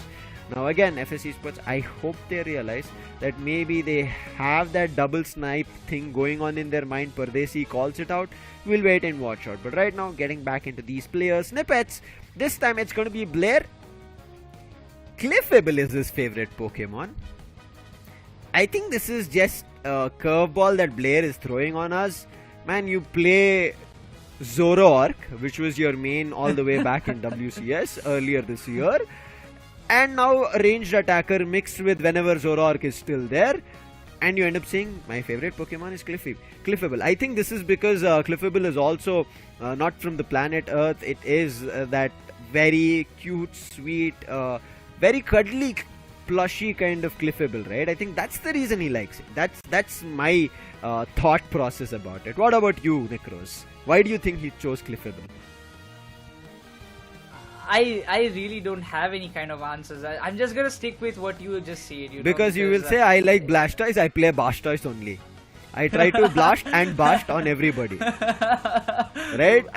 Moving on, it's okay. But WCS, my preferences, okay. What is your preference? Okay, tell me what's your preference, because I rarely see you playing grinding rather than playing, because all your losses is what I see in your trainer ID. No. I'm doing pretty good on Blastoise these days as well, but my preferences has changed to Dragapult these days. Monkey see, monkey do. You're literally trying to do that, right? Copycat. Huh? This man, guys, he took. I was the one, and I'm pretty sure you're going to be playing the Dragon Dance as well as the Dragon Breath play, right? I use the Shadow Ball instead sometimes. Oh. Still, look at this man. Even after getting buffs, he's not changed it to the Phantom Force. Unfortunate, Necros. You have to try something new. I can still wreck you with the Phantom Force. So let's try a Dragapult 1v1 once. Let's see how it works. Because we don't have to go for this competitive lobby, right? We can go for a normal lobby and I can still wreck you. Yeah, but sure. Getting back into player introduction rather than a banter between ourselves, Necros, this time it's going to be from the side of Clown5 Joy. And Joy, true to his words, man, salute. This is how you have to be. Favorite Pokemon? Slowbro. Play Slowbro a lot of those times. From one end, we saw winning ACL is what the intention was, right? Now, we're not too sure if that happens from Blair. We have to wait and watch out. I was hoping FS Esports would win it this year, but seems like it's not the case. In the meantime, Clown5's Mewtwo. Now we get into the player's actual stats. Mewtwo coming in. He's been switching up a lot of roles, Necros, so I'm not too sure where I will put Mewtwo into. As you can see, he also has a 42% pick rate of Blissey, 25% of Venusaur. We also saw him on a Leafeon. Big variety of, I would say, role changes coming through. I would be okay if these role changes happened for particular games, meaning not within the game, but for a particular team. But doing this within the game, a particular match, I think that's where it's been a little bit up and down, but still, Clown5, they're getting their victories. Yeah, that's for sure. But once again, I'm really looking forward to see PYZ. Yeah, we have seen him more on these kind of Blastoise and the majorly on Blastoise, I would say, because you can just see the pick preferences or the pick rate. On the secondary, it was Buzzwole, but PYZ has always been, much more valuable on Blastoise, and what we've seen in the previous match itself, he did a fantabulous job on that. But coming back to those kind of selections and the kind of picks that might happen from all the players, do you think that the next match, or probably the decider, FS will bring up something out, maybe an unorthodox pick? That's what we are seeing throughout the day. Now, just like we saw PYZ also having a, I would say, not a big monumental role difference, because these days defenders are also functioning as all-rounders. But I can see that certain times the way PYZ would have to play is also switching, right? On a defender, he feels comfortable. I feel like that he can take up a lot more damage and also do damage. But when he switches to an all-rounder, there has been those instances that he would have to send somebody first ahead to kind of initiate a fight, and then he picks them up with a superpower or smackdown, whichever it is, and then start doing damage. But one thing for sure he's had trouble is stacking. Now with this game number 3, the final decider between these two, let's see what happens, as we are going to be jumping into the draft phase where we are going to be waiting for the bans. I feel like bans still going to be a standard ban of a Slowbro and a Hoopa coming through. Pardesi as well. I think he does not like Lapras in general, something that I do have to ask him. My personal best, or personal, not the personal best, just like how favorite Pokemon was there, right? Out of all the Pokemons, my favorite is Lapras. So I do want to ask him, what is this every time instantaneous ban of a Lapras? But this time seems like his teammates don't have anything to say. They're okay with Pardesi's Lapras ban. On the other end, full team decision from Clown5. They're like, ban this Hoopa. No Hoopa at all. I mean, it's just like that kind of obstacle that you don't want on your smooth road. So that's what I believe Clown5 they're focusing on. And again, when they have got the first pick preference, they just don't want to let that Cliffbell slip away from their hands, and instantly Babu decides to go, you know what, I'm gonna lock this Cliffbell. But giving a chance for FS, a Blastoise and a Lapras, if it is that kind of double defender composition that FS will be opting for, it can be good. But Rook decides, I'm gonna stick with my own core pick. That's gonna be the Umbreon. Legion? Is it a Venusaur? Enjoy Slowbro. Seems like it. Clown5 have not played around with me a lot. They immediately pick the Pokemon that they initially hover on. So I have nothing against them. So I think I can keep calling them. And also Legion playing this energy amplifier, meaning would want a lot more Unites. On the other end, Blair getting back on the Glaceon. I want to see... Yeah. See, this is what I spoke about. Clown5 never throw me off guard. FS Esports in any other team, they throw me off guard. Blair decides this time, I do want the Inteleon. Berserk needs to play. We want to secure the victory. But do they come with a double snipe build? I'm not too sure. On the other hand, Obito does get an all-rounder, but before Mewtwo locked the Glaceon, right, we ended up seeing maybe the Machamp coming through. I would have been super duper excited if I saw a Machamp back in the meta. Machamp back earlier. It did not get a big Starlight or a Stardom, but it did work out. But I finally presumed my prediction went right. FS Esports heard me. They're like, guys, we made our double snipe build work. Why are we going to change it? Let's get it back again, and we see Berserk back on his best on Inteleon, and Blair also back on the Desi. Now, I don't know whether it's going to be the same set of held items for the side of Blair. No, yeah, finally changes. I was like, he was using a Drain Crown? Wait, what? So, yeah, finally changes it up, and we just see the other side. Clown5, I don't know what's going to happen next, but if FS are going to stick with that same double snipe composition, because even in the last time Revenant picked the same comp, they played the Inteleon on Liquidation and they went with that Spirit Shackle. But FS, as they have already played it once in this very day, so I believe it's going to be a big kind of nuisance for the side of Clown5, because if both of them are making those connections, that Snipe Shot and the Spirit Shackle, look at, like, you can assume how much damage it is going to, give towards the side of the Pokemons. Seems to be this game will decide what's gonna happen. Now, as I mentioned, the front line being super strong with Rook playing Umbreon and Blastoise on PYZ. I want to see how Clown5 make it work. Now, Slowbro, is on cards, meaning there can be trouble that Clown 5 can start, because that slow beam, if it catches even one of them, Inteleon or the Desi, Obito along with Bavu can swoop in. But Bavu, we spoke to him earlier today, he spoke to his teammates. They mentioned let's go for an Eldegoss, and it worked out really well. Now in this game there's no Eldegoss however, so I was like hoping if there's an Eldegoss back in action. But we'll to wait for some other game later down the line. In the meantime, let's see if Obito gets a chance to stack, wants to move in, but the damage being done from PYZ as well as Pardesi forces him to back off to get back to his goal zone to grant access to that blue shield. Otherwise, there could have been a chance that Obito might have been KO'd super early. Eventually, Berserk is also farming himself up, but again, that Buzzwole, they don't want to make that same mistake repeat again in this match. They had a great early game control of Clown 5, as what we even witnessed in the replay as well. It was purely justified, but I'm concerned about the late game that's going to happen when all those things like the Spirit Shackle, the Snipe Shot being active for the side of FSC Sports, that's where they're gonna go with that impactful plays. But now Swablues and Altaria coming into the play, Slowbro trying to make sure, Slowbro as well as the Bulbasaur trying to make sure that it stays with them only, and that is the kind of denial that they did against FS this time. Again, Clown 5, they're really looking forward to get some scores dunked on the tier 1 goal zone itself, and the smackdown coming into the play. Look at the Blissey getting KO'd, but again the Ice Kill Spears did a little bit of damage, pushed away that small Squirtle away towards the tier 2. Squirtle still on Squirtle, and Obito chasing him, and I'm pretty sure Obito will get his 7 stack. He should go for it, rather he's looking forward to getting the bunny for himself. Now with 12 it can be a little bit tough. On the other end, Joy, a little bit of a fight, but Bavu, what an overextension. Is this just a distraction move? I'm not too sure, and it works out.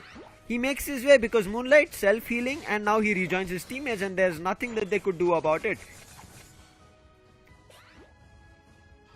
Looking forward to this kind of situation. Like Clown 5 again, they're starting to gain that early game control for themselves. 2 level 7 Pokemons, one is Buzzwole, another one is Glaceon. Should be able to get some good counters on that game as of now, but still the Wartortle trying to just flee away from this position, trying to keep the Buzzwole away from the tier 1 goal zone, but it doesn't work like that because the Clefable, Glaceon and the Buzzwole is there.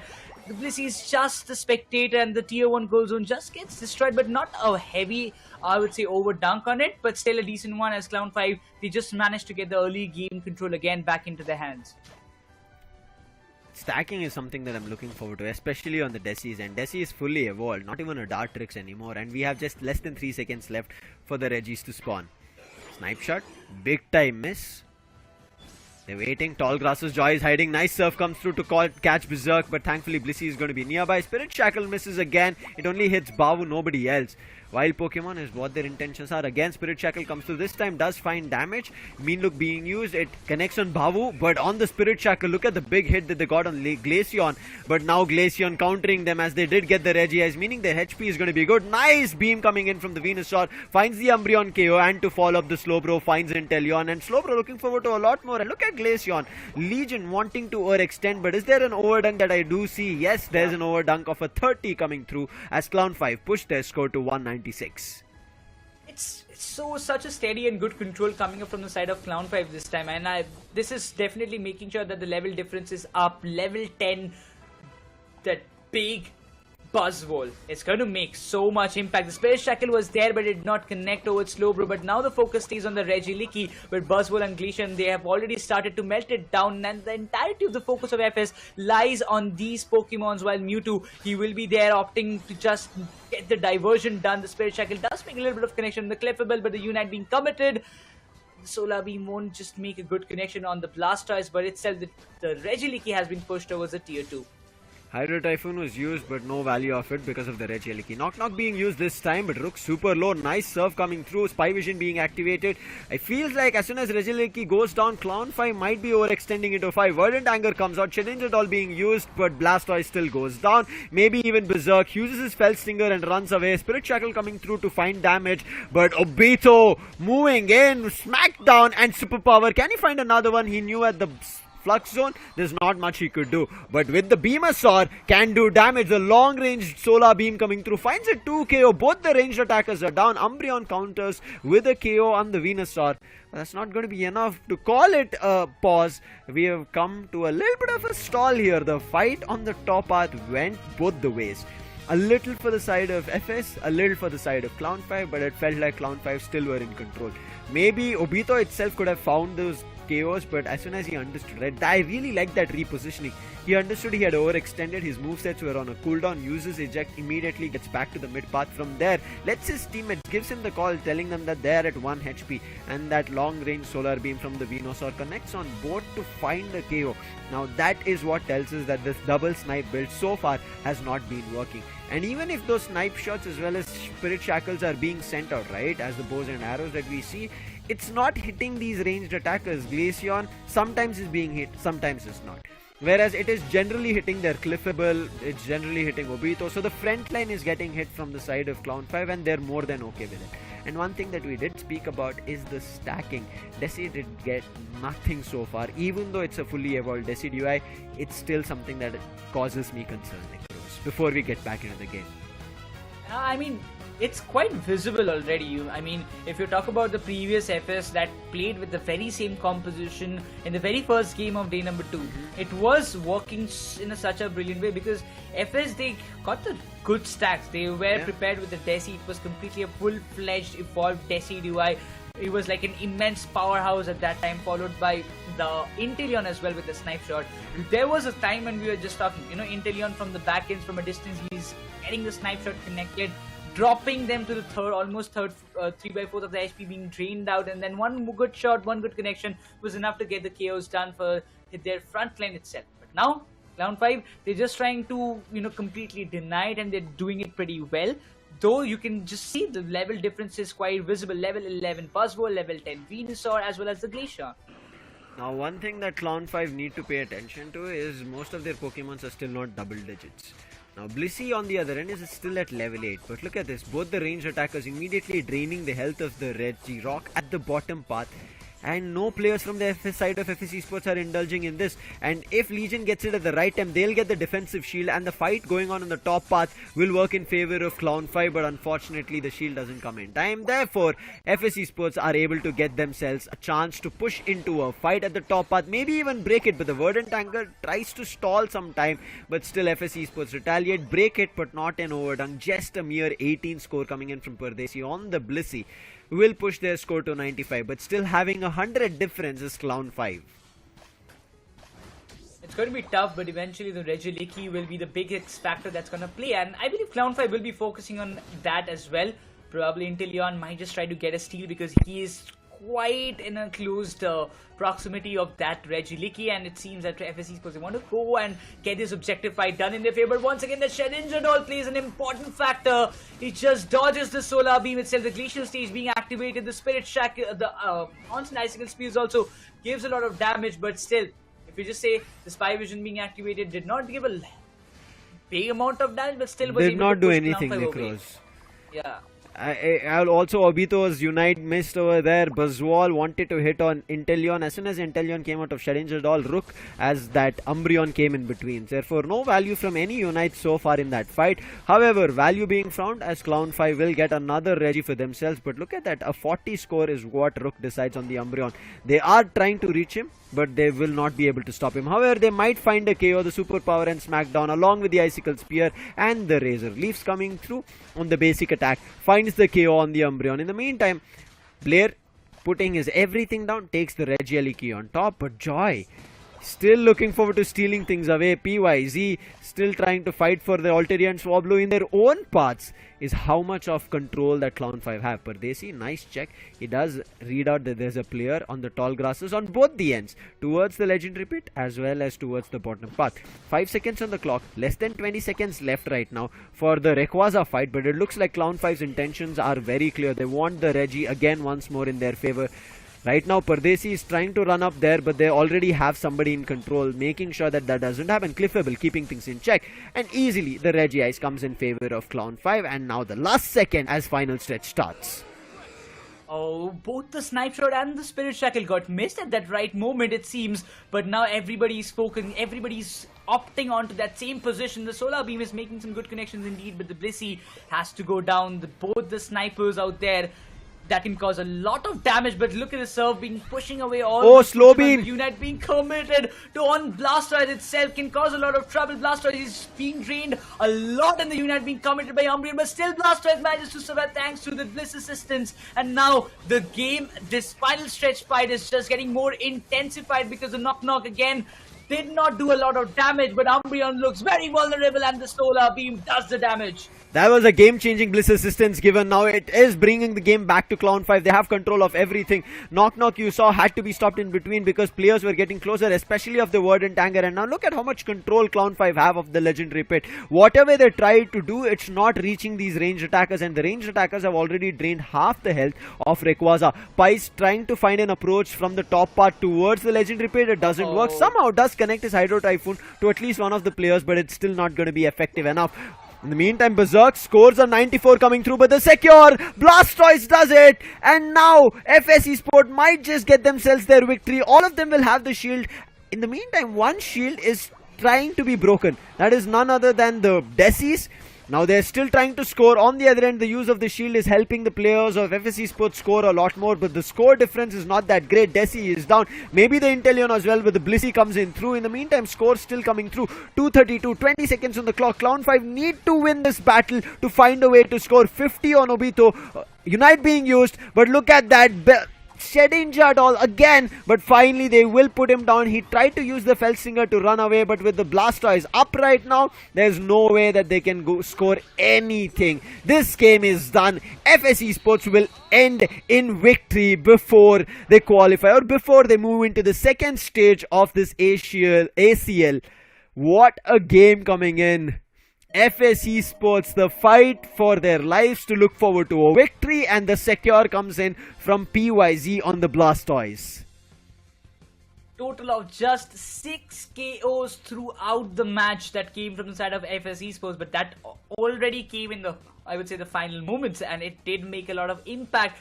Even after so much damage, you can see Legion, he's not having a single knockout for himself. He was part of 8, he did a good assist, but in the end, it was all that mattered the most was that securation. Clown 5 were very much involved in melting that Rayquaza because they knew that if they don't get it, it's going to be very tough. But kudos to the, I would say, the double snipe comp. But I would say it did not work out the way it actually did in the very first match, right? But still, it was valuable in the end. They were able to secure the Rayquaza and get the game in their side. That's all that matters the most at this point. Yeah, their double snipe comp did not work. As you can see, Blair only on 1 knockout, Berserk 4 this time. But on the other end, great try coming in. Mewtwo did the damage, Obito, Pavu, everybody did find one or the other. But that secure from Blastoise, that's gotta hurt a lot. PYZ with just 41,000 in terms of damage. Blair, as you can see, 75. Berserk still doing his best at 1 lakh. Mewtwo also close to it, falling 10,000 short at 90,000 in terms of damage. Obito with 58. I feel like Obito, even after doing so much, was not enough. Bawu, I think a miracle man coming through, as you can see. Constant healing, and that too surpassing the 1 lakh mark and pushing it to 1,31,000 in recovery is just amazing stuff being done. But that last hit is always a luck, and that's the reason you should not play the Rayquaza fight when the other players are also up, especially with better secures coming in from FSC Sports because they have double snipes coming through. Even you have a Beamasaur, but we have seen Beamasaur solar beams take time to generate. That's how solar beams are. They take time to generate, and then once they are in full power, they send out. So there's at least like that half a second or a second that it takes to charge up, and then it comes out, and by that time somebody can secure and go.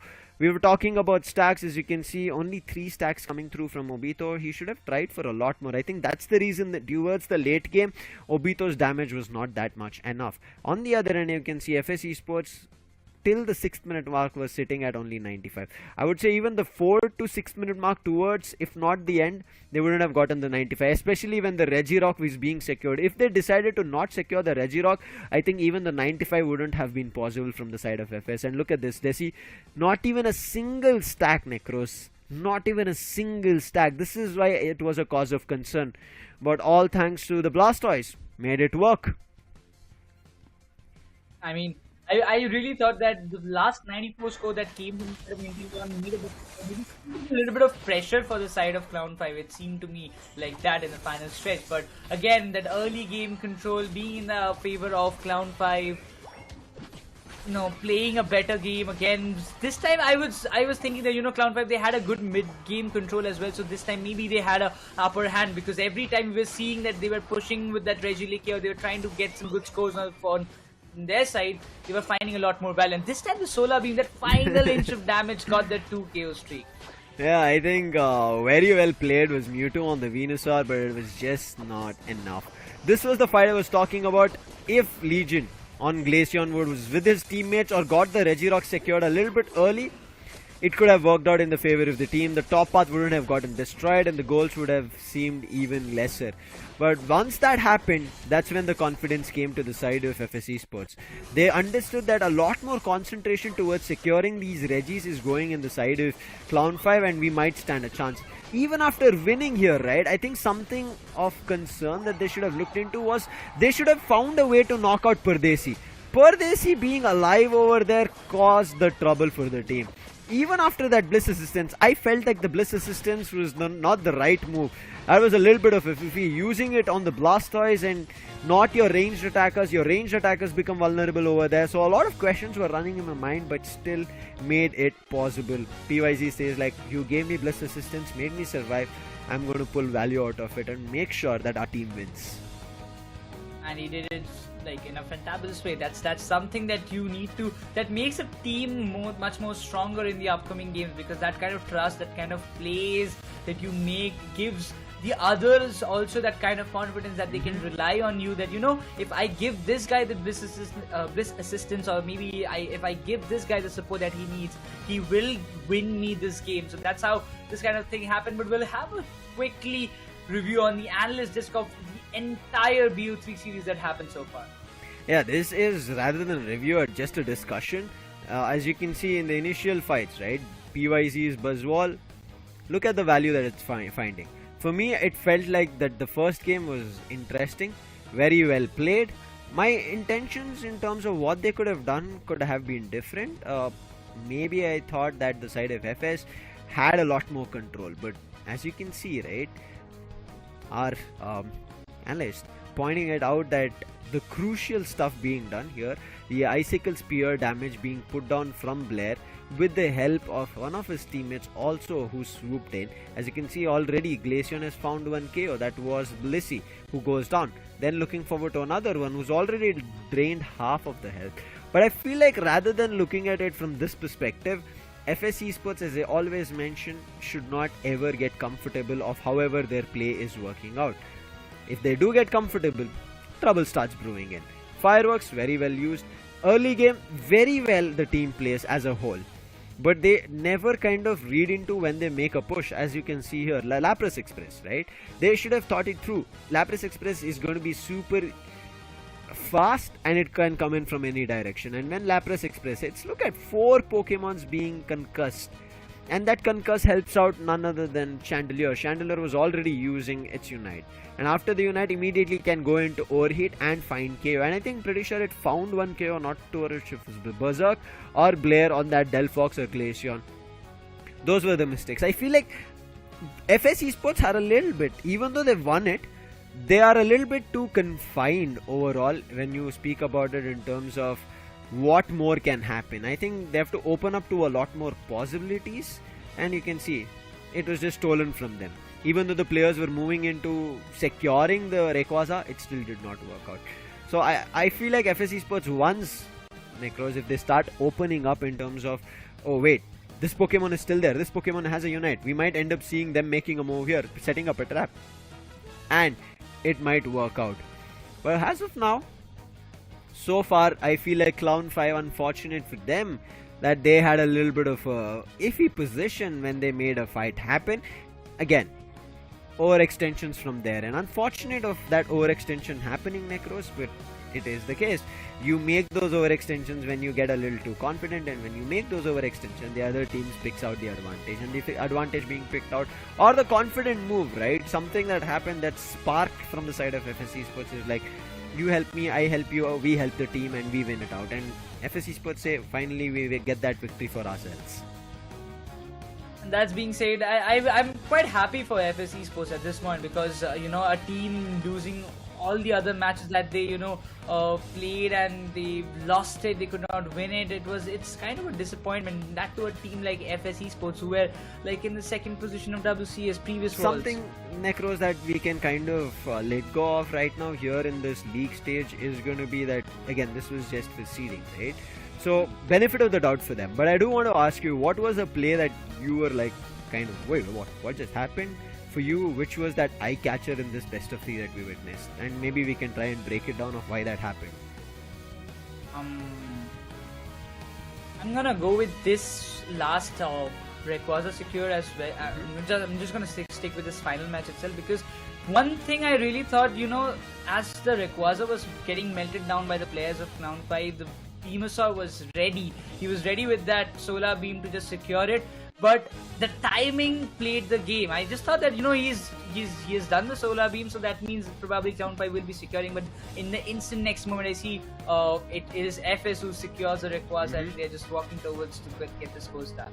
And also the surprise being, right, they did have 2 snipers, and none of the snipers secured it. It was a ranged defender finding that secure. Now, and Blasters, how he played it out, I think he used the Hydro Typhoon for the secure over there, and from there, not the Hydro Typhoon, Hydro Pumps.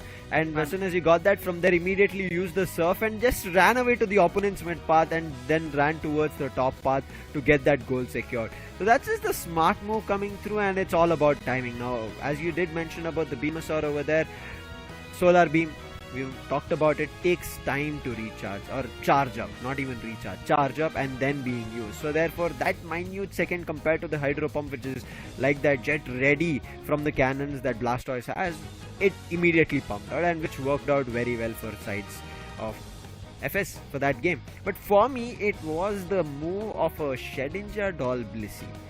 Now, Shedinja Doll and Blissey. Now, Shedinja Doll coming through is generally when your squishy Pokemons are in trouble, right? You want to make sure that your squishy Pokemons are immediately able to move away, run away, or maybe even dodge a Unite coming through. Especially from this monster, the Charizard, right? Seismic Toss. He picks you up, tosses you in the air, circles around, and then drops you in the ground, and then breathes flames that eventually put you down, sends you back to Nurse Joy. Now, yeah, a couple of the players might be very happy to go back to Nurse Joy, but not in a battle of Pokemon Unite in 10 minutes of a game. So I feel like something like this, that when it happens, that intention of having a Blissey on a Shedinja Doll, I'm still not sure whether it was a last minute mispick or whether it was a proper eject or a proper decision. But it worked out. I like that play coming through, meaning that your Blissey survived for the longest, and your Blissey towards the end also found 2 KO streaks.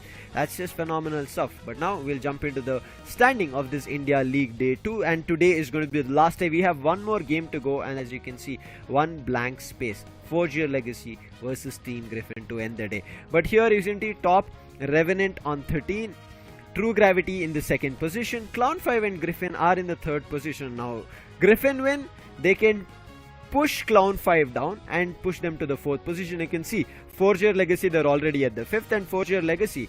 Now I want to see what they do, because that game that we already spoke about, Forge Your Legacy and Griffin, is the one up next. Now, Forge Your Legacy, unfortunate, they were about to lose to FSC Sports, but they bought it back, reeled it in. Now against Griffin, what do they do? It is a tough match, and Ruben already spoke about it, Necros. Yeah, I mean, against all the odds, both the teams have, proven themselves in the recent past, so probably we are expecting a very close battle here, and we all know that it's not going to be that easy, or not a 2-0 at all that we can expect from particularly this matchup. It's definitely going to be a 2-1 scoreline that I am expecting. And if it happens 2-0, it is just like, I would say, a big miracle that's happening. But again, if you just talk about the scoreline, it seems to me like if Clown5 would have won this match, there could have been a chance that they would have equalized with true gravity, maybe with a close enough 11 or 12 points. But before all the things that will be happening and before the final match of day number 2 of ACL 2024 India qualifiers, we are going to take a small break, and on the other side, we will be coming up with this final match.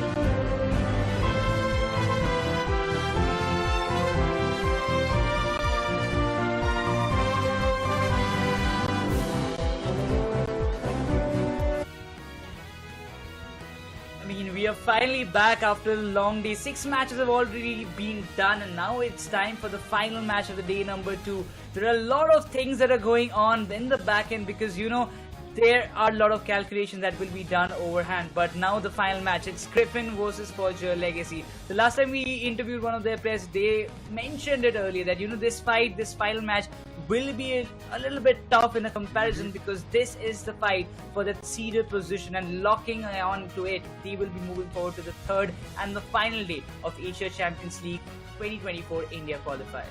Now what happens or who goes towards the top position is something under question, because there is a chance of a tiebreaker happening with a team at 11 points in the second spot.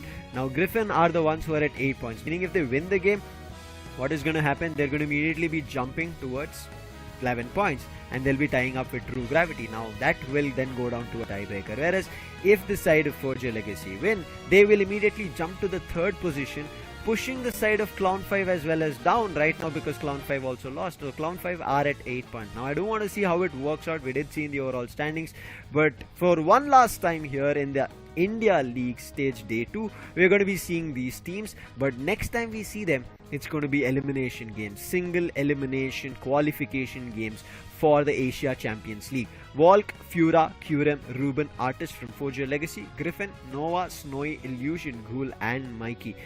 Both the teams are heavy hitters. On one end, I feel like Snowy's frontline fights are going to be crucial. Now whether Snowy is going to play frontline or is going to be playing towards the backline is something that I do want to see of how it works out.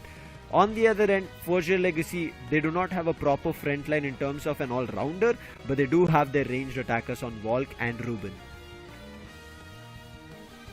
On the other side, if you just talk about Volk and then that side of Forge Your Legacy in the last match, if you just talk about, they had a decent like ups and downs, they had a lot, so that's why they seemed to be struggling. But after India Open, the expectation from this team was a little bit higher. But again, the picks, specifically if you talk about the Wigglytuff pick that happened for Forge Your Legacy today, it did surprise me a little bit again, but they managed to win it, so that's all that matters. And Volk again coming back on that Venusaur, finding a lot more chaos for his team.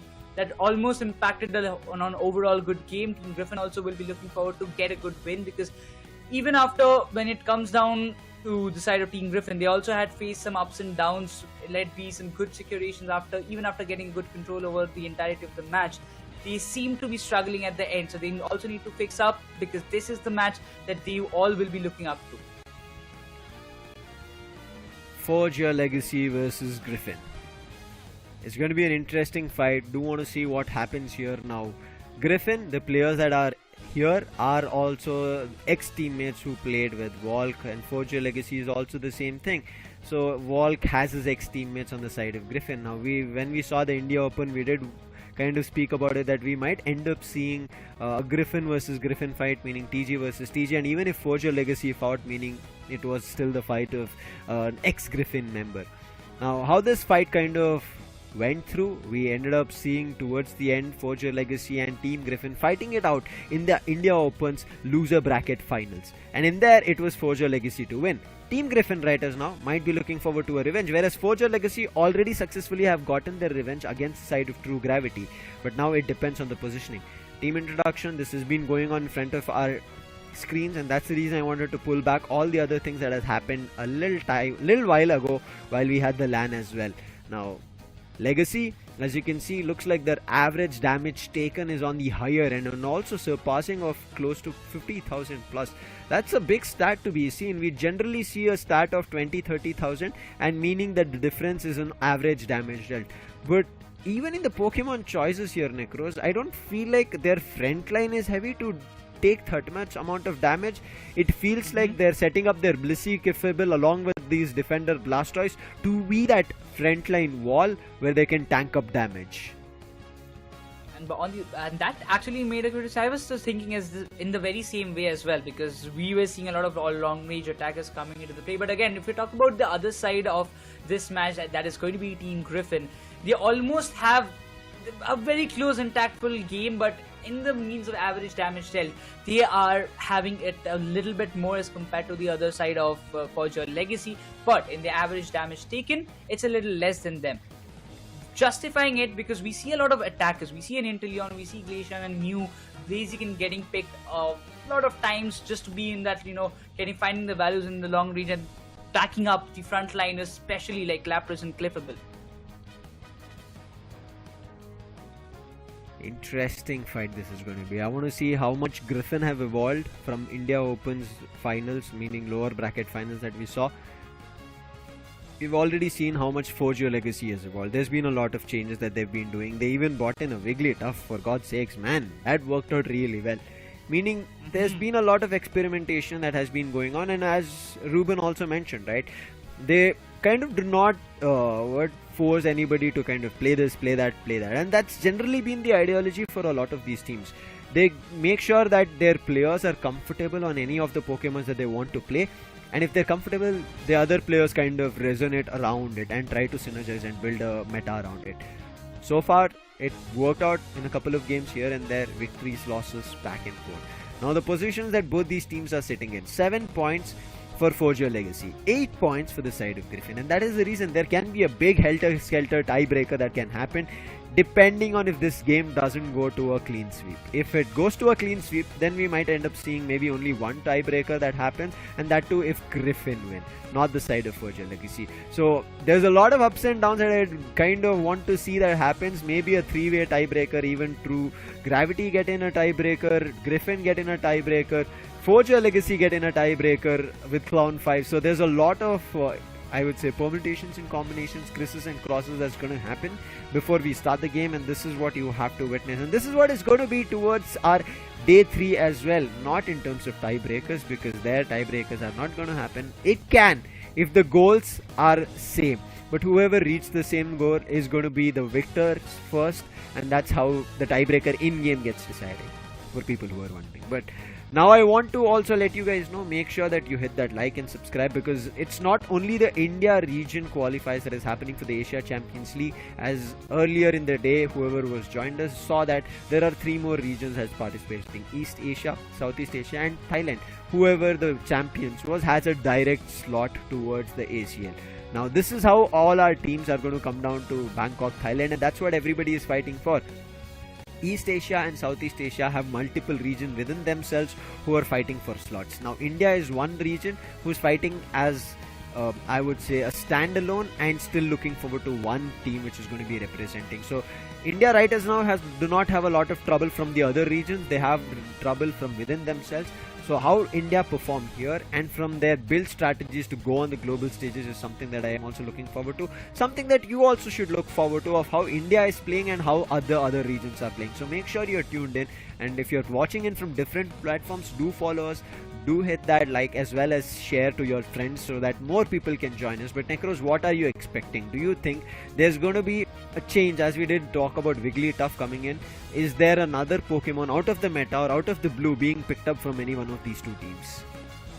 I mean, if you talk about Falk and Forge Your Legacy, I really expect him to come up with some unorthodox picks, because if one person can think to bring Wigglytuff, that too in ACL, in a competitive match back, I mean, that guy can just bring any other Pokemon and use it very much precisely, because Wigglytuff was much valuable. You cannot just say that, he just brought it and it did not find any value or something like that. It did find a lot of value and it resulted in their win. So if that kind of strategies, give them the winning factor, give them the winning chances, I am really sure that Forge Your Legacy will have something planned up in their sleeves to bring it on this match against Griffin.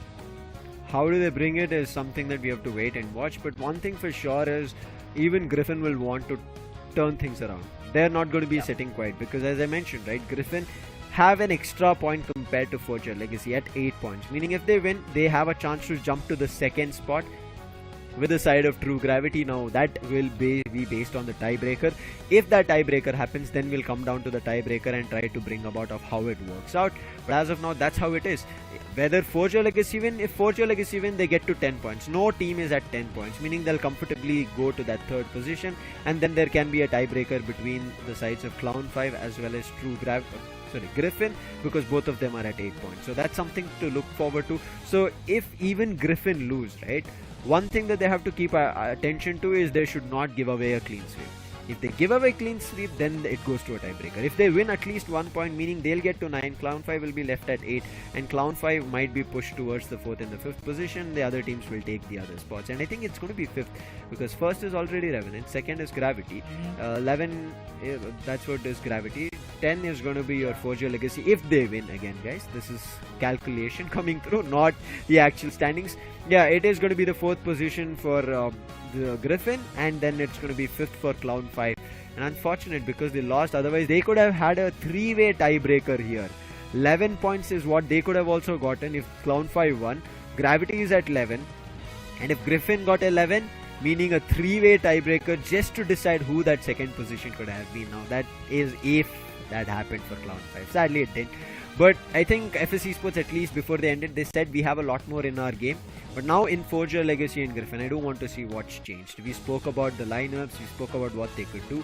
Ex-players coming in from here and there, right? Now Snowy has played in earlier ex-Marcos and then had gone to SATL as well. From there is now with Griffin, and the original Griffin roster has moved to become True Gravity, has seen those changes. So I want to see how much of these changes is going to impact. Now initially a lot of people had their bets on Griffin winning the India Open, as well as going to be one of the tough teams. But the Gravity's team, True Gravity, built different is what I would say. They kind of planned their roster so well, and I would say that roster had a lot of changes compared to anybody here, right? Even Forge Your Legacy had a couple of roster changes. We did see Darkness in our India Open, then we see Darkness unable to play because of health issues. That happens. Unfortunate are those reasons. We cannot do anything about it. But right now we see a Forge Your Legacy which has forced their way to maybe that 3rd position. Can they or can they not? Depends on their Pokemon choices. Volk, we've been seeing him playing on that Venusaur along with Ruben, also playing on the Mew. He also went on the Glaceon. Now how they kind of bring it around is something that I do want to see here. On the other end, there is going to be Noah and Snowy. Noah, ex-Revenant player that we did see. He generally was that all-rounder from the frontline Necros. I'm not too sure what's going to be different here, because yeah, even Griffin have changed their I would say playstyles and Pokemon pool choices. Even when it comes down to the other players, like if you pick Ghoul, he is playing on the long range attackers frequently from the recent past games, playing the SP on as well sometimes when it is needed. Ghoul has always stepped in every time you need him to play at the backline attackers and giving long range attack duels, supporting the frontliners. He has been very much evident. But once again, it's not always depending upon 1 or 2 players. After all, it's again a team game that is that makes the bigger picture. So Griffin, I would just say that many times it happened that Griffin they had a good start, they were having a good control, they were getting the secures of the objectives, but in the final fight where they had to step in, they were crumbling down against, but they were getting taken down in a very bad timing. So that kind of things that they need to avoid at this point. But without any further delay, we will be hopping on to the very first match of this BO3 series, the final game of this Asia Champions League Day number 2 India qualifiers. Decisions of the ban. Forge Your Legacy say we do not want to Zorog. They do not want to give Ghoul or Illusion the chance of swooping in, finding chaos, and therefore I think that's the intention. On the other end, Slowbro. We've been seeing how valuable Slowbro has been, and finally we end up seeing Slowbro bans also moving in, and with people also kind of letting go of Hoopa as not being that strong supporter. And I really like it. Finally teams are understanding that, hey, wait, Hoopa is not the reason that we are losing. It's just that Hoopa is changing the pace of the game and we are unable to dictate or change it up for ourselves. The first choice coming in from side of Griffin is Noah. On that defender is going to be Umbreon. Forge Your Legacy are the next up for the choices. We'll be looking forward to see what Kyurem and Fura will be going. So Artist this time decides, I have got that Hoopa option, so let's just try to pace our game itself, and it's Hoopa pick coming from side of Forge Your Legacy, followed by on the other side, it's Team Griffin, that we will be seeing Ghoul takes the Venusaur as his choice, and Mikey sticks with the Blissey itself. Oh, probably not. I've got to wait for it. So you have to. All these teams have done that. They always changed that Pokemon choice at the last second, and it also comes down to all those players already hovering on which Pokemon they want, and towards the end one or the other player immediately locks in, and that's the reason the name changes at the end second. Ruben locks in into Mew, and on the other end Kyurem playing on Clefable. Again coming in with a double support play is Forge Your Legacy. Now this is going to be interesting, Lucifer. The last time we saw it, it was a Wigglytuff and probably a Blissey as far as I remember earlier today itself. But Mikey, is he going with the Eldegoss? Yes it is. He's sticking with the Eldegoss, and Snowy picks up the Glaceon itself, and again I'm looking forward to see what Volk is going to pick. Venusaur has been taken by Gold, so now Volk has to decide, is it an all-rounder, if it's a Blaziken or something else, we have to see. But keeping the front lines a little stronger, Blastoise is the choice of which Volk is going to stick with. A double support, a double defender, and only one ranged attacker is what Forge Your Legacy is planning to play on this game 1 of match 7 to end the India League stage, and this is still the best of 3. So as I mentioned, it's game 1. Preparation phase in front of our screens. None of the players are changing. We spoke about it. Volk, will he bring any change? Seems like he's decided with the Blastoise coming through. In India Open, we ended up seeing him being the support player. Now we are seeing him in the ranged attacker, and from there he switched into a defender now. But one thing I like, Bavu bought in this Eldegoss, and maybe Mikey got a chance to see that, oh wait, this is interesting. Maybe he also has a chance. So he brings in this Eldegoss. Ejects across the board is what I can see, along with only one full heal that the Venusaur on Illusion is being played. Now how this works out, we are going to see finally. This is the last battle here on the India League stage, day 1 of the day 2 of the Asia Champions League, and from here we'll get all our teams seeded into 1st to 6th position. Based on that, on day 3, that is 23rd, the last day for qualification from the India region, we will get our champions who will represent India as a region on the global stage, fight on Bangkok, Thailand. For that, let's see game number 1 underway of match 7. Mid path, I feel like it should be Ghoul going, and that's the thing he wants to do. But before that, looks like he wants to take the sack and then end up giving it to Snowy.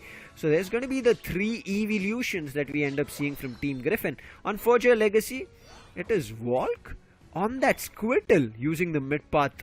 Very rare are those times that we end up seeing a defender playing on the mid path, but this time it has been the case. Let's see how it works out. Meanwhile, Fura also starting off well with those early stacks of him just trying to get the scores. Hoopa will be there to provide some little bit of support. But again, Griffin looking forward to grab those early stacks, but that Laser Leaf did a little bit of damage, but manages to just make a fall back and get back, patch himself up. Eldegoss will be there, but Team Griffin also starts off pretty well. Ghoul is completing his stacks, followed by Umbreon itself, but Wartortle is Volk. He needs to be someone to get a good support. He has to be the one to tank a good amount of damage itself, but Kyurem has got a little bit of breather for himself to make a fallback. 21-4. All EVs have evolved. One EV Glaceon on top and the other 2 on the bottom. Solar Boink takes away a lot of the Alterian Swablu, and now they decide to back off. In the meantime, a 3-man play coming in on the bottom edge. But this is the reason I spoke about the Eldegoss already finding the KO. Now this Eldegoss play is something that I think everybody has to be worried about, Necros. I mean, on the early stage when Pokemon had started, we saw that Eldegoss was one of the most picked supporters when there were not a lot of support in Pokemons. But now, seeing that one guy again getting back into the meta and providing so much value, it seems like the old days are coming back once again. But Team Griffin, good start for them, an early game control as what I can see from their side. But again, strapping the Lapras, he's playing on the Giga Drain, it seems. Illusion, he's quickly switched with Goal in the end moment, when I was like, Illusion is going to play on that Leafeon, but he decided that Goal, you just play. But the mid lane controller, mid lane contention is happening still between both the teams, in which I believe for your Legacy, they were a little bit available to get those KOs as well, but it seems Artist is finds stuck. the Wartortle down. And that's going to be a 2 KO streak coming in for Snowy. Lapras was a little bit too late. Fura has to just back off to his go zone, get the blue shield. Well, that's not going to be enough, my friend. They're going to all push you. The ice shot still. Fura trying to defend the goal zone. Not going to be happening. The 19 will be dunked. Maybe even an over dunk with just 1 AOS energy to be dunked on the top path. Griffin hit a century of 100 and on the top path in contention. Right now, 15 seconds on the clock. We are going to be seeing the fight of the Regis. Ruben, he moves to the top path to try and push the players back off, and it does work out. But that gets that Venusaur to level 7, meaning it's an evolved fully Venusaur. Same goes for the Blastoise, also reached level 8 just like the Venusaur, and now time for the Regi fight. Hope is already has deployed the hyperspace soul in order if anybody wants to go up or maybe come down, but everybody decides to begin attacks. So he's trying to give a little bit of damage as Hoopa has got the complete control of the tier 1 goal zone, but everybody's interested in getting this Reggie steal, pushing away all the players.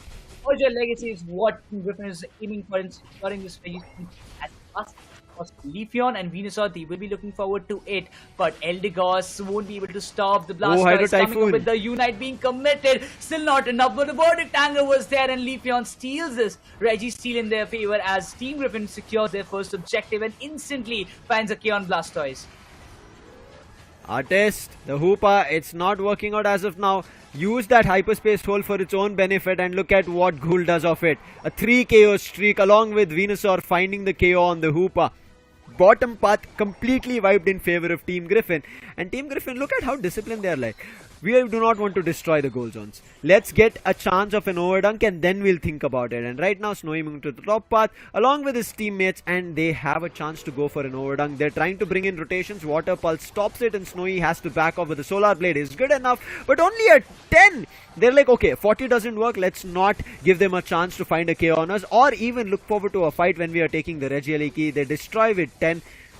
I call it an okay stat so far, but in the meantime, look at the Blastoise, still looking forward to getting its stacks through, but before the Blastoise can make its way or even try and snatch it, it doesn't happen. Blastoise decides to move to the mid path and move away from the players of Team Griffin. Team Griffin in the start of this game 1, fully in control and looking forward to finding value. And look at Kyurem gets trapped with a Moonlight. Thankfully uses X speed and immediately runs towards his teammate, but it's not going to be enough. The Petal Dance does the damage. Hydro Typhoon again, but it still doesn't find value. The Glaceon's Icicle Spear connects with all and Blastoise goes down. Venusaur playing in the opponent's goal zone and finding KOs along with the Glaceon. Another 2 KO streak for both of them. Everybody is using the jump pad and jumping to only KOs that they're indulging in. And look at this again, all of them are indulging themselves in jumps on the jump pad. Might get KO'd back and back. Illusion is still ready for a fight, finds another KO with the help of Glaceon over there, and they're still not looking forward to backing off. Another KO being found for the Glaceon. Unstoppable is Griffin as of now, as they've destroyed the entirety of the top path's goal zone on Forgeo Legacy's end. They just don't care whoever is coming in front of them. Everybody was getting in completely decimated by the players of Team Griffin. Those Solar Blade, those Giga Drain doing wonders for the side of Team Griffin. At this point, look at the level difference they've already made by destroying one tier 1 and one tier 2 goal zone on the top itself. Team Griffin looks super strong already at this point and just barely manages to dodge the Solar Beam. He dealt a little bit of damage out there, but still, Forger Legacy, it's a very important objective for them. Seems like the Umbreon will be stuck out there. The Snarl just trying to stun it out, but manages to go back again. But again, the Unite completely misses at this point. Seems like Forger Legacy, they're just losing the momentum while the Leafeon is just going berserk. Finds a double KO streak again. Lapras with the Lapras Express trying to change the game, but I don't think it's going to work out. Meanwhile, traps Fura and Fura might go down. Rings Unbound being used. Glaceon finds Mew. That's the ranged attacker out. Look at Cliffable. Has that fly. Uses the fly. Does the damage along with the Blastoise. Finds finally the KO on Ghoul. And the Leafeon goes down. Now Umbreon trying to survive with the help of the Venusaur. But the hit coming in from Artis, it does not stay for long. His ranged attack stops. And now Artis is left with just his Hoopa's Ring Power as well as Phantom Force. But eventually will also be sent back to Nurse Joy's Pokemon Center. Nova gets hit with a big Solar Beam. Coming through from the Mew also with the help of the Blastoise goes down, but look at Illusion still surviving, has already found a 3 KO streak, might even find the next, but him surviving here with that Giga Drain and Petal Dance is not giving any player from Forger Legacy a chance for even this fight off or even a take on this Registeel.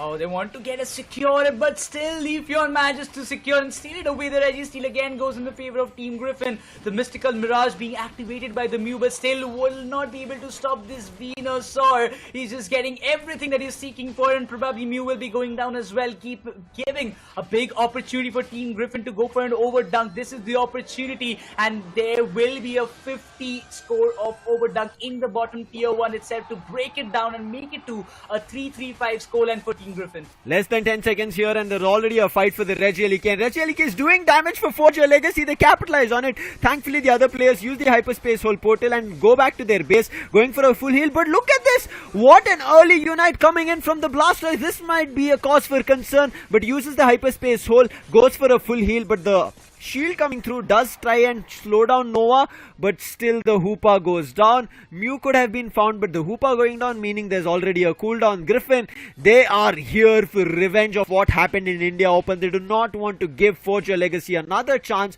in getting a better seeding, maybe even a clean sweep, but still this is game number 1, 335 to 61 only, and there's only one tier 2 left from Forge Your Legacy on the bottom path. In the meantime, look at what the Lapras is doing, going in for a score of a 49, but using the Speed Berry, Fura immediately gets put stop to. And look at the Icicle Spear doing damage. In the meantime, Volk tried to help his teammate, but it did not work out. Again, the Rings Unbound coming, but it looks like it's a trap. All the players who have used that Rings Unbound, one after another, are getting KO'd. Blastoise is in the Rayquaza's legendary pit. Mew acting right behind it. Finally, Blastoise finds one on Nova, but in the meantime, Secure of that Rayquaza goes in favor of Forge Your Legacy. They steal at the nth moment, but their players are not surviving, so the score difference can work out in the favor of Team Griffin, and Team Griffin is still looking forward to securing the goals, both of them having 50 to 26, and that 26 get dunked, meaning they push it further. 352, they need another 100 badly, Forge Your Legacy, but their players do not have the shield, and this is Griffin winning it out even after losing the Rayquaza fight. Oh, this is going to be get interesting. Mew was the only one who was having the shield, but now his shield has also been breached out this point. Team Griffin, what an enormous gameplay that came up from their side. Even after Forge Your Legacy was able to steal the Rayquaza, it doesn't even matter. The unit being committed. Will there be one score coming from the side of Kyurem? They all are trying to deny that fact. All those pedal dance giving a huge impact of damage, but still the final score will be coming up. That's a plus 24 from the side of Mew and plus 46 from the side of Blastoise. It does seem like but no. Forge Your Legacy. I think Griffin have it under cover. Forge Your Legacy could have come close to 350, but not pushed up, because they were already sitting at around 280, and the score was 24 plus another 50, that was close to 70. Only 100 could have saved them.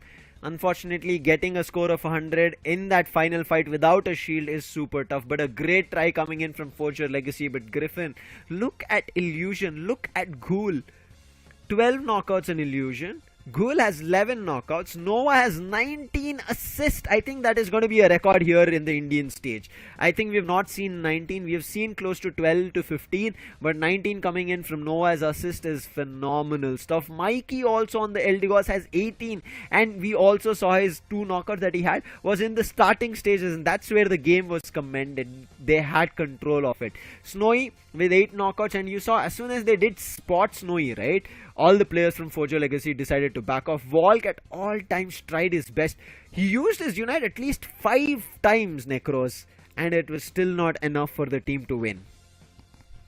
I mean, that guy tried to pull off a hell lot of damage on himself as well, but it does seem like Forge Your Legacy, that double supporter kind of composition did not work out the way it should have been. But still, if you talk about the recovery, Kyurem did a fantabulous job, but on the means of artist, that Hoopa, it really did not went in the way that they wanted to execute it live. And that early scoring, that early kind of entire, let's see, Snowy and Illusion, they're having like over 1 lakh damage already. I thought Ghoul will be also joining the party, but itself he's close enough on 88,649. But the amount of damage that these 3 players did was so high, and even Nova tanked a hell lot of damage on himself. Great try, but it was not enough. Unfortunate for the players of Forge Your Legacy, but again, game is not done. That was just game number 1. They tried their best, but the light screen Even the solar beam which we were seeing from the other end of things was also not going to be enough. The Petal Dance and Giga Drain is a completely different build, and on top of it he was playing a full heal, so meaning that in case he receives any damage, tap that full heal, that Pokemon completely wipes all those damages that was done, whether it's an afterburn hit or whether it is going to be the freeze effect. All of it will be healed. That's what is called a full heal, not the potion heal. It doesn't get a HP heal, meaning if that full heal hits, there's no after effects of any of the other opponent Pokemon's damage, and after that full heal is used, they can use their own Giga Drain, get back their health, and their fight continues. And that's what worked out over there with the Venusaur. Griffin Riders now, I'm pretty sure they're not going to be happy with the victory, but they'll be thankful of their early game push that they did, and also the bottom path push from two of their players that came towards that last goal that they got, which was I think around 50 from one of their players. On I think Blissey got that 50 dunked. It was Venusaur who got the 52. Oh yeah, Venusaur and Blissey were fighting, and Venusaur got correct. I mean, that was something, this was one of the most hyped matches, or not hyped, at least I would say, this most important matches of the entirety of the day, and it started off so well already. But Venusaur finding that if that score did not came from the side of Griffin, things could have gone already very south for the side of Team Griffin, and it could have been Forger Legacy to walk away with the first win, because it was so close. It was so close, even after everybody was trying to deny the fact that Forger Legacy were coming with a team push in the bottom tier 1 or the tier 1 goal zone, that they wanted to go with the scores. Still they managed to come up with last minute how much, 46 or something like that, 46 and 24 score that they did. But I think from the very get-go, very well played for the side of Forger Legacy, the control that they had, and to counter it there was nothing. Imagine the Eldegoss to find value, and I think it is all kudos to stacking. Ghoul, very early stacks is what he got through, and that worked out really well for the team. And after that, Snowy also playing that energy amplifier along with the special attack specs with the Slick Spoon made the wonder. And this is where we talk about it. Your builds are very crucial in terms of what your held item is, what your battle item is, and how you plan it out. But look at Ghoul, man, those Solar Blade hits was just insane, and then the Leaf Blade. Those follow-ups, but Walk, every time he tried his best on that Hydro Typhoon Unite, nothing. I feel like compared to Walk's Hydro Typhoon hit, we saw better Solar Blade and Leaf Blade hits coming in from Ghoul, right? That was not even a Unite. A Unite, your normal moveset being better than a Unite is just a big compliment coming through. So Ghoul, wonderful stuff done in game 1, but it's not done. The best of 3 still continues. That's one point I still also wondered, Lucifer, that in that just few seconds ago as we witnessed, how did that Venusaur survive? But that Solar Boings coming in the right time helped him to make a fallback out there. And the kind of synergy that both Illusion and Ghoul had among themselves was super duper crazy, because every time one was in danger, other one stepped in the right moment to come in the rescue. But again, the Illusion, he went crazy on that, all the fights that he was taking part of. He was getting all the kills. Nobody was completely able to stop this Venusaur, no matter what it takes. Even when you talk about the Umbreon trying with the, stopping the players with the mean look, stopping the opponent Pokemon with the mean look, and the Venusaur with the Petal Dance and the Giga Drain was doing just wonders at that time. This fight here, we could have seen a lot more chaos, as you could see that cluster happening, but look at how well the mean look were catching players off. Very wonderfully played coming in from both the ends here, Necros, so far. But let's see what goes ahead as we cross, because this best of 3 is not done. We still are going to be seeing the second game. Now there is a chance of a clean sweep. What happens if there's a clean sweep? Griffin will get themselves 3 points, meaning Forger Legacy will be stuck at 7. And the position at 5th is going to be what it is, and there's nothing much. So if there needs to be a tiebreaker, Forger Legacy at all costs need to win this point in the second game. On the other end, Griffin win it, they will have a tiebreaker. For them, the position at stake is going to be either the second and the third, which they'll be more than happy, right? Having the second seed, meaning you will have to play either 2 or 3 games for that particular day, meaning that's going to be day 3. That is what teams are fighting for, whether you play 5 games on a day, 4 games on a day, or a single game on a day. Depending on that, your qualification also matters. Some teams are able to put up such a sheer force of I would say concentrating so many games at a stretch, because you need to understand, Nikros, all those games are all best of threes. Now one such team that comes into my mind, and which we have called them not just for this year's India Open, which we should have seen, unfortunately we didn't, last year to the worlds of how this team played was SATL, the reverse sweep kings. Unfortunately this year it did not work that case, and after that we have not seen no other team having that reverse sweep king, right? Nobody took that title. We thought maybe 4G Legacy in India Open would do that. Not the case. It was True Gravity who were on the top, cleanly winning it out. And let's see if it is going to be this time. Can 4G Legacy get a reverse here? And maybe even FS Esports. Now this is just for the benefit and to also boost confidence, because FS Esports, even though they had only one victory, shouldn't lose much confidence. Now we'll come back to their case a little later down the line once the overall standing is there with all the seedings. But Necros, what do you think needs to be changed up for 4G Legacy for Game 2? I mean, they should stick with the core picks. Maybe with the kind of meta that is going, like double defender, what I thought was, like, they were missing with that long range attackers, because on one hand it was the Venusaur, we were seeing them, the Solar Blade also from the Leafeon was creating such a big impact, but on the other hand it was just Mew with that Solar Beam trying to give a lot of damage, but it was not the case. And Hoopa on Artist, I really thought, Artist, he actually plays Hoopa pretty well. I thought when he's picking the Hoopa, he might be a little bit valuable, but it was not the case that actually happened, not the thing even I would say that Wolf planned it out to be. So for your Legacy, I believe they should go with a double attacker kind of comp. Let's go and get a little more tidbits of all our players so far, and this is the only chance where we can have a lot of fun and know these players in depth. Artist coming in says his favorite Pokemon is Greninja. Yeah, hurts. For all the people who hate Greninja, it hurts, Artist. And I'm pretty sure he also knows why people don't enjoy Greninja, because generally the people who pick it, generally, not all the time, are the people who just, I don't want to say it, you imagine on your own. No, I don't want to. I want to talk about his comment, which boosts confidence for all of us. Isn't that the motive for all of us? Earn a lot of money. I really like this. Man on the nit-grits of things. He's like, this is what at the end of the day I want. And I think this is also a lot of our parents' intent, is that let our child, right? Let our kid make sure that he builds a life for himself. And how does that happen? That you earn money. And how will you earn money? Is by putting your talent out. Now Artist is doing that, but without telling that he wants to win that, do this, be the best, he's directly coming into the matter of things, saying I want to earn a lot of money. I like that, Artist. I like the way you go. He's straight on to the point. You know what? I'm not gonna talk about anything else. This is my motive. I'm here for this one, and I'm just gonna say this. Yeah, that's the end of discussion. But everything is all right until it comes down to the Greninja, as we mentioned earlier. But once again, Artist being the one, I believe if he has that kind of favorite picks on the Greninja and the long range attackers, I would love to see him playing some, at least maybe on maybe something like a Inteleon, or maybe something different rather than Hoopa in the next match. But on the other hand, we have Mikey from the side of Griffin, whose favorite Pokemon is Blissey, and his comment is like to compete in PU ACL, which every other player wants to, which they are doing already, I would say. No.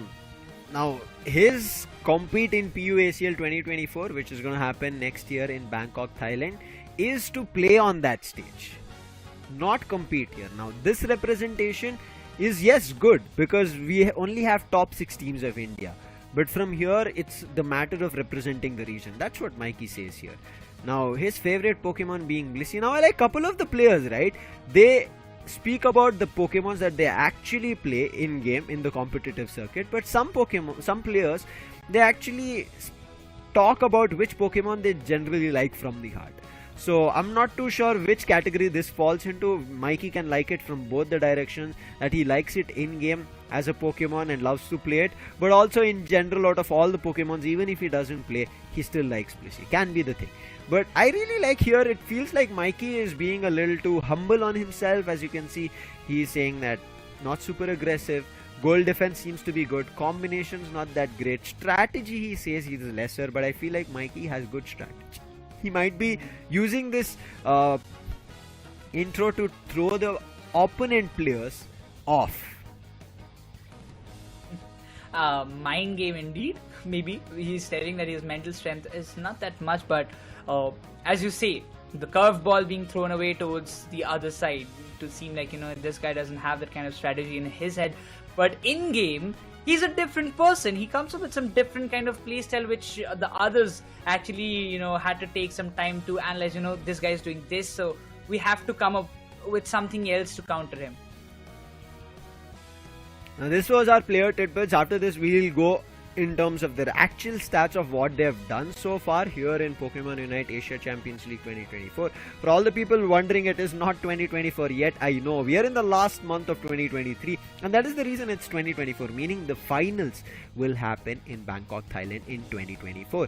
Brace yourselves for that, but for you to witness all that action and who those teams are going to be, because India is not the only region. We are going to be having all the other Asian regions as well participating, from Southeast Asia, East Asia, Japan, Korea, Thailand, a lot more regions, Malaysia, Singapore. So make sure you hit that like, subscribe, follow, like the page, share the stream in whichever platform that you're watching, so that you know when the other regions also come live with their qualifiers, with their league stages. One of the regions are almost on their top, I would say, final stage, where they're about to decide in the single elimination bracket. We will get down to it. You will know about it only if you follow the stream. Now coming into artists, we just spoke about him. He did mention about the Greninja, but as you can see here, his Pokemon choices are support and defend. And talking about it, Artist did play the support role in the previous match that was on Hoopa. But again, one thing I would like to mention, that Artist can just change the roles. If he plays on the Blastoise, which is like one of those frequently used Pokemons, Volk will have a privilege to come up and take an all-rounder or any different Pokemon which can deal a lot of damage on his own. But on the other side, from the side of Griffin, we have Mikey, whose frequently used Pokemons are mostly the support ones, specifically the Cliffable on the top. And if you just see the kind of average damage taken and the recovery, it's completely justifies it. Yeah, I think good damage taken, even though he only plays the support, because certain times we don't even see the average damage taken being a little high on the 50,000 end for supports as well. But one thing I would have liked maybe to see a lot more is on the recovery end, maybe close to 70,000, meaning his healing was super effective. However, game to game things change, therefore the stats also, because it's an average. One game it might not have been great, therefore the stats fall down. Some games it would have been great. So as of now, Mikey is doing a phenomenal job. We just saw a phenomenal game coming in where Griffin, even without Rayquaza in the final stretch, won it out because they were able to find KOs just before Rayquaza's secure happened from the side of Forge Your Legacy. Well, let's jump into of what can happen in terms of the tiebreaker. We mentioned about it. As you can see, if Griffin wins 2-0, there's going to be a tiebreaker between Griffin as well as True Gravity, because of the positions that we spoke about. 11 points for both of them. If Griffin wins 2-1, tiebreaker between Griffin, True Gravity, and tie between Forge Your Legacy as well as Clown 5. This is like not a 4-way tie, but a 2-way tie between two different sets. And the other one, tiebreaker winner, will be determined based on the head-to-head between these two teams, depending on when these two teams matched up. Now, right now, the match we are seeing is not Griffin versus True Gravity. It is Griffin versus Forge Your Legacy. So, a tie between Griffin as well as True Gravity happens, then meaning the head-to-head of what the score is on either on Griffin's favor or True Gravity's. That will depend on who wins out that tiebreaker. That's how the tiebreaker decision will be done, but we will let you know once the tiebreaker happens. Now it's time for game 2. First choice is going to be Griffin. Forge Your Legacy still keep that second choice decision. They're like, it's okay, let them take it up. And this time we end up seeing a Venusaur ban coming through. Griffin, they played it, they did damage, and now they're like, we'll not give it to them. Now probably it's kind of thing because Volk, earlier in the day we saw him playing on the Venusaur and he was just insane, having like 8 to 9 kills for his name. So that's why probably if you are even Team Griffin, you would just like to avoid those kind of circumstances coming on your way. So that completely justifies. While Nova will be getting the first pick on Lapras, followed by Forge Your Legacy. They will have the 2 picks. I'm not gonna say anything because until and unless they confirm it, I just don't want to spoil like kind of things like I told this, but he picked something different. Pikachu, Pikachu, Pikachu, Nope. Pikachu. Nope. Yeah, that's how it is. Nonetheless, so what I'll do is, once we come back on desk, for our viewers, I will show you guys a Pikachu. Not the guy sitting No. with me, not on desk. I Hey. have a Pikachu. So don't worry I mean- about it. But the next choice is Necro. They'll not give you a chance to answer back. That's how smart I am. Ruben comes in with the Glaceon and Artist. He takes up the Hoopa again. Forger Legacy, is it going to work out this time? Glaceon is being taken away from sides of Griffin, and Griffin pick up Cliffable again. This time they bring in a Snorlax. Interesting kind of things, but oh, okay. So it's not that far. We are seeing the Wigglytuff again back It's in happening. the form for the side of Forger Legacy. And the last time it happened, we know what happened with Forger Legacy. They won that particular match with Illusion. Snowy trying to do something different, which might be a good counter. If it is a Delphox and a Daisy, look at what's gonna come up next. Illusion with those fire spins, stun the players more precisely. Glaceon and maybe Kirim as well, but Snowy with the Spirit Factor can create a lot of impact. While Volt have privilege over the Leafeon if he is deciding to let go. Why am I even saying the Leafeon until unless he's coming in?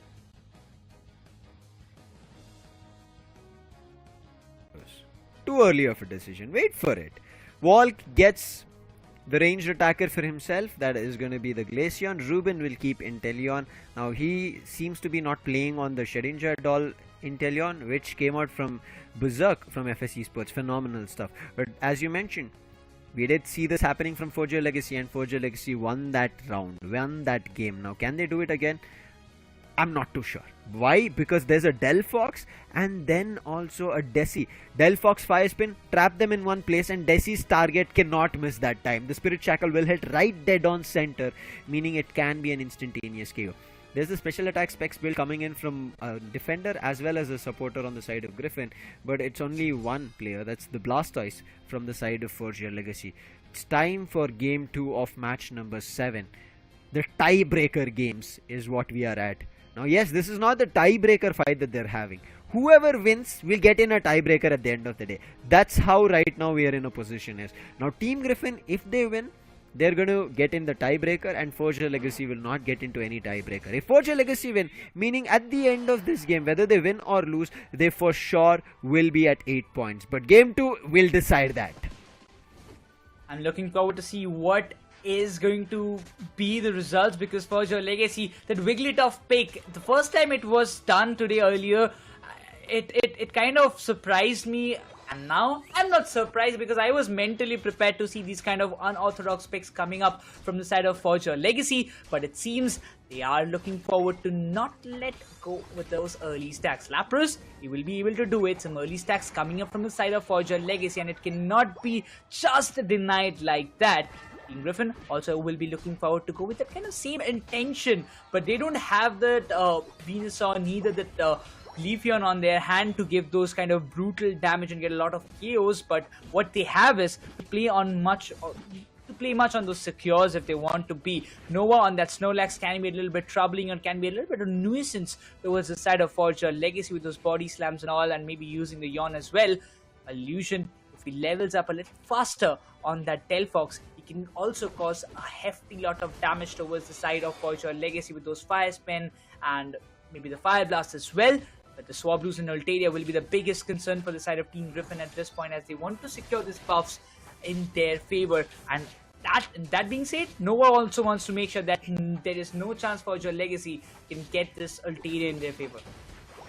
But also, on the other hand, we see Forger Legacy coming with some early scores. Delphox finds the 1 KO, and the Jigglypuff actually gets KO'd. That sweet little one, but I cannot just say a sweet little one because it actually creates a lot of impact. But the Snorlax finally will be KO'd by the players of Forger Legacy as the Glaceon comes into the rescue.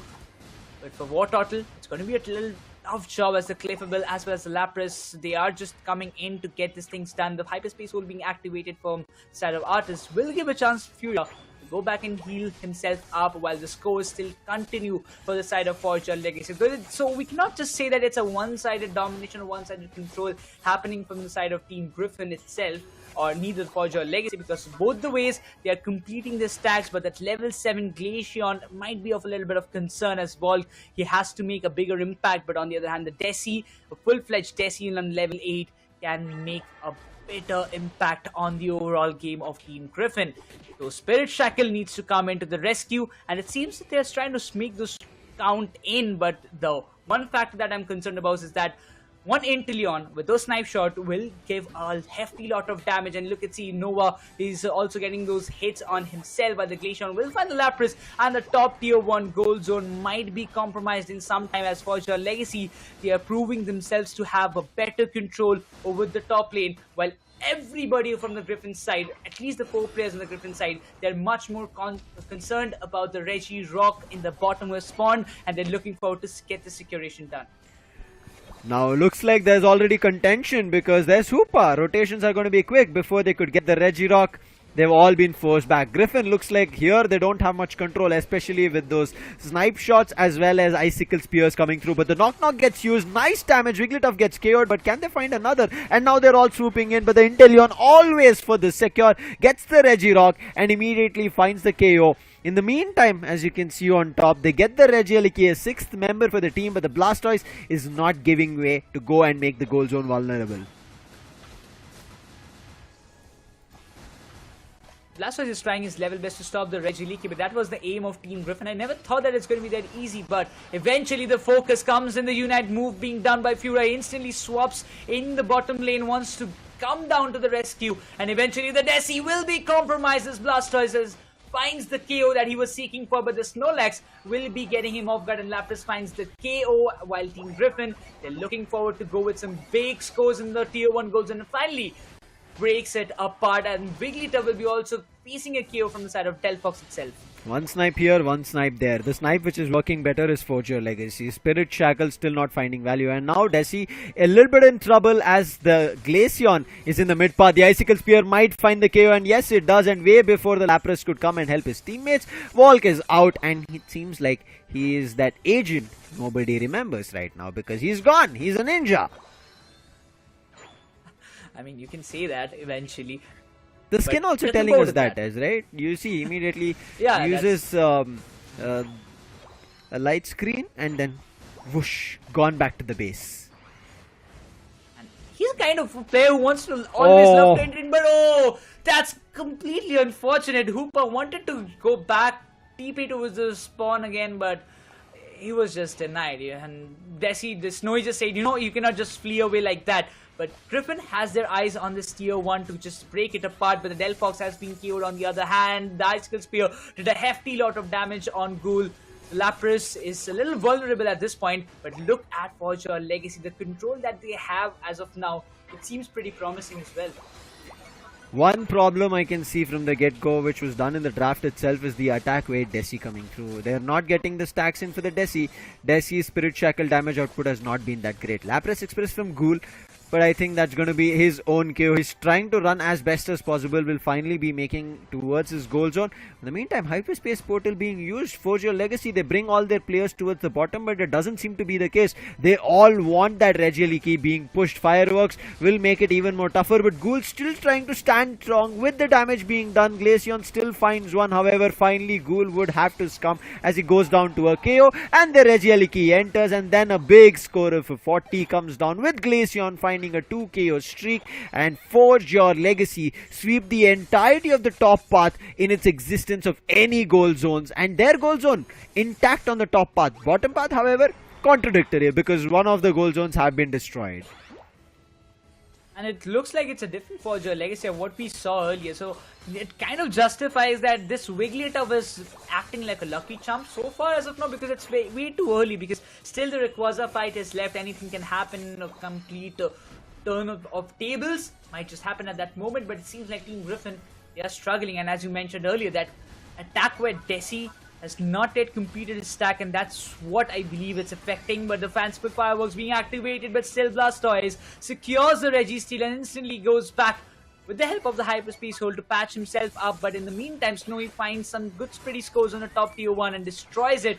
Well, it still seems like Griffin, they are being pushed back in such a hefty way by the side of Forge Your Legacy. Nice Hydro Typhoon. That's a warning Hydro Typhoon, forcing all the players even further back to their tier 2 on the bottom path. And Forge Your Legacy push their score to 307. In the meantime, we spoke about stacks. You can see keeping an eye on it. Snowy does get, I think, at least 3 stacks over there on the top and manages to destroy the top tier 1 goal zone off the side of Forge Your Legacy. Is that going to be enough? We have to wait and watch out. Entire team of Griffin right now trying to fight to get the Regieleki in their favor. Players are running up. Can they find a way to steal it? No says. But the last hit snipe shot. Snowy's damage on the Spirit Shackle was not enough, and that's the problem of the snack. But on the other end, snipe shot, crit hit, gets it. Regieleki becomes an enemy for Griffin. Now this is going to be very, very impactful. If they focus on stopping the Regieleki in the meantime, Forge Your Legacy will focus on melting the Rayquaza, and it looks like that Volk is already on level 15 and is already trying to keep all the players of Team Griffin away from this legendary pet. Delphox comes into the play, the fanciful fireworks being activated. Look at Wigglytuff, is dealing a lot of damage out there, but the Clipmill comes into the play. Blastoise secures the Rayquaza. Forge Your Legacy, they want to take this game home, and that Wigglytuff is just working like wonders, and that hyperspace hole being activated by Hoopa is just enough to complete what they want to build. But looking towards a different end, even after those trying to make some good scores, it's not enough for Team Griffin to get this victory in their bag. What a play! Hoopa, way before the Regieleki went towards the base goal zone to make it vulnerable. He already went there. He was waiting for the right opportunity. He knew that one of the players will try and defend it. But when a team fight starts, all the players will run towards the legendary pit. And that's what happened. Regieleki was left all alone. And as soon as they secure the Regieleki, Rings Unbound Unite being used from the Hoopa calls all the players with a shield. And they secure goals one after another. Now Griffin, even if they want to make a comeback, is not going to happen, Nikros. Because they do not have enough AOS energy. And how much ever they fight, any little tad bit AOS energy that the side of Forge Your Legacy collect, because of the shield, they'll be able to score faster, and that's what the Blastoise is doing. Water Spout and Rapid Spin, looking at the damage. There's nobody stopping in. Again, the Hydro Typhoon comes out. This time, Fura, just like how Walk was doing with the Hydro Typhoon, similar thing that we can see 3 or 4 times that he's already used. Now look at it, the 3 KO streak, make it a 4 KO streak, and a team wipe coming through. What a game. 4 KO streak gets stolen away from the Inteleon, but doesn't matter. And look at this hyperspace hole being again used, calling the Wigglytuff to score even mere 3 AOS energy is what the intentions are. But they've said, Forge Your Legacy. First game we fumbled a little bit, but Griffin, we are not going to give you the chance of taking revenge against us. And a score even in the 7th game. I'm not able to process it, but they just played it like it's a ranked game. Look at that, probably the highest score as of now in the entirety of ACL. 10 KOs for the side of Volk. He was part of 14 KOs itself. 5 for Ruben. But yeah, I have to say that the Desi did not work, but Ruben on that Inteleon, those snipe shots with those crit hit was enough. There was some sort of a damage dealing sniper who was creating a lot of hindrances, and you can see the scores 300, 200. Oh man, it just feels like a ranked match at this point. I was wondering of kind of what went wrong, Necros, because in terms of the play, I thought Team Griffin had things under control. We spoke about it when the Pokemon choices were also being done, right? But as soon as we saw the Wigglytuff, we realized, yeah, this is where things are going to go wrong. Wigglytuff is going to come out with a moveset saying, and then everything is going to go down the drain. And that's what happened. Snowy, movesets were good, but I feel like Illusion could have changed things around. Maybe could have played with a Fire Spin and the Fire Blast coming through. However, went to the Mystical Fire and Flame Charge, which again is good for damage dealing.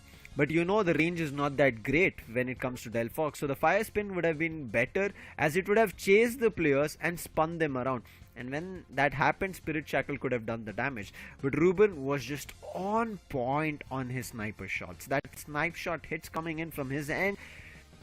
Those liquid arrows, they were precise. And his crit hits, oh my god. You saw him not just stealing the Regis, the objectives, but also stealing away victories from the side of Griffin. Now Griffin will, I'm pretty sure, not be happy about it. They had a chance of a clean sweep, denying all kinds of comebacks as well as a tiebreaker from other teams so that they could have been on top. But however, seems like now Griffin have to fight for do or die. I don't know how it's going to work out for them. This is cause for concern. 1000 to 304, and that 304 even reached towards the end. As you can see, they were sitting at 222, 5 times the amount of goals that Forger Legacy have dunked compared to Griffin. It still feels like, I mean, Griffin, it was like, what just happened? We were on the track, but it was quite justified at this point. You can see the amount of scores that they did, specifically just before, in between the 6 minute to the 8 minute time, and then again between the 8 to 10. This kind of 4 minutes actually summed up the entirety of the game for Forger Legacy. But every time, if you talk about the objectives that they secured, they got the Reggie Rock, they got the Reggie Lickies. I mean, see, 2 Reggie Lickies, 1 Reggie Steal, and 1 all that what happened. But we'll have a quick recap of what just happened overall from their side, because from the start it seemed to me like both were having a balanced game, but then the entire tables turned around. Stacks, Necros. It's all the game of stacks. There were 3 Pokemon coming in from side of Griffin who had to get stacks. Lapras, Clefable, as well as Snowy and Desi. None of them got proper stacks, and that is the cause for concern. Whereas the Blastoise, in the 0 to 4 minute mark, completed 5 stacks, and therefore Water Spout as well as Rapid Spin damage was higher, and nobody could do anything about it. And Walk, you could see easily indulging in those 1v1 duels. This time nobody was getting closer because every player from Griffin was worried from the attacks coming in all directions. Mid path, there's an attack. Bottom path, there's an attack. They're trying to destroy goal zones. They're doing everything that Griffin is unable to control. And look at this, I felt so bad for Snowy. His stacks were not that great, and the crit hit coming in from Inteleon secures the Regieleki on top. If that top Regi was secured for Griffin, game could have gotten closer, but they did not get it, and that's where trouble came through. And you already mentioned about the level 15 Glaceon.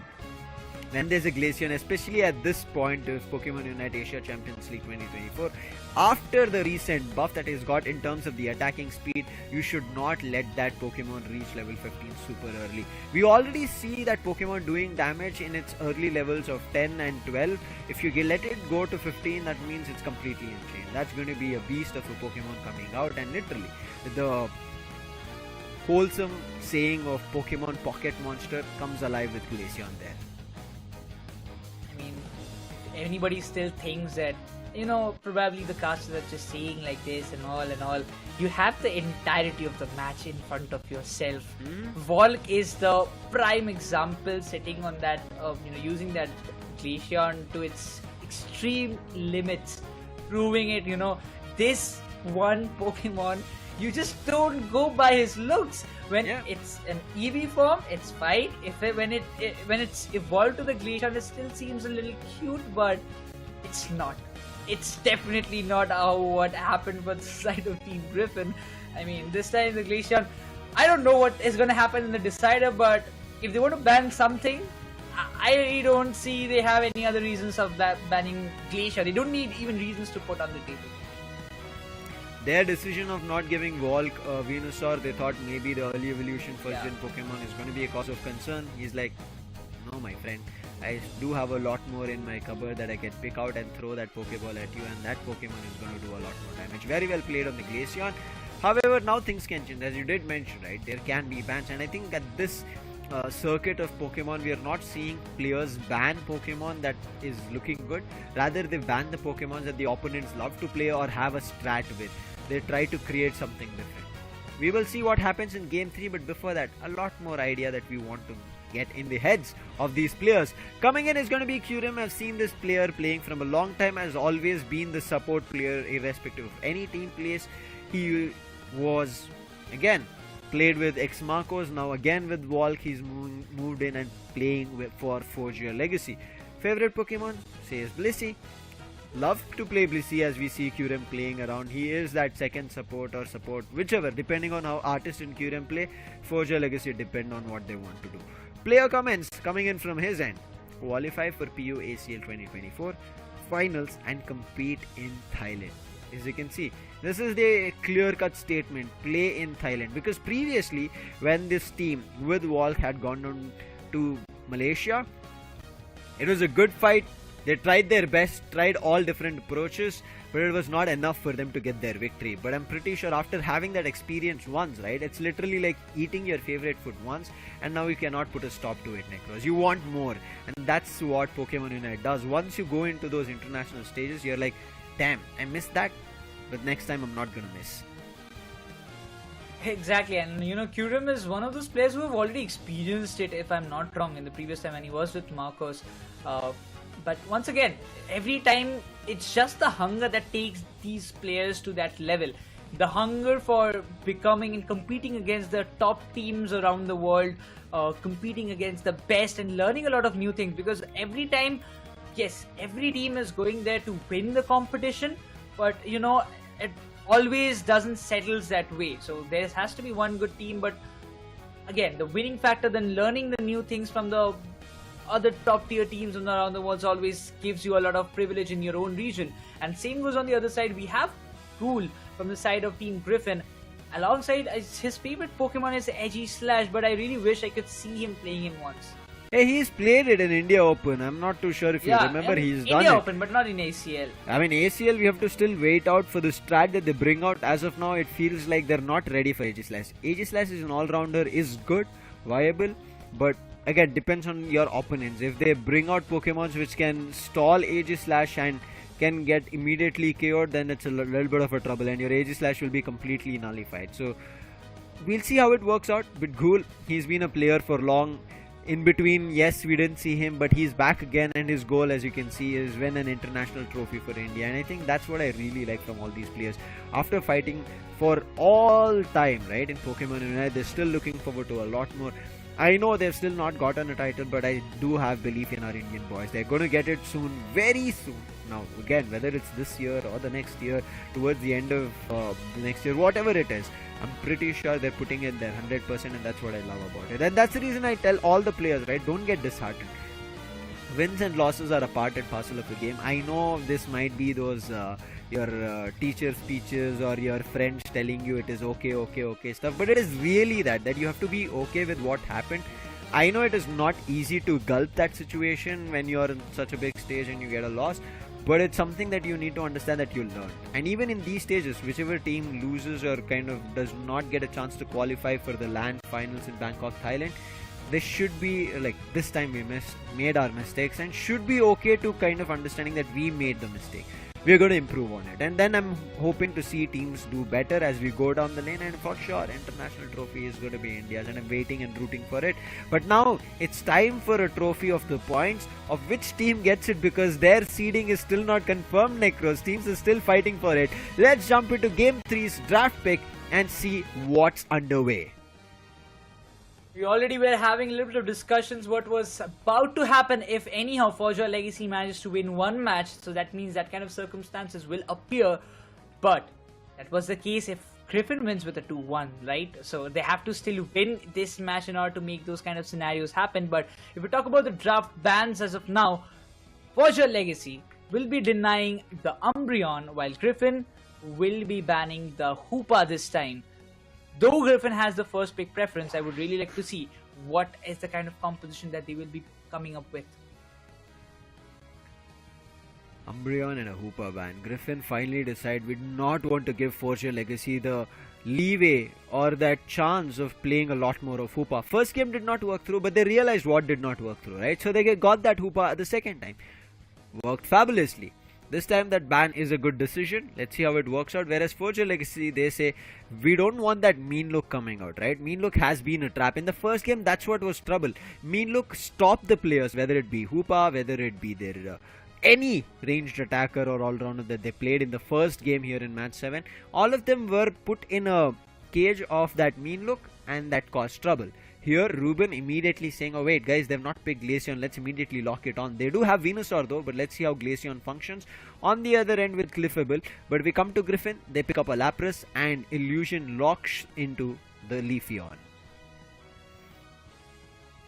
Again, that same composition, but this time it's not an It's just like I'm dreaming the same thing over and over. That Wigglytuff, so that's kind of a thing that we can just say right now, right? It's working as a lucky charm and probably it's gonna stick like that. But Mikey and Snowy, 2 picks. What? I'm really opting for a Gardevoir. Please, Snowy, just do it. Bring it on. Because whenever Snowy goes up and brings the Gardevoir, it's just we can assume that he's pushing up to its limits. And now Mikey coming up with an Eldegoss should be a big try-hard game for the side of Team Griffin this time.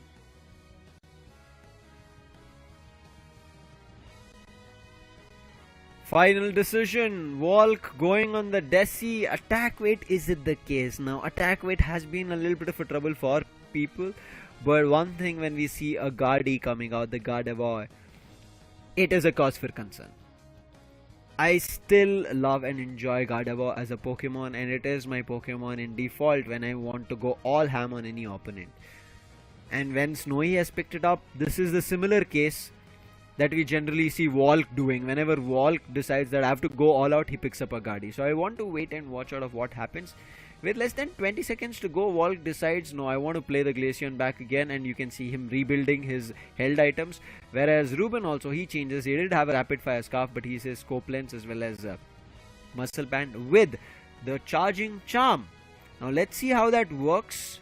Whereas there's going to be the specs that we see along with the slick spoon. Also, last minute change, he gets in a Shedinja doll. 2 Shedinja dolls coming in from side of Forge Your Legacy, 2 ejects and 1 X-Speed. Whereas a full heal coming in on Mikey on the Eldegoss, eject on 3 people from the side of Griffin, and Lapras being played with the X-Speed. Now let's see how this game goes. This is game 3 of match number 7, the decider of all tie breakers of what can happen. We already gave you the gist of how the tie breakers can happen, but game 3 underway. An important game for both the teams. Griffin looking forward to try hard as much as possible, and will be giving that preference to Snowy to go in the mid lane and farm and level up as fast as possible, because you do need those Psyshocks to come under the play. But on the other hand, as we mentioned, Ruben, he's playing on an attack with Desi, so he needs to get his stacks on time. Otherwise, we might see that same thing happen to the side of Forge Your Legacy of what happened to Griffin in the previous match. Starting things off, can they get the stacks through? Kyurem says, I want to get one, but they're doing a lot of damage, so he decides I'll grab a quick citrus berry and buy time. And because of that, you can see the little Rowlet is able to find all these wild Pokemons and take away the Eos energy. And again, look at this. The NDD was also taken upon now. Can Ruben get this secure? Yes, it looked like he did. He's on level 4, has still not evolved to the Dartrix. He evolves to Dartrix at level 5. However, just like how that Jigglypuff stole their NDD, that's the same thing that we end up seeing here Griffin does on the bottom path. Oh, look at the Psyshock damage that they're trying. He missed it a little bit but managed to push the players of Forge Your Legacy back, making sure that all those Altaian Swap Blue buffs stays with the side of Team Griffin. On the other hand, if you just talk about, it's Ruben trying to find a lot more value, but won't be able to steal it away, it seems. But Lapras trying to push them away. Wigglytuff creating a lot more impact at this point. I would really like to see or what to know of what kind of moveset is gonna Venusaur play on, because they do have, I believe, a Solar Beam should be a kind of impact that can make a kind of good move for them. But again, Team Griffin, they have trying to push up. The Solar Boys coming into the play as the Leafeon this time has been in the side for Team Griffin. I really like how well they're playing as of now. Keeping their Gardevoir Pokemon a little aback. In the meantime, seems like they've already found a KO, and Eldegoss making their Gardevoir a little bit vulnerable as of now. And Lapras comes in for rescue, and you can see Snowy barely managed to survive. There's going to be a Citrus Berry that he can take, but he's already unlocked his Psyshock as well as Moonblast. Now let's see how that works. Not Moonblast, Psychic.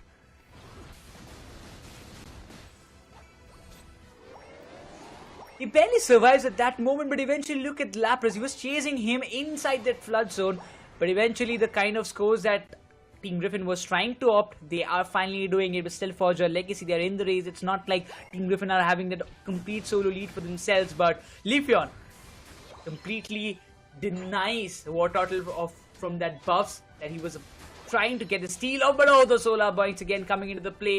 But For Sure Legacy will be focusing on the bottom Reggie that will be spawning in sometime. The Spirit Shackle did a little bit of damage, but you know, they were in the tier 1 goal zone, so that means they will get the heal on time. While For Sure Legacy, they've already started to melt down the Regis, and probably it will be going in their favor as well.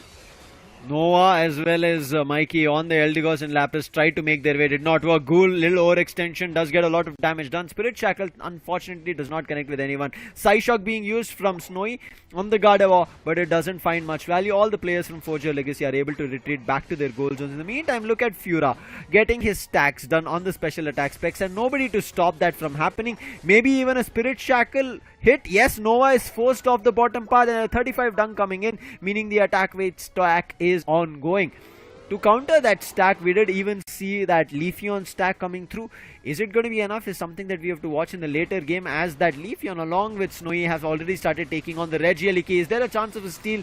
Cliffable tried, but it did not work out. But the rapid spin does find value as Mikey goes down on none other than Eldegoss. But immediate counter coming through as 1 KO gets found. A counter from the Icicle Spear. Glaceon make it a 2 KO streak. Even though the singularity was there, as you rightly said, the Shedinja doll puts it to null. I mean, it would have been a clear KO if it wasn't that held item or the battle item that he was using out there. But Artist dealt a lot of damage out there. Would be giving the same heal to his ally Daisy, but Ruben is playing fantastically on that. Daisy itself justifies about the score of what For Sure Legacy have built up for themselves. Now, Glaceon is just there farming around the legendary pit, wants to make sure that all those buffs stays with him, but you can see the level 11 Glaceon is something which is a bit of concern, because in the previous match itself, Volk was the only one who made it to level 15 and he was wrecking everything apart which was coming under his way. But the Spirit Shackle will give a little bit of damage to his Eldegoss, but what they wanted, he just secured it in the right time. He's on level 11 already, about to reach level 12. On the other end, level 10 is the Gardevoir along with the Leafeon on level 10. We still need to see the Venusaur get to level 10. Side of Forger Legacy, 3 players are already on double digits. Their support Pokemon are at 1 level away from reaching level 10. That's a cause for concern. Registeel immediately being drained out. Maybe they can get this, but there is that steal that they tried, but still the Spirit Shackle connects. And look at this! Curem with that fly being unlocked, but this time the Singularity did find some value for damage, but Volk unstoppable as he tries to do some damage. But the Psychic, it does enough damage. The Emerald 2-step comes through, but look at that Shedinja doll immediately counters that Emerald 2-step unite, and the Leafeon is out of the picture, sent back to the base to cool down. Griffin still unable to find some opportunities. Reggie still attack advantage. Forger Legacy used it really well.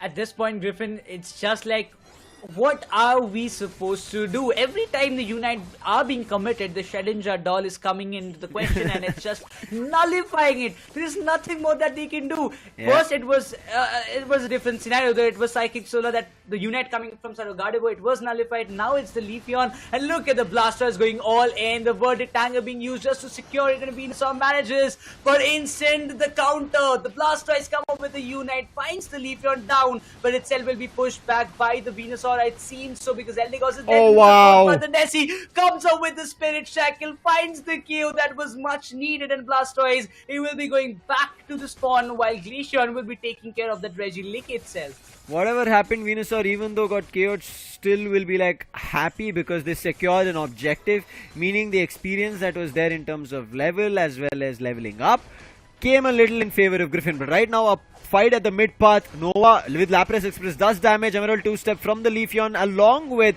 finding a KO of not just one, Desi as well as Cliffable goes down. And look at this big Unite with a Singularity, but Volk this time nobody to save him, but uses the Glacial Stage to run away. However, from the backlines, Illusion was ready, and Illusion gets his 2 KO streak. Wigglytuff trying to survive, but not going to happen with 5 players on the bottom goal zone. In the meantime, with the Water Spot as well as Rapid Spin comes to save the Blastoise, but the Blastoise also gets put down to rest, along with Artist on the Cliffable, all sent to the Pokemon Center one after another. But the Spirit Shackle damage, as you can see, because of the stacks, is super high, but it's not as high enough to find instant KOs. As you just saw, 2 of their players were barely left alive, so that's something that they have to pay attention to. Get those mere sneaky stacks in, and then maybe we end up seeing big damage coming in from the Decidueye. the level difference is still playing the major factor. 3 level 13 Pokemons on the side of Forger Legacy, Blastoise, Decidueye, Glaceon is going to make a big impact. But others, if you talk about the Gardevoir, Leafeon, Eldegoss, they're still on level 12, only one. Chalo, make it level 13 for the side of like Gardevoir as well. But now this final stretch will pave the paths. Which team will walk away with the victory at this point? That Spirit Shackle is giving a good amount of damage, and Lapras is the one tanking it out. The Eldegoss has to play a very major role, but the Spirit Shackle, the one Pokemon who needs to go down at first, it should be the Desi for the side of Forger Legacy for Team Griffin to win it. Look at the position of the Blastoise as well as the Gardevoir. Gardevoir hiding in the tall grasses towards the jump pad on top path. Blastoise waiting for that.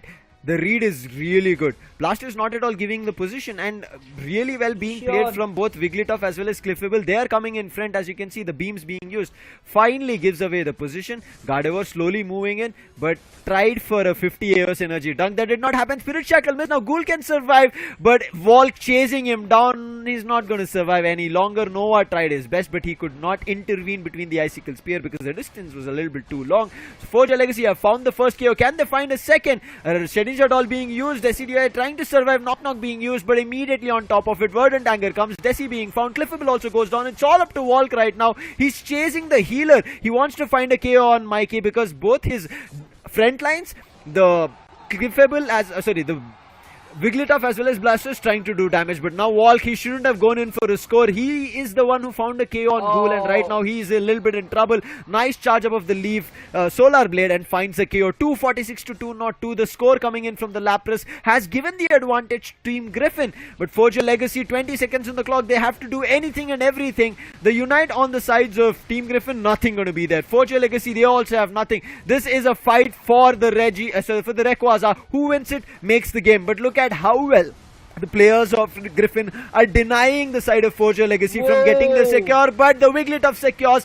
Now it's the race for the goal zone. 5 seconds on the clock. Somebody needs to reach, somebody needs to go for 100, and it looks like the 100 does come through for the Blastoise at the last second.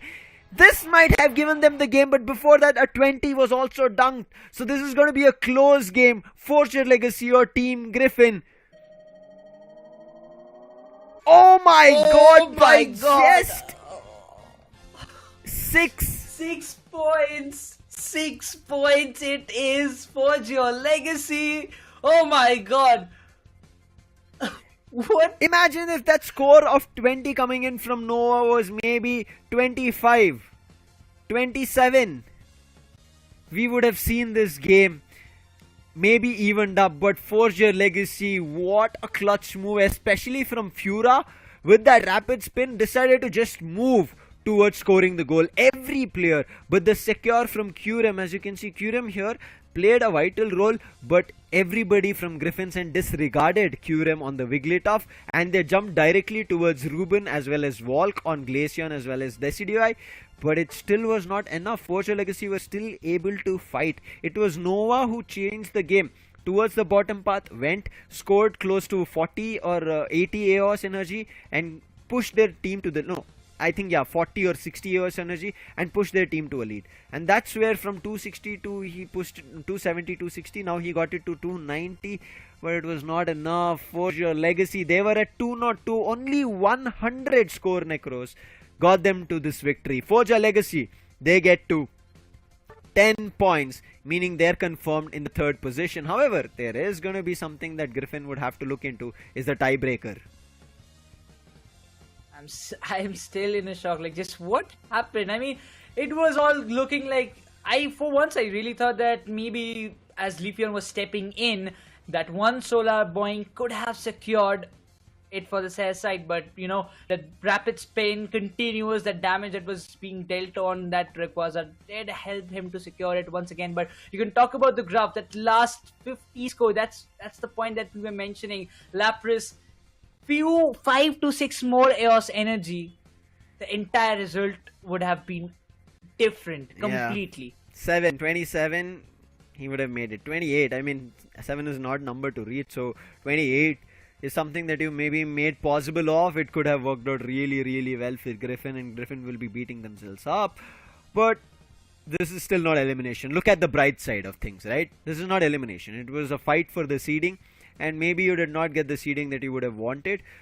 you have to be okay with it. You might have to play extra games as of now, but great game coming in from Forger Legacy. Quickly, we'll take a look at the final fight, especially before in the replay.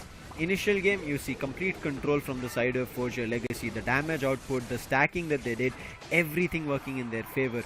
Even over extensions that Forger Legacy were doing, it was very planned, and the Shedinja doll moves coming through was just too good. But after a point, that Shedinja doll usage was a little bit too closer to the players of Team Griffin, and that's where I felt where a little bit of those mistakes started happening. Otherwise, maybe we would have seen a better execution coming in from the players of Forger Legacy even in the final fight. I just gotta tell one thing, that even when it comes down to the Desi play, or when it came down to the kind of stacking game, Ruben did not, tumble down. He did the job he was assigned to very perfectly. Even when it came down to this kind of moment, you can just see this follow-up coming up with that Spirit Shackle. He was making sure that the KO was done. But even after so much hefty blows, the Solar Beam was doing, the Venusaur did anything and everything that he could do in that final stretch. But still, when you are trapped from all the sides, even if it's a defender, nothing can be done. I mean, you are stuck already between so many Pokemon who are constantly focusing on only yourself. But still, Venusaur was able to do such a good amount of damage, was something which is, something appreciable a lot. I think towards the end we ended up seeing Venusaur's damage, but in the early game not much. I think that was a little bit where Griffin did not find value, and that is not Griffin's problem. That was just the distance that the players from the Forger Legacy were able to reach. The Spirit Shackle, once locked onto a Pokemon, irrespective of how far they go, as long as the spears keep being sent out from Glaceon, it will keep hitting wherever the player runs out. Only the Shedinja Gold can save him. Even if he teleports back to the base, right, recalls himself going for a full heal, Icicle Spear still pierces through their base shield and does damage. So unfortunate. And even the Spirit Shackle, something that they had to keep an eye out for. Towards the end, yes, they were able to put down Ruben on the Decidueye, but it was not enough, because somewhere down the line everybody started swooping in, and we talk about it, Wigglytuff is so crucial. We saw it in the game where they were able to distract the players from fighting with either their opponents or with these objective Pokemons towards Wigglytuff, and that's what happened. Wigglytuff, I think, used Sing over there, and then immediately a double slap. All the players who were concentrating on Rayquaza were dragged towards Wigglytuff, and Wigglytuff Sing made the magic with its double slap connecting and securing it.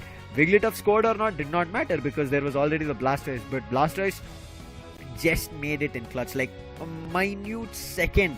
If you would have delayed, I'm not even saying a whole second, even if it was a little microsecond that he missed, that game would have been in favor of Team Griffin, and Team Griffin would have been now fighting for a tiebreaker. It is still a tiebreaker that Team Griffin will be fighting for, but not the second or third. It will be the third or fourth.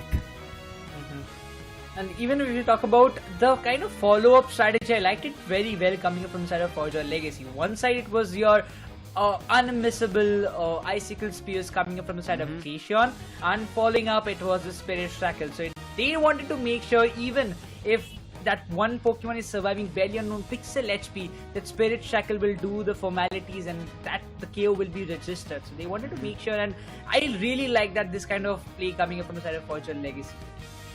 I have to correct myself. The position that Griffin will right now fight on the tiebreaker is going to be 4th or 5th, because 3rd is going to be secured from Forger Legacy, 2nd is going to go for True Gravity, and the 1st for the side of Revenant. This is how the seeding is.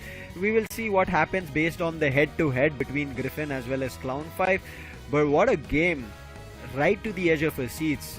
For a second I thought maybe with that 20 goal that Nova got, they maybe push through, but I think this Wigglytuff pick is already throwing teams a little bit of a curveball. But I think with the utilization of Wigglytuff here in the qualifier stage, the league stage, the group stage, have given idea for other teams that, oh wait, Wigglytuff can also be used as a curveball.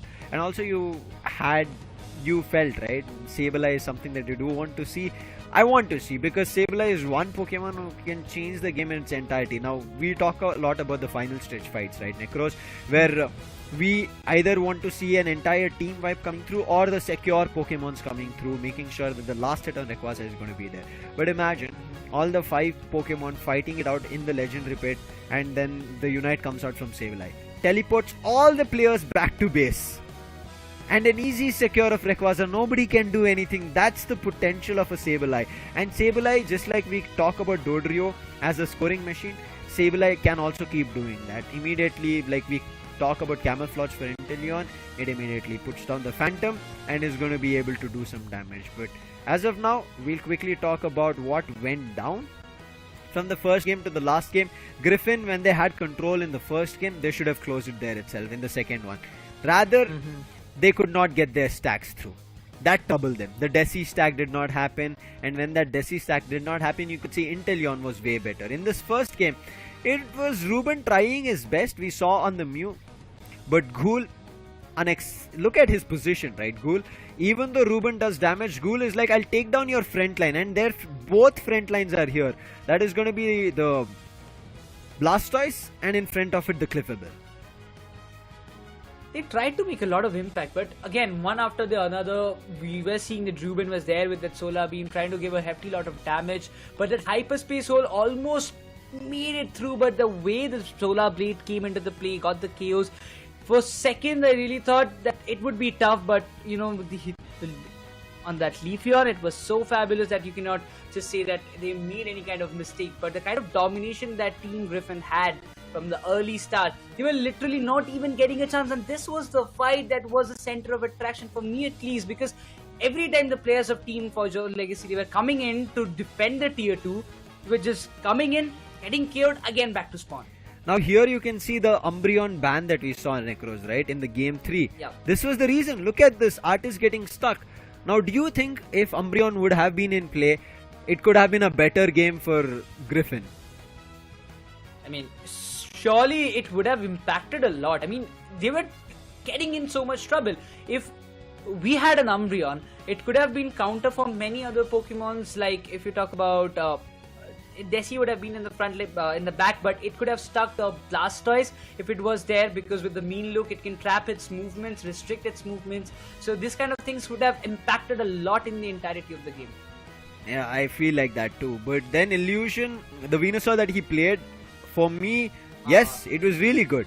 But their intention of thinking that Venusaur play coming in from the side of Forger Legacy could have done trouble shouldn't have been the ban. They could have banned the Hoopa long back in that second game. Letting that Hoopa play out twice, where the mistakes done from Forger Legacy could have been understood, shouldn't have been the case. Do you agree with that? That letting that Hoopa being played twice made the probable trouble that Forger Legacy understood. What went wrong in the game number 1? We'll correct it in game 2. Yeah, I mean, that actually kind of sums it up, because you make mistakes once, and if you are good in rectifying it on a very quick note, and it does make a good impact, and it actually did work out for their side. But we have somebody joining up. It's going to be Ruben joining us on our interview desk, and we're going to welcome him and we'll have some chit chat session with him. How are you doing, Ruben? One sec, we will be receiving your audio. I think we should be. Close game, Ruben. I'm pretty sure you guys are like, ooh, right? Yeah, your audio, we cannot hear. Can you just check? No, we still cannot hear you. Seems to be a little bit of a tech issue here, Ruben. I think. Yeah, no, Ruben. I don't think. Yeah, we'll get you back on desk ASAP. I know there's a little bit of a tech issue. I think mobile is a little bit too hot right now after the game that went down. It should be. Yeah, it was a little too close of a game. They were not, I'm pretty sure they were like, whoa, we just got it by the edge of our teeth. Like, wait, it just happened? It's like, was that? We won it? Yeah. How? Hello, but yeah, in means of Desi, he played pretty well. Ruben did a fantabulous job on every time he was assigned to a role. You can never just say that, you know, Ruben, you cannot just play, but you know what, the technical issues have been sorted, so we're going to welcome him back on the interview panel. So let's again welcome Ruben. Hey Ruben, this time we should be able to hear you. Yes, you're back. Yeah. And your team is back indeed. How does that feel? Yes, we feel amazing. Even in the last game, we weren't sure that we are winning. We had lost all hopes, but somehow we won. man, that was too close. Somehow, indeed, it was. I mean, it was very close. yeah, if not for the Blasters running for that score, even after the secure could have gone south, right? But I want to ask you, where is this Wigglytuff decisions coming in? Whenever the Wigglytuff is out, it seems like Forge Your Legacy has the game. Yeah, I mean, to save your backline from like a lap result or a Guardian, Wiggly is an amazing pick. So we just thought of that and we just went for it. Nice. I just wondered it was a lucky charm for your Legacy. That's why they're picking up the Wigglytuff one after another for winning the matches. But the Desi pick, you know, and on the other side when they picked it, like specifically Snow, you saw him playing on the Desi. He was not able to find a lot more value. But the next match you decided to pick the Desi. What kind of mindset did you already had from the very start? Yeah, the thing that went wrong for him was I think he didn't get a lot of stacks early game, whereas I got a lot of stacks when they pushed off. Correct. So yeah, I could take advantage of that. I really like how the kind of source or how the team is right now building for you guys, for your Legacy, right? Because initially there was a lot of ups and downs, you had to figure out roles. But now how do you feel? Is it comfortable, especially that now the last day 3 is going to be a single elimination? You would have to play, I guess, 3 games. But how does that feel to be in that third position now? It feels amazing. Like we are still growing as a team. We are gonna analyze the games today as well. And let's see what happens on day 3. We are gonna come prepared. I'm wishing you guys all the best. You just missed your opportunity in India Open, but I hope you don't miss it here. Congratulations on today's victory, Ruben. We'll be seeing you soon again. All the best. Thanks. See ya, guys. Thank you, Ruben. See ya. And see, whatever we spoke about, he said all of it. Don't know, but we got it. Secure, as soon as it happened, Blasters ran for that goal. If that did not happen, things could have gone wrong. I mean, this is why I said Wigglytuff is so crucial. Now, a lot of people did not explore it, and when you don't explore it, you do not bring it out in your competitive games. And when you don't bring it out in your games, this is some other team takes an advantage of it. His reaction justifies a lot of things, but you know, right now one question came into my mind. I guess I'll ask him in the later stages that, you know, if that same thing happened with the Schrödinger dolls, if you were the one committing the units and your opponent did that, what would have been your reaction? Because Necros, I'll tell you what his reaction would have been, because you were not there here on desk. This happened to them from the side of FSE Sports, and Ruben commended Berserk's play over there. So they decided, wait, if they're doing, we can also do. And that's what they did here. They adapted. But final standings in front of our screens, as you can see, the first seed goes to Revenant with 13 total points that they have. Amazing victories. They only lost one game, that was against True Gravity. That was today's game. Otherwise, a flawless run coming in from their end. True Gravity on the other end come in at the 11th position, 11 points at the second spot of the seed. Forge Your Legacy with today's last victory get themselves the third spot in the standings.